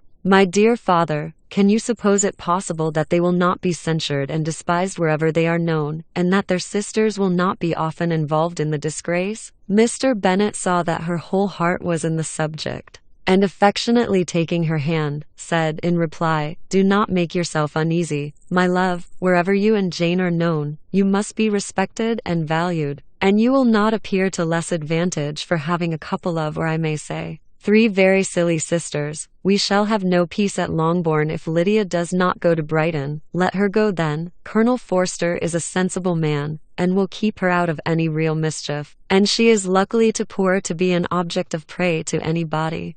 At Brighton she will be of less importance even as a common flirt than she has been here. The officers will find women better worth their notice. Let us hope, therefore, that her being there may teach her her own insignificance. At any rate, she cannot grow many degrees worse, without authorizing us to lock her up for the rest of her life." With this answer Elizabeth was forced to be content, but her own opinion continued the same, and she left him disappointed and sorry. It was not in her nature, however, to increase her vexations by dwelling on them. She was confident of having performed her duty, and to fret over unavoidable evils, or augment them by anxiety, was no part of her disposition. Had Lydia and her mother known the substance of her conference with her father, their indignation would hardly have found expression in their united volubility. In Lydia's imagination, a visit to Brighton comprised every possibility of earthly happiness. She saw, with the creative eye of fancy, the streets of that gay bathing place covered with officers. She saw herself the object of attention to tens and to scores of them at present unknown. She saw all the glories of the camp. Its tents stretched forth in beauteous uniformity of lines, crowded with the young and the gay, and dazzling with scarlet. And to complete the view, she saw herself seated beneath a tent, tenderly flirting with at least 6 officers at once. Had she known that her sister sought to tear her from such prospects and such realities as these, what would have been her sensations? They could have been understood only by her mother, who might have felt nearly the same. Lydia's going to Brighton was all that consoled her for the melancholy conviction of her husband's never intending to go there himself, but they were entirely ignorant of what had passed, and their raptures continued, with little intermission, to the very day of Lydia's leaving home. Elizabeth was now to see Mr. Wickham for the last time, having been frequently in company with him since her return. Agitation was pretty well over, the agitations of former partiality entirely so. She had even learnt to detect, in the very gentleness which had first delighted her, an affectation and a sameness to disgust and weary. In his present behaviour to herself, moreover,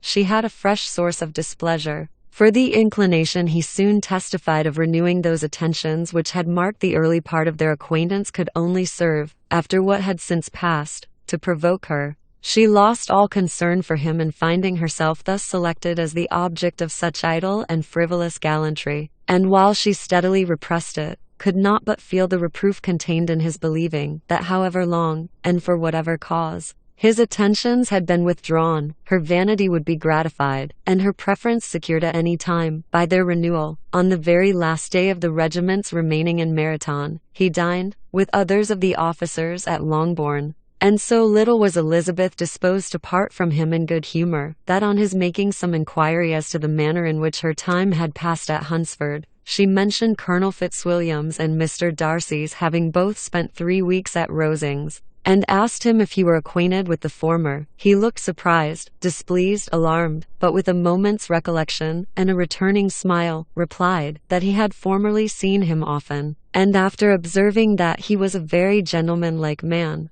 asked her how she had liked him. Her answer was warmly in his favour. With an air of indifference, he soon afterwards added, "How long did you say that he was at Rosings?" "Nearly 3 weeks. And you saw him frequently?" "Yes.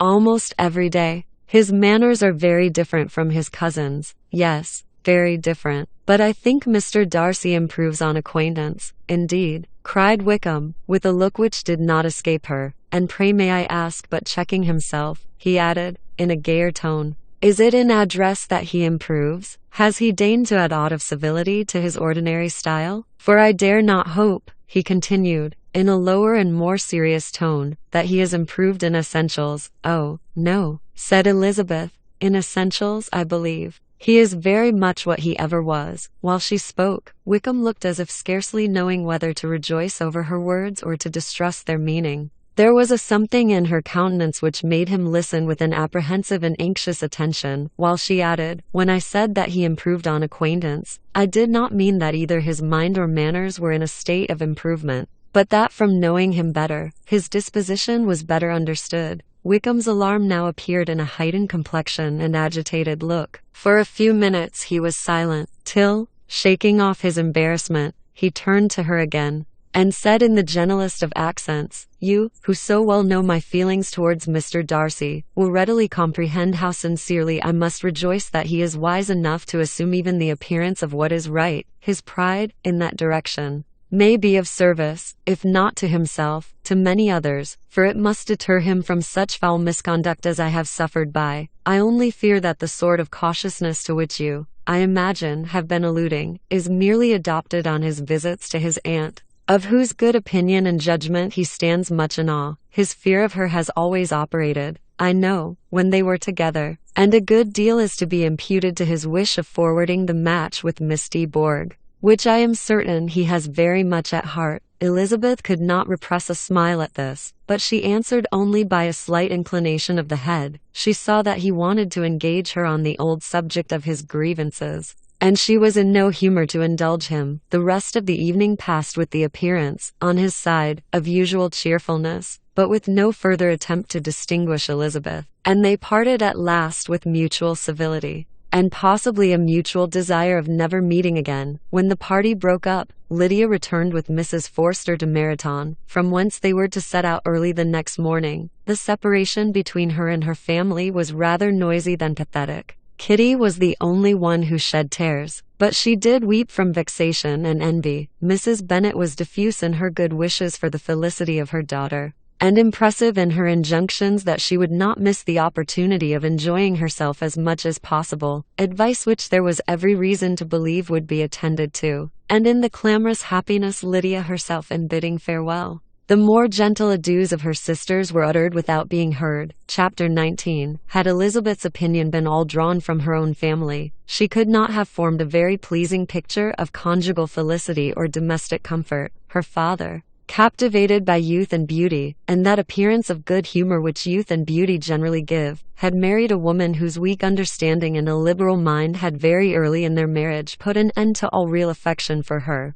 Respect, esteem, and confidence had vanished forever, and all his views of domestic happiness were overthrown. But Mr. Bennet was not of a disposition to seek comfort for the disappointment which his own imprudence had brought on in any of those pleasures which too often console the unfortunate for their folly or their vice. He was fond of the country and of books, and from these tastes had arisen his principal enjoyments. To his wife he was very little otherwise indebted than as her ignorance and folly had contributed to his amusement. This is not the sort of happiness which a man would in general wish to owe to his wife, but where other powers of entertainment are wanting, the true philosopher will derive benefit from such as are given. Elizabeth, however, had never been blind to the impropriety of her father's behavior as a husband. She had always seen it with pain, but respecting his abilities, and grateful for his affectionate treatment of herself, she endeavored to forget what she could not overlook, and to banish from her thoughts that continual breach of conjugal obligation and decorum which, in exposing his wife to the contempt of her own children, was so highly reprehensible.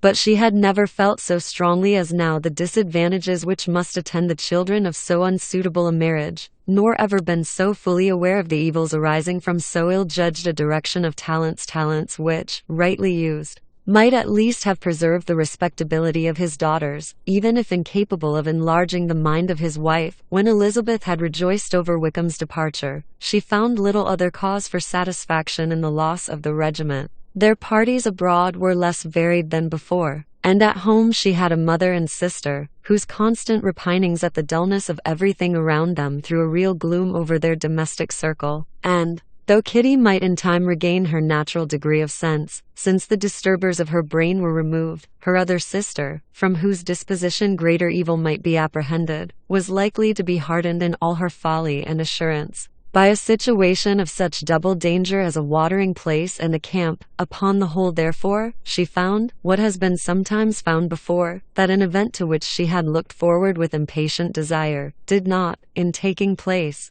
bring all the satisfaction she had promised herself. It was consequently necessary to name some other period for the commencement of actual felicity, to have some other point on which her wishes and hopes might be fixed, and by again enjoying the pleasure of anticipation, console herself for the present, and prepare for another disappointment. Her tour to the lakes was now the object of her happiest thoughts. It was her best consolation for all the uncomfortable hours which the discontentedness of her mother and Kitty made inevitable. And could she have included Jane in the scheme, every part of it would have been perfect. But it is fortunate, thought she, that I have something to wish for. Were the whole arrangement complete, my disappointment would be certain. But here, by carrying with me one ceaseless source of regret in my sister's absence, I may reasonably hope to have all my expectations of pleasure realized. A scheme of which every part promises delight can never be successful, and general disappointment is only warded off by the defense of some little peculiar vexation. When Lydia went away, she promised to write very often and very minutely to her mother and Kitty, but her letters were always long expected, and always very short. Those to her mother contained little else than that they were just returned from the library, where such and such officers had attended them, and where she had seen such beautiful ornaments as made her quite wild, that she had a new gown, or a new parasol, which she would have described more fully, but was obliged to leave off in a violent hurry, as Mrs. Forster called her, and they were going to the camp. And from her correspondence with her sister there was still less to be learnt, for her letters to Kitty, though rather longer, were much too full of lines under the words to be made public. After the first fortnight or 3 weeks of her absence, health, good humor, and cheerfulness began to reappear at Longbourn. Everything wore happier aspect. The families who had been in town for the winter came back again, and summer finery and summer engagements arose. Mrs. Bennet was restored to her usual querulous serenity, and by the middle of June Kitty was so much recovered as to be able to enter Meryton without tears. An event of such happy promise as to make Elizabeth hope that by the following Christmas she might be so tolerably reasonable as not to mention an officer above once a day, unless, by some cruel and malicious arrangement at the War Office, another regiment should be quartered in Meryton. The time fixed for the beginning of their northern tour was now fast approaching, and a fortnight only was wanting of it, when a letter arrived from Mrs. Gardiner, which at once delayed its commencement and curtailed its extent. Mr. Gardiner would be prevented by business from setting out till a fortnight later in July, and must be in London again within a month, and as that left too short a period for them to go so far, and see so much as they had proposed, or at least to see it with the leisure and comfort they had built on, they were obliged to give up the lakes, and substitute a more contracted tour, and, according to the present plan, were to go no farther northward than Derbyshire. In that county there was enough to be seen to occupy the chief of their 3 weeks, and to Mrs. Gardiner it had a peculiarly strong attraction. The town where she had formerly passed some years of her life, and where they were now to spend a few days, was probably as great an object of her curiosity as all the celebrated beauties of Matlock, Chatsworth, Dovedale, or the Peak. 10. Elizabeth was excessively disappointed. She had set her heart on seeing the lakes, and still thought there might have been time enough, but it was her business to be satisfied and certainly her temper to be happy, and all was soon right again. With the mention of Derbyshire, there were many ideas connected. It was impossible for her to see the word without thinking of Pemberley and its owner. But surely, said she, I may enter his county with impunity, and rob it of a few petrified spars, but without his perceiving me. The period of expectation was now doubled. 4 weeks were to pass away before her uncle and aunt's arrival, but they did pass away, and Mr. and Mrs. Gardiner, with their 4 children, did at length appear at Longbourn. The children, 2 girls of 6 and 8 years old, and 2 younger boys, were to be left under the particular care of their cousin Jane, who was the general favorite,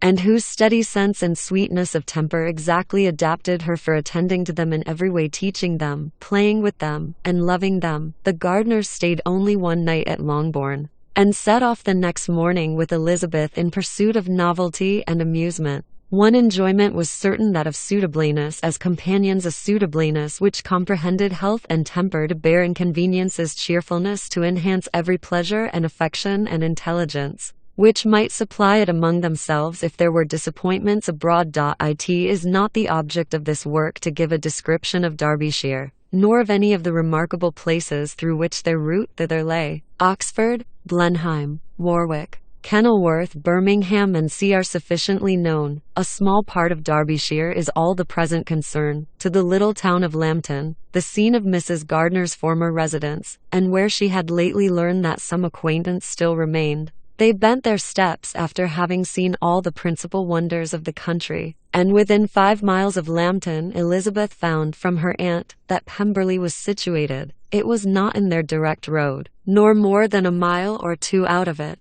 In talking over their route the evening before, Mrs. Gardner expressed an inclination to see the place again. Mr. Gardner declared his willingness, and Elizabeth was applied to for her approbation. "My love, should not you like to see a place of which you have heard so much?" said her aunt. "A place, too, with which so many of your acquaintance are connected. Wickham passed all his youth there, you know." Elizabeth was distressed. She felt that she had no business at Pemberley, and was obliged to assume a disinclination for seeing it. She must own that she was tired of great houses. After going over so many, she really had no pleasure in fine carpets or satin curtains. Mrs. Gardner abused her stupidity. "If it were merely a fine house richly furnished," said she, "I should not care about it myself. But the grounds are delightful. They have some of the finest woods in the country." Elizabeth said no more, but her mind could not acquiesce. The possibility of meeting Mr. Darcy, while viewing the place, instantly occurred. It would be dreadful. She blushed at the very idea, and thought it would be better to speak openly to her aunt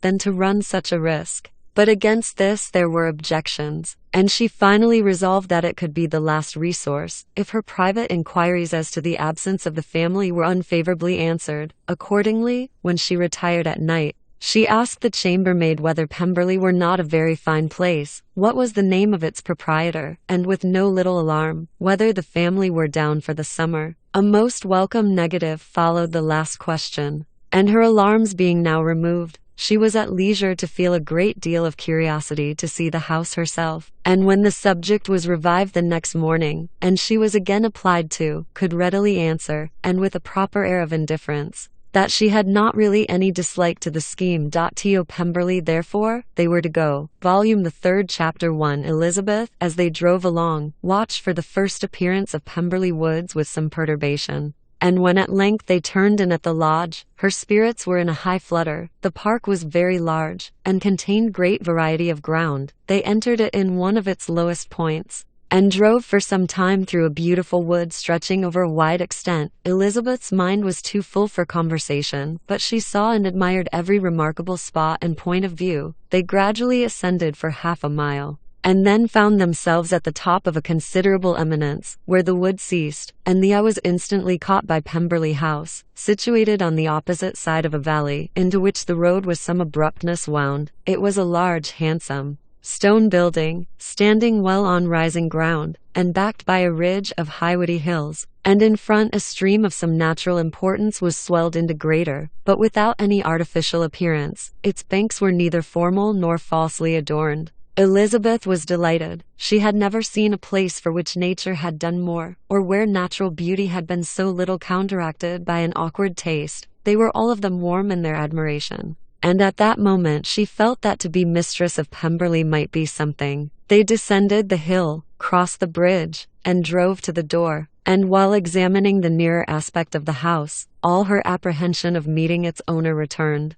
She dreaded lest the chambermaid had been mistaken. On applying to see the place, 11, they were admitted into the hall, and Elizabeth, as they waited for the housekeeper, had leisure to wonder at her being where she was. The housekeeper came, a respectable-looking elderly woman, much less fine, and more civil, than she had any notion of finding her. They followed her into the dining parlor. It was a large, well-proportioned room, handsomely fitted up. Elizabeth, after slightly surveying it, went to a window to enjoy its prospect. The hill, crowned with wood, from which they had descended, receiving increased abruptness from the distance, was a beautiful object. Every disposition of the ground was good, and she looked on the whole scene, the river, the trees scattered on its banks, and the winding of the valley, as far as she could trace it, with delight. As they passed into other rooms, these objects were taking different positions, but from every window there were beauties to be seen. The rooms were lofty and handsome, and their furniture suitable to the fortune of their proprietor. But Elizabeth saw, with admiration of his taste, that it was neither gaudy nor uselessly fine, with less of splendor, and more real elegance,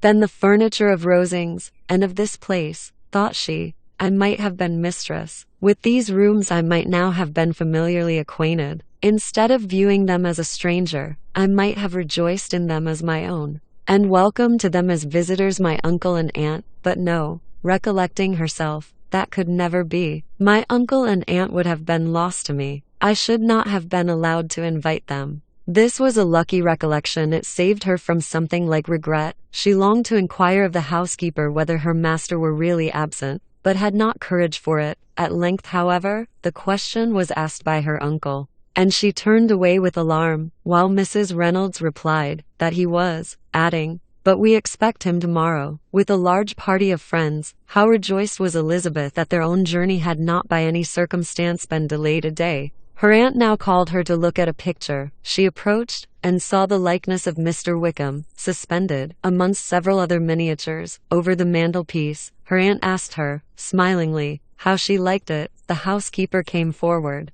and told them it was the picture of a young gentleman, the son of her late master's steward, who had been brought up by him at his own expense. He is now gone into the army, she added, but I am afraid he has turned out very wild. Mrs. Gardiner looked at her niece with a smile, but Elizabeth could not return it. And that, said Mrs. Reynolds, pointing to another of the miniatures, is my master and very like him. It was drawn at the same time as the other about 8 years ago. I have heard much of your master's fine person, said Mrs. Gardiner, looking at the picture. It is a handsome face, but Lizzie, you can tell us whether it is like or not. Mrs. Reynolds's respect for Elizabeth seemed to increase on this intimation of her knowing her master. Does that young lady know Mr. Darcy? Elizabeth colored, and said, a little. And do not you think him a very handsome gentleman, ma'am? Yes, very handsome. I am sure I know none so handsome. But in the gallery upstairs you will see a finer, larger picture of him than this. This room was my late master's favorite room. And these miniatures are just as they used to be then. He was very fond of them. This accounted to Elizabeth for Mr. Wickham's being among them. Mrs. Reynolds then directed their attention to one of Miss Darcy, drawn when she was only 8 years old. And is Miss Darcy as handsome as her brother? Said Mr. Gardiner. Oh yes, the handsomest young lady that ever was seen. And so accomplished. She plays and sings all day long. In the next room is a new instrument just come down for her, a present from my master. She comes here tomorrow with him. Mr. Gardiner, whose manners were easy and pleasant, encouraged her communicativeness by his questions and remarks. Mrs. Reynolds, either from pride or attachment, had evidently great pleasure in talking of her master and his sister. Is your master much at Pemberley in the course of the year? Not so much as I could wish, sir, but I dare say he may spend half his time here. And Miss Darcy is always down for the summer months, except, thought Elizabeth, when she goes to Ramsgate. If your master would marry, you might see more of him. Yes, sir, but I do not know when that will be. I do not know who is good enough for him, Mr. And Mrs. Gardiner smiled. Elizabeth could not help saying, it is very much to his credit, I am sure, that you should think so. I say no more than the truth, and what everybody will say that knows him, replied the other. Elizabeth thought this was going pretty far, and she listened with increasing astonishment as the housekeeper added, I have never had a cross word from him in my life, and I have known him ever since he was 4 years old. This was praise of all others most extraordinary, most opposite to her ideas. That he was not a good-tempered man had been her firmest opinion. Her keenest attention was awakened. She longed to hear more, and was grateful to her uncle for saying, there are very few people of whom so much can be said. You are lucky in having such a master. Yes, sir, I know I am. If I were to go through the world, I could not meet with a better. But I have always observed that they who are good-natured when children are good-natured when they grow up. And he was always the sweetest-tempered, most generous-hearted boy in the world. Elizabeth almost stared at her. Can this be Mr. Darcy? Thought she. His father was an excellent man, said Mrs. Gardiner. Yes, ma'am, that he was indeed. And his son will be just like him, just as affable to the poor. Elizabeth listened, wondered, doubted, and was impatient for more. Mrs. Reynolds could interest her on no other point. She related the subjects of the pictures, the dimensions of the rooms, and the price of the furniture in vain. Mr. Gardiner, highly amused by the kind of family prejudice to which he attributed her excessive commendation of her master, soon led again to the subject, and she dwelt with energy on his many merits. As they proceeded together up the great staircase, he is the best landlord, and the best master, said she, that ever lived, not like the wild young men nowadays, who think of nothing but themselves. There is not one of his tenants or servants but what will give him a good name. Some people call him proud, but I am sure I never saw anything of it, to my fancy.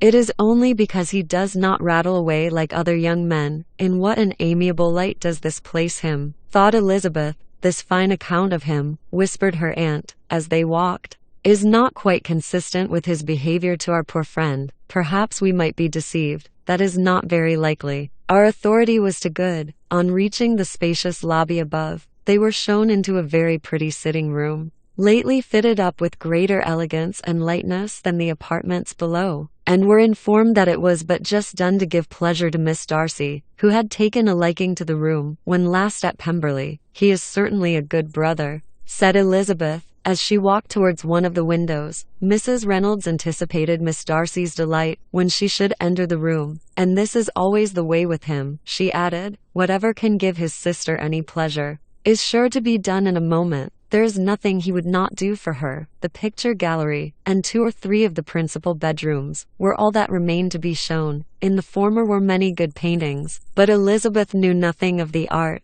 and from such as had been already visible below, she had willingly turned to look at some drawings of Miss Darcy's, in crayons, whose subjects were usually more interesting, and also more intelligible.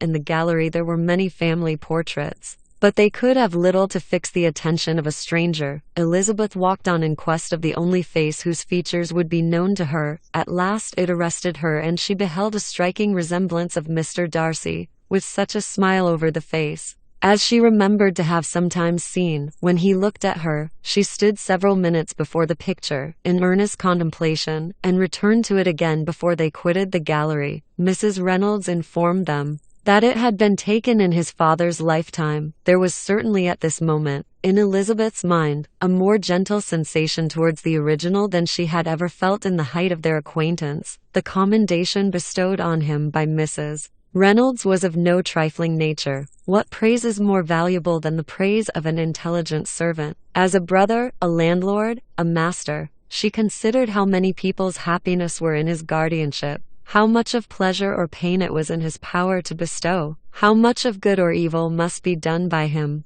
Every idea that had been brought forward by the housekeeper was favorable to his character, and as she stood before the canvas on which he was represented, and fixed his eyes upon herself, she thought of his regard with a deeper sentiment of gratitude than it had ever raised before. She remembered its warmth, and softened its impropriety of expression. When all of the house that was open to general inspection had been seen, they returned downstairs, and taking leave of the housekeeper, were consigned over to the gardener, who met them at the hall door. As they walked across the lawn towards the river, Elizabeth turned back to look again. Her uncle and aunt stopped also, and while the former was conjecturing as to the date of the building, the owner of it himself suddenly came forward from the road, which led behind it to the stables. They were within 20 yards of each other, and so abrupt was his appearance, that it was impossible to avoid his sight. Their eyes instantly met, and the cheeks of each were overspread with the deepest blush. He absolutely started, and for a moment seemed immovable from surprise, but shortly recovering himself, advanced towards the party, and spoke to Elizabeth, if not in terms of perfect composure, at least of perfect civility. She had instinctively turned away, but stopping on his approach, received his compliments with an embarrassment impossible to be overcome. Had his first appearance, or his resemblance to the picture they had just been examining, been insufficient to assure the other two that they now saw Mr. Darcy. The gardener's expression of surprise, on beholding his master, must immediately have told it. They stood a little aloof while he was talking to their niece, who, astonished and confused, scarcely dared lift her eyes to his face, and knew not what answer she returned to his civil inquiries after her family, amazed at the alteration of his manner since they last parted. Every sentence that he uttered was increasing her embarrassment, and every idea of the impropriety of her being found there recurring to her mind. The few minutes in which they continued together were some of the most uncomfortable of her life, nor did he seem much more at ease when he spoke. His accent had none of its usual sedateness, and he repeated his inquiries as to the time of her having left Longbourn, and of her stay in Derbyshire, so often, and in so hurried a way, as plainly spoke the distraction of his thoughts. At length, every idea seemed to fail him, and after standing a few moments without saying a word, he suddenly recollected himself, and took leave. The others then joined her, and expressed their admiration of his figure, but Elizabeth heard not a word, and, wholly engrossed by her own feelings, followed them in silence. She was overpowered by shame and vexation. Her coming there was the most unfortunate, the most ill-judged thing in the world. How strange must it appear to him! In what a disgraceful light might it not strike so vain a man! It might seem as if she had purposely thrown herself in his way again. Oh, why did she come? Or why did he thus come a day before he was expected? Had they been only 10 minutes sooner, they should have been beyond the reach of his discrimination, for it was plain that he was that moment arrived, that moment alighted from his horse or his carriage. She blushed again and again over the perverseness of the meeting, and his behavior, so strikingly altered. What could it mean? That he should even speak to her was amazing, but to speak with such civility, to inquire after her family. Never in her life had she seen his manners so little dignified. Never had he spoken with such gentleness as on this unexpected meeting. What a contrast did it offer to his last address in Rosings Park, when he put his letter into her hand. She knew not what to think, or how to account for it. They had now entered a beautiful walk by the side of the water, and every step was bringing forward a nobler fall of ground, or a finer reach of the woods to which they were approaching. But it was some time before Elizabeth was sensible of any of it, and, though she answered mechanically to the repeated appeals of her uncle and aunt, and seemed to direct her eyes to such objects as they pointed out, she distinguished no part of the scene. Her thoughts were all fixed on that one spot of Pemberley House, whichever it might be, where Mr. Darcy then was. She longed to know what at that moment was passing in his mind, in what manner he thought of her, and whether, in defiance of everything, she was still dear to him. Perhaps he had been civil only because he felt himself at ease. Yet there had been that in his voice, which was not like ease. Whether he had felt more of pain or of pleasure in seeing her, she could not tell. But he certainly had not seen her with composure. At length, however, the remarks of her companions on her absence of mind roused her, and she felt the necessity of appearing more like herself. They entered the woods, and, bidding adieu to the river for a while, ascended some of the higher grounds, whence, in spots where the opening of the trees gave the eye power to wander, were many charming views of the valley, the opposite hills, with the long range of woods overspreading many, and occasionally part of the stream. Mr. Gardiner expressed a wish of going round the whole park, but feared it might be beyond a walk. With a triumphant smile, they were told that it was 10 miles round. It settled the matter, and they pursued the accustomed circuit, which brought them again, after some time, in a descent among hanging woods, to the edge of the water, and one of its narrowest parts. They crossed it by a simple bridge. In character with the general air of the scene, it was a spot less adorned than any they had yet visited, and the valley, here contracted into a glen, allowed room only for the stream, and a narrow walk amidst the rough coppice wood which bordered it.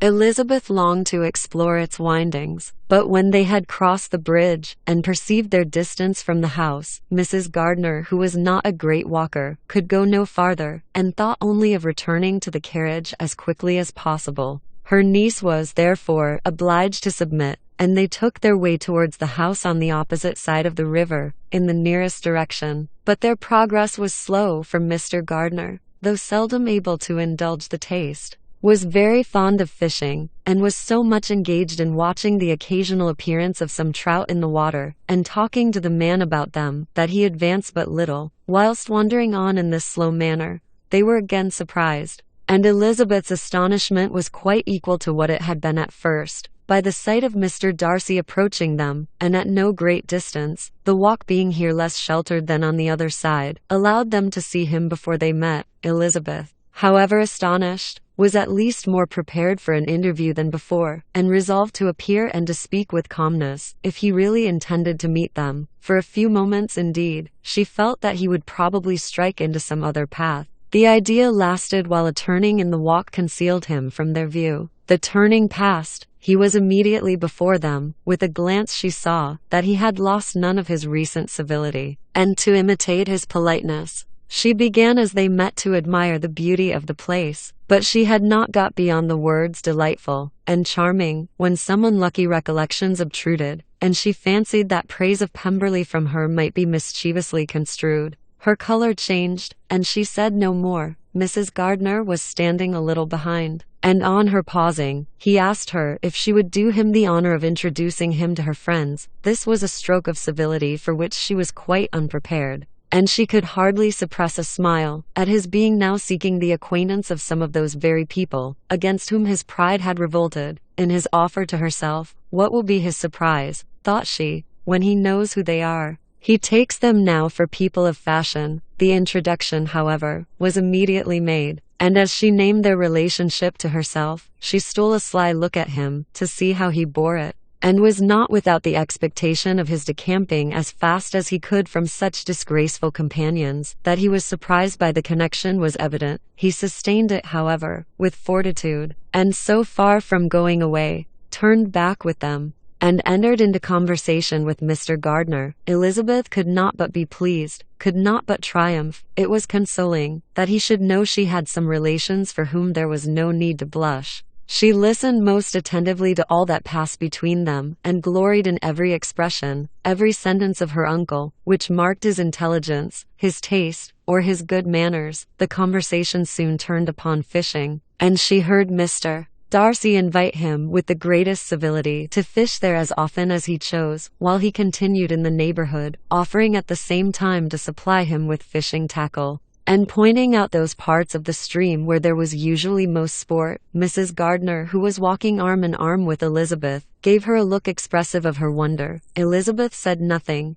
but it gratified her exceedingly. The compliment must be all for herself. Her astonishment, however, was extreme, and continually was she repeating, "Why is he so altered? From what can it proceed? It cannot be for me, it cannot be for my sake that his manners are thus softened. My reproofs at Hunsford could not work such a change as this. It is impossible that he should still love me." After walking some time in this way, the two ladies in front, the two gentlemen behind, on resuming their places, after descending to the brink of the river for the better inspection of some curious water plant, there chanced to be a little alteration. It originated in Mrs. Gardiner, who, fatigued by the exercise of the morning, found Elizabeth's arm inadequate to her support, and consequently preferred her husband's. Mr. Darcy took her place by her niece, and they walked on together. After a short silence, the lady first spoke. She wished him to know that she had been assured of his absence before she came to the place, and accordingly began by observing that his arrival had been very unexpected. "For your housekeeper," she added,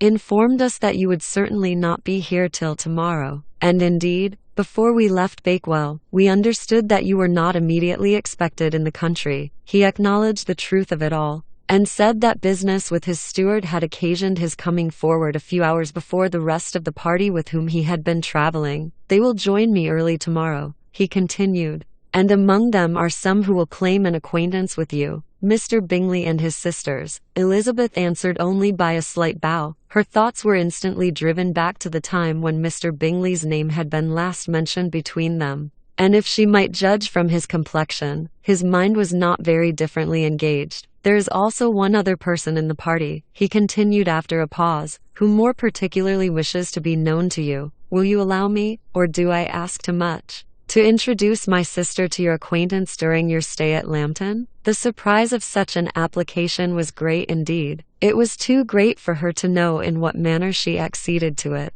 She immediately felt that whatever desire Miss Darcy might have of being acquainted with her must be the work of her brother, and without looking farther, it was satisfactory. It was gratifying to know that his resentment had not made him think really ill of her. They now walked on in silence, each of them deep in thought. Elizabeth was not comfortable. That was impossible. But she was flattered and pleased. His wish of introducing his sister to her was a compliment of the highest kind. They soon outstripped the others, and when they had reached the carriage, Mr. and Mrs. Gardiner were half a quarter of a mile behind. He then asked her to walk into the house, but she declared herself not tired, and they stood together on the lawn. At such a time, much might have been said, and silence was very awkward. She wanted to talk, but there seemed an embargo on every subject. At last she recollected that she had been traveling, and they talked of Matlock and Dovedale with great perseverance. Yet time and her aunt moved slowly, and her patience and her ideas were nearly worn out before the tea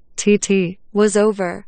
On Mr. and Mrs. Gardiner's coming up, they were all pressed to go into the house and take some refreshment. But this was declined, and they parted on each side with the utmost politeness. Mr. Darcy handed the ladies into the carriage, and when it drove off, Elizabeth saw him walking slowly towards the house. The observations of her uncle and aunt now began, and each of them pronounced him to be infinitely superior to anything they had expected. "He is perfectly well behaved, polite, and unassuming," said her uncle. "There is something a little stately in him, to be sure," replied her aunt, "but it is confined to his air, and is not unbecoming. I can now say with the housekeeper, that though some people may call him proud, I have seen no thing of it. I was never more surprised than by his behavior to us. It was more than civil. It was really attentive, and there was no necessity for such attention. His acquaintance with Elizabeth was very trifling." "To be sure, Lizzie," said her aunt, "he is not so handsome as Wickham, or rather, he has not Wickham's countenance, for his features are perfectly good. But how came you to tell us that he was so disagreeable?" Elizabeth excused herself as well as she could, said that she had liked him better when they met in Kent than before, and that she had never seen him so pleasant as this morning. "But perhaps he may be a little whimsical in his civilities," replied her uncle. "Your great men often are, and therefore I shall not take him at his word about fishing, as he might change his mind another day, and warn me off his grounds." Elizabeth felt that they had entirely mistaken his character, but said nothing. "From what we have seen of him," continued Mrs. Gardiner, "I really should not have thought that he could have behaved in so cruel a way by anybody, as he has done by poor Wickham. He has not an ill-natured look. On the contrary, there is something pleasing about his mouth when he speaks, and there is something of dignity in his countenance, that would not give one an unfavorable idea of his heart. But to be sure, the good lady who showed us the house did give him a most flaming character. I could hardly help laughing aloud sometimes. But he is a liberal master, I suppose, and that in the eye of a servant comprehends every virtue." Elizabeth here felt herself called on to say something in vindication of his behavior to Wickham, and therefore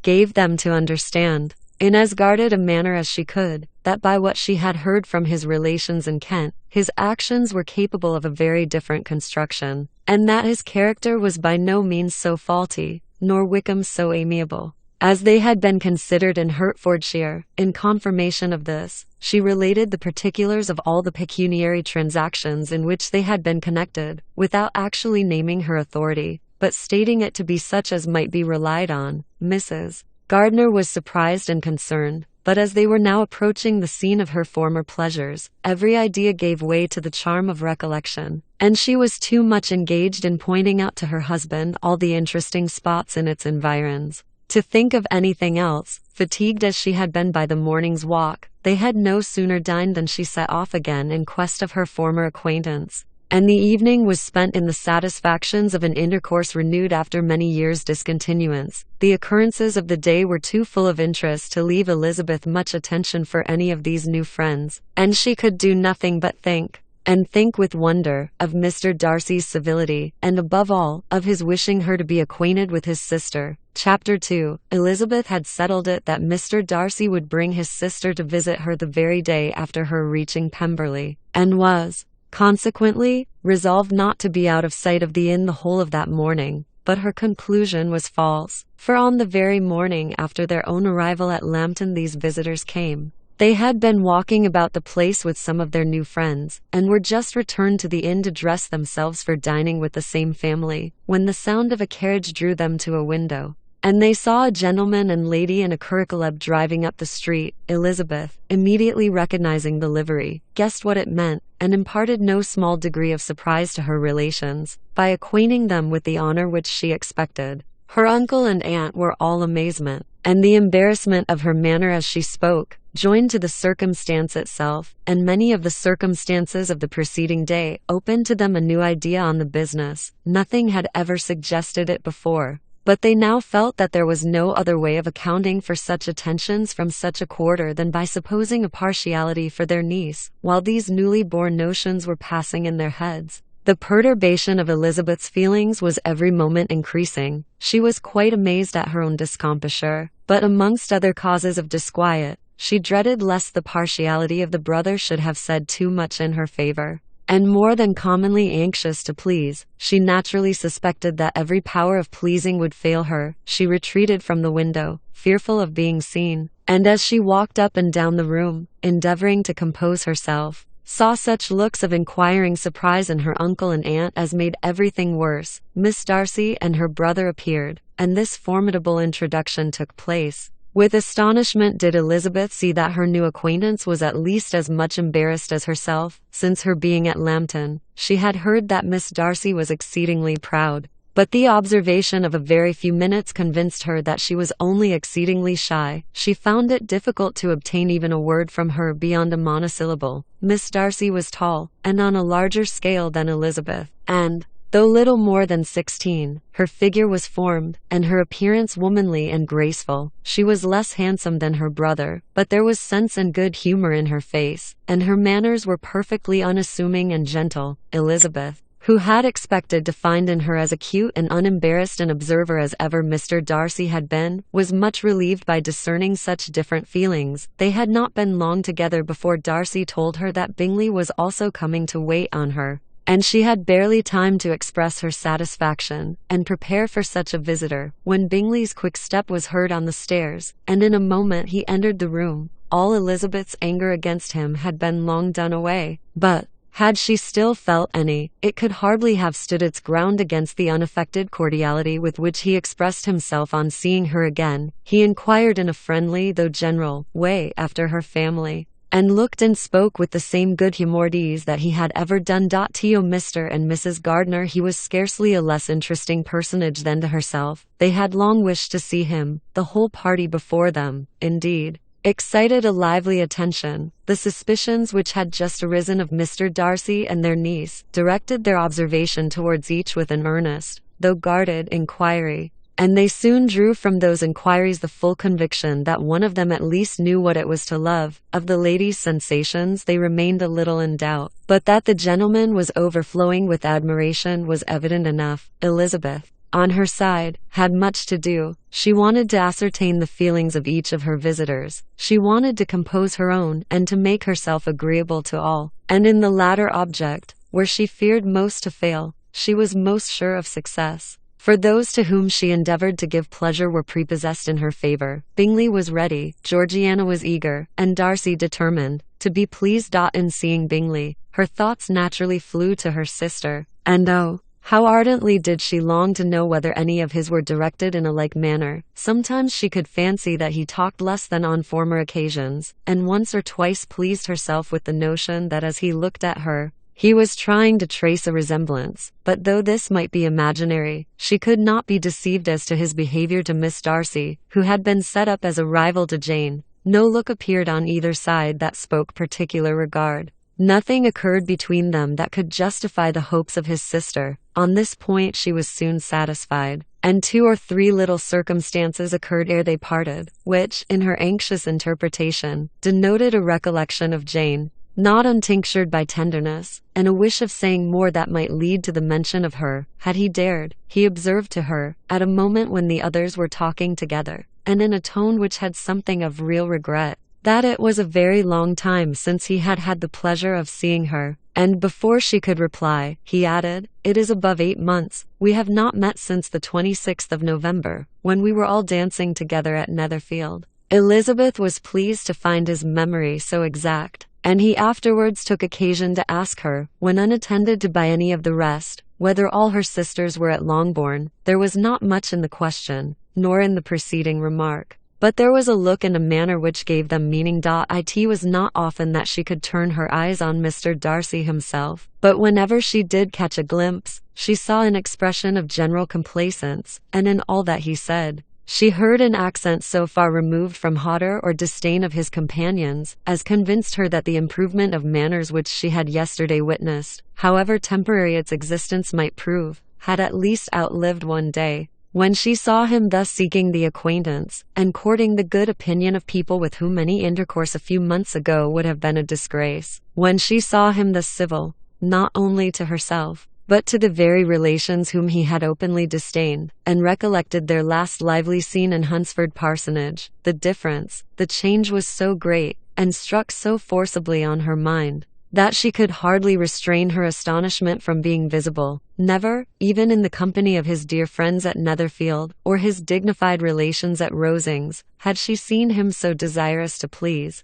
so free from self-consequence or unbending reserve, as now, when no importance could result from the success of his endeavors, and when even the acquaintance of those to whom his attentions were addressed would draw down the ridicule and censure of the ladies both of Netherfield and Rosings. Their visitors stayed with them above half an hour, and when they rose to depart, Mr. Darcy called on his sister to join him in expressing their wish of seeing Mr. and Mrs. Gardiner and Miss Bennet to dinner at Pemberley before they left the country. Miss Darcy, though with a diffidence which marked her little in the habit of giving invitations, readily obeyed. Mrs. Gardiner looked at her niece, desirous of knowing how she, whom the invitation most concerned, felt disposed as to its acceptance, but Elizabeth had turned away her head, presuming, however, that this studied avoidance spoke rather a momentary embarrassment than any dislike of the proposal, and seeing in her husband, who was fond of society, a perfect willingness to accept it, she ventured to engage for her attendance. And the day after the next was fixed on. Bingley expressed great pleasure in the certainty of seeing Elizabeth again, having still a great deal to say to her, and many inquiries to make after all their Hertfordshire friends. Elizabeth, construing all this into a wish of hearing her speak of her sister, was pleased, and on this account, as well as some others, found herself, when their visitors left them, capable of considering the last half-hour with some satisfaction, though while it was passing the enjoyment of it had been little. Eager to be alone, and fearful of inquiries or hints from her uncle and aunt, she stayed with them only long enough to hear their favourable opinion of Bingley, and then hurried away to dress. But she had no reason to fear Mr. and Mrs. Gardiner's curiosity. It was not their wish to force her communication. It was evident that she was much better acquainted with Mr. Darcy than they had before any idea of. It was evident that he was very much in love with her. They saw much to interest, but nothing to justify inquiry. Of Mr. Darcy it was now a matter of anxiety to think well, and as far as their acquaintance reached, there was no fault to find. They could not be untouched by his politeness, and had they drawn his character from their own feelings and his servant's report, without any reference to any other account, the circle in Hertfordshire to which he was known would not have recognized it for Mr. Darcy. There was now an interest, however, in believing the housekeeper, and they soon became sensible that the authority of a servant, who had known him since he was 4 years old, and whose own manners indicated respectability, was not to be hastily rejected. Neither had anything occurred in the intelligence of their Lambton friends that could materially lessen its weight. They had nothing to accuse him of but pride. Pride he probably had, and if not, it would certainly be imputed by the inhabitants of a small market town where the family did not visit. It was acknowledged, however, that he was a liberal man, and did much good among the poor. With respect to Wickham, the travellers soon found that he was not held there in much estimation, for though the chief of his concerns with the son of his patron were imperfectly understood, it was yet a well-known fact that, on his quitting Derbyshire, he had left many debts behind him, which Mr. Darcy afterwards discharged. As for Elizabeth, her thoughts were at Pemberley this evening more than the last, and the evening, though as it passed it seemed long, was not long enough to determine her feelings towards one in that mansion, and she lay awake to whole hours, endeavoring to make them out. She certainly did not hate him. No, hatred had vanished long ago, and she had almost as long been ashamed of ever feeling a dislike against him that could be so called. The respect created by the conviction of his valuable qualities, though at first unwillingly admitted, had for some time ceased to be repugnant to her feelings, and it was now heightened into somewhat of a friendlier nature by the testimony so highly in his favor, and bringing forward his disposition in so amiable a light, which yesterday had produced. But above all, above respect and esteem, there was a motive within her of goodwill which could not be overlooked. It was gratitude. Gratitude, not merely for having once loved her, but for loving her still well enough to forgive all the petulance and acrimony of her manner in rejecting him, and all the unjust accusations accompanying her rejection. He who, she had been persuaded, would avoid her as his greatest enemy, seemed, on this accidental meeting, most eager to preserve the acquaintance, and without any indelicate display of regard, or any peculiarity of manner, where their two selves only were concerned, was soliciting the good opinion of her friends, and bent on making her known to his sister. Such a change in a man of so much pride excited not only astonishment but gratitude, for to love, ardent love, it must be attributed, and as such, its impression on her was of a sort to be encouraged, as by no means unpleasing, though it could not be exactly defined. She respected, she esteemed, she was grateful to him, she felt a real interest in his welfare, and she only wanted to know how far she wished that welfare to depend upon herself, and how far it would be for the happiness of both that she should employ the power, which her fancy told her she still possessed, of bringing on the renewal of his addresses. It had been settled in the evening, between the aunt and niece, that such a striking civility as Miss Darcy's, in coming to them on the very day of her arrival at Pemberley, for she had reached it only to a late breakfast, ought to be imitated, though it could not be equaled, by some exertion of politeness on their side, and consequently, that it would be highly expedient to wait on her at Pemberley the following morning. They were therefore to go. Elizabeth was pleased, though, when she asked herself the reason, she had very little to say in reply. Mark Gardner left them soon after breakfast. The fishing scheme had been renewed the day before, and a positive engagement made of his meeting some of the gentlemen at Pemberley by noon. Chapter 3. Convinced as Elizabeth now was that Miss Bingley's dislike of her had originated in jealousy, she could not help feeling how very unwelcome her appearance at Pemberley must be to her, and was curious to know with how much civility on that lady's side the acquaintance would now be renewed. On reaching the house, they were shown through the hall into the saloon, BC, whose northern aspect rendered it delightful for summer. Its windows, opening to the ground, admitted a most refreshing view of the high woody hills behind the house, and of the beautiful oaks and Spanish chestnuts which were scattered over the intermediate lawn. In this room they were received by Miss Darcy, who was sitting there with Mrs. Hurst and Miss Bingley, and the lady with whom she lived in London. Georgiana's reception of them was very civil, but attended with all that embarrassment which, though proceeding from shyness and the fear of doing wrong, would easily give to those who felt themselves inferior the belief of her being proud and reserved. Mrs. Gardner and her niece, however, did her justice, and pitied her. By Mrs. Hurst and Miss Bingley they were noticed only by a courtesy, and on their being seated, a pause, awkward as such pauses must always be, succeeded for a few moments. It was first broken by Mrs. Annesley, a genteel, agreeable-looking woman, whose endeavor to introduce some kind of discourse proved her to be more truly well-bred than either of the others, and between her and Mrs. Gardner, with occasional help from Elizabeth, the conversation was carried on. Miss Darcy looked as if she wished for courage enough to join in it, and sometimes did venture a short sentence, when there was least danger of its being heard. Elizabeth soon saw that she was herself closely watched by Miss Bingley, and that she could not speak a word, especially to Miss Darcy, without calling her attention. This observation would not have prevented her from trying to talk to the latter, had they not been seated at an inconvenient distance. But she was not sorry to be spared the necessity of saying much. Her own thoughts were employing her. She expected every moment that some of the gentlemen would enter the room. She wished, she feared, that the master of the house might be amongst them. and whether she wished or feared it most, she could scarcely determine. After sitting in this manner a quarter of an hour, without hearing Miss Bingley's voice, Elizabeth was roused by receiving from her a cold inquiry after the health of her family. She answered with equal indifference and brevity, and the other said no more. The next variation which their visit afforded was produced by the entrance of servants with cold meat, cake, and a variety of all the finest fruits in season. But this did not take place till after many a significant look and smile from Mrs. Annesley to Miss Darcy had been given, to remind her of her post. There was now employment for the whole party, for though they could not all talk,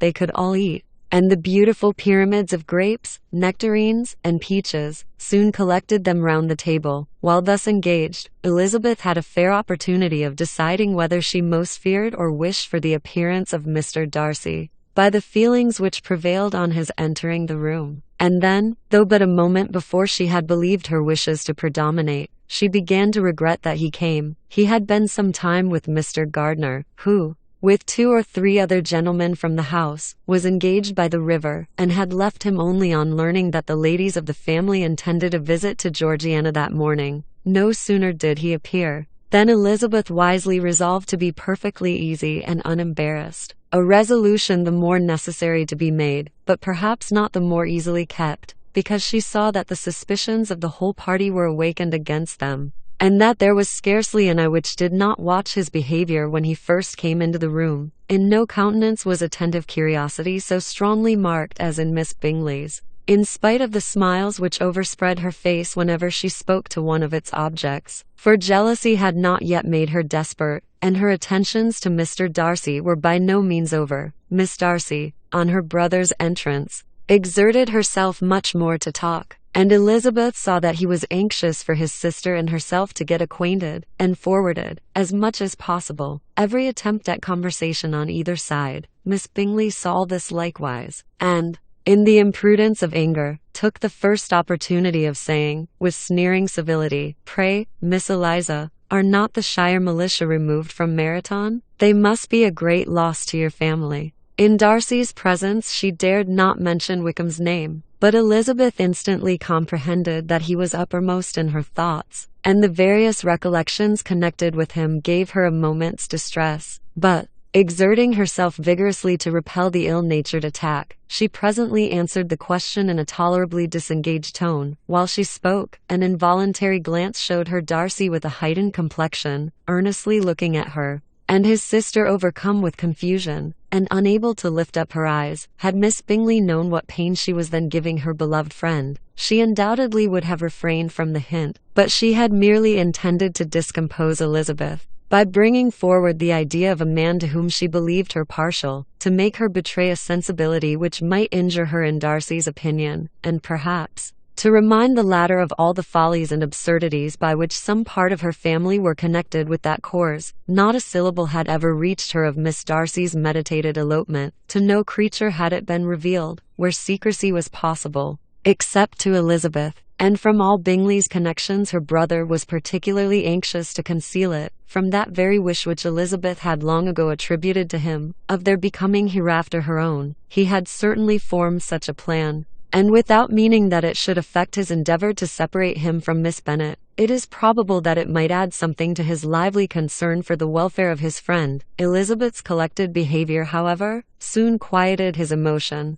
and as Miss Bingley, vexed and disappointed, dared not approach nearer to Wickham, Georgiana also recovered in time, though not enough to be able to speak any more. Her brother, whose eye she feared to meet, scarcely recollected her interest in the affair, and the very circumstance which had been designed to turn his thoughts from Elizabeth seemed to have fixed them on her more and more cheerfully. Their visit did not continue long after the question and answer above mentioned, and while Mr. Darcy was attending them to their carriage, Miss Bingley was venting her feelings and criticisms on Elizabeth's person, behaviour, and dress, but Georgiana would not join her. Her brother's recommendation was enough to ensure her favour. His judgment could not err, and he had spoken in such terms of Elizabeth as to leave Georgiana without the power of finding her otherwise than lovely and amiable. When Darcy returned to the saloon, Miss Bingley could not help repeating to him some part of what she had been saying to his sister. how very ill Eliza Bennet looks this morning, Mr. Darcy," she cried. "I never in my life saw anyone so much altered as she is since the winter. She is grown so brown and coarse. Louisa and I were agreeing that we should not have known her again." However little Mr. Darcy might have liked such an address, he contented himself with coolly replying that he perceived no other alteration than her being rather tanned, no miraculous consequence of traveling in the summer. "For my own part," she rejoined, "I must confess that I never could see any beauty in her. Her face is too thin, her complexion has no brilliancy, and her features are not at all handsome. Her nose wants character. There is nothing marked in its lines. Her teeth are tolerable, but not out of the common way. And as for her eyes, which have sometimes been called so fine, I never could perceive anything extraordinary in them. They have a sharp, shrewish look, which I do not like at all. And in her air altogether, there is a self-sufficiency without fashion, which is intolerable." Persuaded as Miss Bingley was that Darcy admired Elizabeth, this was not the best method of recommending herself. But angry people are not always wise, and in seeing him at last look somewhat nettled, she had all the success she expected. He was resolutely silent, however, and from a determination of making him speak, she continued, "I remember, when we first knew her in Hertfordshire, how amazed we all were to find that she was a reputed beauty. And I particularly recollect your saying one night, after they had been dining at Netherfield, 'She a beauty. I should as soon call her mother a wit.' But afterwards she seemed to improve on you, and I believe you thought her rather pretty at one time." "Yes," replied Darcy, who could contain himself no longer, "but that was only when I first knew her, for it is many months since I have considered her as one of the handsomest women of my acquaintance." He then went away, and Miss Bingley was left to all the satisfaction of having forced him to say what gave no one any pain but herself. Mrs. Gardiner and Elizabeth talked of all that had occurred during their visit, as they returned. Except what had particularly interested them both, the looks and behavior of everybody they had seen were discussed, except of the person who had mostly engaged their attention. They talked of his sister, his friends, his house, his fruit, of everything but himself. Yet Elizabeth was longing to know what Mrs. Gardiner thought of him, and Mrs. Gardiner would have been highly gratified by her niece's beginning the subject. Chapter 4. Elizabeth had been a good deal disappointed in not finding a letter from Jane on their first arrival at Lambton, and this disappointment had been renewed on each of the mornings that had now been spent there. But on the third her repining was over, and her sister justified, by the receipt of 2 letters from her at once, on one of which was marked that it had been missent elsewhere. Elizabeth was not surprised at it, as Jane had written the direction remarkably ill. They had just been preparing to walk as the letters came in, and her uncle and aunt, leaving her to enjoy them in quiet, set off by themselves. The one Miss sent must be first attended to. It had been written 5 days ago. The beginning contained an account of all their little parties and engagements, with such news as the country afforded. But the latter half, which was dated a day later, and written in evident agitation,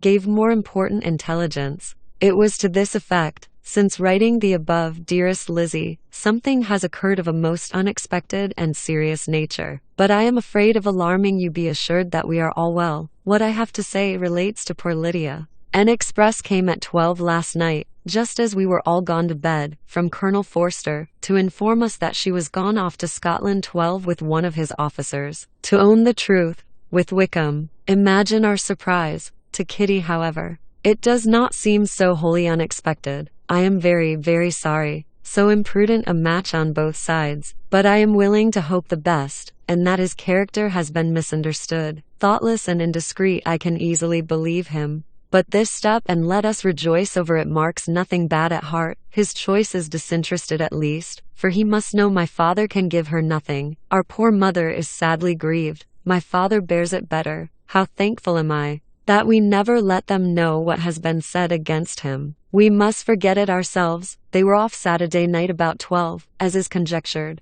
but were not missed till yesterday morning at 8. The express was sent off directly. My dear Lizzie, they must have passed within 10 miles of us. Colonel Forster gives us reason to expect him here soon. Lydia left a few lines for his wife, informing her of their intention. I must conclude, for I cannot be long from my poor mother. I am afraid you will not be able to make it out, but but I hardly know what I have written," without allowing herself time for consideration, and scarcely knowing what she felt. Elizabeth, on finishing this letter, instantly seized the other, and opening it with the utmost impatience, read as follows. It had been written a day later than the conclusion of the first. "By this time, my dearest sister, you have received my hurried letter. I wish this may be more intelligible. But though not confined for time, my head is so bewildered that I cannot answer for being coherent. Dearest Lizzie, I hardly know what I would write, but I have bad news for you, and it cannot be delayed. Imprudent as a marriage between Mr.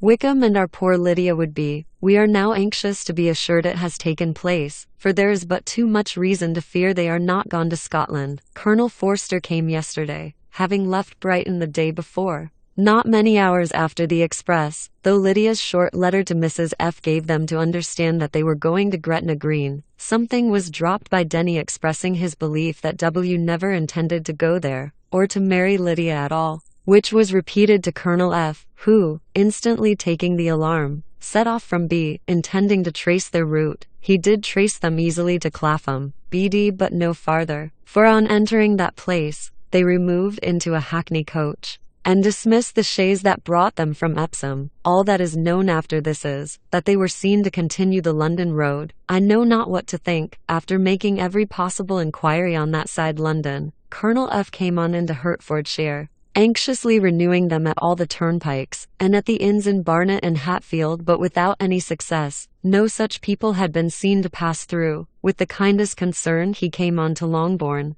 and broke his apprehensions to us in a manner most creditable to his heart. I am sincerely grieved for him and Mrs. F, but no one can throw any blame on them. Our distress, my dear Lizzie, is very great. My father and mother believe the worst, but I cannot think so ill of him. Many circumstances might make it more eligible for them to be married privately in town than to pursue their first plan, and even if he could form such a design against a young woman of Lydia's connections, which is not likely, can I suppose her so lost to everything? Impossible. I grieve to find, however, that Colonel F is not disposed to depend upon their marriage. He shook his head when I expressed my hopes, and said he feared W was not a man to be trusted. My poor mother is really ill, and keeps her room. Could she exert herself, it would be better, but this is not to be expected. And as to my father, I never in my life saw him so affected. Poor Kitty has anger for having concealed their attachment, but as it was a matter of confidence, one cannot wonder. I am truly glad, dearest Lizzie, that you have been spared something of these distressing scenes. But now,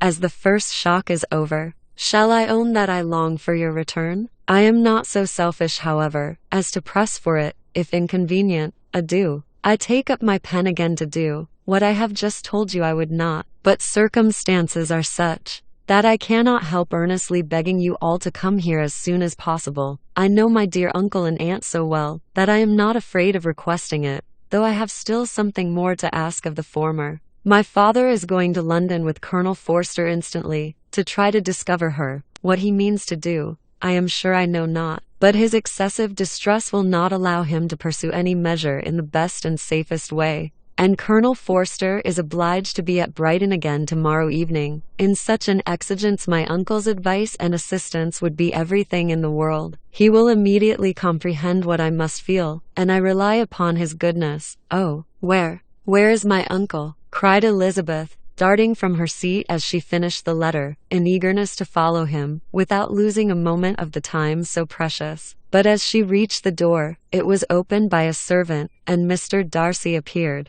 Her pale face and impetuous manner made him start, and before he could recover himself enough to speak, she, in whose mind every idea was superseded by Lydia's situation, hastily exclaimed, "I beg your pardon, but I must leave you. I must find Mr. Gardner this moment on business that cannot be delayed. I have not an instant to lose. Good God, what is the matter?" cried he, with more feeling than politeness. Then recollecting himself, "I will not detain you a minute, but let me, or let the servant, go after Mr. and Mrs. Gardner. You are not well enough. You cannot go yourself." Elizabeth hesitated, but her knees trembled under her, and she felt how little would be gained by her attempting to pursue them. Calling back the servant, therefore, She commissioned him, though in so breathless an accent as made her almost unintelligible, to fetch his master and mistress home instantly. On his quitting the room, she sat down, unable to support herself, and looking so miserably ill, that it was impossible for Darcy to leave her, or to refrain from saying, in a tone of gentleness and commiseration, "Let me call your maid. Is there nothing you could take to give you present relief? A glass of wine. Shall I get you one? You are very ill." "No, I thank you," she replied, endeavoring to recover herself. "There is nothing the matter with me. I am quite well. I am only distressed by some dreadful news which I have just received from Longbourn." She burst into tears as she alluded to it, and for a few minutes could not speak another word. Darcy, in wretched suspense, could only say something indistinctly of his concern, and observe her in compassionate silence. At length she spoke again. "I have just had a letter from Jane. With such dreadful news, it cannot be concealed from any one. My youngest sister has left all her friends, has eloped, has thrown herself into the power of Mr. Wickham. They are gone off together from Brighton. You know him too well to doubt the rest. She has no money, no connections, nothing that can tempt him to. She is lost forever." Darcy was fixed in astonishment. "When I consider," she added, in a yet more agitated voice, "that I might have prevented it, I who knew what he was. Had I but explained some part of it, only some part of what I learnt, to my own family, had his character been known, this could not have happened. But it is all too late now. I am grieved indeed," cried Darcy, grieved, shocked. "But is it certain?" "Absolutely certain? Oh yes. They left Brighton together on Sunday night, and were traced almost to London, but not beyond. They are certainly not gone to Scotland. And what has been done, what has been attempted to recover her? My father is gone to London, and Jane has written to beg my uncle's immediate assistance, and we shall be off, I hope, in half an hour. But nothing can be done. I know very well that nothing can be done. How is such a man to be worked on? How are they even to be discovered? I have not the smallest hope. It is every way horrible." Darcy shook his head in silent acquiescence. "When my eyes were opened to his real character, oh, had I known what I ought, what I dared to do! But I knew not. I was afraid of doing too much. Wretched, wretched mistake." Darcy made no answer. He seemed scarcely to hear her, and was walking up and down the room in earnest meditation. His brow contracted, his air gloomy. Elizabeth soon observed, and instantly understood it. Her power was sinking. Everything must sink under such a proof of family weakness, such an assurance of the deepest disgrace. She could neither wonder nor condemn. But the belief of his self-conquest brought nothing consolatory to her bosom, afforded no palliation of her distress. It was, on the contrary, exactly calculated to make her understand her own wishes. And never had she so honestly felt that she could have loved him, as now, when all love must be vain, but self, though it would intrude, could not engross her. Lydia, the humiliation, the misery she was bringing on them all, soon swallowed up every private care. And covering her face with her handkerchief, Elizabeth was soon lost to everything else, and after a pause of several minutes, was only recalled to a sense of her situation by the voice of her companion, who, in a manner which, though it spoke compassion, spoke likewise restraint, said, "I am afraid you have been long desiring my absence, nor have I anything to plead in excuse of my stay, but real, though unavailing concern. Would to heaven that anything could be either said or done on my part, that might offer consolation to such distress, but I will not torment you with vain wishes, which may seem purposely to ask for your thanks. This unfortunate affair will, I fear, prevent my sister's having the pleasure of seeing you at Pemberley today. Oh yes, be so kind as to apologize for us to Miss Darcy. Say that urgent business calls us home immediately. Conceal the unhappy truth as long as it is possible. I know it cannot be long." He readily assured her of his secrecy, again expressed his sorrow for her distress, wished it a happier conclusion than there was at present reason to hope, and leaving his compliments for her relations, with only one serious, parting look, went away. As he quitted the room, Elizabeth felt how improbable it was that they should ever see each other again on such terms of cordiality as had marked their several meetings in Derbyshire. And as she threw a retrospective glance over the whole of their acquaintance, so full of contradictions and varieties, sighed at the perverseness of those feelings which would now have promoted its continuance. and would formerly have rejoiced in its termination. If gratitude and esteem are good foundations of affection, Elizabeth's change of sentiment will be neither improbable nor faulty. But if otherwise, if the regard springing from such sources is unreasonable or unnatural, in comparison of what is so often described as arising on a first interview with its object, and even before two words have been exchanged, nothing can be said in her defense, except that she had given somewhat of a trial to the latter method, in her partiality for Wickham, and that its ill success might, perhaps, authorize her to seek the other less interesting mode of attachment. Be that as it may, she saw him go with regret, and in this early example of what Lydia's infamy must produce, found additional anguish as she reflected on that wretched business. Never, since reading Jane's second letter, had she entertained a hope of Wickham's meaning to marry her. No one but Jane, she thought, could flatter herself with such an expectation. Surprise was the least of all her feelings on this development. While the contents of the first letter remained on her mind, she was all surprise,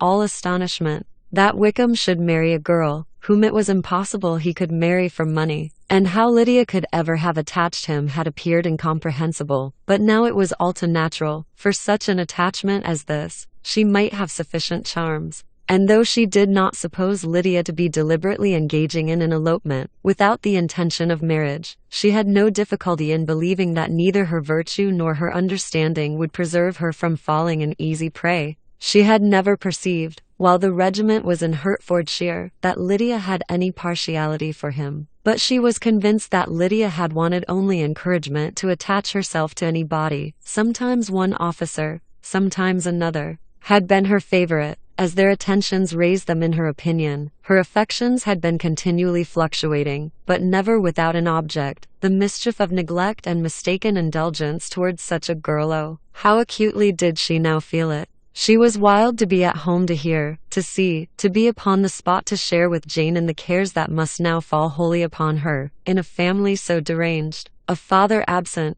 a mother incapable of exertion, and requiring constant attendance. And though almost persuaded that nothing could be done for Lydia, her uncle's interference seemed of the utmost importance. Until he entered the room, the misery of her impatience was severe. Mr. and Mrs. Gardiner had hurried back in alarm, supposing, by the servant's account, that their niece was taken suddenly ill. But satisfying them instantly on that head, she eagerly communicated the cause of their summons, reading the two letters aloud, and dwelling on the postscript of the last with trembling energy. Though Lydia had never been a favorite with them, Mr. and Mrs. Gardiner could not but be deeply afflicted. Not Lydia only, but all were concerned in it. And after the first exclamations of surprise and horror, Mr. Gardiner readily promised every assistance in his power. Elizabeth, though expecting no less, thanked him with tears of gratitude, and all three being actuated by one spirit, everything relating to their journey was speedily settled. They were to be off as soon as possible. But what is to be done about Pemberley? Cried Mrs. Gardiner. John told us Mr. Darcy was here when you sent for us. Was it so? Yes. And I told him we should not be able to keep our engagement. That is all settled. What is all settled? Repeated the other as she ran into her room to prepare. And are they upon such terms as for her to disclose the real truth? Oh, that I knew how it was. But wishes were vain, or at best, could serve only to amuse her in the hurry and confusion of the following hour. Had Elizabeth been at leisure to be idle, she would have remained certain that all employment was impossible to one so wretched as herself. But she had her share of business as well as her aunt, and amongst the rest there were notes to be written to all their friends at Lambton, with false excuses for their sudden departure. An hour, however, saw the whole completed, and Mr. Gardiner, meanwhile, having settled his account at the inn, nothing remained to be done but to go, and Elizabeth, after all the misery of the morning, found herself, in a shorter space of time than she could have supposed, seated in the carriage, and on the road to Longbourn. Chapter 5. I have been thinking it over again, Elizabeth, said her uncle, as they drove from the town, and really, upon serious consideration, I am much more inclined than I was to judge as your eldest sister does of the matter. It appears to me so very unlikely that any young man should form such a design against a girl who is by no means unprotected or friendless, and who is actually staying in his colonel's family, that I am strongly inclined to hope the best. Could he expect that her friends would not step forward? Could he expect to be noticed again by the regiment, after such an affront to Colonel Forster? His temptation is not adequate to the risk. Do you really think so? Cried Elizabeth, brightening up for a moment. Upon my word, said Mrs. Gardiner, I begin to be of your uncle's opinion. It is really too great a violation of decency, honor, and interest for him to be guilty of it. I cannot think so very ill of Wickham. Can you yourself, Lizzie, so wholly give him up, as to believe him capable of it? Not perhaps of neglecting his own interest,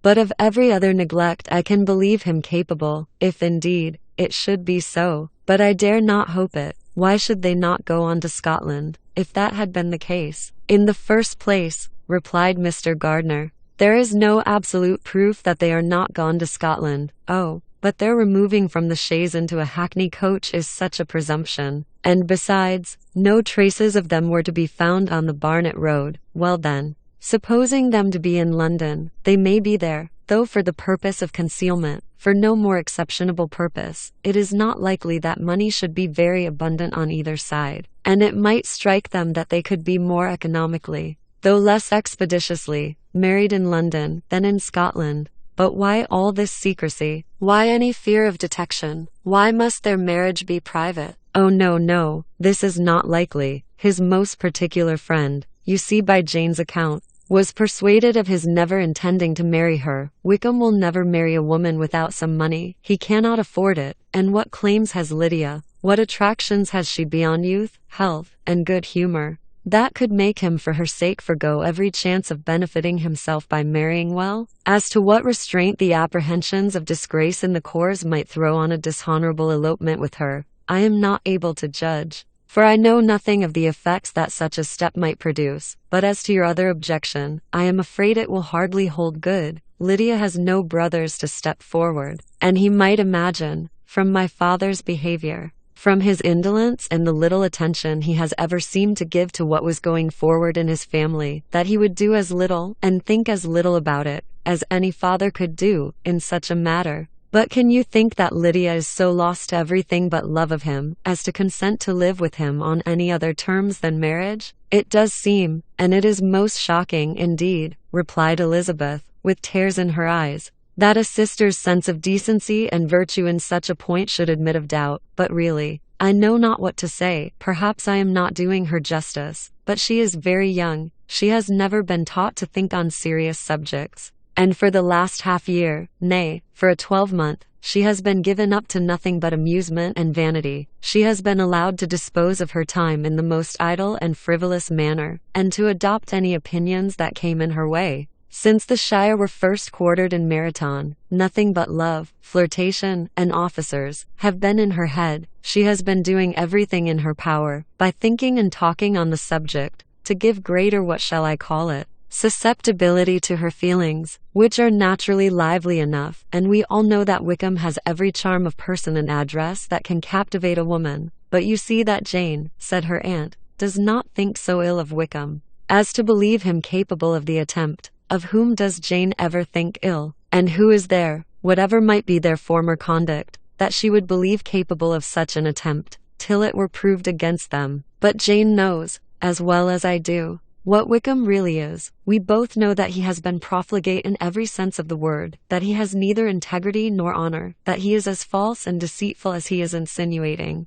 And do you really know all this? Cried Mrs. Gardiner, whose curiosity as to the mode of her intelligence was all alive. I do indeed, replied Elizabeth, coloring. I told you the other day of his infamous behavior to Mr. Darcy, and you yourself, when last at Longbourn, heard in what manner he spoke of the man who had behaved with such forbearance and liberality towards him. And there are other circumstances which I am not at liberty, which it is not worth while to relate. But his lies about the whole Pemberley family are endless. From what he said of Miss Darcy, I was thoroughly prepared to see a proud, reserved, disagreeable girl, yet he knew to the contrary himself. He must know that she was as amiable and unpretending as we have found her. But does Lydia know nothing of this? Can she be ignorant of what you and Jane seem so well to understand? Oh yes, that is the worst of all. Till I was in Kent, and saw so much both of Mr. Darcy and his relation Colonel Fitzwilliam. I was ignorant of the truth myself, and when I returned home the Shire was to leave Meryton in a week or fortnight's time. As that was the case, neither Jane, to whom I related the whole, nor I, thought it necessary to make our knowledge public. For of what use could it apparently be to any one, that the good opinion, which all the neighborhood had of him, should then be overthrown? And even when it was settled that Lydia should go with Mrs. Forster, the necessity of opening her eyes to his character never occurred to me. That she could be in any danger from the deception never entered my head. That such a consequence as this should ensue, you may easily believe was far enough from my thoughts, when they all removed to Brighton. Therefore, you had no reason, I suppose, to believe them fond of each other. Not the slightest. I can remember no symptom of affection on either side, and had anything of the kind been perceptible, you must be aware that ours is not a family on which it could be thrown away. When first he entered the corps, she was ready enough to admire him. But so we all were. Every girl in or near Meryton was out of her senses about him for the first 2 months, but he never distinguished her by any particular attention, and consequently, after a moderate period of extravagant and wild admiration, her fancy for him gave way, and others of the regiment, who treated her with more distinction, again became her favorites. It may be easily believed that however little of novelty could be added to their fears, hopes, and conjectures on this interesting subject by its repeated discussion, no other could detain them from it long. During the whole of the journey, from Elizabeth's thoughts it was never absent, fixed there by the keenest of all anguish, self-reproach. She could find no interval of ease or forgetfulness. They traveled as expeditiously as possible, and sleeping one night on the road, reached Longbourn by dinner-time the next day. It was a comfort to Elizabeth to consider that Jane could not have been wearied by long expectations. The little Gardiners, attracted by the sight of a chaise, were standing on the steps of the house, as they entered the paddock, and when the carriage drove up to the door, the joyful surprise that lighted up their faces and displayed itself over their whole bodies, in a variety of capers and frisks, was the first pleasing earnest of their welcome. Elizabeth jumped out, and after giving each of them a hasty kiss, hurried into the vestibule, where Jane, who came running downstairs from her mother's apartment, immediately met her. Elizabeth, as she affectionately embraced her, whilst tears filled the eyes of both, lost not a moment in asking whether anything had been heard of the fugitives. "Not yet," replied Jane, "but now that my dear uncle is come, I hope everything will be well. Is my father in town?" "Yes, he went on Tuesday, as I wrote you word." "And have you heard from him often?" "We have heard only once. He wrote me a few lines on Wednesday, to say that he had arrived in safety, and to give me his directions, which I particularly begged him to do. He merely added, that he should not write again, till he had something of importance to mention." "And my mother, how is she? How are you all?" "My mother is tolerably well, I trust, though her spirits are greatly shaken. She is upstairs, and will have great satisfaction in seeing you all. She does not yet leave her dressing room. Mary and Kitty, thank heaven, are quite well. But you, how are you?" cried Elizabeth. "You look pale. How much you must have gone through." Her sister, however, assured her of her being perfectly well, and their conversation, which had been passing while Mr. and Mrs. Gardiner were engaged with their children, was now put an end to by the approach of the whole party. Jane ran to her uncle and aunt, and welcomed and thanked them both, with alternate smiles and tears. When they were all in the drawing-room, the questions which Elizabeth had already asked were of course repeated by the others, and they soon found that Jane had no intelligence to give. The sanguine hope of good, however, which the benevolence of her heart suggested, had not yet deserted her. She still expected that it would all end well, and that every morning would bring some letter, either from Lydia or her father, to explain their proceedings, and perhaps announce the marriage. Mrs. Bennet, to whose apartment they all repaired, after a few minutes' conversation together, received them exactly as might be expected, with tears and lamentations of regret, invectives against the villainous conduct of Wickham, and complaints of her own sufferings and ill usage, blaming everybody but the person to whose ill-judging indulgence the errors of her daughter must be principally owing. "If I had been able," said she, "to carry my point in going to Brighton with all my family, this would not have happened. But poor dear Lydia had nobody to take care of her. Why did the Forsters ever let her go out of their sight?" I am sure there was some great neglect or other on their side, for she is not the kind of girl to do such a thing if she had been well looked after. I always thought they were very unfit to have the charge of her, but I was overruled, as I always am. Poor, dear child. And now here's Mr. Bennet gone away, and I know he will fight Wickham, wherever he meets him, and then he will be killed, and what is to become of us all? The Collinses will turn us out, before he is cold in his grave. And if you are not kind to us, brother, I do not know what we shall do. They all exclaimed against such terrific ideas. And Mr. Gardiner, after general assurances of his affection for her and all her family,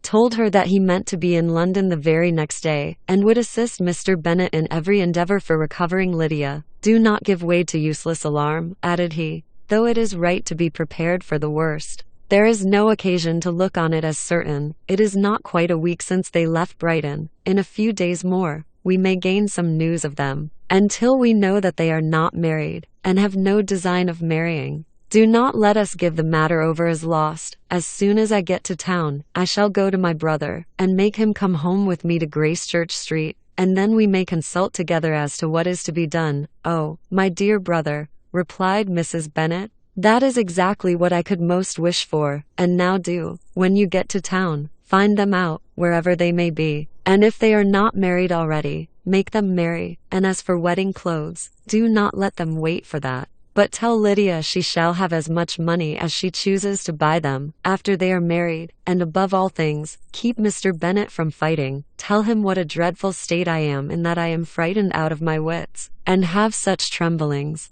such flutterings all over me, such spasms in my side, and pains in my head, and such beatings at heart, that I can get no rest by night nor by day. And tell my dear Lydia not to give any directions about her clothes till she has seen me, for she does not know which are the best warehouses. Oh, brother, how kind you are! I know you will contrive it all. But Mr. Gardiner, though he assured her again of his earnest endeavours in the cause, could not avoid recommending moderation to her, as well in her hopes as her fears. And after talking with her in this manner till dinner was on table, they left her to vent all her feelings on the housekeeper, who attended in the absence of her daughters. Though her brother and sister were persuaded that there was no real occasion for such a seclusion from the family, they did not attempt to oppose it, for they knew that she had not prudence enough to hold her tongue before the servants, while they waited at table, and judged it better that one only of the household, and the one whom they could most trust, should comprehend all her fears and solicitude on the subject. In the dining room they were soon joined by Mary and Kitty, who had been too busily engaged in their separate apartments to make their appearance before. One came from her books, and the other from her toilette. The faces of both, however, were tolerably calm, and no change was visible in either, except that the loss of her favourite sister, or the anger which she had herself incurred in the business, had given something more of fretfulness than usual to the accents of Kitty. As for Mary, she was mistress enough of herself to whisper to Elizabeth, with a countenance of grave reflection, soon after they were seated at table, "This is a most unfortunate affair, and will probably be much talked of, but we must stem the tide of malice, and pour into the wounded bosoms of each other the balm of sisterly consolation." Then, perceiving in Elizabeth no inclination of replying, she added, "Unhappy as the event must be for Lydia, we may draw from it this useful lesson, that loss of virtue in a female is irretrievable, that one false step involves her in endless ruin, that her reputation is no less brittle than it is beautiful, and that she cannot be too much guarded in her behavior towards the undeserving of the other sex." Elizabeth lifted up her eyes in amazement, but was too much oppressed to make any reply. Mary, however, continued to console herself with such kind of moral extractions from the evil before them. In the afternoon, the two elder Miss Bennets were able to be for half an hour by themselves, and Elizabeth instantly availed herself of the opportunity of making any inquiries which Jane was equally eager to satisfy. After joining in general lamentations over the dreadful sequel of this event, which Elizabeth considered as all but certain, and Miss Bennet could not assert to be wholly impossible, the former continued the subject by saying, "But tell me all and everything about it which I have not already heard. Give me further particulars. What did Colonel Forster say?" Had they no apprehension of anything before the elopement took place? They must have seen them together forever. Colonel Forster did own that he had often suspected some partiality, especially on Lydia's side, but nothing to give him any alarm.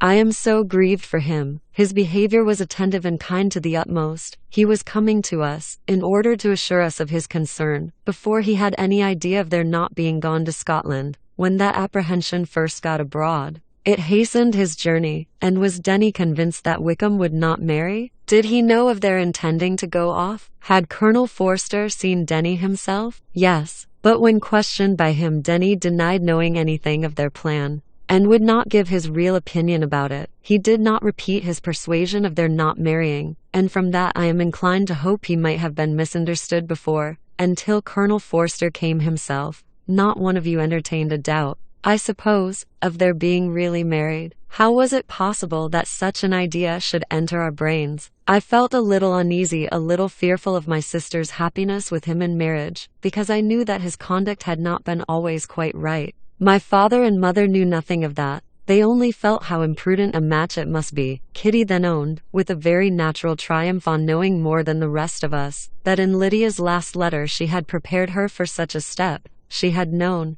it seems, of their being in love with each other many weeks, but not before they went to Brighton. No, I believe not. And did Colonel Forster appear to think ill of Wickham himself? Does he know his real character? I must confess that he did not speak so well of Wickham as he formerly did. He believed him to be imprudent and extravagant, and since this sad affair has taken place, it is said that he left Meriton greatly in debt. But I hope this may be false. Oh, Jane, had we been less secret, had we told what we knew of him, this could not have happened. Perhaps it would have been better, replied her sister, but to expose the former faults of any person, without knowing what their present feelings were, seemed unjustifiable. We acted with the best intentions. Could Colonel Forster repeat the particulars of Lydia's note to his wife? He brought it with him for us to see. Jane then took it from her pocket-book, and gave it to Elizabeth. These were the contents. My dear Harriet, you will laugh when you know where I am gone, and I cannot help laughing myself at your surprise tomorrow morning. As soon as I am missed, I am going to Gretna Green, and if you cannot guess with who, I shall think you a simpleton, for there is but one man in the world I love, and he is an angel. I should never be happy without him, so think it no harm to be off. You need not send them word at Longbourn of my going, if you do not like it, for it will make the surprise the greater when I write to them, and sign my name Lydia Wickham. What a good joke it will be. I can hardly write for laughing. Pray make my excuses to Pratt for not keeping my engagement, and dancing with him tonight. Tell him I hope he will excuse me when he knows all, and tell him I will dance with him at the next ball we meet with great pleasure. I shall send for my clothes when I get to Longbourn, but I wish you would tell Sally to mend a great slit in my worked muslin gown before they are packed up. Goodbye. Give my love to Colonel Forster. I hope you will drink to our good journey. Your affectionate friend, Lydia Bennet. Oh, thoughtless Lydia, cried Elizabeth when she had finished it. What a letter is this, to be written at such a moment. But at least it shows that she was serious in the object of her journey, whatever he might afterwards persuade her to.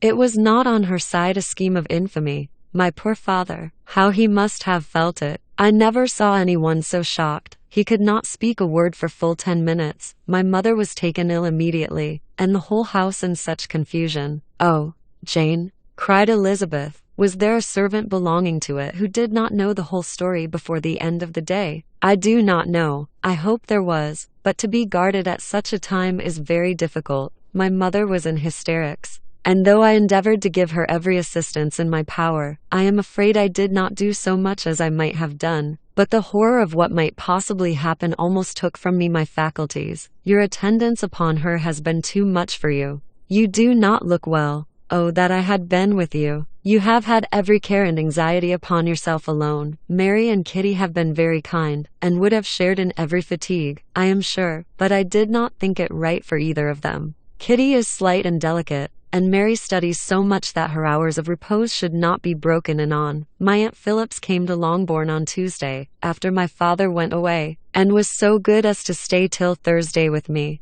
She was of great use and comfort to us all, and Lady Lucas has been very kind. She walked here on Wednesday morning to condole with us, and offered her services, or any of her daughters, if they could be of use to us. She had better have stayed at home," cried Elizabeth. Perhaps she meant well, but under such a misfortune as this, one cannot see too little of one's neighbors. Assistance is impossible. Condolence, insufferable. Let them triumph over us at a distance, and be satisfied. She then proceeded to inquire into the measures which her father had intended to pursue, while in town, for the recovery of his daughter. "He meant, I believe," replied Jane, "to go to Epsom, the place where they last changed horses, see the postilions, and try if anything could be made out from them. His principal object must be to discover the number of the hackney coach which took them from Clapham. It had come with a fare from London, and as he thought the circumstance of a gentleman and ladies removing from one carriage into another might be remarked, he meant to make inquiries at Clapham, if he could anyhow discover at what house the coachman had before set down his fare. He determined to make inquiries there, and hoped it might not be impossible to find out the stand and number of the coach. I do not know of any other designs that he had formed, but he was in such a hurry to be gone, and his spirits so greatly discomposed, that I had difficulty in finding out even so much as this." Chapter 6. The whole party were in hopes of a letter from Mr. Bennet the next morning, but the post came in without bringing a single line from him. His family knew him to be, on all common occasions, a most negligent and dilatory correspondent, but at such a time they had hoped for exertion. They were forced to conclude that he had no pleasing intelligence to send, but even of that they would have been glad to be certain. Mr. Gardiner had waited only for the letters before he set off. When he was gone, they were certain at least of receiving constant information of what was going on, and their uncle promised, at parting, to prevail on Mr. Bennet to return to Longbourn as soon as he could, to the great consolation of his sister, who considered it as the only security for her husband's not being killed in a duel. Mrs. Gardiner and the children were to remain in Hertfordshire a few days longer. As the former thought her presence might be serviceable to her nieces, she shared in their attendance on Mrs. Bennet,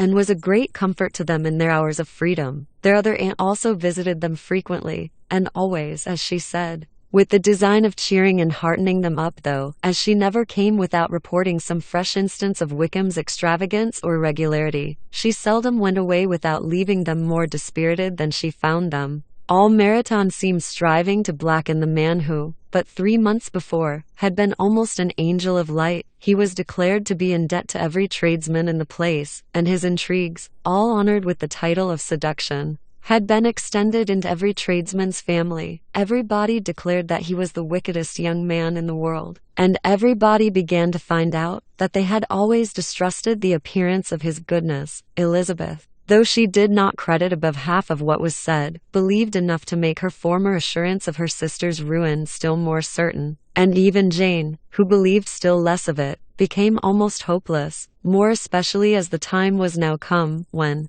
if they had gone to Scotland, which she had never before entirely despaired of, they must in all probability have gained some news of them.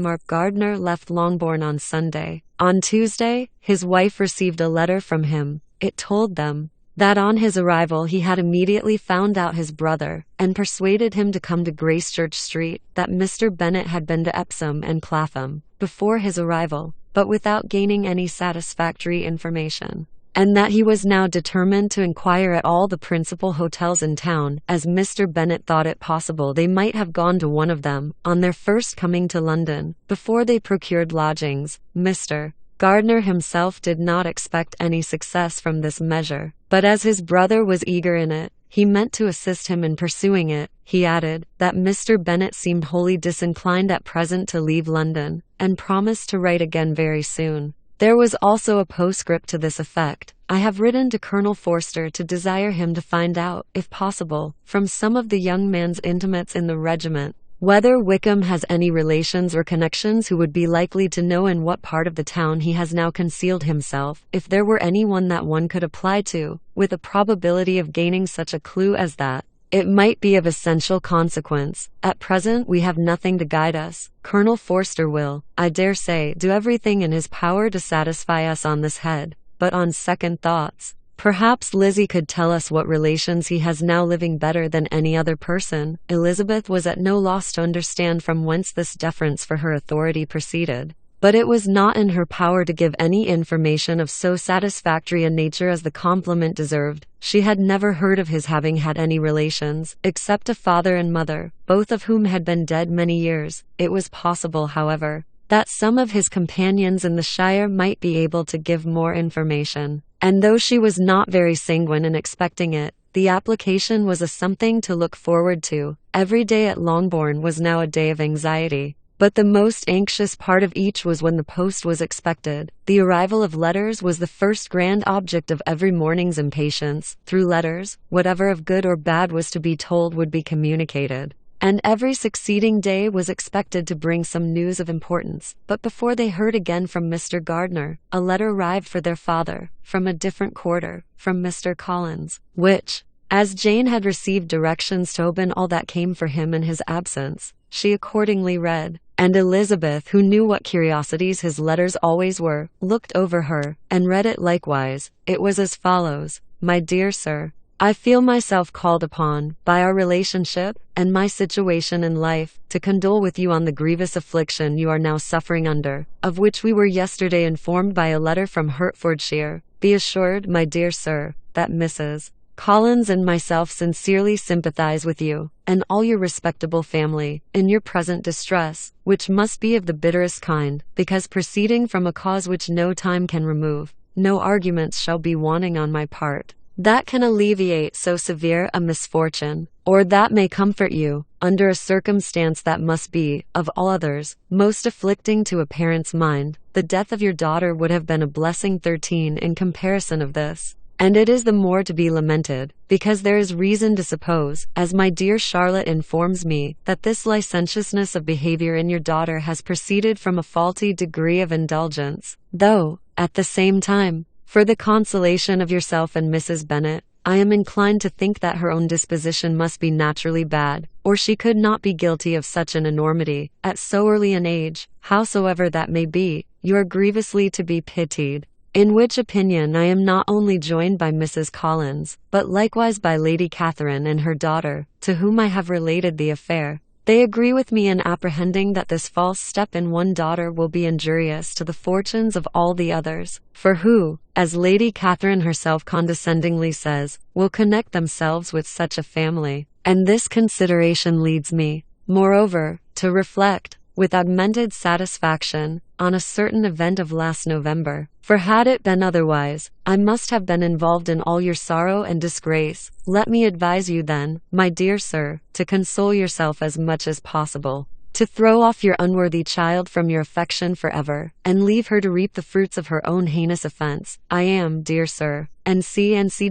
Mark Gardiner did not write again, till he had received an answer from Colonel Forster. And then he had nothing of a pleasant nature to send. It was not known that Wickham had a single relation with whom he kept up any connection, and it was certain that he had no near one living. His former acquaintance had been numerous, but since he had been in the militia, it did not appear that he was on terms of particular friendship with any of them. There was no one, therefore, who could be pointed out as likely to give any news of him, and in the wretched state of his own finances, there was a very powerful motive for secrecy, in addition to his fear of discovery by Lydia's relations, for it had just transpired that he had left gaming debts behind him to a very considerable amount. Colonel Forster believed that more than £1,000 would be necessary to clear his expenses at Brighton. He owed a good deal in the town, but his debts of honour were still more formidable. Mr. Gardiner did not attempt to conceal these particulars from the Longbourn family. Jane heard them with horror. A gamester, she cried.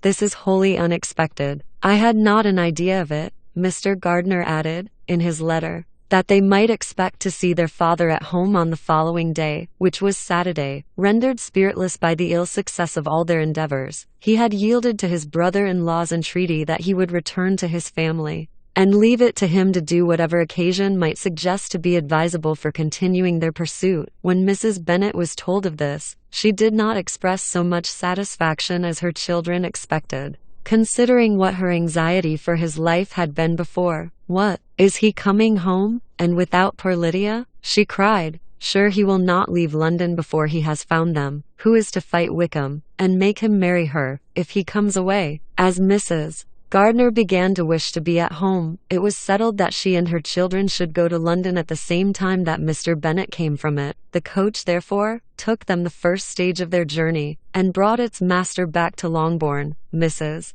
Gardner went away in all the perplexity about Elizabeth and her Derbyshire friend that had attended her from that part of the world. His name had never been voluntarily mentioned before them by her niece, and the kind of half-expectation which Mrs. Gardner had formed, of their being followed by a letter from him, had ended in nothing. Elizabeth had received none since her return, that could come from Pemberley. The present unhappy state of the family rendered any other excuse for the lowness of her spirits unnecessary. Nothing, therefore, could be fairly conjectured from that, though Elizabeth, who was by this time tolerably well acquainted with her own feelings, was perfectly aware that, had she known nothing of Darcy, she could have borne the dread of Lydia's infamy somewhat better. It would have spared her, she thought, one sleepless night out of two, when Mr. Bennet arrived. He had all the appearance of his usual philosophic composure. He said as little as he had ever been in the habit of saying, made no mention of the business that had taken him away, and it was some time before his daughters had courage to speak of it.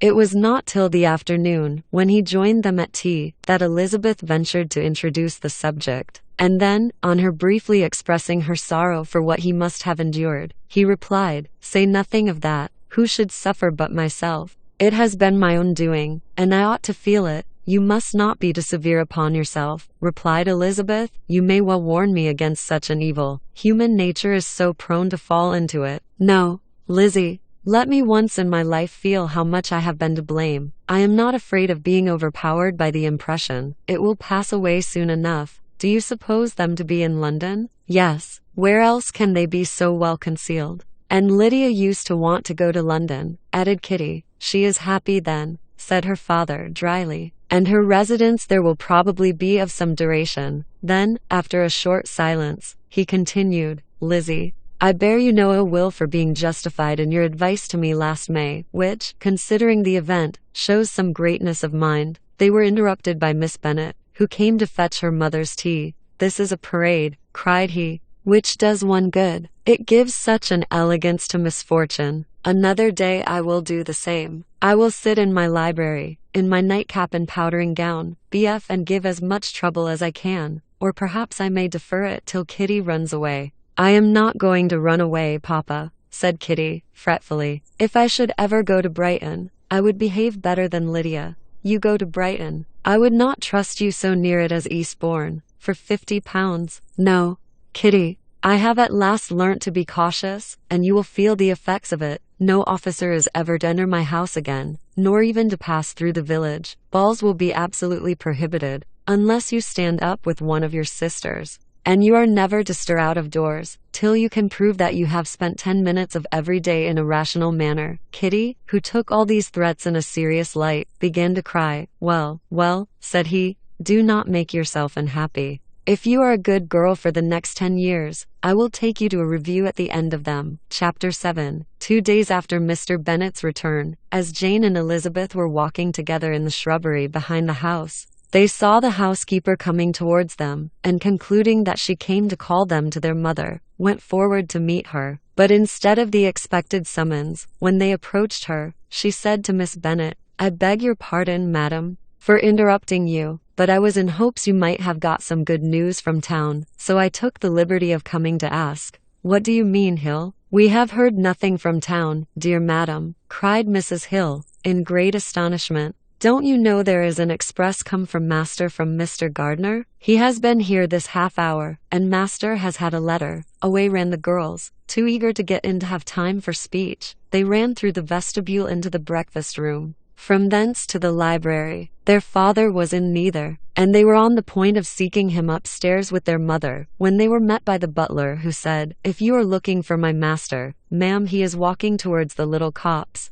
Upon this information, they instantly passed through the hall once more, and ran across the lawn after their father, who was deliberately pursuing his way towards a small wood on one side of the paddock. Jane, who was not so light, nor so much in the habit of running as Elizabeth, soon lagged behind, while her sister, panting for breath, came up with him, and eagerly cried out, "Oh, Papa, what news? What news? Have you heard from my uncle?" "Yes, I have had a letter from him by express." "Well, and what news does it bring, good or bad?" "What is there of good to be expected?" said he, taking the letter from his pocket. "But perhaps you would like to read it." Elizabeth impatiently caught it from his hand. Jane now came up. "Read it aloud," said their father, "for I hardly know myself what it is about." Gracechurch Street, Monday, August 2. My dear brother, at last I am able to send you some tidings of my niece, and such as, upon the whole, I hope will give you satisfaction. Soon after you left me on Saturday, I was fortunate enough to find out in what part of London they were. The particulars I reserve till we meet. It is enough to know they are discovered. I have seen them both. Then it is as I always hoped, cried Jane. They are married. Elizabeth read on. I have seen them both. They are not married, nor can I find there was any intention of being so. But if you are willing to perform the engagements which I have ventured to make on your side, I hope it will not be long before they are. All that is required of you is, to assure to your daughter, by settlement, her equal share of the £5,000, secured among your children after the decease of yourself and my sister, and moreover, to enter into an engagement of allowing her, during your life, £100 per annum. These are conditions which, considering everything, I had no hesitation in complying with, as far as I thought myself privileged. For you, I shall send this by express, that no time may be lost in bringing me your answer. You will easily comprehend, from these particulars, that Mr. Wickham's circumstances are not so hopeless as they are generally believed to be. The world has been deceived in that respect, and I am happy to say, there will be some little money, even when all his debts are discharged, to settle on my niece. In addition to her own fortune, if, as I conclude will be the case, you send me full powers to act in your name throughout the whole of this business, I will immediately give directions to Haggerston for preparing a proper settlement. There will not be the smallest occasion for your coming to town again. Therefore stay quietly at Longbourn, and depend on my diligence and care. Send back your answer as soon as you can, and be careful to write explicitly. We have judged it best that my niece should be married from this house, of which I hope you will approve. She comes to us today. I shall write again as soon as anything more is determined on. Yours, N.C. Ed W. Gardner. Is it possible? Cried Elizabeth, when she had finished. Can it be possible that he will marry her? Wickham is not so undeserving then, as we have thought him, said her sister. My dear father, I congratulate you. And have you answered the letter? Said Elizabeth.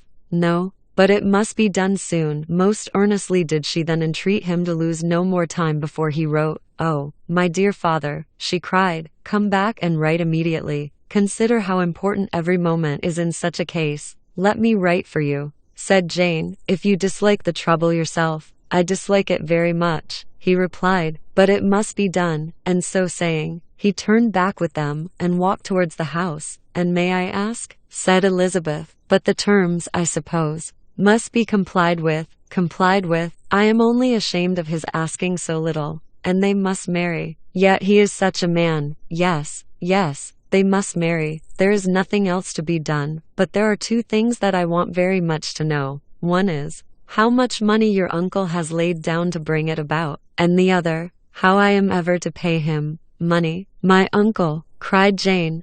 What do you mean, sir? I mean that no man in his senses would marry Lydia on so slight a temptation as 100 a year during my life, and 50 after I am gone. That is very true, said Elizabeth, though it had not occurred to me before. His debts to be discharged, and some things still to remain. Oh, it must be my uncle's doings. Generous good man. I am afraid he has distressed himself. A small sum could not do all this. No, said her father. Wickham's a fool if he takes her with a farthing less than £10,000. I should be sorry to think so ill of him, in the very beginning of our relationship. £10,000. Heaven forbid. How is half such a sum to be repaid? Mr. Bennet made no answer, and each of them, deep in thought, continued silent till they reached the house. Their father then went to the library to write, and the girls walked into the breakfast room. And they are really to be married, cried Elizabeth, as soon as they were by themselves. How strange this is. And for this we are to be thankful, that they should marry, small as is their chance of happiness, and wretched as is his character, we are forced to rejoice. Oh, Lydia, I comfort myself with thinking, replied Jane, that he certainly would not marry Lydia, if he had not a real regard for her. Though our kind uncle has done something towards clearing him, I cannot believe that £10,000, or anything like it, has been advanced. He has children of his own, and may have more. How could he spare half £10,000? If we are ever able to learn what Wickham's debts have been, said Elizabeth, and how much is settled on his side on our sister, we shall exactly know what Mr. Gardiner has done for them, because Wickham has not sixpence of his own. The kindness of my uncle and aunt can never be requited. Their taking her home, and affording her their personal protection and countenance, is such a sacrifice to her advantage as years of gratitude cannot enough acknowledge. By this time she is actually with them. If such goodness does not make her miserable now, she will never deserve to be happy. What a meeting for her! When she first sees my aunt, we must endeavor to forget all that has passed on either side, said Jane. I hope and trust they will yet be happy. His consenting to marry her is a proof, I will believe, that he has come to a right way of thinking. Their mutual affection will steady them, and I flatter myself they will settle so quietly, and live in so rational a manner, as may in time make their past imprudence forgotten. Their conduct has been such, replied Elizabeth, as neither you, nor I, nor anybody can ever forget. It is useless to talk of it. It now occurred to the girls that their mother was in all likelihood perfectly ignorant of what had happened. They went to the library, therefore, and asked their father whether he would not wish them to make it known to her. He was writing, and without raising his head, coolly replied, just as you please. May we take my uncle's letter to read to her? Take whatever you like, and get away. Elizabeth took the letter from his writing table, and they went upstairs together. Mary and Kitty were both with Mrs. Bennet. One communication would therefore do for all. After a slight preparation for good news, the letter was read aloud. Mrs. Bennet could hardly contain herself. As soon as Jane had read Mr. Gardiner's hope of Lydia's being soon married, her joy burst forth, and every following sentence added to its exuberance. She was now in an irritation as violent from delight as she had ever been fidgety from alarm and vexed. I don't to know that her daughter would be married was enough. She was disturbed by no fear for her felicity, nor humbled by any remembrance of her misconduct. My dear, dear Lydia, she cried, this is delightful indeed. She will be married. I shall see her again. She will be married at 16. My good, kind brother. I knew how it would be. I knew he would manage everything. How I long to see her, and to see dear Wickham too. But the clothes, the wedding clothes. I will write to my sister Gardiner about them directly. Lizzie, my dear, run down to your father, and ask him how much he will give her. Stay, I will go myself. Ring the bell, Kitty, for I will put on my things in a moment. My dear, dear Lydia, how merry we shall be together when we meet. Her eldest daughter endeavored to give some relief to the violence of these transports, by leading her thoughts to the obligations which Mr. Gardiner's behavior laid them all under. For we must attribute this happy conclusion, she added, in a great measure to his kindness. We are persuaded that he has pledged himself to assist Mr. Wickham with money. Well, cried her mother, it is all very right. Who should do it but her own uncle? If he had not had a family of his own, I and my children must have had all his money, you know. And it is the first time we have ever had anything from him except a few presents. Well, I am so happy. In a short time, I shall have a daughter married, Mrs. Wickham. How well it sounds, and she was only 16 last June. My dear Jane, I am in such a flutter, that I am sure I can't write. So I will dictate, and you write for me. We will settle with your father about the money afterwards, but the things should be ordered immediately. She was then proceeding to all the particulars of calico, muslin, and cambric, and would shortly have dictated some very plentiful orders, had not Jane, though with some difficulty, persuaded her to wait till her father was at leisure to be consulted. One day's delay, she observed, would be of small importance, and her mother was too happy to be quite so obstinate as usual. Other schemes, too, came into her head. I will go to Meryton, said she, as soon as I am dressed, and tell the good news to my sister Phillips, and as I come back, I can call on Lady Lucas and Mrs. Long. Kitty, run down and order the carriage. An airing would do me a great deal of good, I am sure. Girls, can I do anything for you in Marathon? Oh, here comes Hill. My dear Hill, have you heard the good news? Miss Lydia is going to be married, and you shall all have a bowl of punch to make merry at her wedding. Mrs. Hill began instantly to express her joy. Elizabeth received her congratulations amongst the rest, and then, sick of this folly, took refuge in her own room, that she might think with freedom. Poor Lydia's situation must, at best, be bad enough, but that it was no worse, she had need to be thankful. She felt it so, and though, in looking forward, neither rational happiness nor worldly prosperity could be justly expected for her sister, in looking back to what they had feared, only 2 hours ago, she felt all the advantages of what they had gained. Chapter 8. Mr. Bennet had very often wished, before this period of his life, that, instead of spending his whole income, he had laid by an annual sum, for the better provision of his children, and of his wife, if she survived him. He now wished it more than ever, had he done his duty in that respect. Lydia need not have been indebted to her uncle for whatever of honor or credit could now be purchased for her. The satisfaction of prevailing on one of the most worthless young men in Great Britain to be her husband might then have rested in its proper place. He was seriously concerned that a cause of so little advantage to any one should be forwarded at the sole expense of his brother-in-law, and he was determined, if possible, to find out the extent of his assistance, and to discharge the obligation as soon as he could. When first Mr. Bennet had married, economy was held to be perfectly useless, for of course, they were to have a son. This son was to join in cutting off the entail, as soon as he should be of age,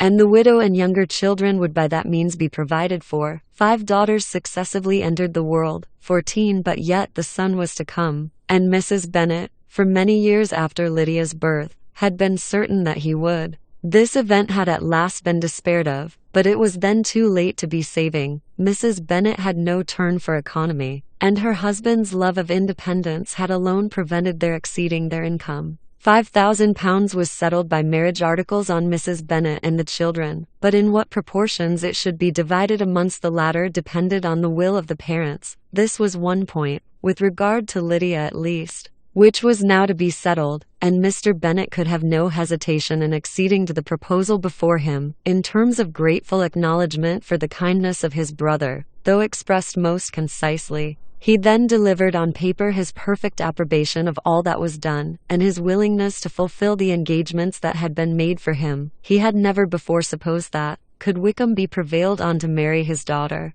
it would be done with so little inconvenience to himself as by the present arrangement. He would scarcely be £10 a year the loser, by the 100 that was to be paid them, for, what with her board and pocket allowance, and the continual presents in money which passed to her through her mother's hands, Lydia's expenses had been very little within that sum. That it would be done with such trifling exertion on his side, too, was another very welcome surprise, for his chief wish at present was to have as little trouble in the business as possible. When the first transports of rage which had produced his activity in seeking her were over, he naturally returned to all his former indolence. His letter was soon dispatched, for though dilatory in undertaking business, he was quick in its execution. He begged to know further particulars of what he was indebted to his brother, but was too angry with Lydia to send any message to her. The good news quickly spread through the house, and with proportionate speed through the neighborhood. It was borne in the latter with decent philosophy. To be sure, it would have been more for the advantage of conversation had Miss Lydia Bennet come upon the town, or as the happiest alternative, been secluded from the world, in some distant farmhouse. But there was much to be talked of, in marrying her, and the good-natured wishes for her well-doing, which had proceeded before from all the spiteful old ladies in Marathon, lost but little of their spirit in this change of circumstances, because with such a husband her misery was considered certain. It was a fortnight since Mrs. Bennet had been downstairs, but on this happy day she again took her seat at the head of her table, and in spirits oppressively high. No sentiment of shame gave a damp to her triumph. The marriage of a daughter, which had been the first object of her wishes, since Jane was 16, was now on the point of accomplishment, and her thoughts and her words ran wholly on those attendants of elegant nuptials, fine muslins, new carriages, and servants, She was busily searching through the neighborhood for a proper situation for her daughter, and without knowing or considering what their income might be, rejected many as deficient in size and importance. Hay Park might do, said she, if the Gouldings would quit it, or the great house at Stoke, if the drawing-room were larger. But Ashworth is too far off. I could not bear to have her 10 miles from me. And as for Purvis Lodge, the attics are dreadful. Her husband allowed her to talk on without interruption, while the servants remained, but when they had withdrawn, he said to her, Mrs. Bennet, before you take any, or all of these houses, for your son and daughter, let us come to a right understanding. Into one house in this neighborhood they shall never have admittance. I will not encourage the imprudence of either, by receiving them at Longbourn. A long dispute followed this declaration, but Mr. Bennet was firm. It soon led to another, and Mrs. Bennet found, with amazement and horror, that her husband would not advance a guinea to buy clothes for his daughter. He protested that she should receive from him no mark of affection whatever on the occasion. Mrs. Bennet could hardly comprehend it. That his anger could be carried to such a point of inconceivable resentment as to refuse his daughter a privilege, without which her marriage would scarcely seem valid, exceeded all that she could believe possible. She was more alive to the disgrace which her want of new clothes must reflect on her daughter's nuptials, than to any sense of shame at her eloping and living with Wickham a fortnight before they took place. Elizabeth was now most heartily sorry that she had, from the distress of the moment, been led to make Mr. Darcy acquainted with their fears for her sister, for since her marriage would so shortly give the proper termination to the elopement, they might hope to conceal its unfavorable beginning from all those who were not immediately on the spot. She had no fear of its spreading farther. Through his means, there were few people on whose secrecy she would have more confidently depended. But at the same time there was no one whose knowledge of a sister's frailty would have mortified her so much, not, however, from any fear of disadvantage from it individually to herself, for at any rate there seemed a gulf impassable between them. Had Lydia's marriage been concluded on the most honorable terms, it was not to be supposed that Mr. Darcy would connect himself with a family, where to every other objection would now be added an alliance and relationship of the nearest kind with the man whom he so justly scorned. From such a connection she could not wonder that he should shrink. The wish of procuring her regard, which she had assured herself of his feeling in Derbyshire, could not in rational expectation survive such a blow as this. She was humbled.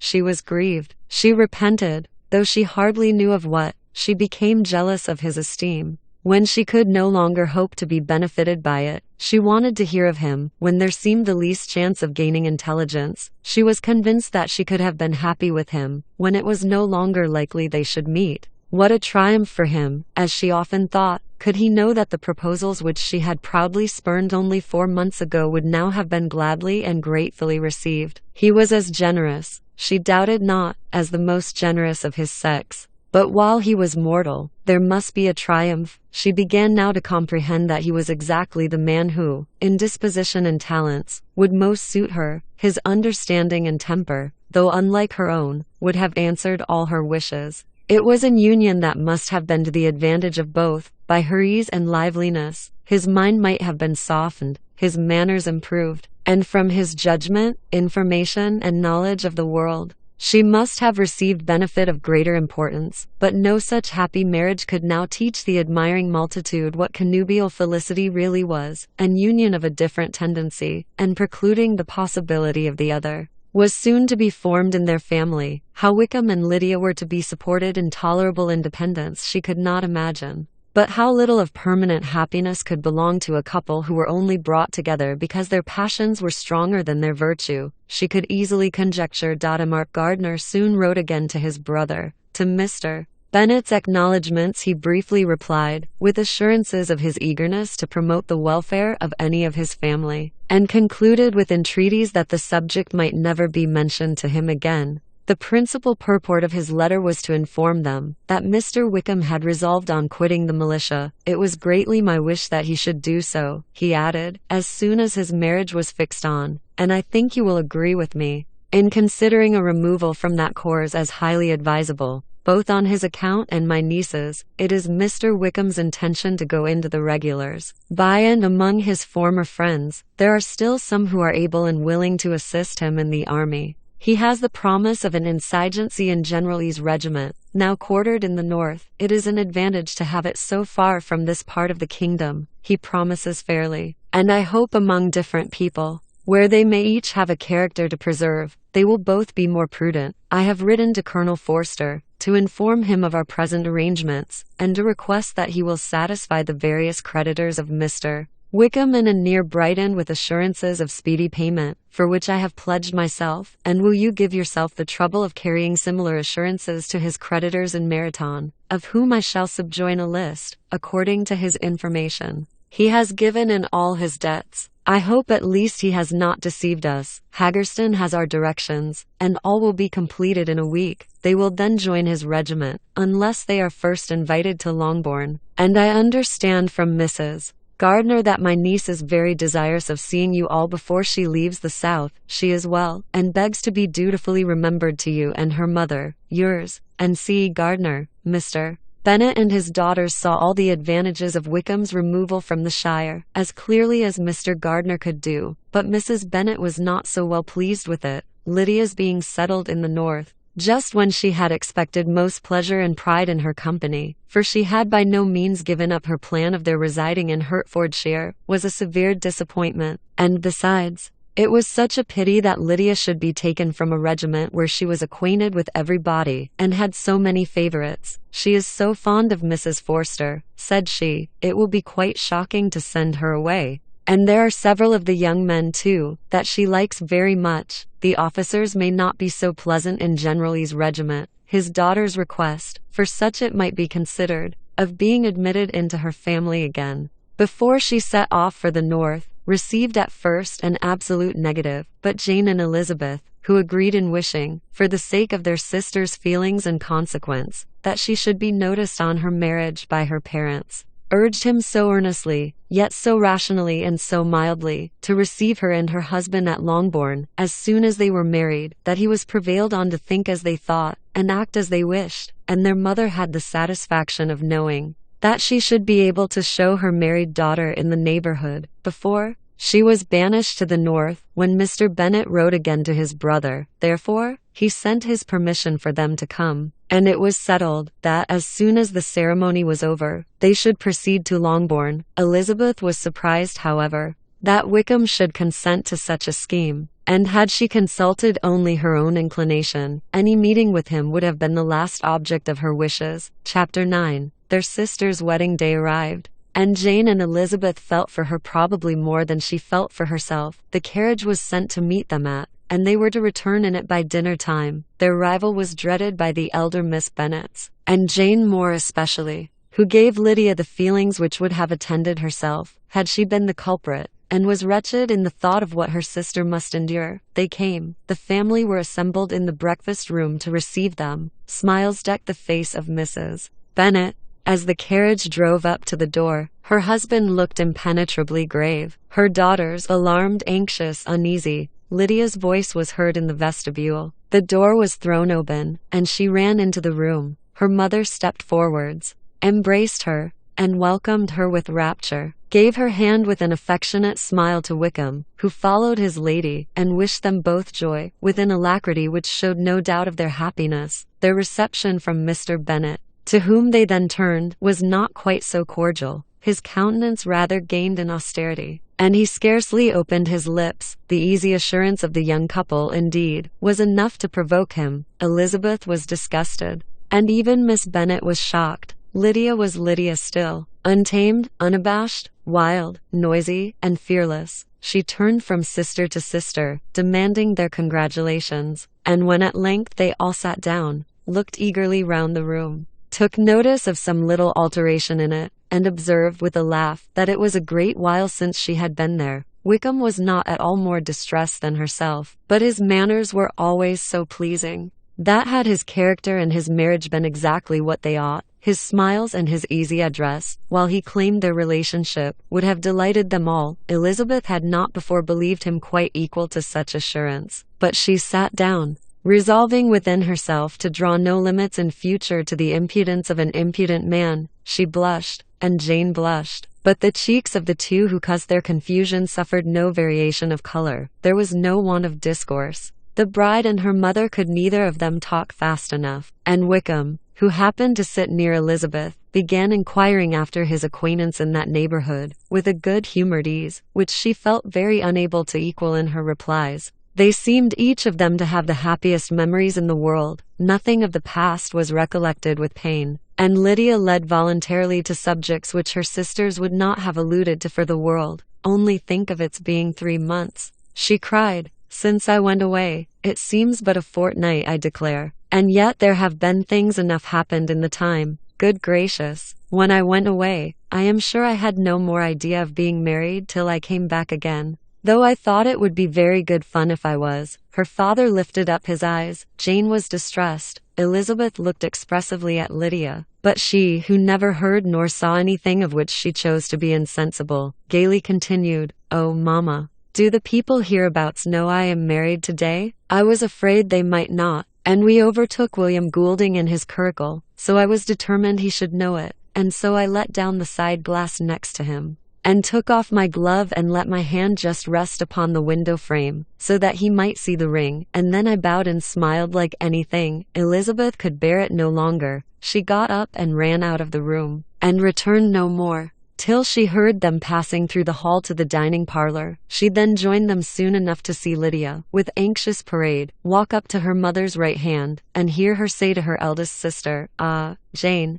I take your place now, and you must go lower, because I am a married woman." It was not to be supposed that time would give Lydia that embarrassment from which she had been so wholly free at first. Her ease and good spirits increased. She longed to see Mrs. Phillips, the Lucases, and all their other neighbors, and to hear herself called Mrs. Wickham by each of them. And in the meantime she went after dinner to show her ring and boast of being married to Mrs. Hill and the 2 housemaids. "Well, mamma," said she, when they were all returned to the breakfast room, "and what do you think of my husband? Is not he a charming man? I am sure my sisters must all envy me. I only hope they may have half my good luck. They must all go to Brighton. That is the place to get husbands. What a pity it is, mamma, we did not all go." "Very true, and if I had my will we should. But my dear Lydia, I don't at all like your going such a way off. Must it be so?" "Oh Lord, yes, there is nothing in that. I shall like it of all things. You and papa, and my sisters, must come down and see us. We shall be at Newcastle all the winter, and I dare say there will be some balls, and I will take care to get good partners for them all." "I should like it beyond anything," said her mother, "and then when you go away, you may leave 1 or 2 of my sisters behind you, and I dare say I shall get husbands for them before the winter is over." "I thank you for my share of the favor," said Elizabeth, "but I do not particularly like your way of getting husbands." Their visitors were not to remain above 10 days with them. Mr. Wickham had received his commission before he left London, and he was to join his regiment at the end of a fortnight. But Mrs. Bennet regretted that their stay would be so short, and she made the most of the time by visiting about with her daughter, and having very frequent parties at home. These parties were acceptable to all. To avoid a family circle was even more desirable to such as did think than such as did not. Wickham's affection for Lydia was just what Elizabeth had expected to find it, not equal to Lydia's for him. She had scarcely needed her present observation to be satisfied, from the reason of things, that their elopement had been brought on by the strength of her love rather than by his, and she would have wondered why, without violently caring for her,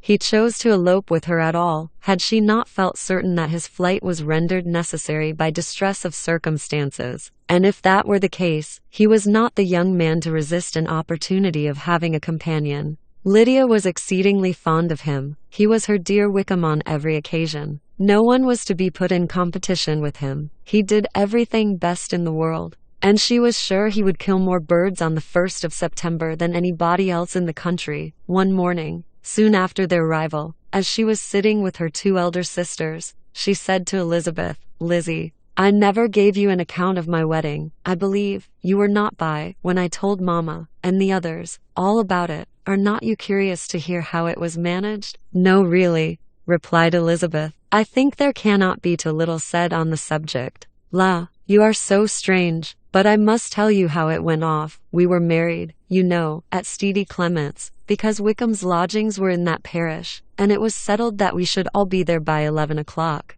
My uncle and aunt and I were to go together, and the others were to meet us at the church. Well, Monday morning came, and I was in such a fuss. I was so afraid, that something would happen to put it off. And then I should have gone quite distracted, and there was my aunt, all the time I was dressing, preaching and talking away just as if she was reading a sermon. However, I did not hear above 1 word in 10, for I was thinking, you may suppose, of my dear Wickham. I longed to know whether he would be married in his blue coat. Well, and so we breakfasted at 10 as usual. I thought it would never be over, for by the by, you are to understand that my uncle and aunt were horrid unpleasant all the time I was with them. If you'll believe me, I did not once put my foot out of doors, though I was there a fortnight, not one party or scheme or anything. To be sure, London was rather thin, but, however, the little theatre was open. Well, and so just as the carriage came to the door, my uncle was called away upon business to that horrid man Mr. Stone, and then,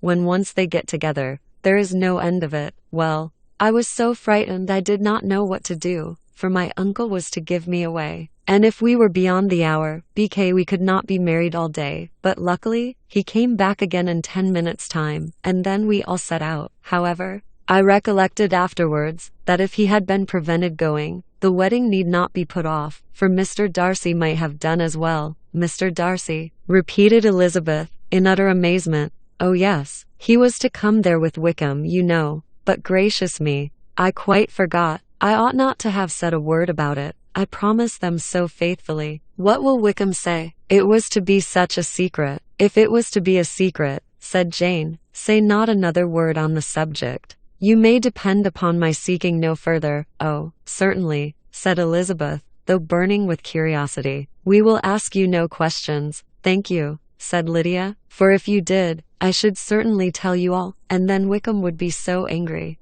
On such encouragement to ask, Elizabeth was forced to put it out of her power by running away, but to live in ignorance on such a point was impossible, or at least it was impossible not to try for information. Mr. Darcy had been at her sister's wedding. It was exactly a scene, and exactly among people, where he had apparently least to do, and least temptation to go. Conjectures as to the meaning of it, rapid and wild, hurried into her brain, but she was satisfied with none, those that best pleased her. As placing his conduct in the noblest light seemed most improbable, she could not bear such suspense, and hastily seizing a sheet of paper, wrote a short letter to her aunt, to request an explanation of what Lydia had dropped. If it were compatible with the secrecy which had been intended, you may readily comprehend, she added, what my curiosity must be to know how a person unconnected with any of us, and comparatively speaking, a stranger to our family, should have been amongst you at such a time. Pray write instantly, and let me understand it unless it is, for very cogent reasons, to remain in the secrecy which Lydia seems to think necessary, and then I must endeavor to be satisfied with ignorance. Not that I shall though, she added to herself, and she finished the letter. And my dear aunt, if you do not tell me in an honorable manner, I shall certainly be reduced to tricks and stratagems to find it out. Jane's delicate sense of honor would not allow her to speak to Elizabeth privately of what Lydia had let fall. Elizabeth was glad of it, till it appeared whether her inquiries would receive any satisfaction. She had rather be without a confidant. Chapter 10. Elizabeth had the satisfaction of receiving an answer to her letter as soon as she possibly could. She was no sooner in possession of it, than hurrying into the little copse, where she was least likely to be interrupted, she sat down on one of the benches, and prepared to be happy, for the length of the letter convinced her that it did not contain a denial. Gracechurch Street, Sept. 6. My dear niece, I have just received your letter, and shall devote this whole morning to answering it. As I foresee that a little writing will not comprise what I have to tell you, I must confess myself surprised by your application. I did not expect it from you. Don't think me angry, however, for I only mean to let you know that I had not imagined such inquiries to be necessary on your side. If you do not choose to understand me, forgive my impertinence. Your uncle is as much surprised as I am, and nothing but the belief of your being a party concerned would have allowed him to act as he has done. But if you are really innocent and ignorant, I must be more explicit. On the very day of my coming home from Longbourn, Your uncle had a most unexpected visitor. Mr. Darcy called, and was shut up with him several hours. It was all over before I arrived, so my curiosity was not so dreadfully racked as yours seems to have been. He came to tell Mr. Gardner that he had found out where your sister and Mr. Wickham were, and that he had seen and talked with them both, Wickham repeatedly, Lydia once, from what I can collect. He left Derbyshire only one day after ourselves, and came to town with the resolution of hunting for them. The motive professed was his conviction of its being owing to himself that Wickham's worthlessness had not been so well known as to make it impossible for any young woman of character to love or confide in him. He generously imputed the whole to his mistaken pride, and confessed that he had before thought it beneath him to lay his private actions open to the world. His character was to speak for itself. He called it, therefore, his duty to step forward, and endeavor to remedy an evil which had been brought on by himself. If he had another motive, I am sure it would never disgrace him. He had been some days in town before he was able to discover them, but he had something to direct his search, which was more than we had, and the consciousness of this was another reason for his resolving to follow us. There is a lady, it seems, a Mrs. Yonge, who was some time ago governess to Miss Darcy, and was dismissed from her charge on some cause of disapprobation, though he did not say what. She then took a large house in Edward Street, Bell, and has since maintained herself by letting lodgings. This Mrs. Yonge was, he knew, intimately acquainted with Wickham, and he went to her for intelligence of him as soon as he got to town, but it was 2 or 3 days before he could get from her what he wanted. She would not betray her trust, I suppose, without bribery and corruption, for she really did know where her friend was to be found. Wickham, indeed, had gone to her on their first arrival in London, and had she been able to receive them into her house, they would have taken up their abode with her.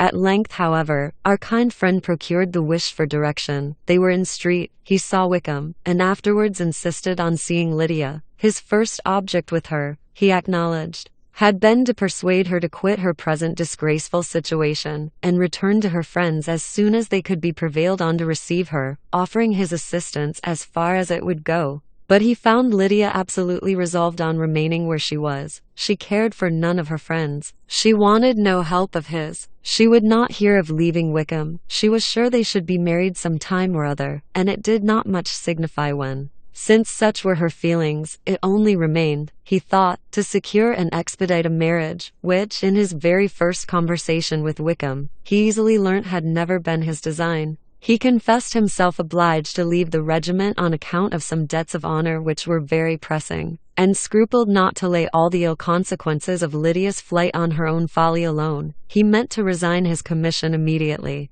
and as to his future situation, he could conjecture very little about it. He must go somewhere, but he did not know where, and he knew he should have nothing to live on. Mr. Darcy asked why he did not marry your sister at once. Though Mr. Bennet was not imagined to be very rich, he would have been able to do something for him, and his situation must have been benefited by marriage. But he found, in reply to this question, that Wickham still cherished the hope of more effectually making his fortune by marriage in some other country. Under such circumstances, however, he was not likely to be proof against the temptation of immediate relief. They met several times, for there was much to be discussed. Wickham, of course, wanted more than he could get, but at length was reduced to be reasonable. Everything being settled between them, Mr. Darcy's next step was to make your uncle acquainted with it, and he first called in Gracechurch Street the evening before I came home, but Mr. Gardner could not be seen, and Mr. Darcy found on further inquiry that your father was still with him, but would quit town the next morning.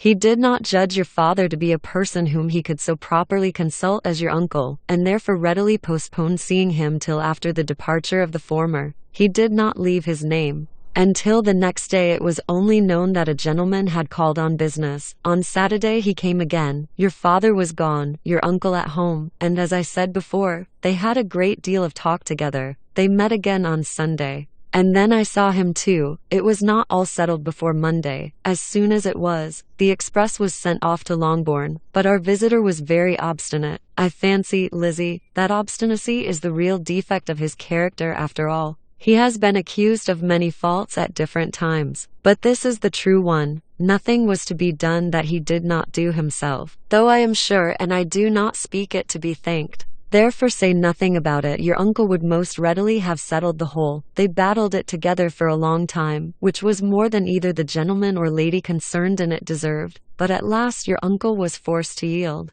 and instead of being allowed to be of use to his niece, was forced to put up with only having the probable credit of it, which went sorely against the grain. And I really believe your letter this morning gave him great pleasure, because it required an explanation that would rob him of his borrowed feathers, and give the praise where it was due. But Lizzie, this must go no further than yourself, or Jane at most. You know pretty well, I suppose, what has been done for the young people. His debts are to be paid, amounting, I believe, to considerably more than £1,000, another 1,000 in addition to her own settled upon her, and his commission purchased. The reason why all this was to be done by him alone was such as I have given above. It was owing to him, to his reserve and want of proper consideration, that Wickham's character had been so misunderstood, and consequently that he had been received and noticed as he was. Perhaps there was some truth in this, though I doubt whether his reserve, or anybody's reserve, can be answerable for the event. But in spite of all this fine talking, my dear Lizzie, you may rest perfectly assured that your uncle would never have yielded, if we had not given him credit for another interest in the affair. When all this was resolved on, he returned again to his friends, who were still staying at Pemberley. But it was agreed that he should be in London once more when the wedding took place, and all money matters were then to receive the last finish. I believe I have now told you everything. It is a relation which you tell me is to give you great surprise. I hope at least it will not afford you any displeasure. Lydia came to us, and Wickham had constant admission to the house. He was exactly what he had been when I knew him in Hertfordshire. But I would not tell you how little I was satisfied with her behavior while she stayed with us, if I had not perceived, by Jane's letter last Wednesday, that her conduct on coming home was exactly of a piece with it. And therefore what I now tell you can give you no fresh pain. I talked to her repeatedly in the most serious manner, representing to her the wickedness of what she had done, and all the unhappiness she had brought on her family. If she heard me, it was by good luck, for I am sure she did not listen. I was sometimes quite provoked, but then I recollected my dear Elizabeth and Jane, and for their sakes had patience with her. Mr. Darcy was punctual in his return, and as Lydia informed you, attended the wedding. He dined with us the next day, and was to leave town again on Wednesday or Thursday. Will you be very angry with me, my dear Lizzie, if I take this opportunity of saying what I was never bold enough to say before, how much I like him? His behavior to us has, in every respect, been as pleasing as when we were in Derbyshire. His understanding and opinions all please me. He wants nothing but a little more liveliness, and that, if he marry prudently, his wife may teach him. I thought him very sly. He hardly ever mentioned your name, but slyness seems the fashion. Pray forgive me if I have been very presuming, or at least do not punish me so far as to exclude me from P. I shall never be quite happy till I have been all round the park. A low phaeton with a nice little pair of ponies would be the very thing. But I must write no more. The children have been wanting me this half hour. Yours, very sincerely, M. Gardiner. The contents of this letter threw Elizabeth into a flutter of spirits, in which it was difficult to determine whether pleasure or pain bore the greatest share. The vague and unsettled suspicions which uncertainty had produced of what Mr. Darcy might have been doing to forward her sister's match, which she had feared to encourage, as an exertion of goodness too great to be probable, and at the same time dreaded to be just from the pain of obligation, were proved beyond their greatest extent to be true. He had followed them purposely to town. He had taken on himself all the trouble and mortification attendant on such a research, in which supplication had been necessary to a woman whom he must abominate and despise, and where he was reduced to frequently meet, reason with, persuade, and finally bribe the man whom he always most wished to avoid, and whose very name it was punishment to him to pronounce. He had done all this for a girl whom he could neither regard nor esteem. Her heart did whisper that he had done it for her, but it was a hope shortly checked by other considerations, and she soon felt that even her vanity was insufficient, when required to depend on his affection for her, for a woman who had already refused him, as able to overcome a sentiment so natural as abhorrence against relationship with Wickham, brother-in-law of Wickham. Every kind of pride must revolt from the connection. He had, to be sure, done much. She was ashamed to think how much, but he had given a reason for his interference, which asked no extraordinary stretch of belief. It was reasonable that he should feel he had been wrong. He had liberality, and he had the means of exercising it. And though she would not place herself as his principal inducement, she could perhaps believe that remaining partiality for her might assist his endeavors in a cause where her peace of mind must be materially concerned. It was painful, exceedingly painful, to know that they were under obligations to a person who could never receive a return. They owed the restoration of Lydia, her character, everything to him. Oh, how heartily did she grieve over every ungracious sensation she had ever encouraged, every saucy speech she had ever directed towards him. For herself she was humbled,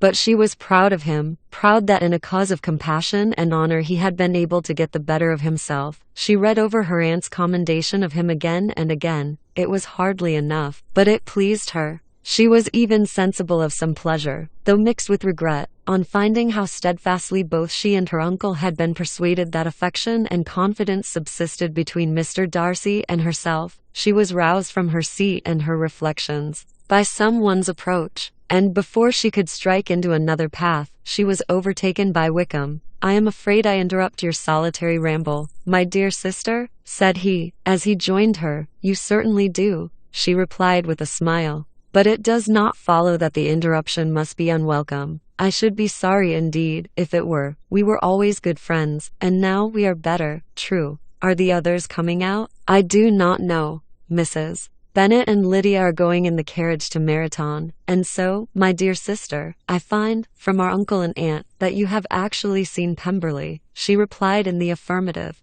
"I almost envy you the pleasure. And yet I believe it would be too much for me, or else I could take it in my way to Newcastle. And you saw the old housekeeper, I suppose? Poor Reynolds. She was always very fond of me, but of course she did not mention my name to you." "Yes, she did." "And what did she say?" "That you were gone into the army, and she was afraid had not turned out well. At such a distance as that, you know, things are strangely misrepresented." "Certainly," he replied, biting his lips. Elizabeth hoped she had silenced him, but he soon afterwards said, "I was surprised to see Darcy in town last month. We passed each other several times. I wonder what he can be doing there." "Perhaps preparing for his marriage with Miss de Bourgh," said Elizabeth. "It must be something particular to take him there at this time of year, undoubtedly. Did you see him while you were at Lambton?" "I thought I understood from the gardeners that you had." "Yes. He introduced us to his sister." "And do you like her?" "Very much. I have heard, indeed, that she is uncommonly improved within this year or two. When I last saw her, she was not very promising." "I am very glad you liked her. I hope she will turn out well." "I dare say she will. She has got over the most trying age." "Did you go by the village of Kimpton?" "I do not recollect that we did. I mention it because it is the living which I ought to have had. A most delightful place. Excellent parsonage house. It would have suited me in every respect." "How should you have liked making sermons?" "Exceedingly well. I should have considered it as part of my duty, and the exertion would soon have been nothing. One ought not to repine. But to be sure, it would have been such a thing for me. The quiet, the retirement of such a life, would have answered all my ideas of happiness. But it was not to be." "Did you ever hear Darcy mention the circumstance when you were in Kent?" "I have heard from authority, which I thought as good, that it was left you conditionally only, and at the will of the present patron." "You have?" "Yes. There was something in that. I told you so from the first, you may remember. I did hear, too, that there was a time when sermon-making was not so palatable to you as it seems to be at present, that you actually declared your resolution of never taking orders, and that the business had been compromised accordingly." "You did. And it was not wholly without foundation. You may remember what I told you on that point, when first we talked of it." They were now almost at the door of the house, for she had walked fast to get rid of him, and unwilling, for her sister's sake, to provoke him, she only said in reply, with a good-humoured smile, "Come, Mr. Wickham, we are brother and sister, you know. Do not let us quarrel about the past. In future, I hope we shall be always of one mind." She held out her hand. He kissed it with affectionate gallantry, though he hardly knew how to look, and they entered the house. Chapter 11. Mr. Wickham was so perfectly satisfied with this conversation, that he never again distressed himself, or provoked his dear sister Elizabeth, by introducing the subject of it, and she was pleased to find that she had said enough to keep him quiet. The day of his and Lydia's departure soon came, and Mrs. Bennet was forced to submit to a separation, which, as her husband by no means entered into her scheme of their all going to Newcastle, was likely to continue at least a 12-month. "Oh, my dear Lydia," she cried, "when shall we meet again?" "Oh Lord, I don't know. Not these 2 or 3 years, perhaps. Write to me very often, my dear, as often as I can, but you know married women have never much time for writing. My sisters may write to me. They will have nothing else to do." Mr. Wickham's adieus were much more affectionate than his wife's. He smiled, looked handsome, and said many pretty things. "He is as fine a fellow," said Mr. Bennet, as soon as they were out of the house, "as ever I saw. He simpers, and smirks, and makes love to us all. I am prodigiously proud of him. I defy even Sir William Lucas himself to produce a more valuable son-in-law." The loss of her daughter made Mrs. Bennet very dull for several days. "I often think," said she, "that there is nothing so bad as parting with one's friends. One seems so forlorn without them." "This is the consequence, you see, madam, of marrying a daughter," said Elizabeth. "It must make you better satisfied that your other 4 are single." "It is no such thing. Lydia does not leave me because she is married, but only because her husband's regiment happens to be so far off. If that had been nearer, she would not have gone so soon." But the spiritless condition which this event threw her into was shortly relieved, and her mind opened again to the agitation of hope, by an article of news which then began to be in circulation. The housekeeper at Netherfield had received orders to prepare for the arrival of her master, who was coming down in a day or 2, to shoot there for several weeks. Mrs. Bennet was quite in the fidgets. She looked at Jane, and smiled, and shook her head by turns. "Well, well, and so Mr. Bingley is coming down, sister," for Mrs. Phillips first brought her the news. "Well, so much the better. Not that I care about it, though. He is nothing to us, you know, and I am sure I never want to see him again. But however, he is very welcome to come to Netherfield, if he likes it, and who knows what may happen. But that is nothing to us. You know, sister, we agreed long ago never to mention a word about it, and so, it is quite certain he is coming?" "You may depend on it," replied the other, "for Mrs. Nichols was in Meryton last night. I saw her passing by, and went out myself on purpose to know the truth of it, and she told me that it was certainly true. He comes down on Thursday, at the latest, very likely on Wednesday. She was going to the butcher's, she told me, on purpose to order in some meat on Wednesday, and she has got 3 couple of ducks just fit to be killed." Miss Bennet had not been able to hear of his coming without changing color. It was many months since she had mentioned his name to Elizabeth. But now, as soon as they were alone together, she said, "I saw you look at me today, Lizzie, when my aunt told us of the present report, and I know I appeared distressed. But don't imagine it was from any silly cause. I was only confused for the moment, because I felt that I should be looked at. I do assure you that the news does not affect me either with pleasure or pain. I am glad of one thing, that he comes alone, because we shall see the less of him. Not that I am afraid of myself, but I dread other people's remarks." Elizabeth did not know what to make of it. Had she not seen him in Derbyshire, she might have supposed him capable of coming there with no other view than what was acknowledged, but she still thought him partial to Jane, and she wavered as to the greater probability of his coming there with his friend's permission, or being bold enough to come without it. "Yet it is hard," she sometimes thought, "that this poor man cannot come to a house, which he has legally hired, without raising all this speculation. I will leave him to himself." In spite of what her sister declared, and really believed to be her feelings, in the expectation of his arrival, Elizabeth could easily perceive that her spirits were affected by it. They were more disturbed, more unequal, than she had often seen them. The subject which had been so warmly canvassed between their parents, about a 12-month ago, was now brought forward again. "As soon as ever Mr. Bingley comes, my dear," said Mrs. Bennet.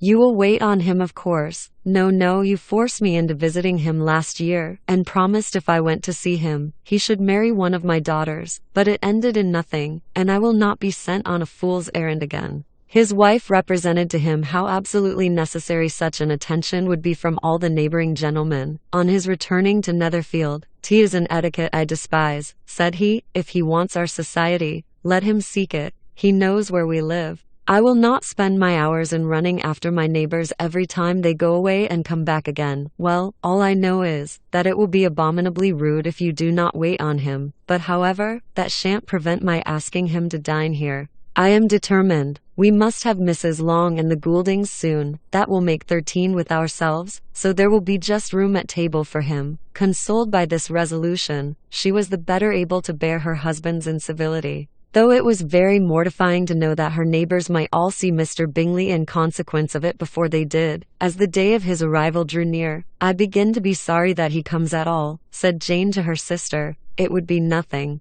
I could see him with perfect indifference, but I can hardly bear to hear it thus perpetually talked of. My mother means well, but she does not know, no one can know, how much I suffer from what she says. Happy shall I be when his stay at Netherfield is over." "I wish I could say anything to comfort you," replied Elizabeth, "but it is wholly out of my power. You must feel it, and the usual satisfaction of preaching patience to a sufferer is denied me, because you have always so much." Mr. Bingley arrived. Mrs. Bennet, through the assistance of servants, contrived to have the earliest tidings of it, that the period of anxiety and fretfulness on her side might be as long as it could. She counted the days that must intervene before their invitation could be sent, hopeless of seeing him before, but on the third morning after his arrival in Hertfordshire, she saw him from her dressing-room window under the paddock, and ride towards the house. Her daughters were eagerly called to partake of her joy. Jane resolutely kept her place at the table, but Elizabeth, to satisfy her mother, went to the window. She looked. She saw Mr. Darcy with him, and sat down again by her sister.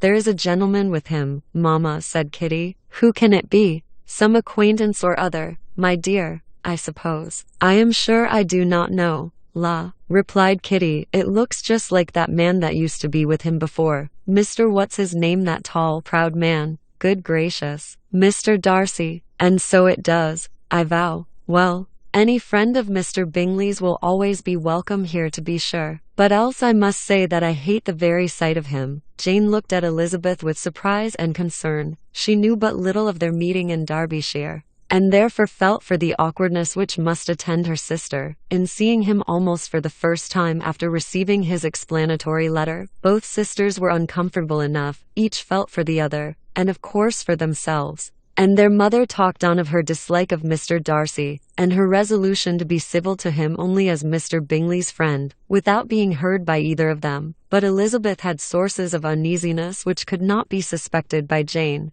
to whom she had never yet had courage to show Mrs. Gardiner's letter, or to relate her own change of sentiment towards him. To Jane, he could be only a man whose proposals she had refused, and whose merits she had undervalued. But to her own more extensive information, he was the person to whom the whole family were indebted for the first of benefits, and whom she regarded herself with an interest, if not quite so tender, at least as reasonable and just, as what Jane felt for Bingley. Her astonishment at his coming to Netherfield, to Longbourn, and voluntarily seeking her again, was almost equal to what she had known on first witnessing his altered behaviour in Derbyshire. The colour which had been driven from her face returned for half a minute with an additional glow, and a smile of delight added lustre to her eyes, as she thought for that space of time that his affection and wishes must still be unshaken. But she would not be secure. "Let me first see how he behaves," said she. "It will then be early enough for expectation." She sat intently at work, striving to be composed, and without daring to lift up her eyes,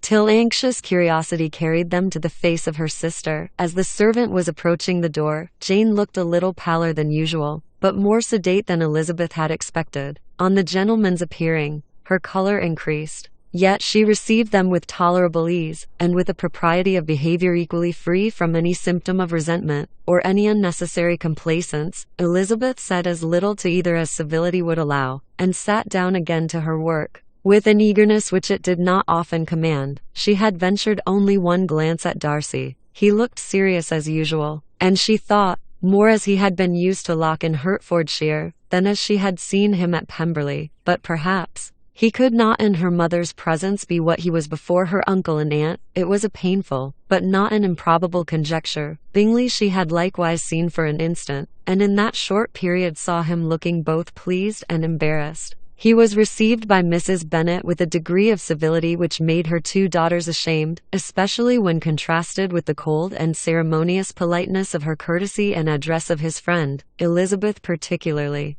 who knew that her mother owed to the latter the preservation of her favorite daughter from irremediable infamy, was hurt and distressed to a most painful degree by a distinction so ill applied. Darcy, after inquiring of her how Mr. and Mrs. Gardiner did, a question which she could not answer without confusion, said scarcely anything. He was not seated by her, perhaps that was the reason of his silence, but it had not been so in Derbyshire. There he had talked to her friends, when he could not to herself. But now several minutes elapsed, without bringing the sound of his voice, and when occasionally unable to resist the impulse of curiosity, she raised her eyes to his face, she as often found him looking at Jane as at herself, and frequently on no object but the ground. More thoughtfulness and less anxiety to please than when they last met were plainly expressed. She was disappointed, and angry with herself for being so. "Could I expect it to be otherwise?" said she. "Yet why did he come?" She was in no humor for conversation with any one but himself, and to him she had hardly courage to speak. She inquired after his sister, but could do no more. "It is a long time, Mr. Bingley, since you went away," said Mrs. Bennet. He readily agreed to it. "I began to be afraid you would never come back again. People did say you meant to quit the place entirely at Michaelmas, but however, I hope it is not true. A great many changes have happened in the neighborhood since you went away. Miss Lucas is married and settled, and one of my own daughters. I suppose you have heard of it. Indeed, you must have seen it in the papers. It was in the Times and the Courier. I know, though it was not put in as it ought to be. It was only said, lately, George Wickham-esque, to Miss Lydia Bennet, without there being a syllable said of her father, or the place where she lived, or anything. It was my brother Gardiner's drawing up, too, and I wonder how he came to make such an awkward business of it. Did you see it?" Bingley replied that he did, and made his congratulations. Elizabeth dared not lift up her eyes. How Mr. Darcy looked, therefore, she could not tell. "It is a delightful thing, to be sure, to have a daughter well married," continued her mother, "but at the same time, Mr. Bingley, it is very hard to have her taken away from me. They are gone down to Newcastle, a place quite northward, it seems,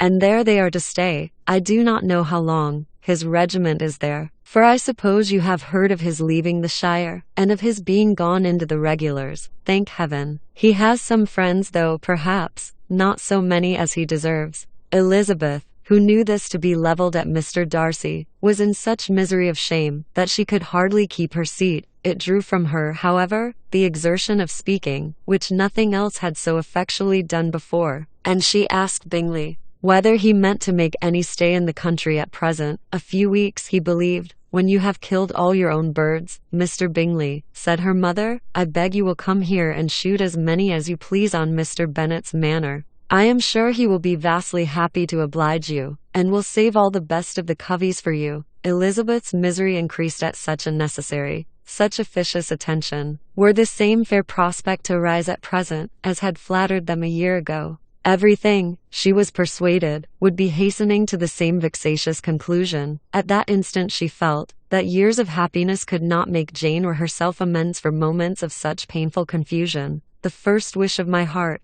said she to herself, "is never more to be in company with either of them. Their society can afford no pleasure that will atone for such wretchedness as this. Let me never see either one or the other again." Yet the misery, for which years of happiness were to offer no compensation, received soon afterwards material relief, from observing how much the beauty of her sister rekindled the admiration of her former lover. When first he came in, he had spoken to her but little, but every 5 minutes seemed to be giving her more of his attention. He found her as handsome as she had been last year, as good-natured and as unaffected, though not quite so chatty. Jane was anxious that no difference should be perceived in her at all, and was really persuaded that she talked as much as ever. But her mind was so busily engaged that she did not always know when she was silent. When the gentlemen rose to go away, Mrs. Bennet was mindful of her intended civility, and they were invited and engaged to dine at Longbourn in a few days' time. "You are quite a visit in my debt,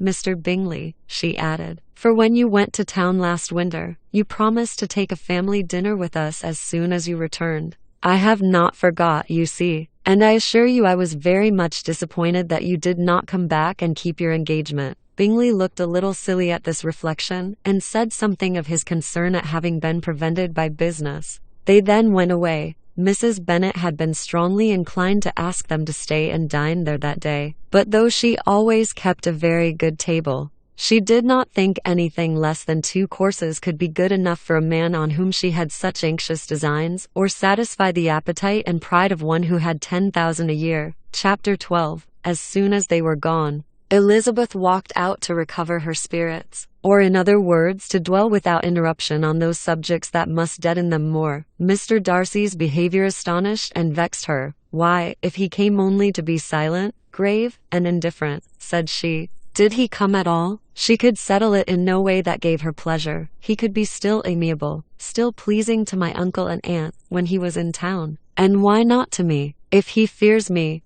why come hither? If he no longer cares for me, why silent? Teasing man. I will think no more about him. Her resolution was for a short time involuntarily kept by the approach of her sister, who joined her with a cheerful look which showed her better satisfied with their visitors than Elizabeth. Now, said she, that this first meeting is over, I feel perfectly easy. I know my own strength, and I shall never be embarrassed again by his coming. I am glad he dines here on Tuesday. It will then be publicly seen that on both sides we met only as common and indifferent acquaintance. Yes, very indifferent, indeed, said Elizabeth, laughingly. Oh, Jane, take care. My dear Lizzie, you cannot think me so weak as to be in danger now. I think you are in very great danger of making him as much in love with you as ever. They did not see the gentleman again till Tuesday, and Mrs. Bennet, in the meanwhile, was giving way to all the happy schemes which the good humour and common politeness of Bingley, in half an hour's visit, had revived. On Tuesday there was a large party assembled at Longbourn, and the 2 who were most anxiously expected, to the credit of their punctuality as sportsmen, were in very good time. When they repaired to the dining-room, Elizabeth eagerly watched to see whether Bingley would take the place which, in all their former parties, had belonged to him by her sister. Her prudent mother, occupied by the same ideas, forbore to invite him to sit by herself. On entering the room, he seemed to hesitate, but Jane happened to look round, and happened to smile. It was decided. He placed himself by her. Elizabeth, with a triumphant sensation, looked towards his friend. He bore it with noble indifference, and she would have imagined that Bingley had received his sanction to be happy, had she not seen his eyes likewise turn towards Mr. Darcy, with an expression of half-laughing alarm. His behavior to her sister was such during dinner-time as showed an admiration of her, which, though more guarded than formerly, persuaded Elizabeth that, if left wholly to himself, Jane's happiness, and his own, would be speedily secured. Though she dared not depend upon the consequence, she yet received pleasure from observing his behavior. It gave her all the animation that her spirits could boast, for she was in no cheerful humour. Mr.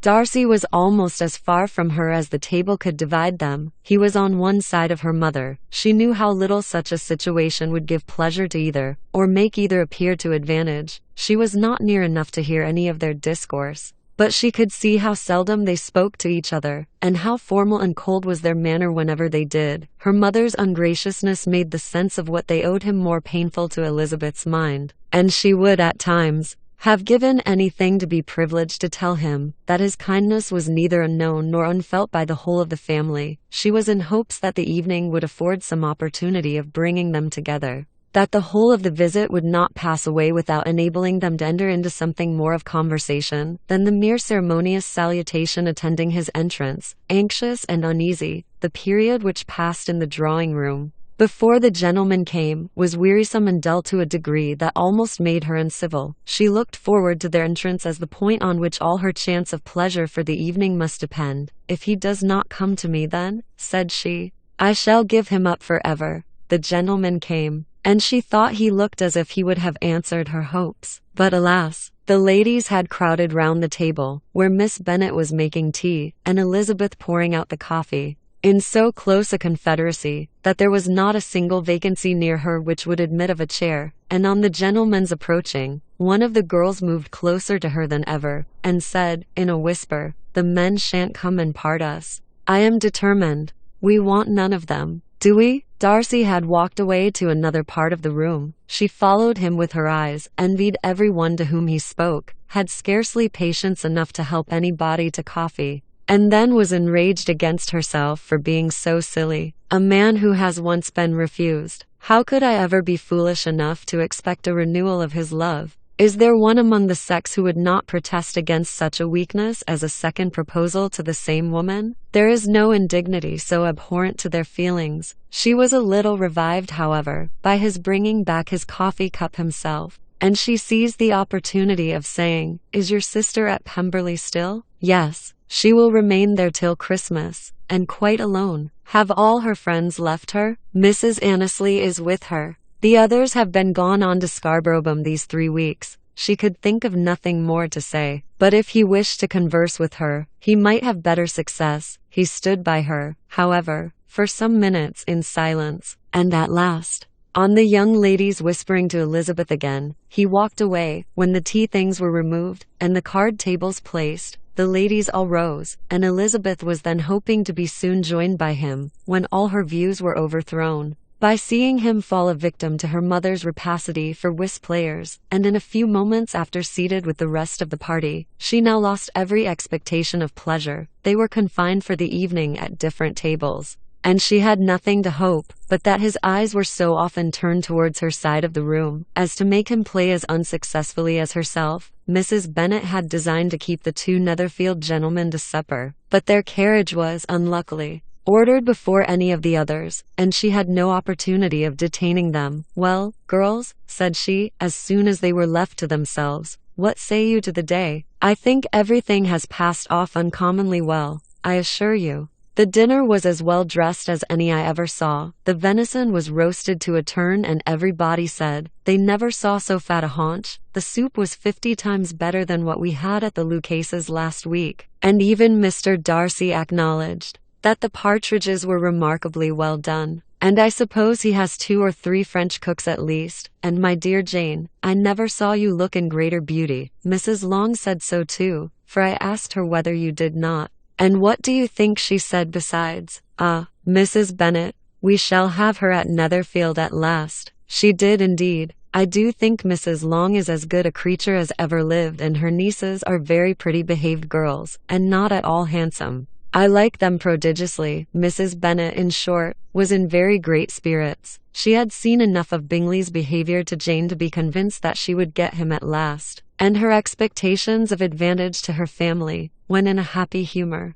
were so far beyond reason, that she was quite disappointed at not seeing him there again the next day to make his proposals. "It has been a very agreeable day," said Miss Bennet to Elizabeth. "The party seems so well selected, so suitable one with the other. I hope we may often meet again." Elizabeth smiled. "Lizzie, you must not do so. You must not suspect me. It mortifies me. I assure you that I have now learnt to enjoy his conversation as an agreeable and sensible young man, without having a wish beyond it. I am perfectly satisfied, from what his manners now are, that he never had any design of engaging my affection. It is only that he is blessed with greater sweetness of address, and a stronger desire of generally pleasing, than any other man." "You are very cruel," said her sister. "You will not let me smile, and are provoking me to it every moment. How hard it is in some cases to be believed, and how impossible in others. But why should you wish to persuade me that I feel more than I acknowledge? That is a question which I hardly know how to answer. We all love to instruct, though we can teach only what is not worth knowing. Forgive me, and if you persist in indifference, do not make me your confidant." Chapter 13. A few days after this visit, Mr. Bingley called again, and alone. His friend had left him that morning for London, but was to return home in 10 days' time. He sat with them above an hour, and was in remarkably good spirits. Mrs. Bennet invited him to dine with them, but with many expressions of concern, he confessed himself engaged elsewhere. "Next time you call," said she, "I hope we shall be more lucky." He should be particularly happy at any time, and if she would give him leave, would take an early opportunity of waiting on them. "Can you come tomorrow?" Yes. He had no engagement at all for tomorrow, and her invitation was accepted with alacrity. He came, and in such very good time, that the ladies were none of them dressed. in ran Mrs. Bennet to her daughter's room, in her dressing gown, and with her hair half finished, crying out, "My dear Jane, make haste and hurry down. He is come, Mr. Bingley is come, he is indeed. Make haste, make haste. Here, Sarah, come to Miss Bennet this moment, and help her on with her gown. Never mind Miss Lizzie's hair. We will be down as soon as we can," said Jane. "But I dare say Kitty is forwarder than either of us, for she went upstairs half an hour ago." "Oh, hang Kitty, what has she to do with it? Come, be quick, be quick. Where is your sash, my dear?" But when her mother was gone, Jane would not be prevailed on to go down without one of her sisters. The same anxiety to get by themselves was visible again in the evening. After tea, Mr. Bennet retired to the library, as was his custom, and Mary went upstairs to her instrument. 2 obstacles of the 5 being thus removed, Mrs. Bennet sat looking and winking at Elizabeth and Catherine for a considerable time, without making any impression on them. Elizabeth would not observe her, and when at last Kitty did, she very innocently said, "What is the matter, mamma? What do you keep winking at me for? What am I to do?" "Nothing, child, nothing. I did not wink at you." She then sat still 5 minutes longer, but unable to waste such a precious occasion. She suddenly got up, and saying to Kitty, "Come here, my love, I want to speak to you," took her out of the room. Jane instantly gave a look at Elizabeth which spoke her distress at such premeditation, and her entreaty that she would not give in to it. In a few minutes, Mrs. Bennet half opened the door and called out, "Lizzie, my dear, I want to speak with you." Elizabeth was forced to go. "We may as well leave them by themselves, you know," said her mother as soon as she was in the hall. "Kitty and I are going upstairs to sit in my dressing room." Elizabeth made no attempt to reason with her mother, but remained quietly in the hall till she and Kitty were out of sight, then returned into the drawing room. Mrs. Bennet's schemes for this day were ineffectual. Bingley was everything that was charming, except the professed lover of her daughter. His ease and cheerfulness rendered him a most agreeable addition to their evening party, and he bore with the ill-judged officiousness of the mother, and heard all her silly remarks with a forbearance and command of countenance particularly grateful to the daughter. He scarcely needed an invitation to stay supper, and before he went away, an engagement was formed, chiefly through his own and Mrs. Bennet's means, for his coming next morning to shoot with her husband. After this day, Jane said no more of her indifference. Not a word passed between the sisters concerning Bingley. But Elizabeth went to bed in the happy belief that all must speedily be concluded, unless Mr. Darcy returned within the stated time. Seriously, however, she felt tolerably persuaded that all this must have taken place with that gentleman's concurrence. Bingley was punctual to his appointment, and he and Mr. Bennet spent the morning together, as had been agreed on. The latter was much more agreeable than his companion expected. There was nothing of presumption or folly in Bingley that could provoke his ridicule, or disgust him into silence, and he was more communicative, and less eccentric, than the other had ever seen him. Bingley of course returned with him to dinner, and in the evening Mrs. Bennet's invention was again at work to get everybody away from him, and her daughter, Elizabeth, who had a letter to write, went into the breakfast room for that purpose soon after tea. For as the others were all going to sit down to cards, she could not be wanted to counteract her mother's schemes, but on her returning to the drawing room, when her letter was finished, she saw, to her infinite surprise, there was reason to fear that her mother had been too ingenious for her. On opening the door, she perceived her sister and Bingley standing together over the hearth, as if engaged in earnest conversation, and had this led to no suspicion, the faces of both, as they hastily turned round and moved away from each other, would have told it all. Their situation was awkward enough, but hers she thought was still worse. Not a syllable was uttered by either, and Elizabeth was on the point of going away again, when Bingley, who as well as the other had sat down, suddenly rose, and whispering a few words to her sister, ran out of the room. Jane could have no reserves from Elizabeth, where confidence would give pleasure, and instantly embracing her, acknowledged, with the liveliest emotion, that she was the happiest creature in the world. "'Tis too much," she added, "by far too much. I do not deserve it. Oh, why is not everybody as happy?" Elizabeth's congratulations were given with a sincerity, a warmth, a delight, which words could but poorly express. Every sentence of kindness was a fresh source of happiness to Jane, but she would not allow herself to stay with her sister, or say half that remained to be said, for the present, I must go instantly to my mother," she cried. I would not on any account trifle with her affectionate solicitude, or allow her to hear it from anyone but myself. He is gone to my father already. Oh, Lizzie, to know that what I have to relate will give such pleasure to all my dear family. How shall I bear so much happiness? She then hastened away to her mother, who had purposely broken up the card party, and was sitting upstairs with Kitty. Elizabeth, who was left by herself, now smiled at the rapidity and ease with which an affair was finally settled, that had given them so many previous months of surprise and vexation. "And this," said she, "is the end of all his friend's anxious circumspection, of all his sister's falsehood and contrivance, the happiest, wisest, and most reasonable end." In a few minutes she was joined by Bingley, whose conference with her father had been short and to the purpose. "Where is your sister?" said he hastily, as he opened the door. "With my mother upstairs. She will be down in a moment, I dare say." He then shut the door, and coming up to her, claimed the good wishes and affection of a sister. Elizabeth honestly and heartily expressed her delight in the prospect of their relationship. They shook hands with great cordiality, and then, till her sister came down, she had to listen to all he had to say of his own happiness, and of Jane's perfections. And in spite of his being a lover, Elizabeth really believed all his expectations of felicity to be rationally founded, because they had for basis the excellent understanding and super-excellent disposition of Jane, and a general similarity of feeling and taste between her and himself. It was an evening of no common delight to them all. The satisfaction of Miss Bennet's mind gave such a glow of sweet animation to her face, as made her look handsomer than ever. Kitty simpered and smiled, and hoped her turn was coming soon. Mrs. Bennet could not give her consent, or speak her approbation in terms warm enough to satisfy her feelings, though she talked to Bingley of nothing else, for half an hour, and when Mr.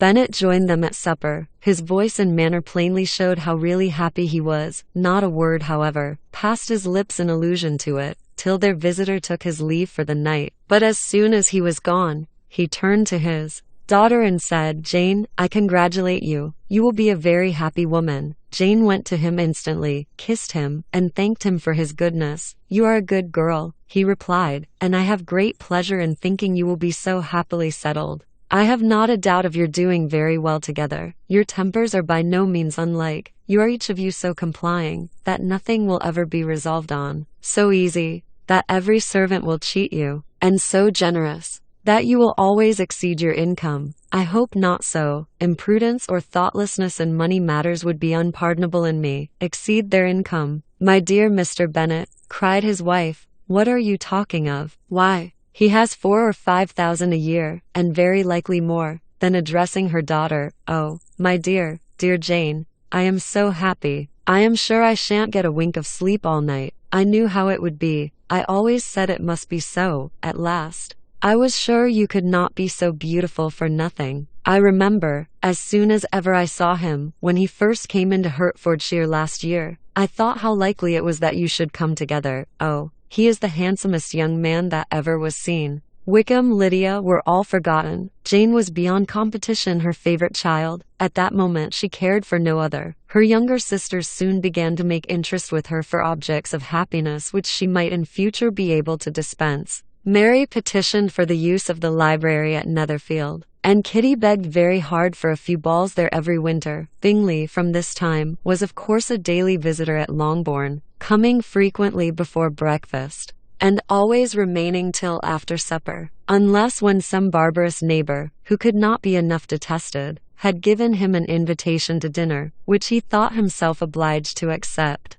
Elizabeth had now but little time for conversation with her sister, for while he was present Jane had no attention to bestow on anyone else, but she found herself considerably useful to both of them, in those hours of separation that must sometimes occur. In the absence of Jane, he always attached himself to Elizabeth for the pleasure of talking of her, and when Bingley was gone, Jane constantly sought the same means of relief. "He has made me so happy," said she, one evening, "by telling me that he was totally ignorant of my being in town last spring. I had not believed it possible." "I suspected as much," replied Elizabeth, "but how did he account for it?" "It must have been his sister's doing. They were certainly no friends to his acquaintance with me, which I cannot wonder at. since he might have chosen so much more advantageously in many respects. But when they see, as I trust they will, that their brother is happy with me, they will learn to be contented, and we shall be on good terms again, though we can never be what we once were to each other. That is the most unforgiving speech, said Elizabeth, that I ever heard you utter. Good girl, it would vex me indeed to see you again the dupe of Miss Bingley's pretended regard. Would you believe it, Lizzie, that when he went to town last November he really loved me, and nothing but a persuasion of my being indifferent would have prevented his coming down again? He made a little mistake, to be sure, but it is to the credit of his modesty. This naturally introduced a panegyric from Jane on his diffidence, and the little value he put on his own good qualities. Elizabeth was pleased to find that he had not betrayed the interference of his friend, for though Jane had the most generous and forgiving heart in the world, she knew it was a circumstance which most prejudiced her against him. I am certainly the most fortunate creature that ever existed, cried Jane. Oh, Lizzie, why am I thus singled from my family, and blessed above them all? If I could but see you as happy, if there were but such another man for you, if you were to give me 40 such men, I never could be so happy as you. Till I have your disposition, your goodness, I never can have your happiness. No, no, let me shift for myself, and perhaps, if I have very good luck, I may meet with another Mr. Collins in time. The situation of affairs in the Longbourn family could not be long a secret. Mrs. Bennet was privileged to whisper it to Mrs. Phillips, and she ventured, without any permission, to do the same by all her neighbours in Meryton. The Bennets were speedily pronounced to be the luckiest family in the world, though only a few weeks before, when Lydia had first run away, they had been generally proved to be marked out for misfortune. Chapter 14. One morning, about a week after Bingley's engagement with Jane had been formed, as he and the females of the family were sitting together in the dining room, their attention was suddenly drawn to the window by the sound of a carriage, and they perceived a chaise and four driving up the lawn. It was too early in the morning for visitors, and besides, the equipage did not answer to that of any of their neighbours. The horses were post, and neither the carriage nor the livery of the servant who preceded it were familiar to them. As it was certain, however, that somebody was coming, Bingley instantly prevailed on Miss Bennet to avoid the confinement of such an intrusion, and walk away with him into the shrubbery. They both set off, and the conjectures of the remaining three continued, though with little satisfaction, till the door was thrown open, and their visitor entered. It was Lady Catherine de Bourgh. They were of course all intending to be surprised, but their astonishment was beyond their expectation, and on the part of Mrs. Bennet and Kitty, though she was perfectly unknown to them, even inferior to what Elizabeth felt. She entered the room with an air more than usually ungracious, made no other reply to Elizabeth's salutation than a slight inclination of the head, and sat down without saying a word. Elizabeth had mentioned her name to her mother on her ladyship's entrance, though no request of introduction had been made. Mrs. Bennet, all amazement, though flattered by having a guest of such high importance, received her with the utmost politeness. After sitting for a moment in silence, she said, very stiffly, to Elizabeth, I hope you are well, Miss Bennet. That lady, I suppose, is your mother? Elizabeth replied very concisely that she was, and that, I suppose, is one of your sisters? Yes, madam, said Mrs. Bennet, delighted to speak to a Lady Catherine.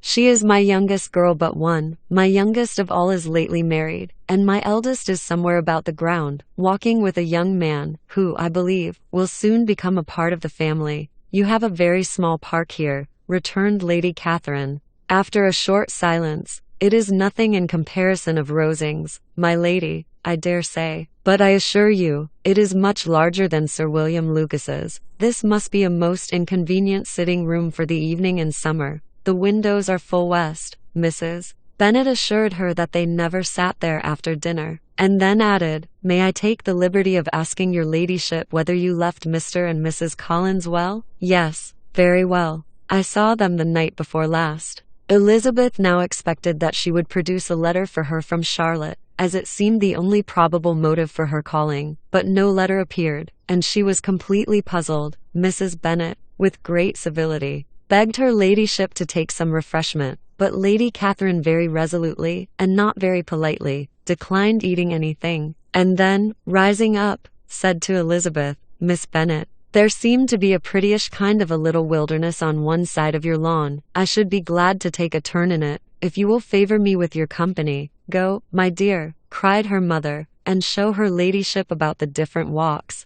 I think she will be pleased with the hermitage. Elizabeth obeyed, and running into her own room for her parasol, attended her noble guests downstairs. As they passed through the hall, Lady Catherine opened the doors into the dining parlor and drawing room, and pronouncing them, after a short survey, to be decent-looking rooms, walked on. Her carriage remained at the door, and Elizabeth saw that her waiting woman was in it. They proceeded in silence along the gravel walk that led to the copse. Elizabeth was determined to make no effort for conversation with a woman who was now more than usually insolent and disagreeable. "How could I ever think her like her nephew?" said she, as she looked in her face. As soon as they entered the copse, Lady Catherine began in the following manner. "You can be at no loss, Miss Bennet, to understand the reason of my journey hither. Your own heart, your own conscience, must tell you why I come." Elizabeth looked with unaffected astonishment. "Indeed, you are mistaken, madam. I have not been at all able to account for the honor of seeing you here, Miss Bennet," replied her ladyship, in an angry tone.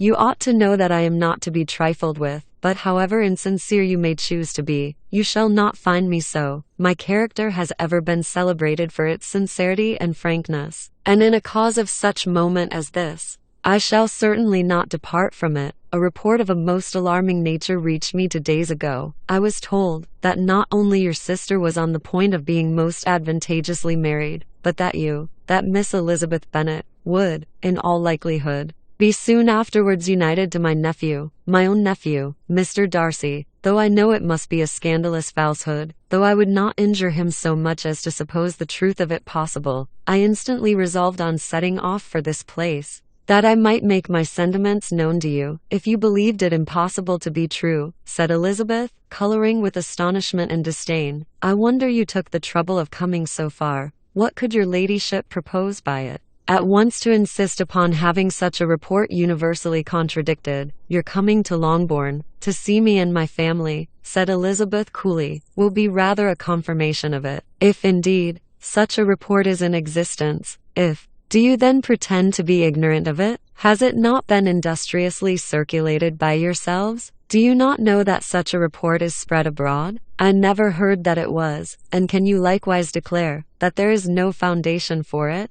I do not pretend to possess equal frankness with your ladyship. You may ask questions which I shall not choose to answer. This is not to be borne, Miss Bennet. I insist on being satisfied. Has my nephew made you an offer of marriage? Your ladyship has declared it to be impossible. It ought to be so. It must be so, while he retains the use of his reason. But your arts and allurements may, in a moment of infatuation, have made him forget what he owes to himself and to all his family. You may have drawn him in. If I have, I shall be the last person to confess it. Miss Bennet, do you know who I am? I have not been accustomed to such language as this. I am almost the nearest relation he has in the world, and am entitled to know all his dearest concerns, but you are not entitled to know mine, nor will such behavior as this ever induce me to be explicit. Let me be rightly understood. This match, to which you have the presumption to aspire, can never take place. No, never. Mr. Darcy is engaged to my daughter.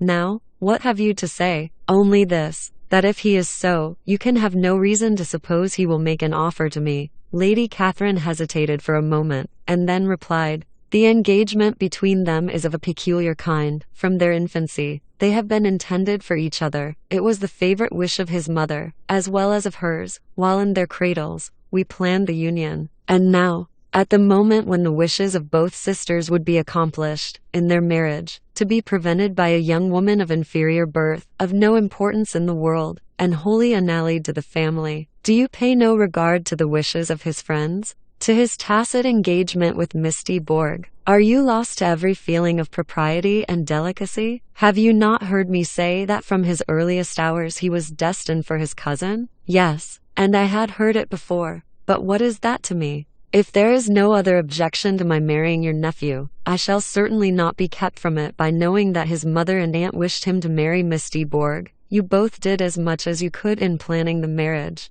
Its completion depended on others. If Mr. Darcy is neither by honor nor inclination confined to his cousin, why is not he to make another choice? And if I am that choice, why may not I accept him? Because honor, decorum, prudence, nay, interest, forbid it.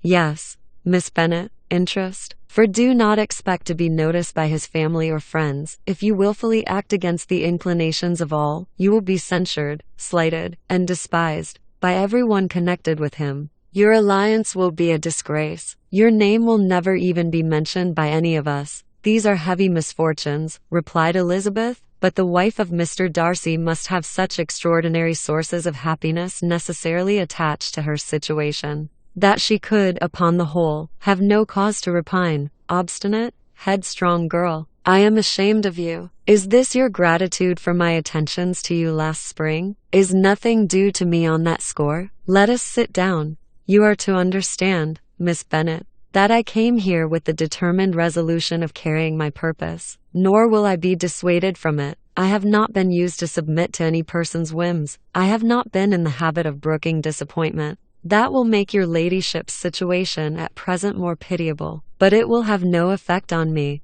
I will not be interrupted. Hear me in silence. My daughter and my nephew are formed for each other. They are descended, on the maternal side, from the same noble line, and on the father's from respectable, honorable, and ancient, though untitled, families. Their fortune on both sides is splendid. They are destined for each other by the voice of every member of their respective houses. And what is to divide them? The upstart pretensions of a young woman without family, connections, or fortune. Is this to be endured? But it must not, shall not be. If you were sensible of your own good, you would not wish to quit the sphere in which you have been brought up. In marrying your nephew, I should not consider myself as quitting that sphere. He is a gentleman. I am a gentleman's daughter. So far we are equal. True, you are a gentleman's daughter. But who was your mother? Who are your uncles and aunts? Do not imagine me ignorant of their condition, whatever my connections may be, said Elizabeth. If your nephew does not object to them, they can be nothing to you. Tell me, once for all, are you engaged to him? Though Elizabeth would not, for the mere purpose of obliging Lady Catherine, have answered this question, she could not but say, after a moment's deliberation, I am not. Lady Catherine seemed pleased. And will you promise me never to enter into such an engagement? I will make no promise of the kind, Miss Bennet. I am shocked and astonished. I expected to find a more reasonable young woman. But do not deceive yourself into a belief that I will ever recede. I shall not go away till you have given me the assurance I require, and I certainly never shall give it. I am not to be intimidated into anything so wholly unreasonable. Your ladyship wants Mr. Darcy to marry your daughter, but would my giving you the wished-for promise make their marriage at all more probable? Supposing him to be attached to me, would my refusing to accept his hand make him wish to bestow it on his cousin? Allow me to say, Lady Catherine, that the arguments with which you have supported this extraordinary application have been as frivolous as the application was ill-judged. You have widely mistaken my character. If you think I can be worked on by such persuasions as these, how far your nephew might approve of your interference in his affairs, I cannot tell. But you have certainly no right to concern yourself in mine. I must beg, therefore, to be importuned no farther on the subject. Not so hasty, if you please. I have by no means done. To all the objections I have already urged I have still another to add. I am no stranger to the particulars of your youngest sister's infamous elopement. I know it all, that the young man's marrying her was a patched-up business, at the expense of your father and uncle, and is such a girl to be my nephew's sister? Is her husband, who is the son of his late father's steward, to be his brother? Heaven and earth, of what are you thinking? Are the shades of Pemberley to be thus polluted? You can now have nothing further to say, she resentfully answered. You have insulted me, in every possible method. I must beg to return to the house. And she rose as she spoke. Lady Catherine rose also, and they turned back. Her ladyship was highly incensed. You have no regard, then, for the honor and credit of my nephew. Unfeeling, selfish girl.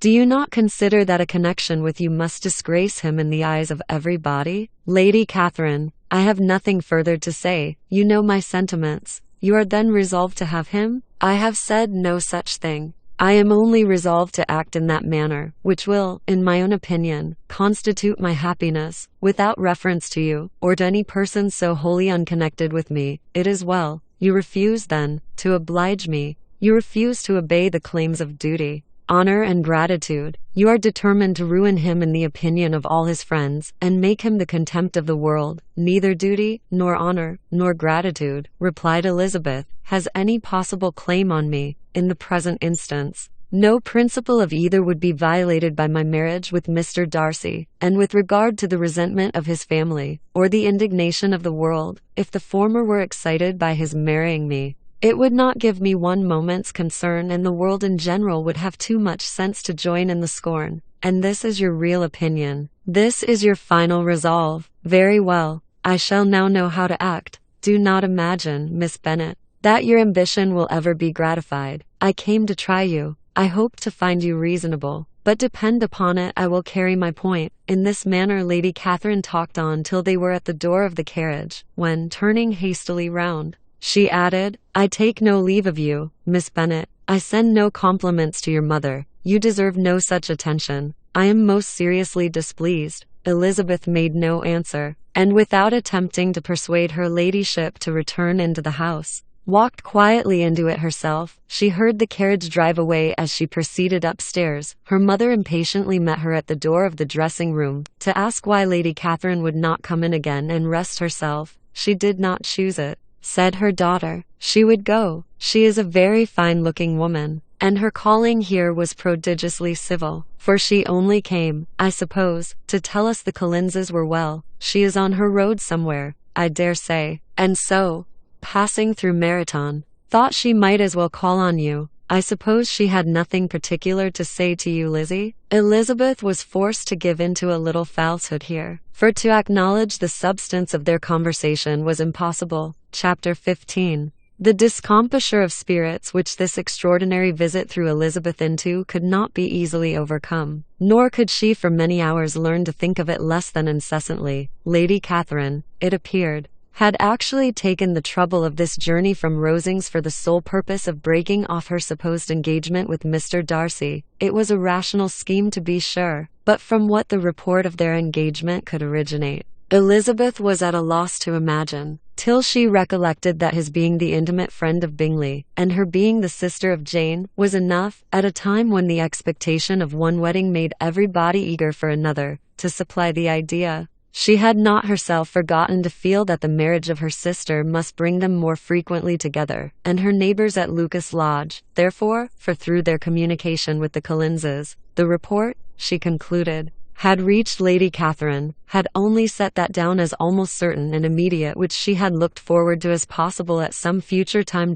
In revolving Lady Catherine's expressions, however, she could not help feeling some uneasiness as to the possible consequence of her persisting in this interference, from what she had said of her resolution to prevent their marriage. It occurred to Elizabeth that she must meditate an application to her nephew, and how he might take a similar representation of the evils attached to a connection with her she dared not pronounce. She knew not the exact degree of his affection for his aunt, or his dependence on her judgment, but it was natural to suppose that he thought much higher of her ladyship than she could do, and it was certain that in enumerating the miseries of a marriage with one whose immediate connections were so unequal to his own, his aunt would address him on his weakest side, with his notions of dignity. He would probably feel that the arguments, which to Elizabeth had appeared weak and ridiculous, contained much good sense and solid reasoning. If he had been wavering before as to what he should do, which had often seemed likely, the advice and entreaty of so near a relation might settle every doubt, and determine him at once to be as happy as dignity and blemish could make him. In that case he would return no more. Lady Catherine might see him in her way through town, and his engagement to Bingley of coming again to Netherfield must give way. If, therefore, an excuse for not keeping his promise should come to his friend within a few days, she added, I shall know how to understand it. I shall then give over every expectation, every wish of his constancy, if he is satisfied with only regretting me. When he might have obtained my affections in hand, I shall soon cease to regret him at all. The surprise of the rest of the family, on hearing who their visitor had been, was very great. but they obligingly satisfied it with the same kind of supposition which had appeased Mrs. Bennet's curiosity, and Elizabeth was spared from much teasing on the subject. The next morning, as she was going downstairs, she was met by her father, who came out of his library with a letter in his hand. "Lizzie," said he, "I was going to look for you. Come into my room." She followed him thither, and her curiosity to know what he had to tell her was heightened by the supposition of its being in some manner connected with the letter he held. It suddenly struck her that it might be from Lady Catherine, and she anticipated with dismay all the consequent explanations. She followed her father to the fireplace, and they both sat down. He then said, "I have received a letter this morning that has astonished me exceedingly, as it principally concerns yourself. You ought to know its contents. I did not know before that I had 2 daughters on the brink of matrimony. Let me congratulate you on a very important conquest." The color now rushed into Elizabeth's cheeks in the instantaneous conviction of its being a letter from the nephew, instead of the aunt, and she was undetermined whether most to be pleased that he explained himself at all, or offended that his letter was not rather addressed to herself, when her father continued, "You look conscious. Young ladies have great penetration in such matters as these, but I think I may defy even your sagacity to discover the name of your admirer. This letter is from Mr. Collins." "From Mr. Collins. And what can he have to say?" "Something very much to the purpose, of course. He begins with congratulations on the approaching nuptials of my eldest daughter, of which, it seems, he has been told by some of the good-natured, gossiping Lucases. I shall not sport with your impatience by reading what he says on that point. What relates to yourself is as follows. Having thus offered you the sincere congratulations of Mrs. Collins and myself on this happy event, let me now add a short hint on the subject of another, of which we have been advertised by the same authority. Your daughter Elizabeth, it is presumed, will not long bear the name of Bennet, after her eldest sister has resigned it, and the chosen partner of her fate may be reasonably looked up to as one of the most illustrious personages in this land. Can you possibly guess, Lizzie, who is meant by this? This young gentleman is blessed, in a peculiar way, with everything the heart of mortal can most desire: splendid property, noble kindred, and extensive patronage. Yet, in spite of all these temptations, let me warn my cousin Elizabeth, and yourself,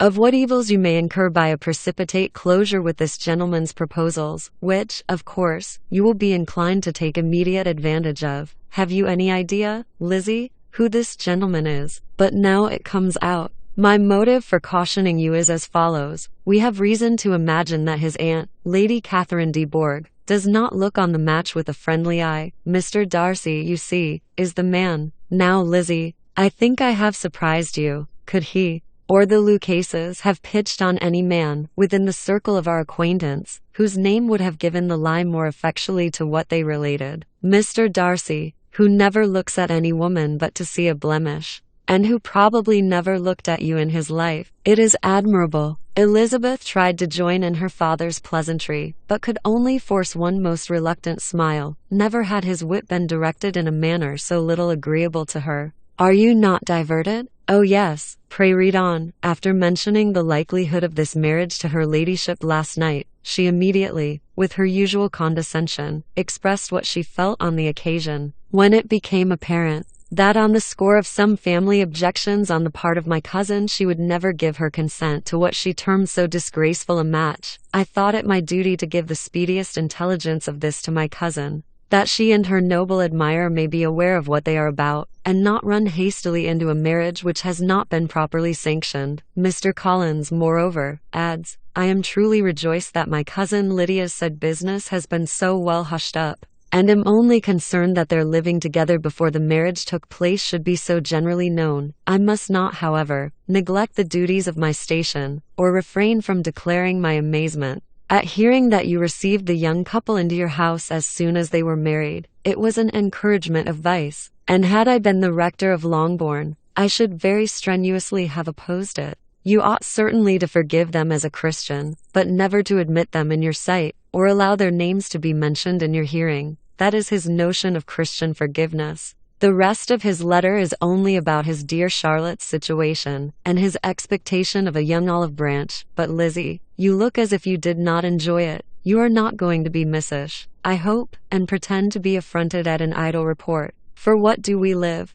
but to make sport for our neighbors, and laugh at them in our turn. Oh, cried Elizabeth, I am excessively diverted, but it is so strange. Yes, that is what makes it amusing. Had they fixed on any other man it would have been nothing, but his perfect indifference and your pointed dislike make it so delightfully absurd. Much as I abominate writing, I would not give up Mr. Collins's correspondence for any consideration. Nay, when I read a letter of his, I cannot help giving him the preference even over Wickham, much as I value the impudence and hypocrisy of my son-in-law. And pray, Lizzie, what said Lady Catherine about this report? Did she call to refuse her consent? To this question his daughter replied only with a laugh, and as it had been asked without the least suspicion, she was not distressed by his repeating it. Elizabeth had never been more at a loss to make her feelings appear what they were not. It was necessary to laugh when she would rather have cried. Her father had most cruelly mortified her by what he said of Mr. Darcy's indifference, and she could do nothing but wonder at such a want of penetration, or fear that, perhaps, instead of his seeing too little, she might have fancied too much. Chapter 16. Instead of receiving any such letter of excuse from his friend, as Elizabeth half expected Mr. Bingley to do, he was able to bring Darcy with him to Longbourn before many days had passed after Lady Catherine's visit. The gentleman arrived early, and before Mrs. Bennet had time to tell him of their having seen his aunt, of which her daughter sat in momentary dread, Bingley, who wanted to be alone with Jane, proposed their all walking out. It was agreed to. Mrs. Bennet was not in the habit of walking. Mary could never spare time, but the remaining 5 set off together. Bingley and Jane, however, soon allowed the others to outstrip them. They lagged behind, while Elizabeth, Kitty, and Darcy were to entertain each other. Very little was said by either. Kitty was too much afraid of him to talk. Elizabeth was secretly forming a desperate resolution, and perhaps he might be doing the same. They walked towards the Lucases, because Kitty wished to call upon Maria, and as Elizabeth saw no occasion for making it a general concern, when Kitty left them, she went boldly on with him alone. Now was the moment for her resolution to be executed, and while her courage was high, she immediately said, Mr. Darcy, I am a very selfish creature, and for the sake of giving relief to my own feelings care not how much I may be wounding yours. I can no longer help thanking you for your unexampled kindness to my poor sister. Ever since I have known it, I have been most anxious to acknowledge to you how gratefully I feel it. Were it known to the rest of my family, I should not have merely my own gratitude to express. I am sorry, exceedingly sorry, replied Darcy, in a tone of surprise and emotion, that you have ever been informed of what may, in a mistaken light, have given you uneasiness. I did not think Mrs. Gardiner was so little to be trusted. You must not blame my aunt. Lydia's thoughtlessness first betrayed to me that you had been concerned in the matter, and of course, I could not rest till I knew the particulars. Let me thank you again and again, in the name of all my family, for that generous compassion which induced you to take so much trouble, and bear so many mortifications, for the sake of discovering them. If you will thank me, he replied, let it be for yourself alone, that the wish of giving happiness to you might add force to the other inducements which led me on I shall not attempt to deny, but your family owe me nothing, much as I respect them. I believe I thought only of you. Elizabeth was too much embarrassed to say a word. After a short pause, her companion added, you are too generous to trifle with me. If your feelings are still what they were last April, tell me so at once. My affections and wishes are unchanged, but one word from you will silence me on this subject forever. Elizabeth, feeling all the more than common awkwardness and anxiety of his situation, now forced herself to speak, and immediately, though not very fluently, gave him to understand that her sentiments had undergone so material a change since the period to which he alluded, as to make her receive with gratitude and pleasure his present assurances. The happiness which this reply produced was such as he had probably never felt before, and he expressed himself on the occasion as sensibly and as warmly as a man violently in love can be supposed to do. Had Elizabeth been able to encounter his eyes, she might have seen how well the expression of heartfelt delight, diffused over his face, became him, but though she could not look she could listen, and he told her of feelings which, in proving of what importance she was to him, made his affection every moment more valuable. They walked on without knowing in what direction. There was too much to be thought, and felt, and said, for attention to any other objects. She soon learnt that they were indebted for their present good understanding to the efforts of his aunt, who did call on him in her return through London, and there relate her journey to Longbourn, its motive, and the substance of her conversation with Elizabeth, dwelling emphatically on every expression of the latter, which, in her ladyship's apprehension, peculiarly denoted her perverseness and assurance, in the belief that such a relation must assist her endeavours to obtain that promise from her nephew which she had refused to give, but unluckily for her ladyship, its effect had been exactly contrariwise. "It taught me to hope," said he, "as I had scarcely ever allowed myself to hope before. I knew enough of your disposition to be certain, that had you been absolutely, irrevocably decided against me, you would have acknowledged it to Lady Catherine frankly and openly."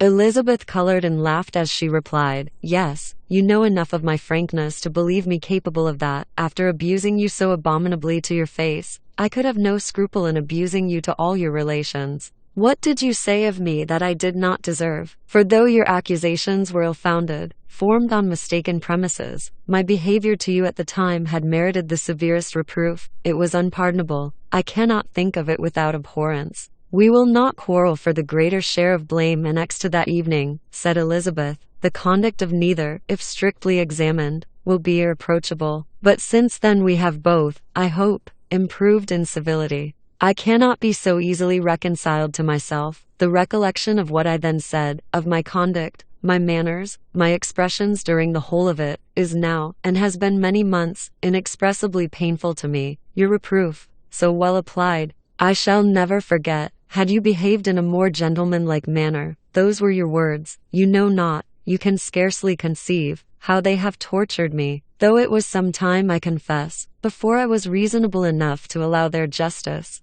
I was certainly very far from expecting them to make so strong an impression. I had not the smallest idea of their being ever felt in such a way. I can easily believe it. You thought me then devoid of every proper feeling. I am sure you did. The turn of your countenance I shall never forget, as you said that I could not have addressed you in any possible way that would induce you to accept me. Oh, do not repeat what I then said. These recollections will not do at all. I assure you that I have long been most heartily ashamed of it." Darcy mentioned his letter. "Did it," said he, "did it soon make you think better of me? Did you, on reading it, give any credit to its contents?" She explained what its effect on her had been, and how gradually all her former prejudices had been removed. "I knew," said he, "that what I wrote must give you pain, but it was necessary. I hope you have destroyed the letter. There was one part, especially the opening of it, which I should dread your having the power of reading again. I can remember some expressions which might justly make you hate me. The letter shall certainly be burnt, if you believe it essential to the preservation of my regard. But,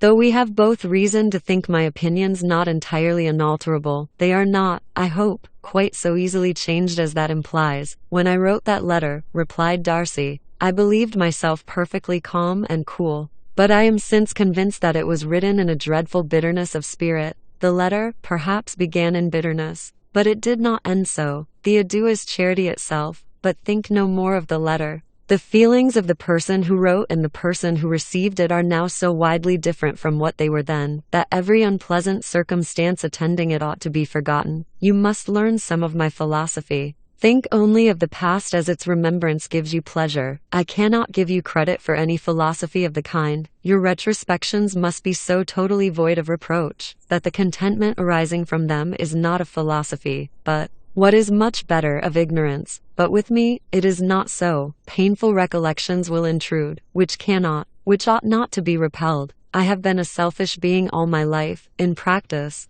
though not in principle. As a child I was taught what was right, but I was not taught to correct my temper. I was given good principles, but left to follow them in pride and conceit. Unfortunately, an only son for many years, an only child, I was spoiled by my parents, who, though good themselves, my father particularly, all that was benevolent and amiable allowed, encouraged, almost taught me to be selfish and overbearing, to care for none beyond my own family circle, to think meanly of all the rest of the world, to wish at least to think meanly of their sense and worth compared with my own. Such I was, from 8 to 28, and such I might still have been but for you, dearest, loveliest Elizabeth. What do I not owe you? You taught me a lesson, hard indeed at first, but most advantageous. By you, I was properly humbled. I came to you without a doubt of my reception. You showed me how insufficient were all my pretensions to please a woman worthy of being pleased. Had you then persuaded yourself that I should? Indeed I had.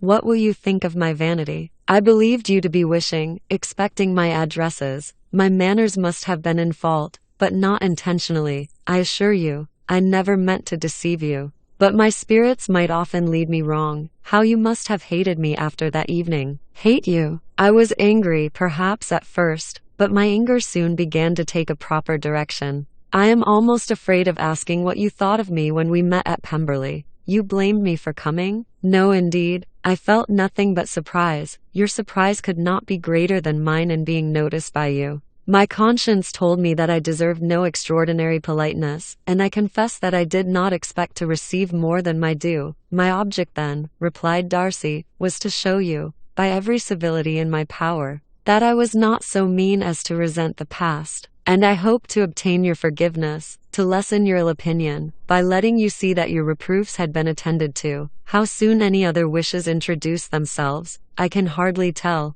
But I believe in about half an hour after I had seen you. He then told her of Georgiana's delight in her acquaintance, and of her disappointment at its sudden interruption, which naturally leading to the cause of that interruption. She soon learnt that his resolution of following her from Derbyshire in quest of her sister had been formed before he quitted the inn, and that his gravity and thoughtfulness there had arisen from no other struggles than what such a purpose must comprehend. She expressed her gratitude again, but it was too painful a subject to each to be dwelt on farther. After walking several miles in a leisurely manner, and too busy to know anything about it, they found at last, on examining their watches, that it was time to be at home. What could have become of Mr. Bingley and Jane was a wonder which introduced the discussion of their affairs. Darcy was delighted with their engagement. His friend had given him the earliest information of it. I must ask whether you were surprised, said Elizabeth. Not at all. When I went away, I felt that it would soon happen. That is to say, you had given your permission. I guessed as much, and though he exclaimed at the term,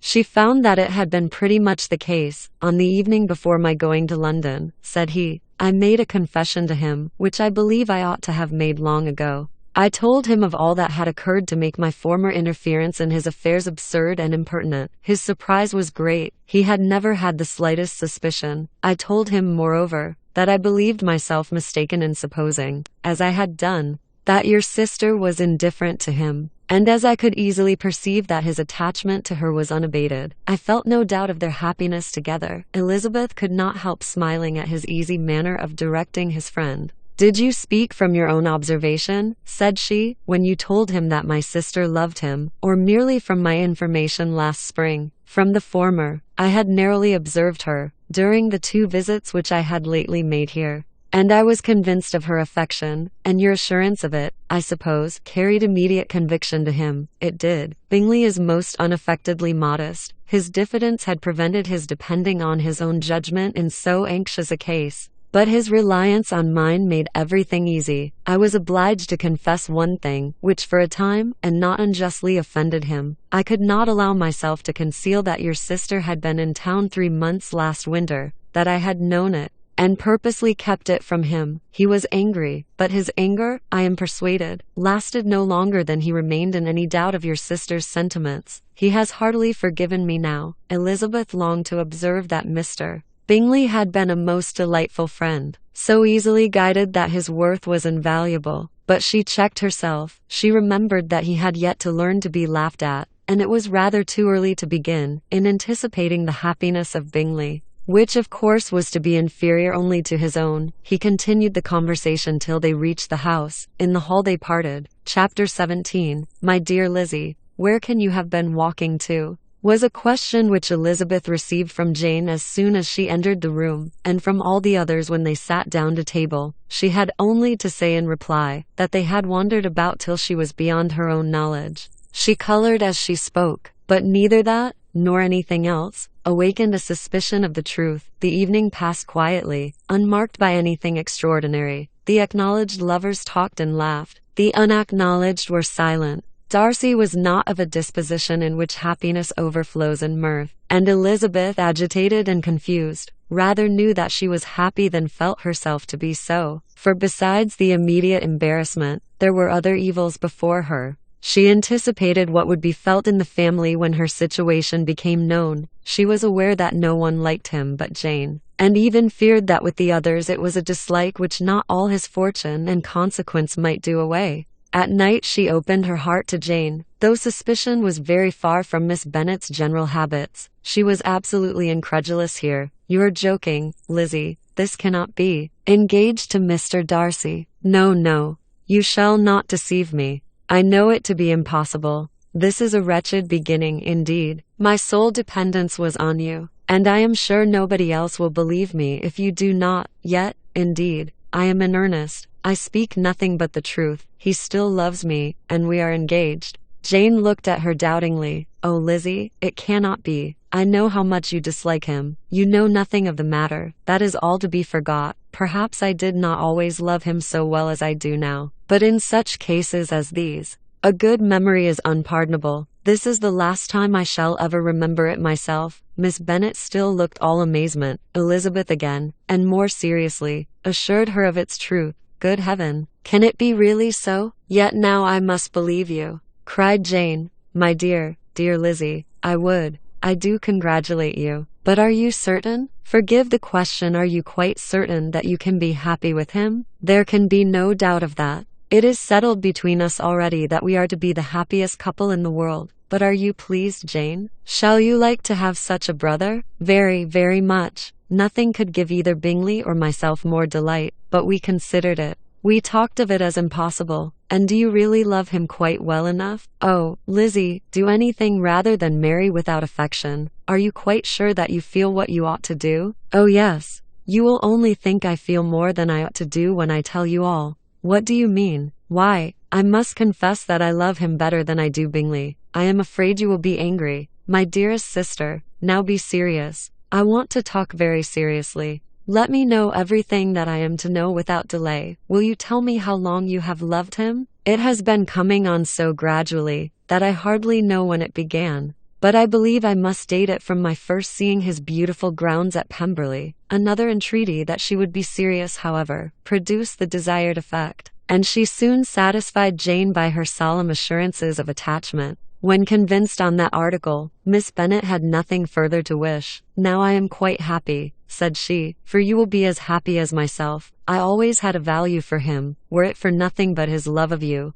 I must always have esteemed him. But now, as Bingley's friend and your husband, there can be only Bingley and yourself more dear to me. But Lizzie, you have been very sly, very reserved with me. How little did you tell me of what passed at Pemberley and Lambton." "I owe all that I know of it to another, not to you." Elizabeth told her the motives of her secrecy. She had been unwilling to mention Bingley, and the unsettled state of her own feelings had made her equally avoid the name of his friend. But now she would no longer conceal from her his share in Lydia's marriage. All was acknowledged, and half the night spent in conversation. "Good gracious!" cried Mrs. Bennet, as she stood at a window the next morning, "if that disagreeable Mr. Darcy is not coming here again with our dear Bingley. What can he mean by being so tiresome as to be always coming here? I had no notion but he would go a-shooting or something or other, and not disturb us with his company. What shall we do with him? Lizzie, you must walk out with him again, that he may not be in Bingley's way." Elizabeth could hardly help laughing at so convenient a proposal, yet was really vexed that her mother should be always giving him such an epithet. As soon as they entered, Bingley looked at her so expressively, and shook hands with such warmth, as left no doubt of his good information, and he soon afterwards said aloud, "Mrs. Bennet, have you no more lanes hereabouts in which Lizzie may lose her way again today?" "I advise Mr. Darcy, and Lizzie and Kitty," said Mrs. Bennet, "to walk to Oakham Mount this morning. It is a nice long walk, and Mr. Darcy has never seen the view." "It may do very well for the others," replied Mr. Bingley, "but I am sure it will be too much for Kitty." "Won't it, Kitty?" Kitty owned that she had rather stay at home. Darcy professed a great curiosity to see the view from the Mount, and Elizabeth silently consented. As she went upstairs to get ready, Mrs. Bennet followed her, saying, "I am quite sorry, Lizzie, that you should be forced to have that disagreeable man all to yourself, but I hope you will not mind it. It is all for Jane's sake, you know." and there is no occasion for talking to him except just now and then. So do not put yourself to inconvenience." During their walk, it was resolved that Mr. Bennet's consent should be asked in the course of the evening. Elizabeth reserved to herself the application for her mother's. She could not determine how her mother would take it, sometimes doubting whether all his wealth and grandeur would be enough to overcome her abhorrence of the man, but whether she were violently set against the match, or violently delighted with it. It was certain that her manner would be equally ill adapted to do credit to her sense, and she could no more bear that Mr. Darcy should hear the first raptures of her joy than the first vehemence of her disapprobation. In the evening, soon after Mr. Bennet withdrew to the library, she saw Mr. Darcy rise also and follow him, and her agitation on seeing it was extreme. She did not fear her father's opposition, but he was going to be made unhappy, and that it should be through her means, that she, his favorite child, should be distressing him by her choice, should be filling him with fears and regrets in disposing of her, was a wretched reflection, and she sat in misery till Mr. Darcy appeared again. When looking at him, she was a little relieved by his smile. In a few minutes he approached the table where she was sitting with Kitty, and while pretending to admire her work, said in a whisper, "Go to your father. He wants you in the library." She was gone directly. Her father was walking about the room, looking grave and anxious. "Lizzie," said he, "what are you doing? Are you out of your senses to be accepting this man? Have not you always hated him?" How earnestly did she then wish that her former opinions had been more reasonable, her expressions more moderate. It would have spared her from explanations and professions which it was exceedingly awkward to give, but they were now necessary. And she assured him, with some confusion, of her attachment to Mr. Darcy, or in other words, "You are determined to have him. He is rich, to be sure, and you may have more fine clothes and fine carriages than Jane, but will they make you happy?" "Have you any other objection," said Elizabeth, "than your belief of my indifference?" "None at all. We all know him to be a proud, unpleasant sort of man. But this would be nothing if you really liked him." I do like him," she replied, with tears in her eyes. "I love him. Indeed, he has no improper pride. He is perfectly amiable. You do not know what he really is." "Then pray do not pain me by speaking of him in such terms." "Lizzie," said her father, "I have given him my consent. He is the kind of man, indeed, to whom I should never dare refuse anything which he condescended to ask. I now give it to you, if you are resolved on having him, but let me advise you to think better of it. I know your disposition, Lizzie. I know that you could be neither happy nor respectable, unless you truly esteemed your husband. Unless you looked up to him as a superior, your lively talents would place you in the greatest danger in an unequal marriage. You could scarcely escape discredit and misery. My child, let me not have the grief of seeing you unable to respect your partner in life. You know not what you are about." Elizabeth, still more affected, was earnest and solemn in her reply, and at length, by repeated assurances that Mr. Darcy was really the object of her choice, by explaining the gradual change which her estimation of him had undergone, relating her absolute certainty that his affection was not the work of a day, but had stood the test of many months' suspense, and enumerating with energy all his good qualities, she did conquer her father's incredulity, and reconcile him to the match. "Well, my dear," said he, when she ceased speaking, "I have no more to say. If this be the case, he deserves you. I could not have parted with you, my Lizzie, to anyone less worthy." To complete the favorable impression, she then told him what Mr. Darcy had voluntarily done for Lydia. He heard her with astonishment. This is an evening of wonders indeed. And so, Darcy did everything, made up the match, gave the money, paid the fellow's debts, and got him his commission. So much the better. It will save me a world of trouble and economy. Had it been your uncle's doing, I must and would have paid him. But these violent young lovers carry everything their own way. I shall offer to pay him tomorrow. He will rant and storm about his love for you, and there will be an end of the matter. He then recollected her embarrassment a few days before, on his reading Mr. Collins's letter, and after laughing at her some time, allowed her at last to go, saying as she quitted the room, "If any young men come for Mary or Kitty, send them in, for I am quite at leisure." Elizabeth's mind was now relieved from a very heavy weight, and after half an hour's quiet reflection in her own room, she was able to join the others with tolerable composure. Everything was too recent for gaiety. But the evening passed tranquilly away. there was no longer anything material to be dreaded, and the comfort of ease and familiarity would come in time. When her mother went up to her dressing room at night, she followed her and made the important communication. Its effect was most extraordinary, for on first hearing it, Mrs. Bennet sat quite still and unable to utter a syllable, nor was it under many minutes that she could comprehend what she heard. Though not in general backward to credit what was for the advantage of her family, or that came in the shape of a lover to any of them, she began at length to recover, to fidget about in her chair, get up, sit down again, wonder, and bless herself. Good gracious, Lord bless me, only think, dear me, Mr. Darcy, who would have thought it, and is it really true? Oh, my sweetest Lizzie, how rich and how great you will be. What pin money, bien what jewels, what carriages you will have. Jane's is nothing to it, nothing at all. I am so pleased, so happy. Such a charming man, so handsome, so tall. Oh,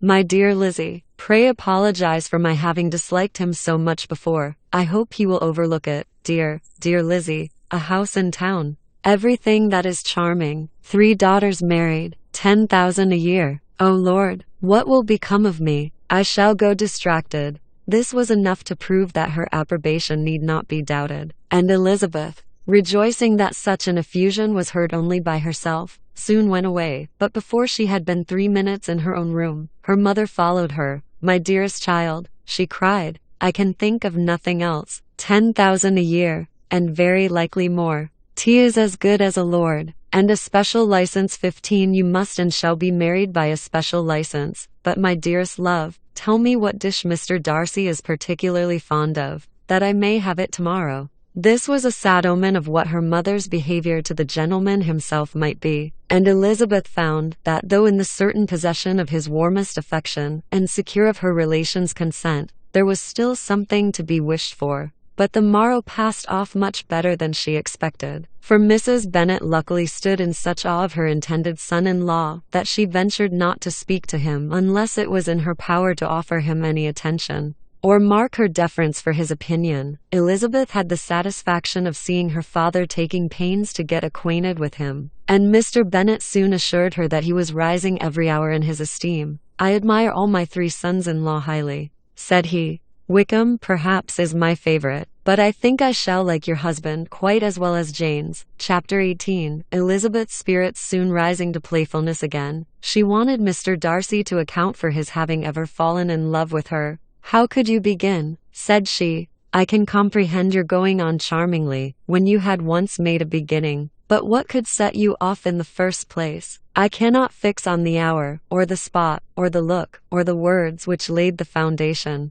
It is too long ago. I was in the middle before I knew that I had begun. My beauty you had early withstood, and as for my manners, my behavior to you was at least always bordering on the uncivil. And I never spoke to you without rather wishing to give you pain than not. Now be sincere. Did you admire me for my impertinence? For the liveliness of your mind I did. You may as well call it impertinence at once. It was very little less. The fact is, that you were sick of civility, of deference, of officious attention. You were disgusted with the women who were always speaking, and looking, and thinking for your approbation alone. I roused and interested you, because I was so unlike them. Had you not been really amiable you would have hated me for it. But in spite of the pains you took to disguise yourself, your feelings were always noble and just, and in your heart you thoroughly despised the persons who so assiduously courted you. There I have saved you the trouble of accounting for it, and really, all things considered, I begin to think it perfectly reasonable. To be sure you know no actual good of me, but nobody thinks of that when they fall in love.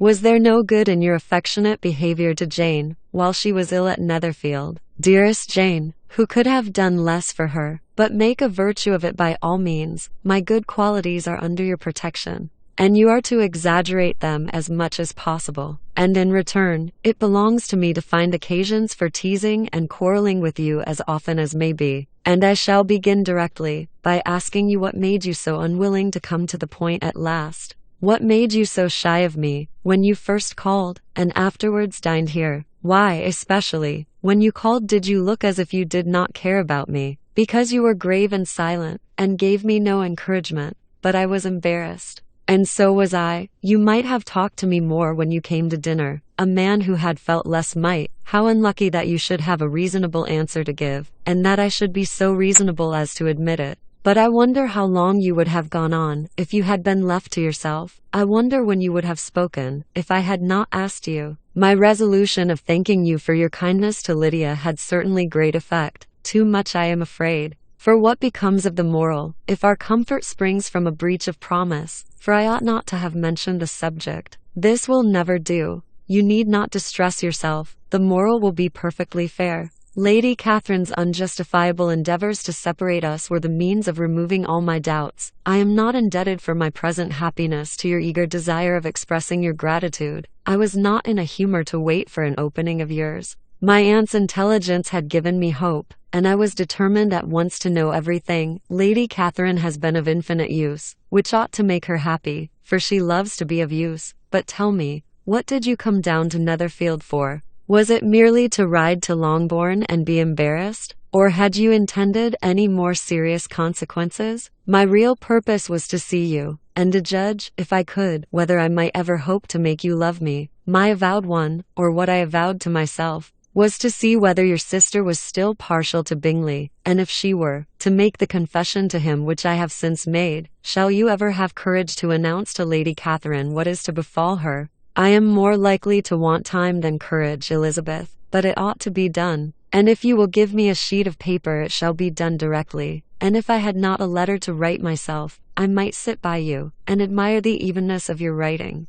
as another young lady once did. But I have an aunt too, who must not be longer neglected. From an unwillingness to confess how much her intimacy with Mr. Darcy had been overrated, Elizabeth had never yet answered Mrs. Gardiner's long letter. But now, having that to communicate which she knew would be most welcome, she was almost ashamed to find that her uncle and aunt had already lost 3 days of happiness, and immediately wrote as follows: I would have thanked you before, my dear aunt, as I ought to have done, for your long, kind, satisfactory detail of particulars. But to say the truth, I was too cross to write. You supposed more than really existed, but now suppose as much as you choose. Give a loose to your fancy. Indulge your imagination in every possible flight which the subject will afford, and unless you believe me actually married, you cannot greatly err. You must write again very soon, and praise him a great deal more than you did in your last. I thank you again and again, for not going to the lakes. How could I be so silly as to wish it? Your idea of the ponies is delightful. We will go round the park every day. I am the happiest creature in the world. Perhaps other people have said so before,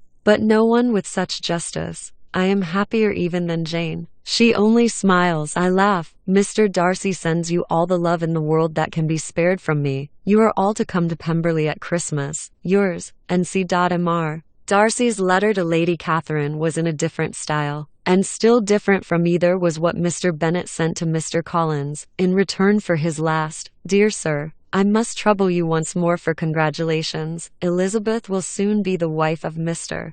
Darcy. Console Lady Catherine as well as you can, but if I were you, I would stand by the nephew. He has more to give. Yours sincerely, N.C. Miss Bingley's congratulations to her brother on his approaching marriage were all that was affectionate and insincere. She wrote even to Jane on the occasion, to express her delight, and repeat all her former professions of regard. Jane was not deceived, but she was affected, and though feeling no reliance on her, could not help writing her a much kinder answer than she knew was deserved. The joy which Miss Darcy expressed on receiving similar information was as sincere as her brother's in sending it. 4 sides of paper were insufficient to contain all her delight, and all her earnest desire of being loved by her sister, before any answer could arrive from Mr. Collins, or any congratulations to Elizabeth from his wife. The Longbourn family heard that the Collinses were come themselves to Lucas Lodge. The reason of this sudden removal was soon evident. Lady Catherine had been rendered so exceedingly angry by the contents of her nephew's letter, that Charlotte, really rejoicing in the match, was anxious to get away till the storm was blown over. At such a moment, the arrival of her friend was a sincere pleasure to Elizabeth, though in the course of their meetings she must sometimes think the pleasure dearly bought. When she saw Mr. Darcy exposed to all the parading and obsequious civility of her husband, he bore it, however, with admirable calmness. He could even listen to Sir William Lucas, when he complimented him on carrying away the brightest jewel of the country. and expressed his hopes of their all meeting frequently at Steedy James's, with very decent composure. If he did shrug his shoulders, it was not till Sir William was out of sight. Mrs. Phillips's vulgarity was another, and perhaps a greater tax on his forbearance. And though Mrs. Phillips, as well as her sister, stood in too much awe of him to speak with the familiarity which Bingley's good humour encouraged, yet, whenever she did speak, she must be vulgar, nor was her respect for him, though it made her more quiet, at all likely to make her more elegant. Elizabeth did all she could to shield him from the frequent notice of either, and was ever anxious to keep him to herself, and to those of her family with whom he might converse without mortification. And though the uncomfortable feelings arising from all this took from the season of courtship much of its pleasure, it added to the hope of the future,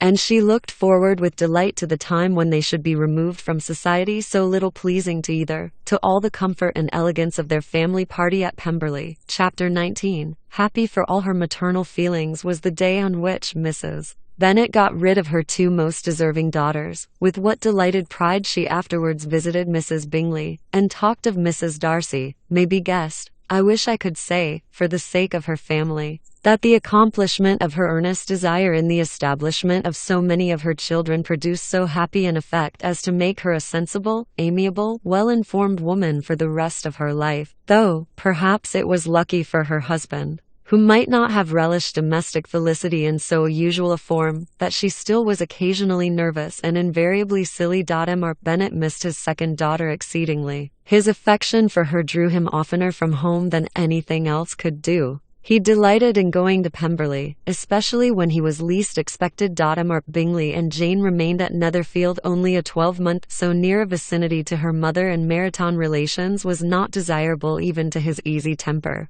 or her affectionate heart. The darling wish of his sisters was then gratified. He bought an estate in a neighbouring county to Derbyshire, and Jane and Elizabeth, in addition to every other source of happiness, were within 30 miles of each other. Kitty, to her very material advantage, spent the chief of her time with her two elder sisters, in society so superior to what she had generally known. Her improvement was great. She was not of so ungovernable a temper as Lydia, and, removed from the influence of Lydia's example, she became, by proper attention and management, less irritable, less ignorant, and less insipid. From the further disadvantage of Lydia's society she was of course carefully kept, and though Mrs. Wickham frequently invited her to come and stay with her, with the promise of balls and young men, her father would never consent to her going. Mary was the only daughter who remained at home, and she was necessarily drawn from the pursuit of accomplishments by Mrs. Bennet's being quite unable to sit alone. Mary was obliged to mix more with the world,